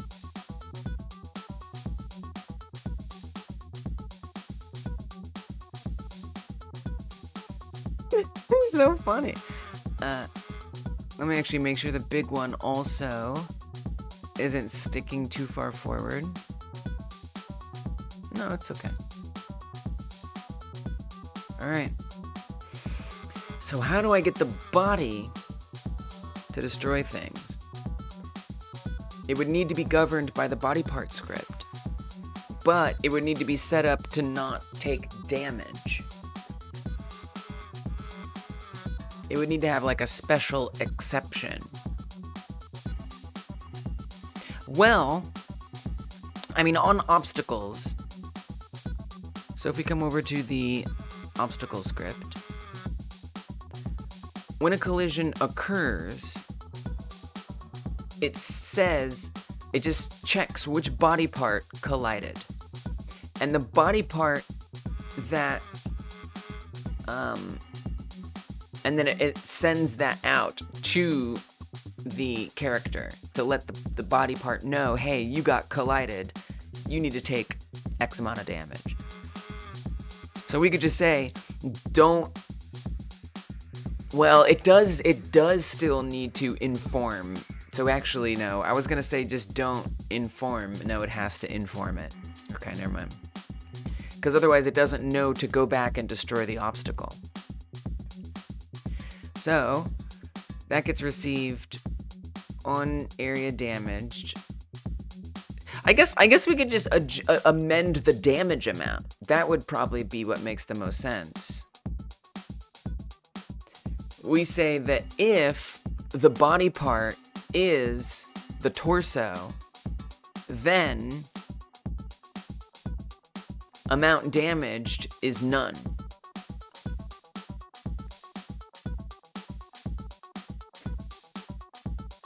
That should work. Okay, cool. Got it. Understood. Now I gotta set that up. So,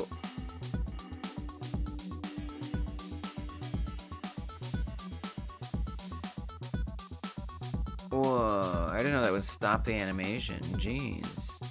Thought we were jamming, man. Come on.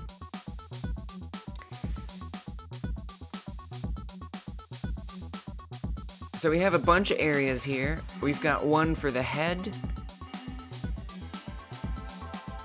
one for the right leg, one for the left leg, one for the right arm, one for the left arm, one for the player proximity, which enemies will use to determine how close they are allowed to get to the player. It's bothering me.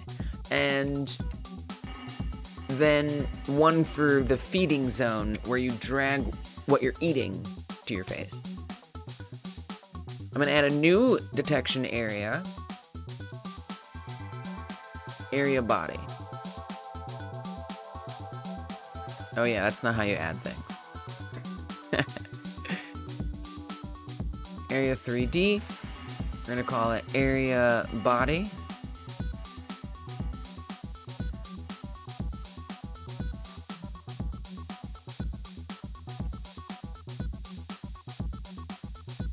And in here, we will add a collision shape. We will keep some naming conventions here. We call it collision A underscore alien body. There is no hurt version.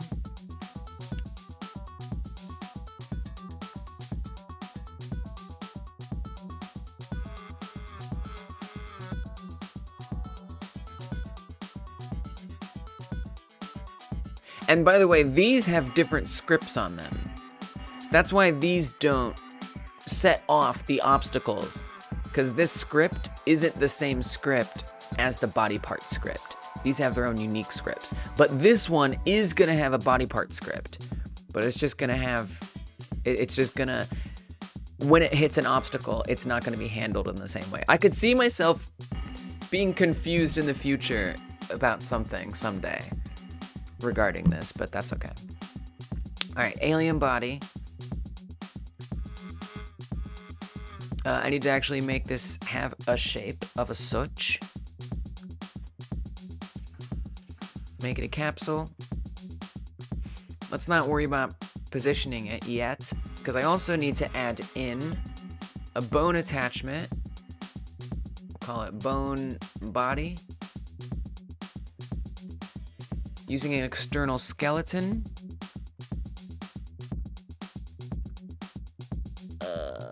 I guess just the root should be sufficient. And we want to attach a remote transform to that. Assign it to our body collision that we've just created. And as you can see, that's bouncing up and down. Now let's adjust it to make more sense and stuff. I'm paranoid, so I'm making it unique. There's really no reason to do that, but I don't care. I'm doing it because that's the habit I've decided to adopt. Shrink its height down so it fits the body shape and stuff. I'm going to adjust its remote transform position.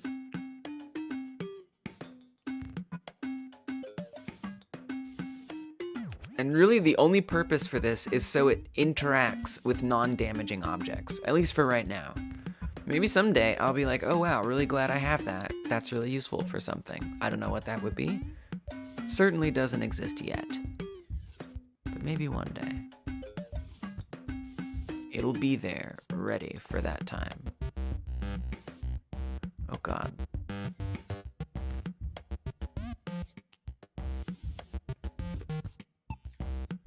There, maybe like that. It looks pretty good to me. We could adjust it just a smidge.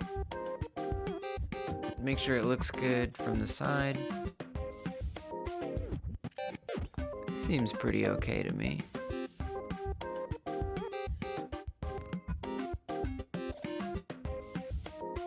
All right.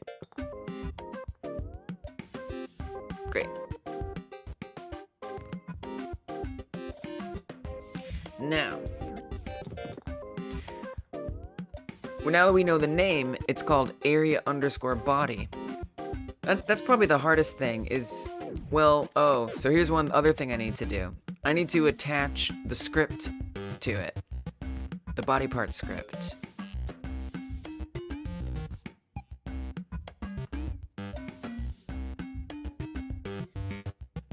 And we need to assign it an enum that doesn't yet exist. Why are these so far away from each other? Because I made this when I was a noob. That's why. Easy. Okay, so now we need to say a new one, which is body. So we click on this. We say is part body. So we're gonna need to add some exceptions in some places.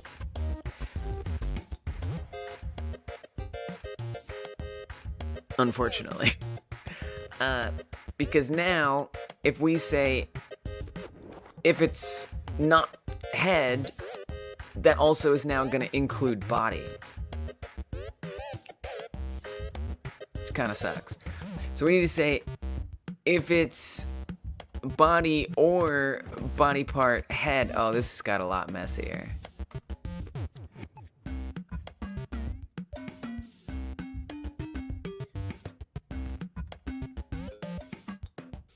I would need to say if is part set to body part is part's head, and then add this in here. It's a bit messy. Do an export bool immune and then just skip all the damage code if it's true.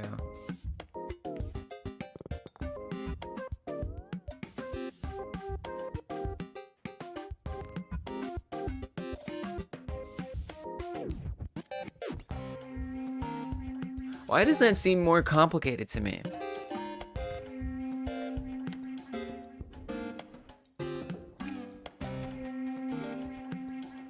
That scares me for some reason. But you're right, that sounds like that would work as an alternate solution. Nice. It's always so cool, like that there's different ways to solve the same problem. Even if it sometimes scares me a little bit.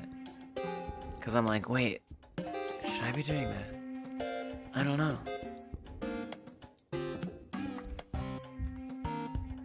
I like the idea though. Let me at least keep that in mind if for whatever reason this doesn't work.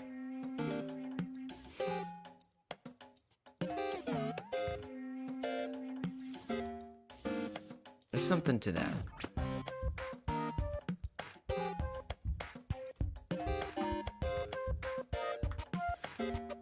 Whoa. So it's saying run this if it's the body part of the head. If it's not the body part of the head, do this. So it just basically doesn't do anything if it's the body. I think for now this works. In theory. Only in theory. We will have to try it in practice. And then on the obstacle script, we need to say if collided body part, okay, am I gonna know how to word this? If collided body part is set to,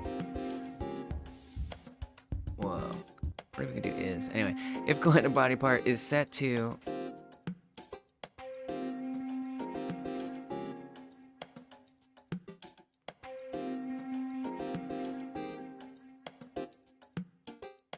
collided body part is part set to body part is parts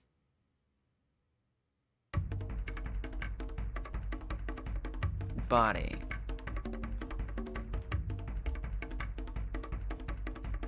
Then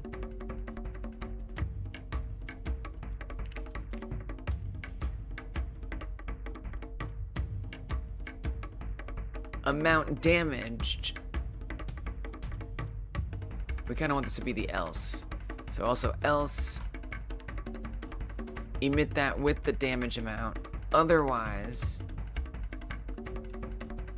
we want the damage amount to be none. So this is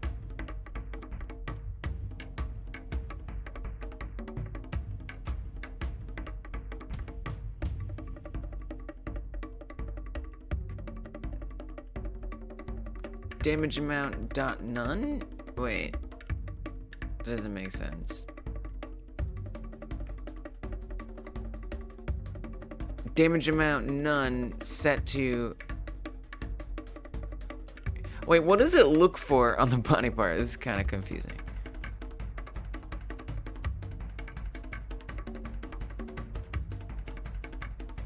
Here. If amount to damage is set to obstacle.damageamounts.full. Okay, so this is what we'd want it to call with right here. That.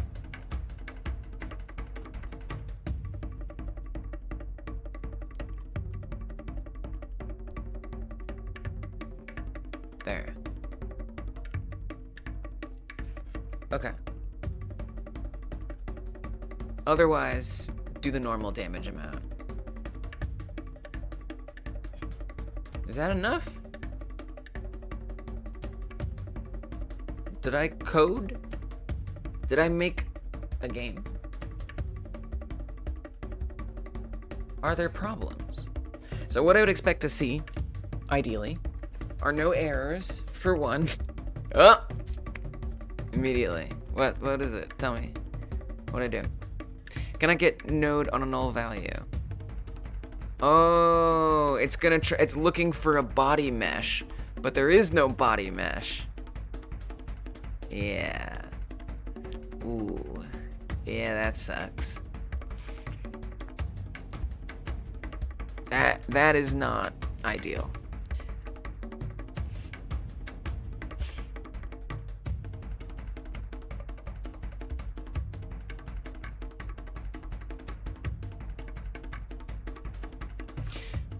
Well, actually, a body does exist on the regular armature. It's just the hurt armature. I mean, I could just create one. We could just make a dummy one, just so that way this is satisfied. In some way, I hate that. On the other hand, it would fix this up real quick, because there already is an alien body. That exists. That's real. On the regular armature. But there is no hurt version, so there is nothing like that on here. Well, I say we add in a dummy. I think that's what I'm gonna do. That's what I'm doing. I'm doing it. Cause see, there's no hurt body. Just wedge it in there. Alien hurt body. Literally, I don't have to make it be anything, right? It could just be empty. Like, who cares? Make it empty. Why make it something? What difference does it make? Maybe it'll be like, hey, there's no mesh in this mesh. Or maybe it'll be like, I don't care. I don't care. Don't marry me. Don't marry you. Don't marry me. Oh, okay. I didn't like that. Okay. I'll make it something for real. I'll make it something for real. Relax. Relax. Sorry.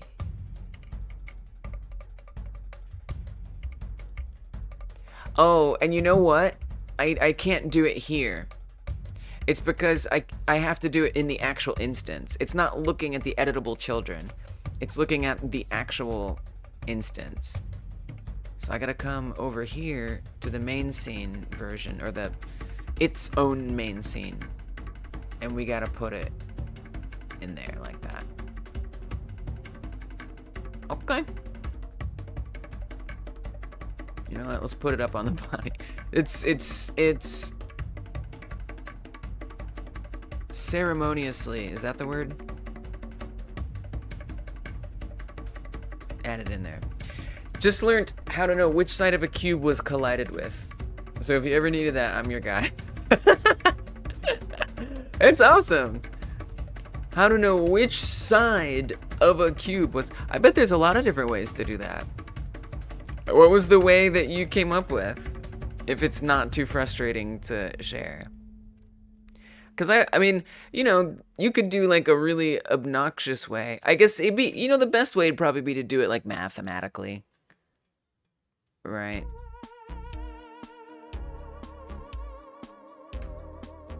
And I assume that's what you mean. Sounds pretty cool. Sounds pretty useful, actually.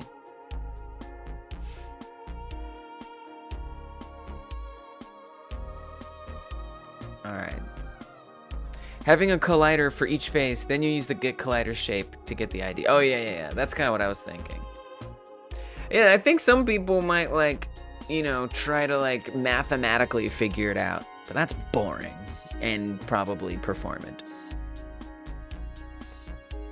That's what I do, too.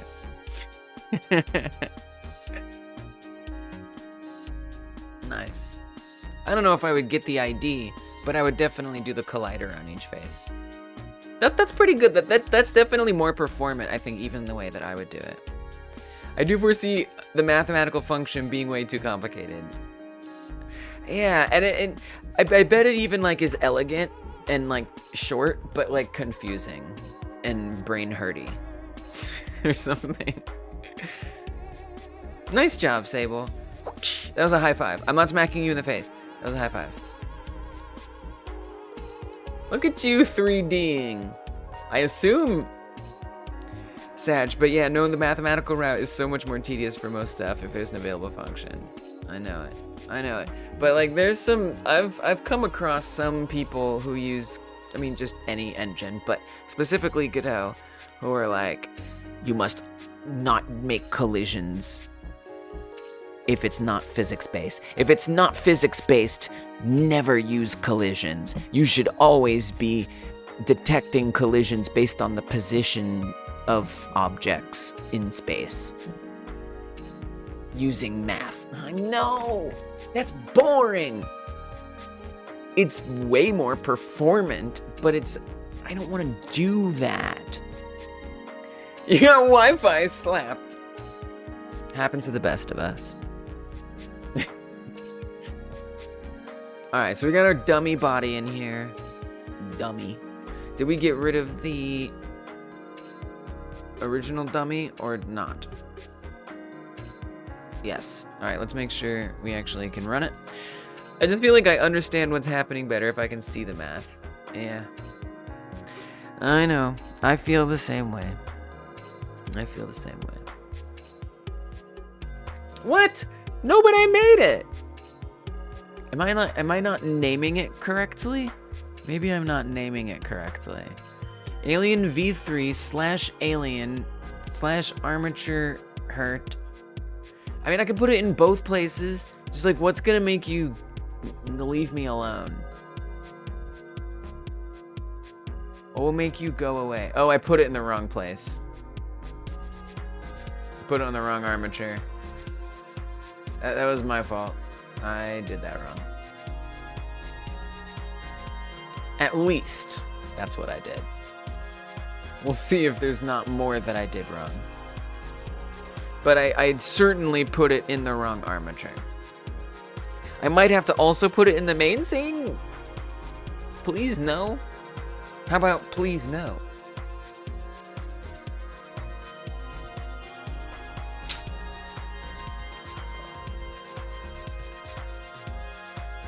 Alien V3, Alien, Armature Hurt, Skeleton 3D, Alien dash Hurt _ name split. And so the thing that it would be looking for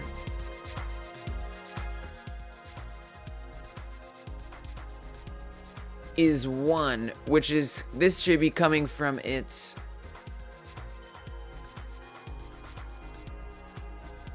own name.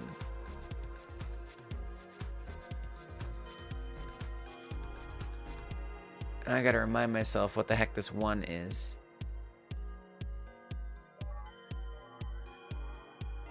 Body part name, right here. String equals name split after the underscore.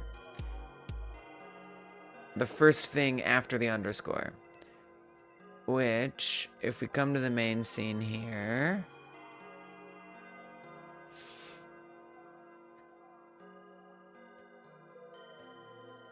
I've called this area _ body. So it should be called body. Let me make sure we're like, let me just double check what it is.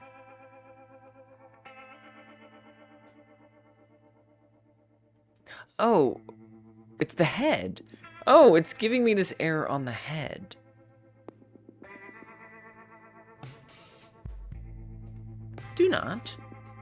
Do not give me this error on the head, please.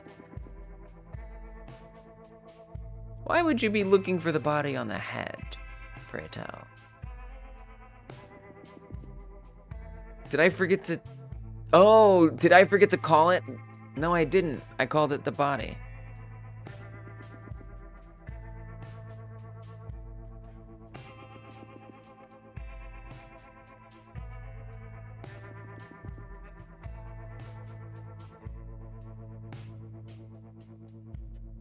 Oh, wait, this might be a different error entirely.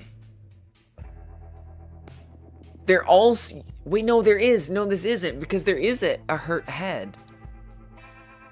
No, I'm confused.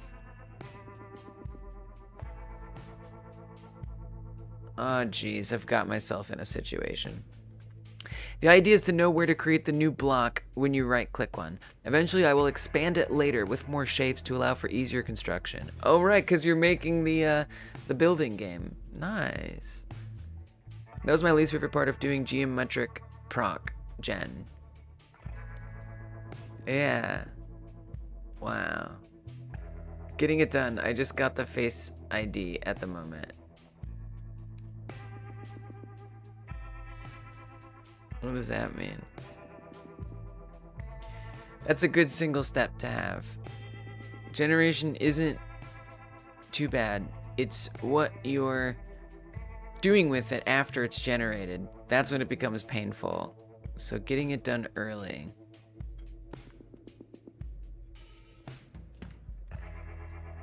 I might know what you guys mean. I'm tired.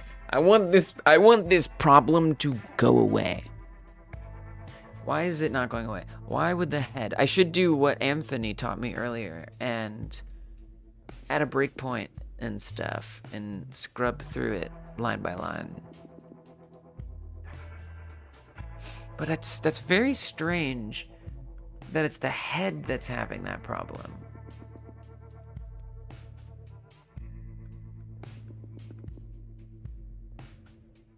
The body having that problem makes sense. I mean, suppose I just unattach that script. So I'm just gonna pull that script off and then play it off the body. We're good, right? Game runs. It's not gonna have the new fancy thing that I've tried to add, but the game should run. Yes. So that is the problem there. Good. As it should be. Now this needs to be set as being the body. That's the name of it, is body. But as soon as I do that, suddenly it runs an error on the head, trying to find the mesh. Maybe it's a different one that I'm getting an error on. I don't think so. Get note on a null value. Oh, a lot of these are null. That's okay. But since this is on ready, of course that's a problem.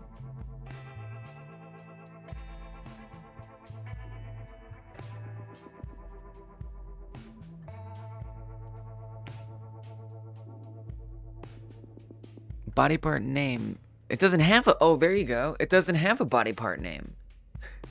If it doesn't have a body part name, it can't know what its name is. Also, shouldn't this work on all of them?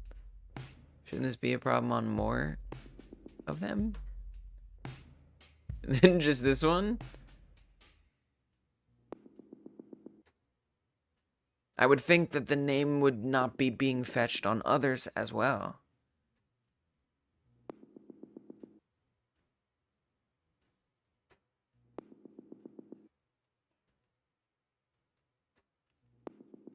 Okay, at least it knows that it's called body. That's good. That's a good sign.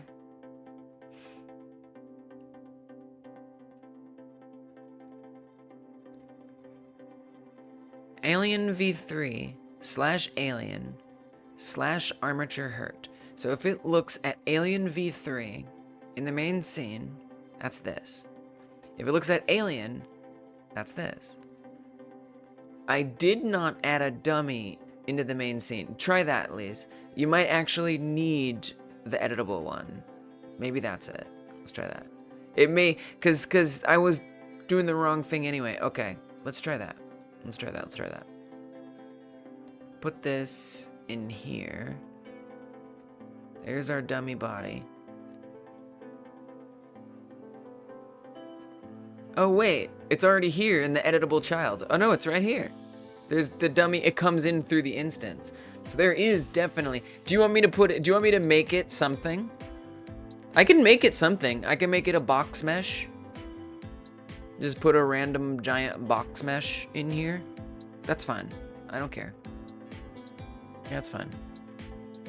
Can you make it smaller though? It's just really big.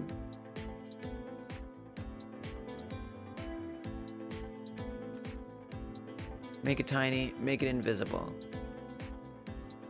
Is that why it's mad? A pill for the Godot gods? I could make it a capsule. Probably a sphere would be the best, because that's gonna be the easiest to render. Really? Really?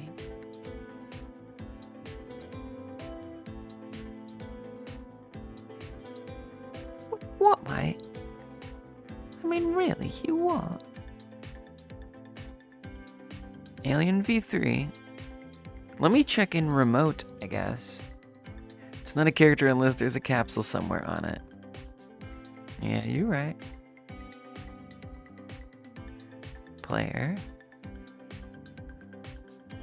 Alien v3. Alien. Armature hurt. Skeleton 3D. Alien dash hurt underscore body.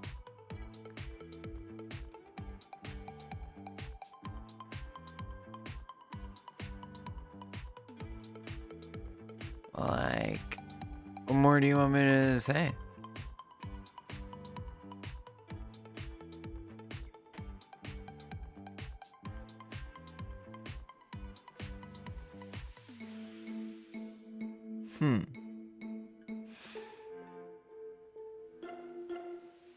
Very weird.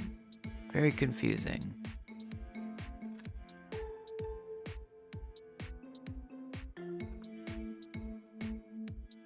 The player node is null? Where do you see that? You've gone into territory I've stayed away from on purpose because I know my noggin can't handle it. I must achieve what I want to achieve at whatever cost. Where do you see that the player node is null? Basically, I mean, I guess technically, I hadn't thought about that. Is the player node the thing that's null? I don't think so. Oh, it is! Wait, why?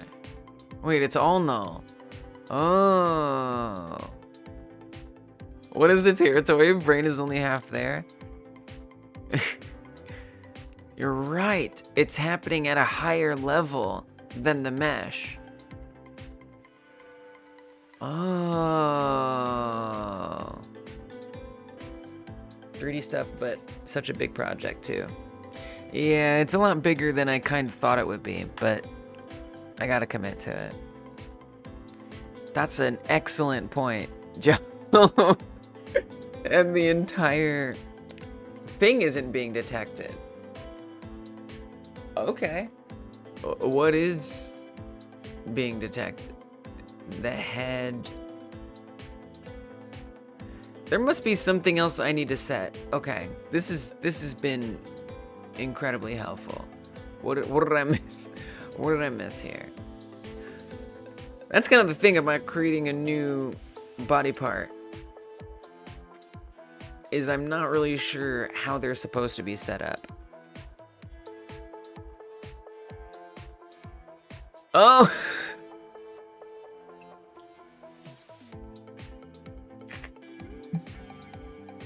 Oh, I need to go to bed. I need to go to bed.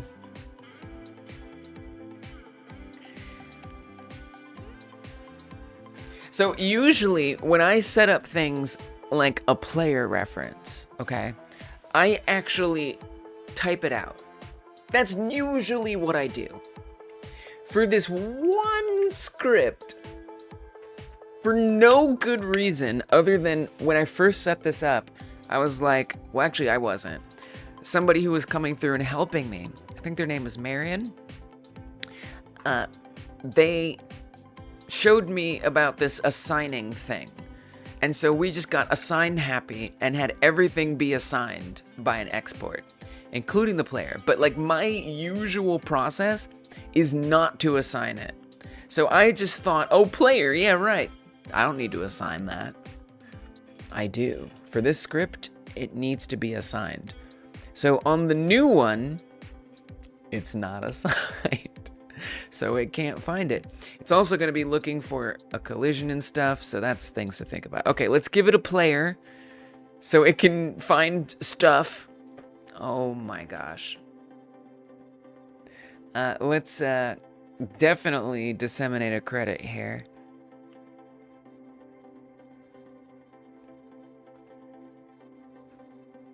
You can say equals stuff to put a default value. Oh yeah, default. Oh my god, that's a good idea.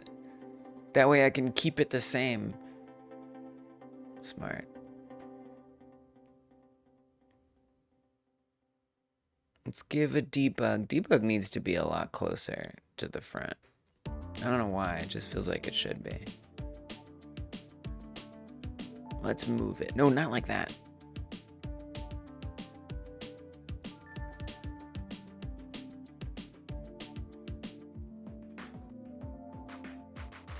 Joe, right there. Increase it to 3. I'm gonna say that's a Godot consultant as well, because you gotta know something about Godot. We'll give Dungeon a little credit too, because that would just resolve that. Okay, so we're gonna hit other problems. So for example, it's looking for a damage flash. We don't want a damage flash on the body. So I guess I'd want to say, is this ready function? If, whatever, what do we type? How does the typing go? I'm too tired to brain this out right now. All of that, whatever, is part. If is not the body, then bother with all of this. I got a problem with the damage timer in general, if I'm being honest. So we're just going to discover. We're going to discover all the things that aren't set up because it's not a typical body part. We'll cross the bridges when we get to them. That's how I like to code. Brute force mistake making. Alright. So far, not bad. It's a game. It works. Let's see if there's anything else that's chaotic. So first, let's make sure the body does that or not. Invalid access to property key is part on a base object of type area 3D area freed. If collided body part is set to collided body part is set to... First of all, that's a funny way to write something. I'm gonna tell you that right now.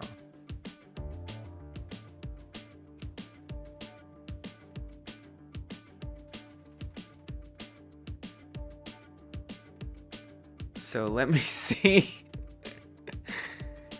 Does that fix it?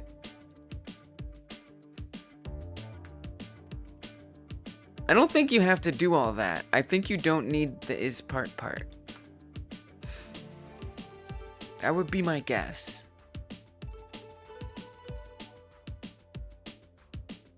But let's see if this monstrosity is allowed. So this is on the obstacle reporting to the body part. Okay, it doesn't like that. Oh, because that becomes a Boolean. Okay, whatever. I think I could just say this. What kind of node is collided body part? Area 3D.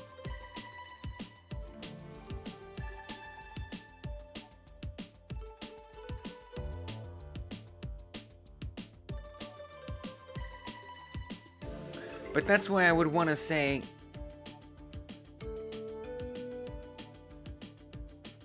I mean, this makes sense. Like, technically, this makes some sense. Why would it be freed?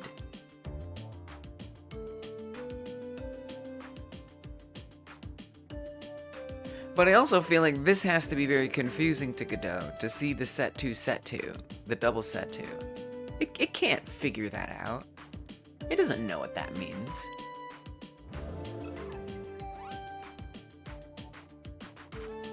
I guess I could create a variable. Variable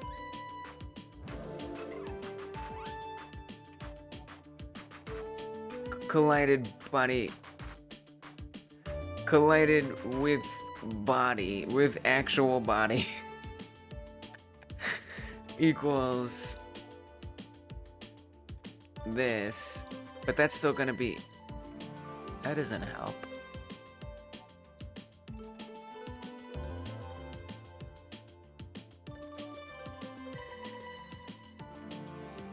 But I see what you're saying. Oh, I think I see what you're saying.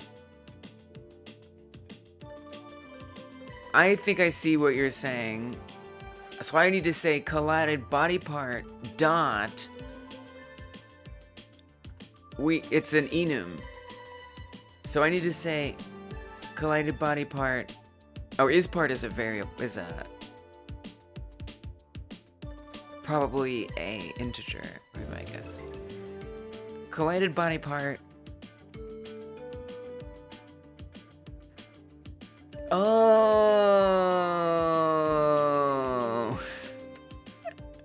like this. It would be like this. Oops. That makes a lot of sense. That right there makes a lot more sense. Okay. What's up, Jean-Michel? Welcome back. I bet using raycasting would be kinda easy to detect which side of a cube there has been a collision. Oh, that's true. But you do your own collision at this point. Less user-friendly.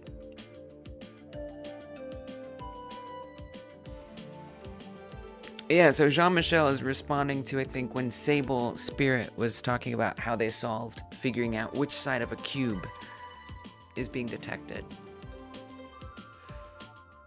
Yeah, raycasting would be a good idea. Totally. Solid suggestion. Okay. Ugh. Can I call method start? Okay, great. Now we're back to the normal problems that we are checking for. Excellent. Thank you, Joe. Joe, again, to a rescue. Let's just do a straight debug credit for that one. Raycasting is probably the most efficient. I don't get how Godot does their rays, though, to be honest. Yeah, so... I mean, I'm not gonna explain it because I barely understand it. I just follow what people tell me to do. But the way I've set up raycast in Godot, there's a lot. I mean, I'm not even going to go into it all. But generally speaking,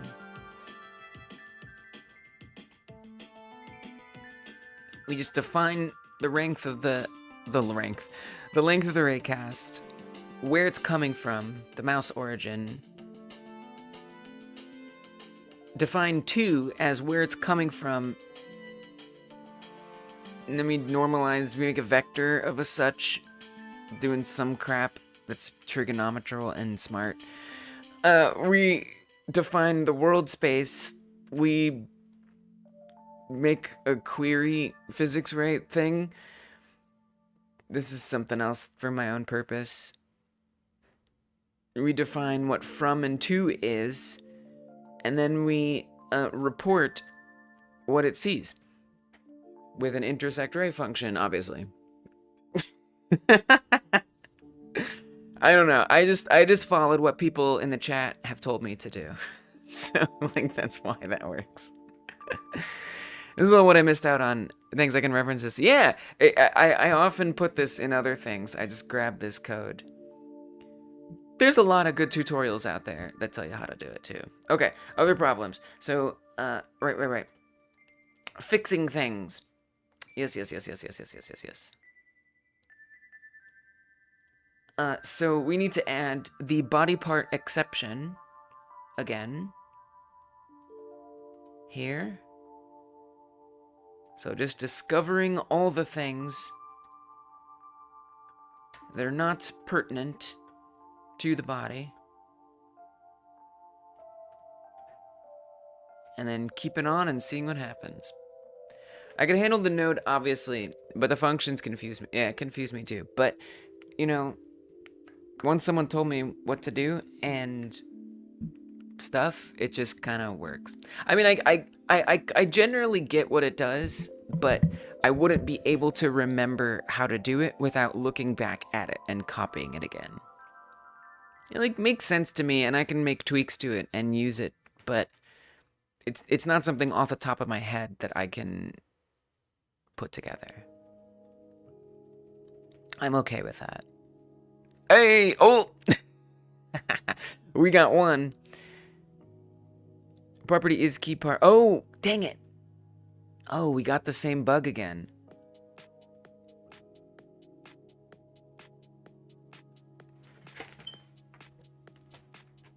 Area freed .gd? What does that even mean?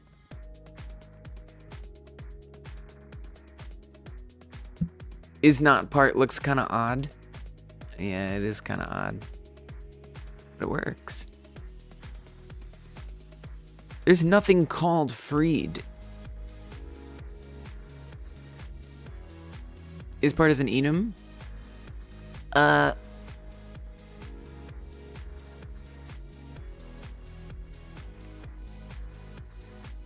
Is part is referencing the enum. But I mean, I use that all over the place, and everything is fine. Like I've been using this a lot, I think. Is part. Okay, actually I haven't, but it should work just fine. This should work just fine. Yeah, I just don't understand why that would happen though. Yeah, it's Q-free. I have used this before. I ended up unusing it. But basically what this says is all of this, do the opposite. It's like the same thing as saying if not. It's literally the same thing.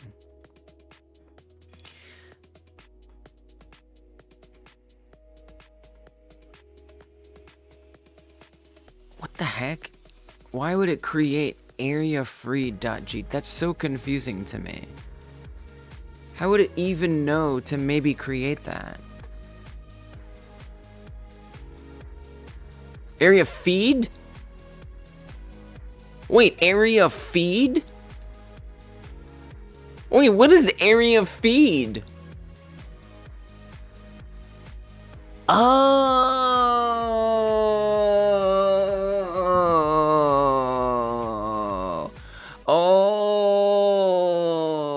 I know what this is. So the thing that has collided with the with this does not have an enum with is part on it. That doesn't exist on it. So it's like trying to figure out where is part on here. So this if case is detecting things that don't fall within that if case's parameters. So it's like, what do you want me to do with this one? I don't know what to do with that one. I see what's happening. Ay, ay, ay. Okay, now how do I fix it? That I'm not as sure of.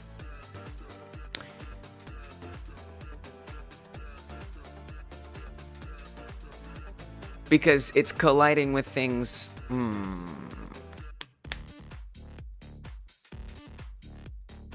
I mean, I could arbitrarily add an is part on there. Just so I could just do that. I mean, it's really ridiculous, but I could do this.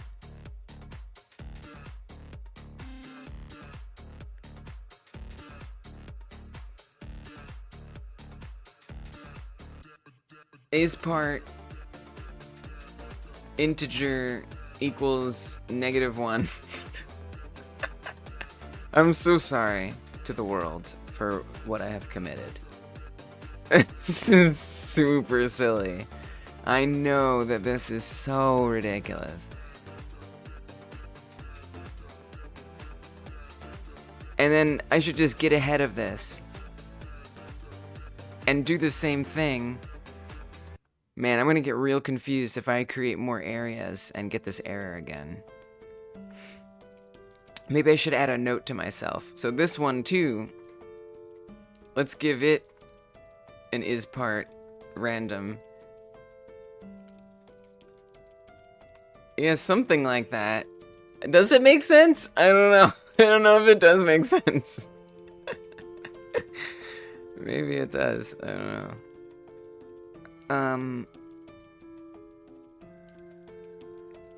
And then, assuming I fixed it, but also, let's say, getting an error. Did you add a new area to the player Did you add a new area to the player without a defined is part? That'll be my note to myself someday. Assuming this even really resolves that.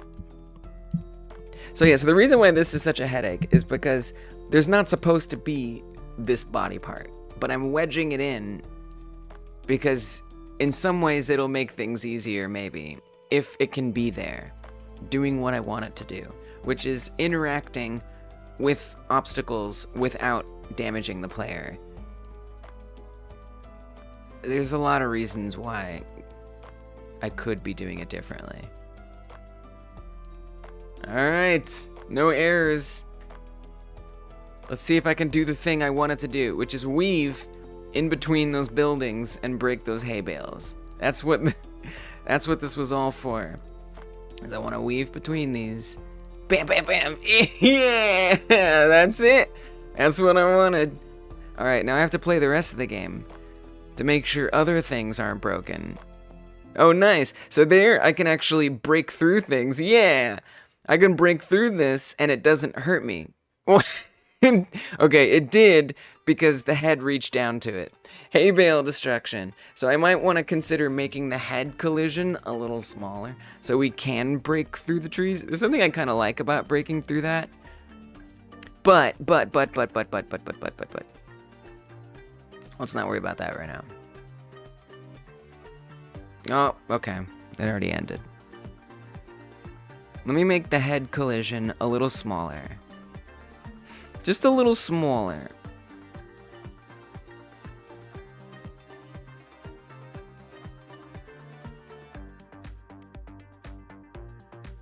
And if it's not small enough, whatever. And let's move it up. Okay. And then we'll do the same thing for the tiny head, too. Make its collision. Oh, it's impossible to see. I'm gonna hide the big head. Okay, now I can see the little a little better. Oh.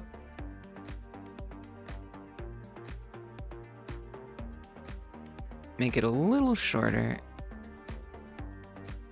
And then push it up a bit via the remote transform offset.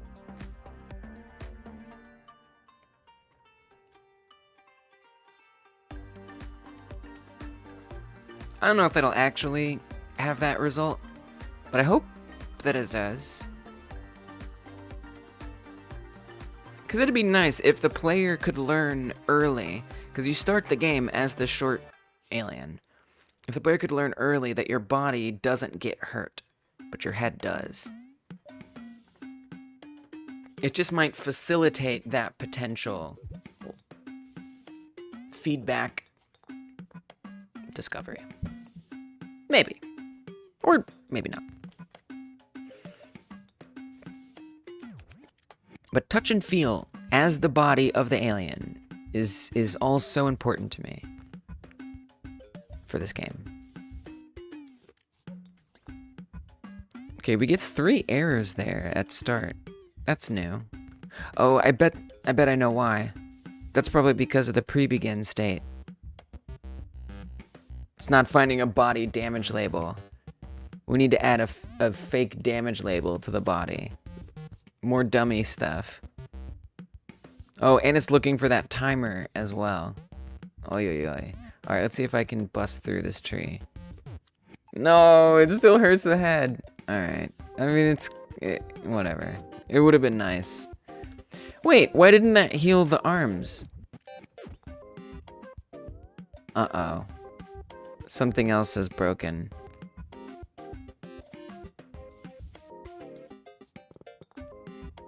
Oh no, the arms aren't growing.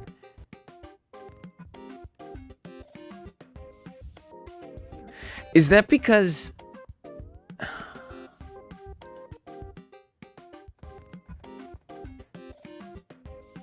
Wow.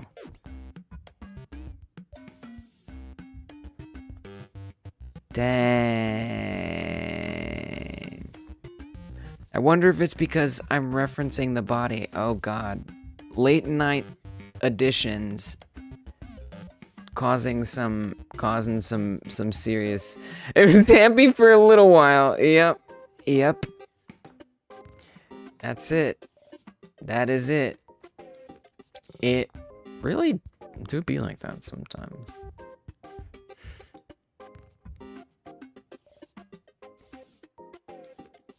If is the head or the body. So if it's not the head or the body, do all this. Yeah, development in a nutshell. It'd be like that. Especially when you try to like add in new things to an existing system. Especially. So I wonder if this whole else isn't even running. This is healing. Healing on limbs attempted. I think that it's possible that else statement isn't running. Oh man. Oh man. All I wanted was hay bale destruction, and I got a lot more than that. Might need to come up with a different solution for getting hay bale destruction. That might be, because at this point, I'm adding in a crap ton of stuff. You know? Just so that can happen, like, I'm starting to think there's gotta be a better solution to this. Oh yeah, look, that message doesn't even print. So that else statement isn't actually running at all. I think. Unless I put that in the wrong place. Wait, I might have put that in the wrong place. Yeah, because it should be healing up here.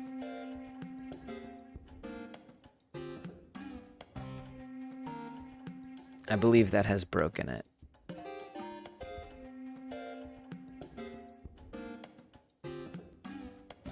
If part is set... Oh, well, I don't know. Is it this? Is it that I need to do underscore is part like that? Is that what? Is that what it is? Tell me the truth. Is that all it is? Joe caught that the other day. But I don't know if that's relevant to this situation.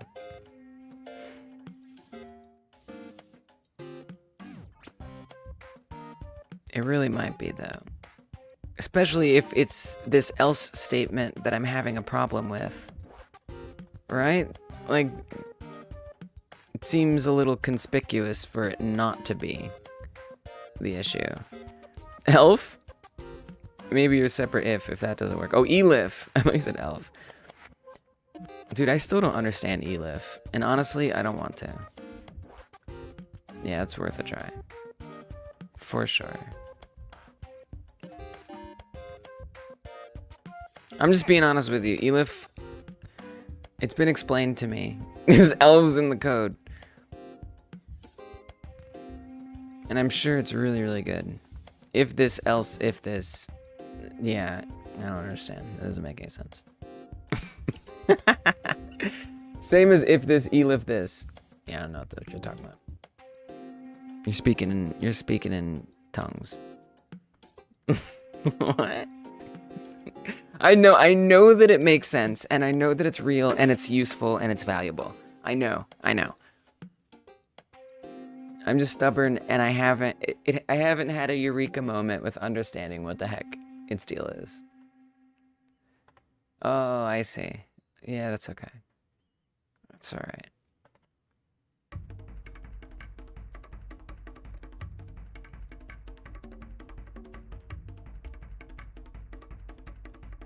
Okay, can we heal and stuff? Or no? Yes, that was it. That was it. Okay, so if I've already used it, why do I need to know it? You know? Like, okay, so I don't need it. Got it. Got it in my brain. Alright, so this is fixed. Thank goodness. Yeah. Let's test some other things, other various things. Ooh, cut it too close. All right.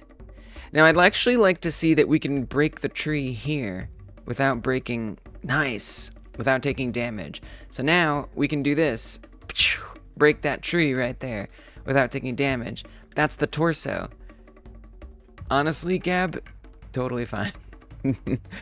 Like, I don't expect people to come. I never expect people to come. I'm just here doing my thing. I prepare for the possibility that people come, but there's no reason to apologize for me preparing anyway. That's what I signed up for by being here. GG. Sweet. Can destroy this little tree without taking damage. Well, unless we do. Now, I do still kind of wish... I'm glad you do, Gab. Oh, I see. You're sorry, like, I wish I could have made it sooner. I see. Sorry is a weird word. It's so... It can be interpreted in so many ways. The little feet! Yeah, they got broked. Okay. Things seem to be working. The debugger is having a fit and a half. Those mean trees. Fellow chatter's still awake. Yeah, I know, right? Dude, it is ridiculous that I'm still here. I mean, I do say 8 to 10 hours, and it hasn't been 10 hours yet. But I try to avoid that. Oh yeah, there's always been these weird collision problems. Use call deferred or set deferred. Oh, okay. I know. So this warning... Okay, I know what this warning is. Yeah, I guess. This is... I see. This is a whole thing. This is something this isn't the fun. Don't worry about it. It's fine.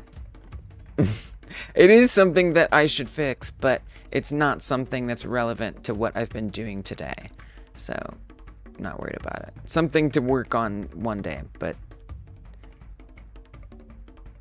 Alright. Now, I still would like the, I really would like the head. I'm kind of into that idea. That the head doesn't reach down so far that it can collide with that tree.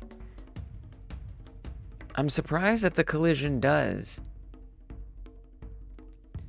I don't want it to. I want to keep adjusting it so that way we can break that little tree.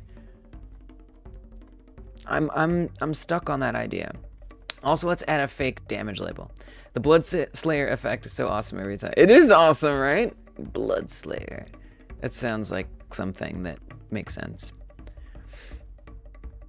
We're gonna add a dummy damage label that does nothing and means nothing. But it's there anyway. Well, at least it would probably make more sense if you just didn't have it check for the damage label. Oh, but it's on readying it. Yeah, okay, let it on ready it. It's not like it's running code on it. It's looking for it on the hurt one as well? Fine. Here, we'll put it on both of these. Give it some dummies. Oh, the splatter. I see. I thought you were talking about this. I think it's awesome too. It was always very important. Like from the earliest drawings that I did, I had that blood. Very important to me that we had this cartoony kind of game.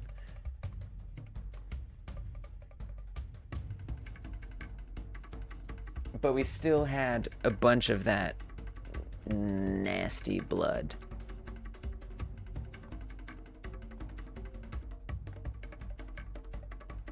I made this on my phone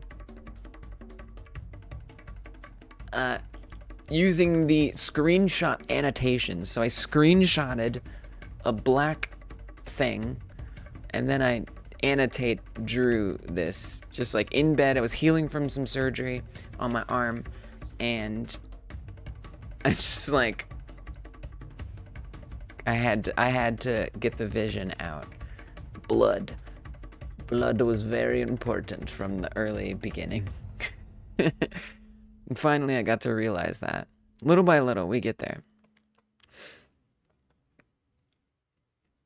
And, you know, that's why I'm so resistant to new ideas, because I'm still trying to get to the original vision, you know? It's like seeing a Disney's development roll. Yeah. This is some behind-the-scenes bonus DVD footage content kind of stuff. It's got to start somewhere. All right, let me get this head tiny. Not you, just the world. I want to break that tree with my little body. That's what I want. So I'm gonna make this collision even shorter. It's basically a sphere at this point.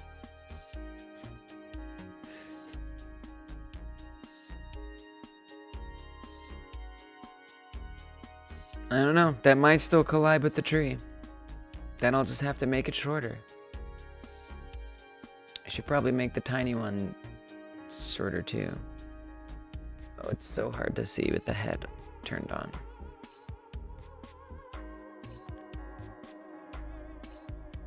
Let's hide it again.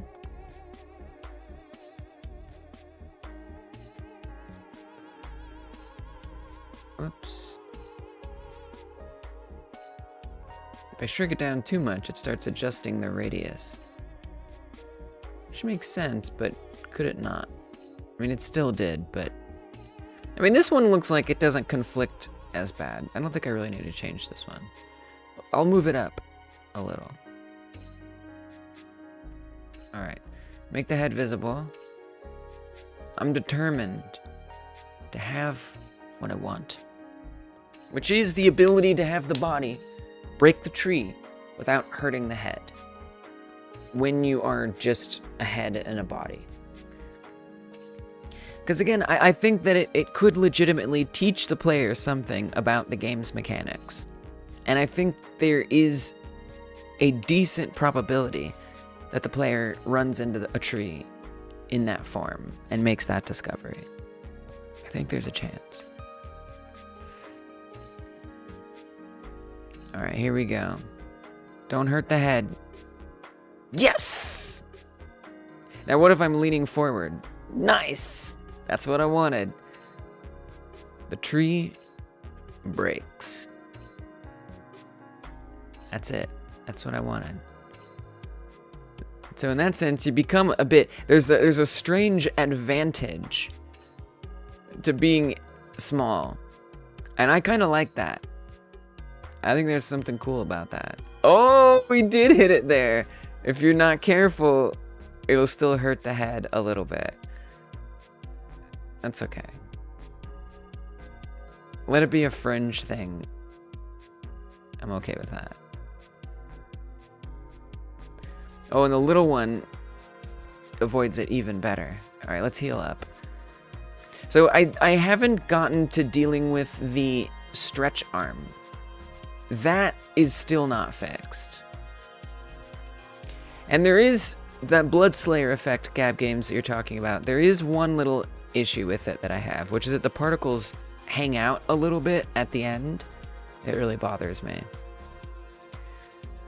So, like, they're just, like, sitting there for some reason. That's something I do want to deal with at some point. Not right now. So the other problem is that the collision stretches when the arm stretches to reach things.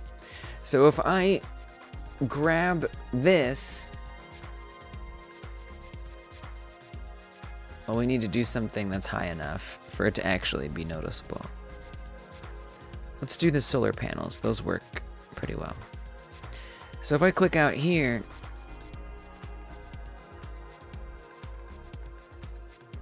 Okay, this isn't a good example, apparently.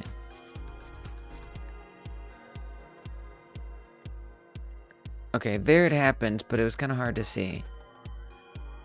Why is the blood effect parented to the world or to the alien? It is parented to the alien.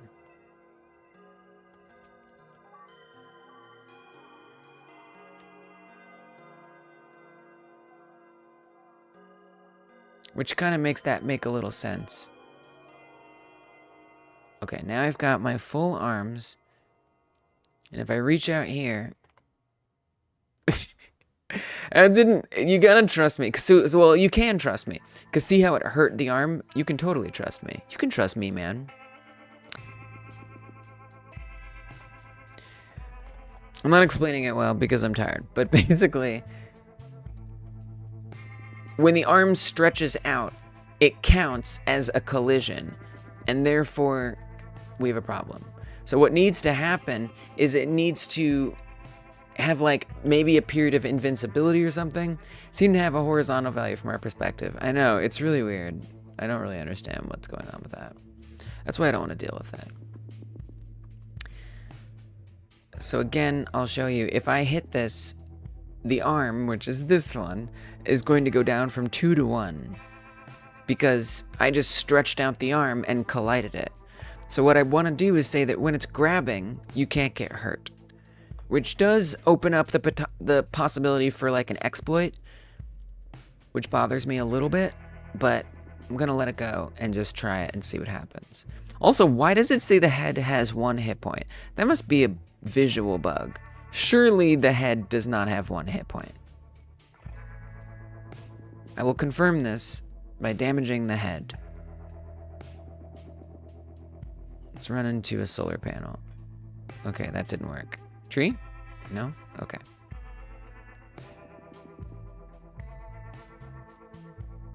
It did have 1 hit point. Why? What is that bug? They never stop. It's always something. That's new. To my knowledge. And it was showing the healthy head. That was the problem, is it wasn't showing the hurt head. So here, the head has 2 hit points, which is correct.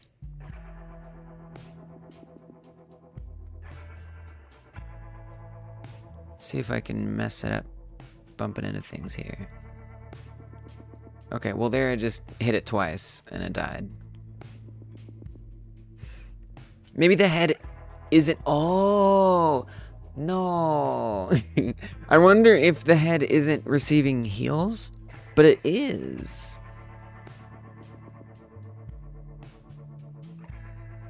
I don't know why that would be the case.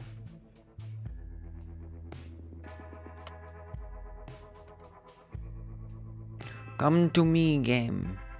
Tell me your secrets. So I have to make sure I only hurt the head. And by the way, the head, most of the damage to the head is going to come from enemies targeting it. But there will be some obstacles. So that's why it's kind of hard to hurt the head right now. A debug button for that would be nice, but setting up damage debug buttons for this game is more tedious than I like it to be. Okay, there we did 1 damage to the head. Excellent. Now let's heal the noggin. It didn't increase. The head size increased, but the hit point didn't increase. Well, that seems fixable.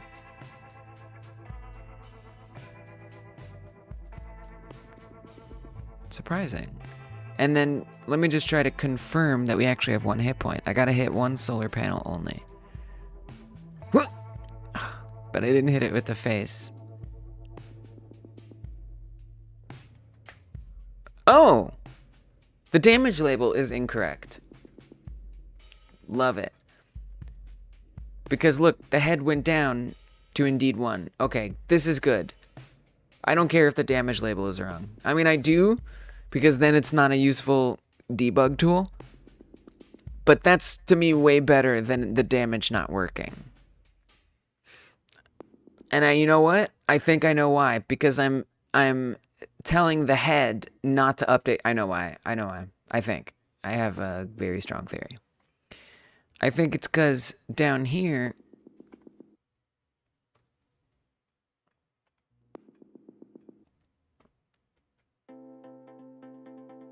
Yep. We're updating the damage label in the else statement. This needs to be no matter what.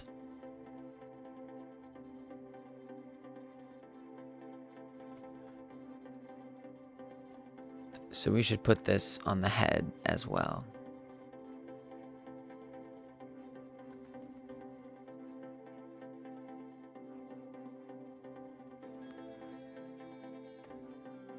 It reset when you hit the solar panel and lost your arm. I don't know if your head had collided, obviously, but maybe that updated it. It turns out that it just wasn't updating. So smart. Smart problem solving, maybe not planning ahead. You're very kind.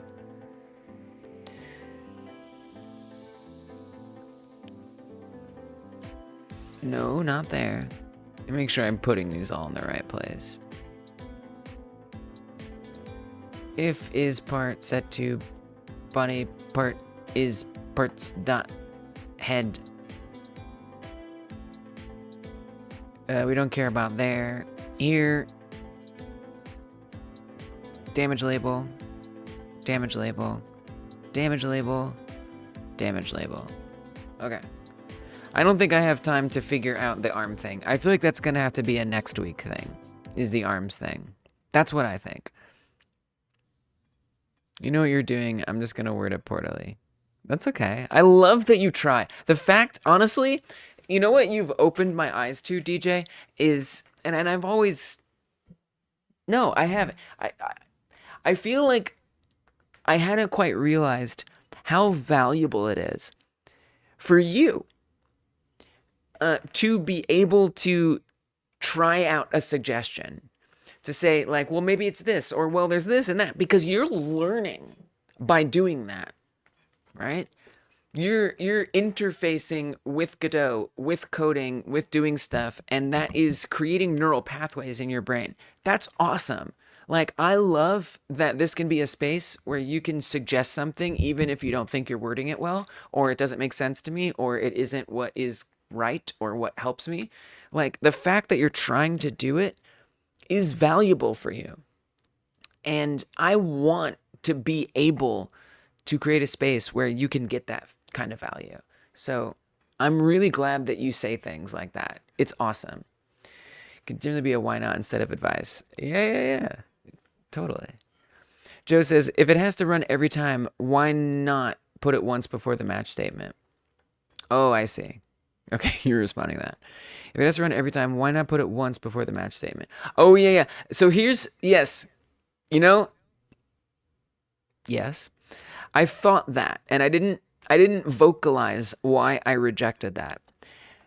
Which is amazing, because I didn't realize that thought was in my brain until you said that. The reason why I didn't put it outside of the match statement is because then it's going to try to update the dummy damage label on the fake body, which is fine. Like, you know, I made a dummy damage label on the body, but like, what if it just didn't? What if it just doesn't try to update something that doesn't need to exist? And then what if, for some reason, I create another body part area? You know, then I have to make an exception for that. Although I will anyway. But anyway, that was my calculation, was that it just won't interface with the thing that isn't a head. But I definitely considered that as well, for sure. Teamwork makes the dream work. Group learning helps. Yes. Yeah. Absolutely. And you know what else? It forces me. Oh, thank you, Cybershell. Oh my God. You're a real one for that level of awareness and empathy. That's so nice. You guys are the best. What a note to say maybe good night on. No, because like, it helps me learn too, because then I have to analyze, wait, is that true? Does that work? Why doesn't that work? And me going through that in my own mind helps me. So it really is a group effort. Thank you so much for saying that. I take so much pride in that. Appreciate it, because sometimes I worry I'm straying, but if I'm staying on topic, you've been a good teacher. Let's go. Wow, thank you. I'm still new. I'm still learning myself, and there's a lot I don't understand. And so, you know, that I can still be a teacher despite that is an incredible honor. You know, it's like we can just, learning together can be part of the teaching. So that's pretty cool. All right, I think I've done as much as I can bear to do today, which has been a lot. Yeah, it is part of a beautiful thing, open source. Yeah, it's really important to me to keep this project open source for sure. Absolutely. Yeah. Good night. Before you go, hit that thumbs up button if you haven't yet. Whoa. What's happening to my hand? What? Okay, anyway. Yeah, Hyper Smash. What the freak? I'm turning into Metal Mario. Okay, anyway, Hyper Smash that thumbs up button if you haven't yet. Thank you if you're willing to do that. I appreciate it. It's Metalese. I could probably do my whole face. What in the world? All right, let's go over what was achieved today. Today, the collisions move, all of them, the arms, the upper arm, the lower arm, on both sides, the upper leg, the lower leg, they move with the meshes, with the bones, which is awesome. And I set up all those collisions, we set up all those collisions to be able to actually interact with the world correctly without too many problems. We can break through things with our little indestructible body. I can weave through stuff, unless I do it wrong and hurt myself in the process. Let's heal those limbs up. We can break off those individual limbs one by one very precisely. So I can make, okay, that one's broken, but now I can go, okay, let me make sure I do it right. I can go right past it, just right past it. This was never possible. I don't know if anyone can appreciate this more than me. And I say that because I've been sitting here playing this game for months, and it's been driving me nuts that I can't get accurate collision with anything. But now it's so accurate. And if I even level up my limbs a little bit here, let's break off. Oh, I can't even break it off.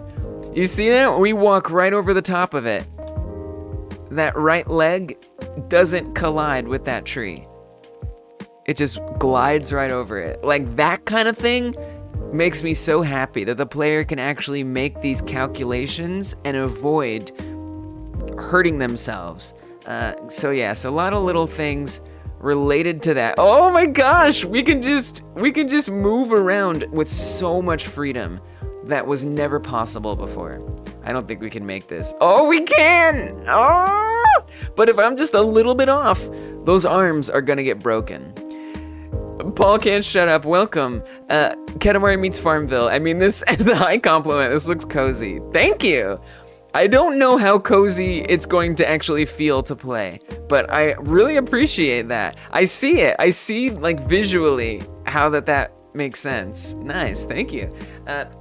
So yeah, definitely great success. Other little things along the way, but finally, these collisions are behaving like they should. Thank goodness for that. Yeah, I don't think I just saw a bug. I think it's working. Well, we'll look over time as I keep playing it. We'll discover new bugs and we'll make changes as necessary to make sure it all kind of works right. Feels like it will be a very high-strung arcade. Yeah, that is kind of the idea. It's kind of like, it's giving shoot 'em up a little bit with endless runner, roguelike, survival. Those are all kind of part of this genre. But anyway, All right, y'all, I'm gonna head out. Good night. Thank you for supporting Hypergame Dev members and people on Patreon. I appreciate you all so very much. DJ Alexander, welcome to the membership. Thanks for signing up for that. I appreciate it.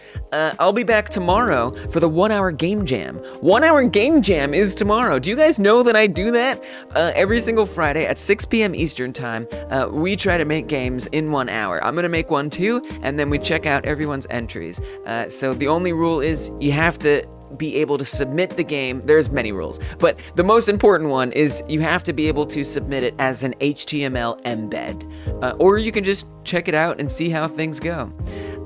Yeah, if you're watching this after the live stream, by the way, thank you for staying tuned. Oh my gosh. You can tap or click in the bottom left to see the last live devlog that I did, or tap in the bottom right to see the next one, and I hope I see you there. You hadn't heard? Okay. All right. Good night, guys.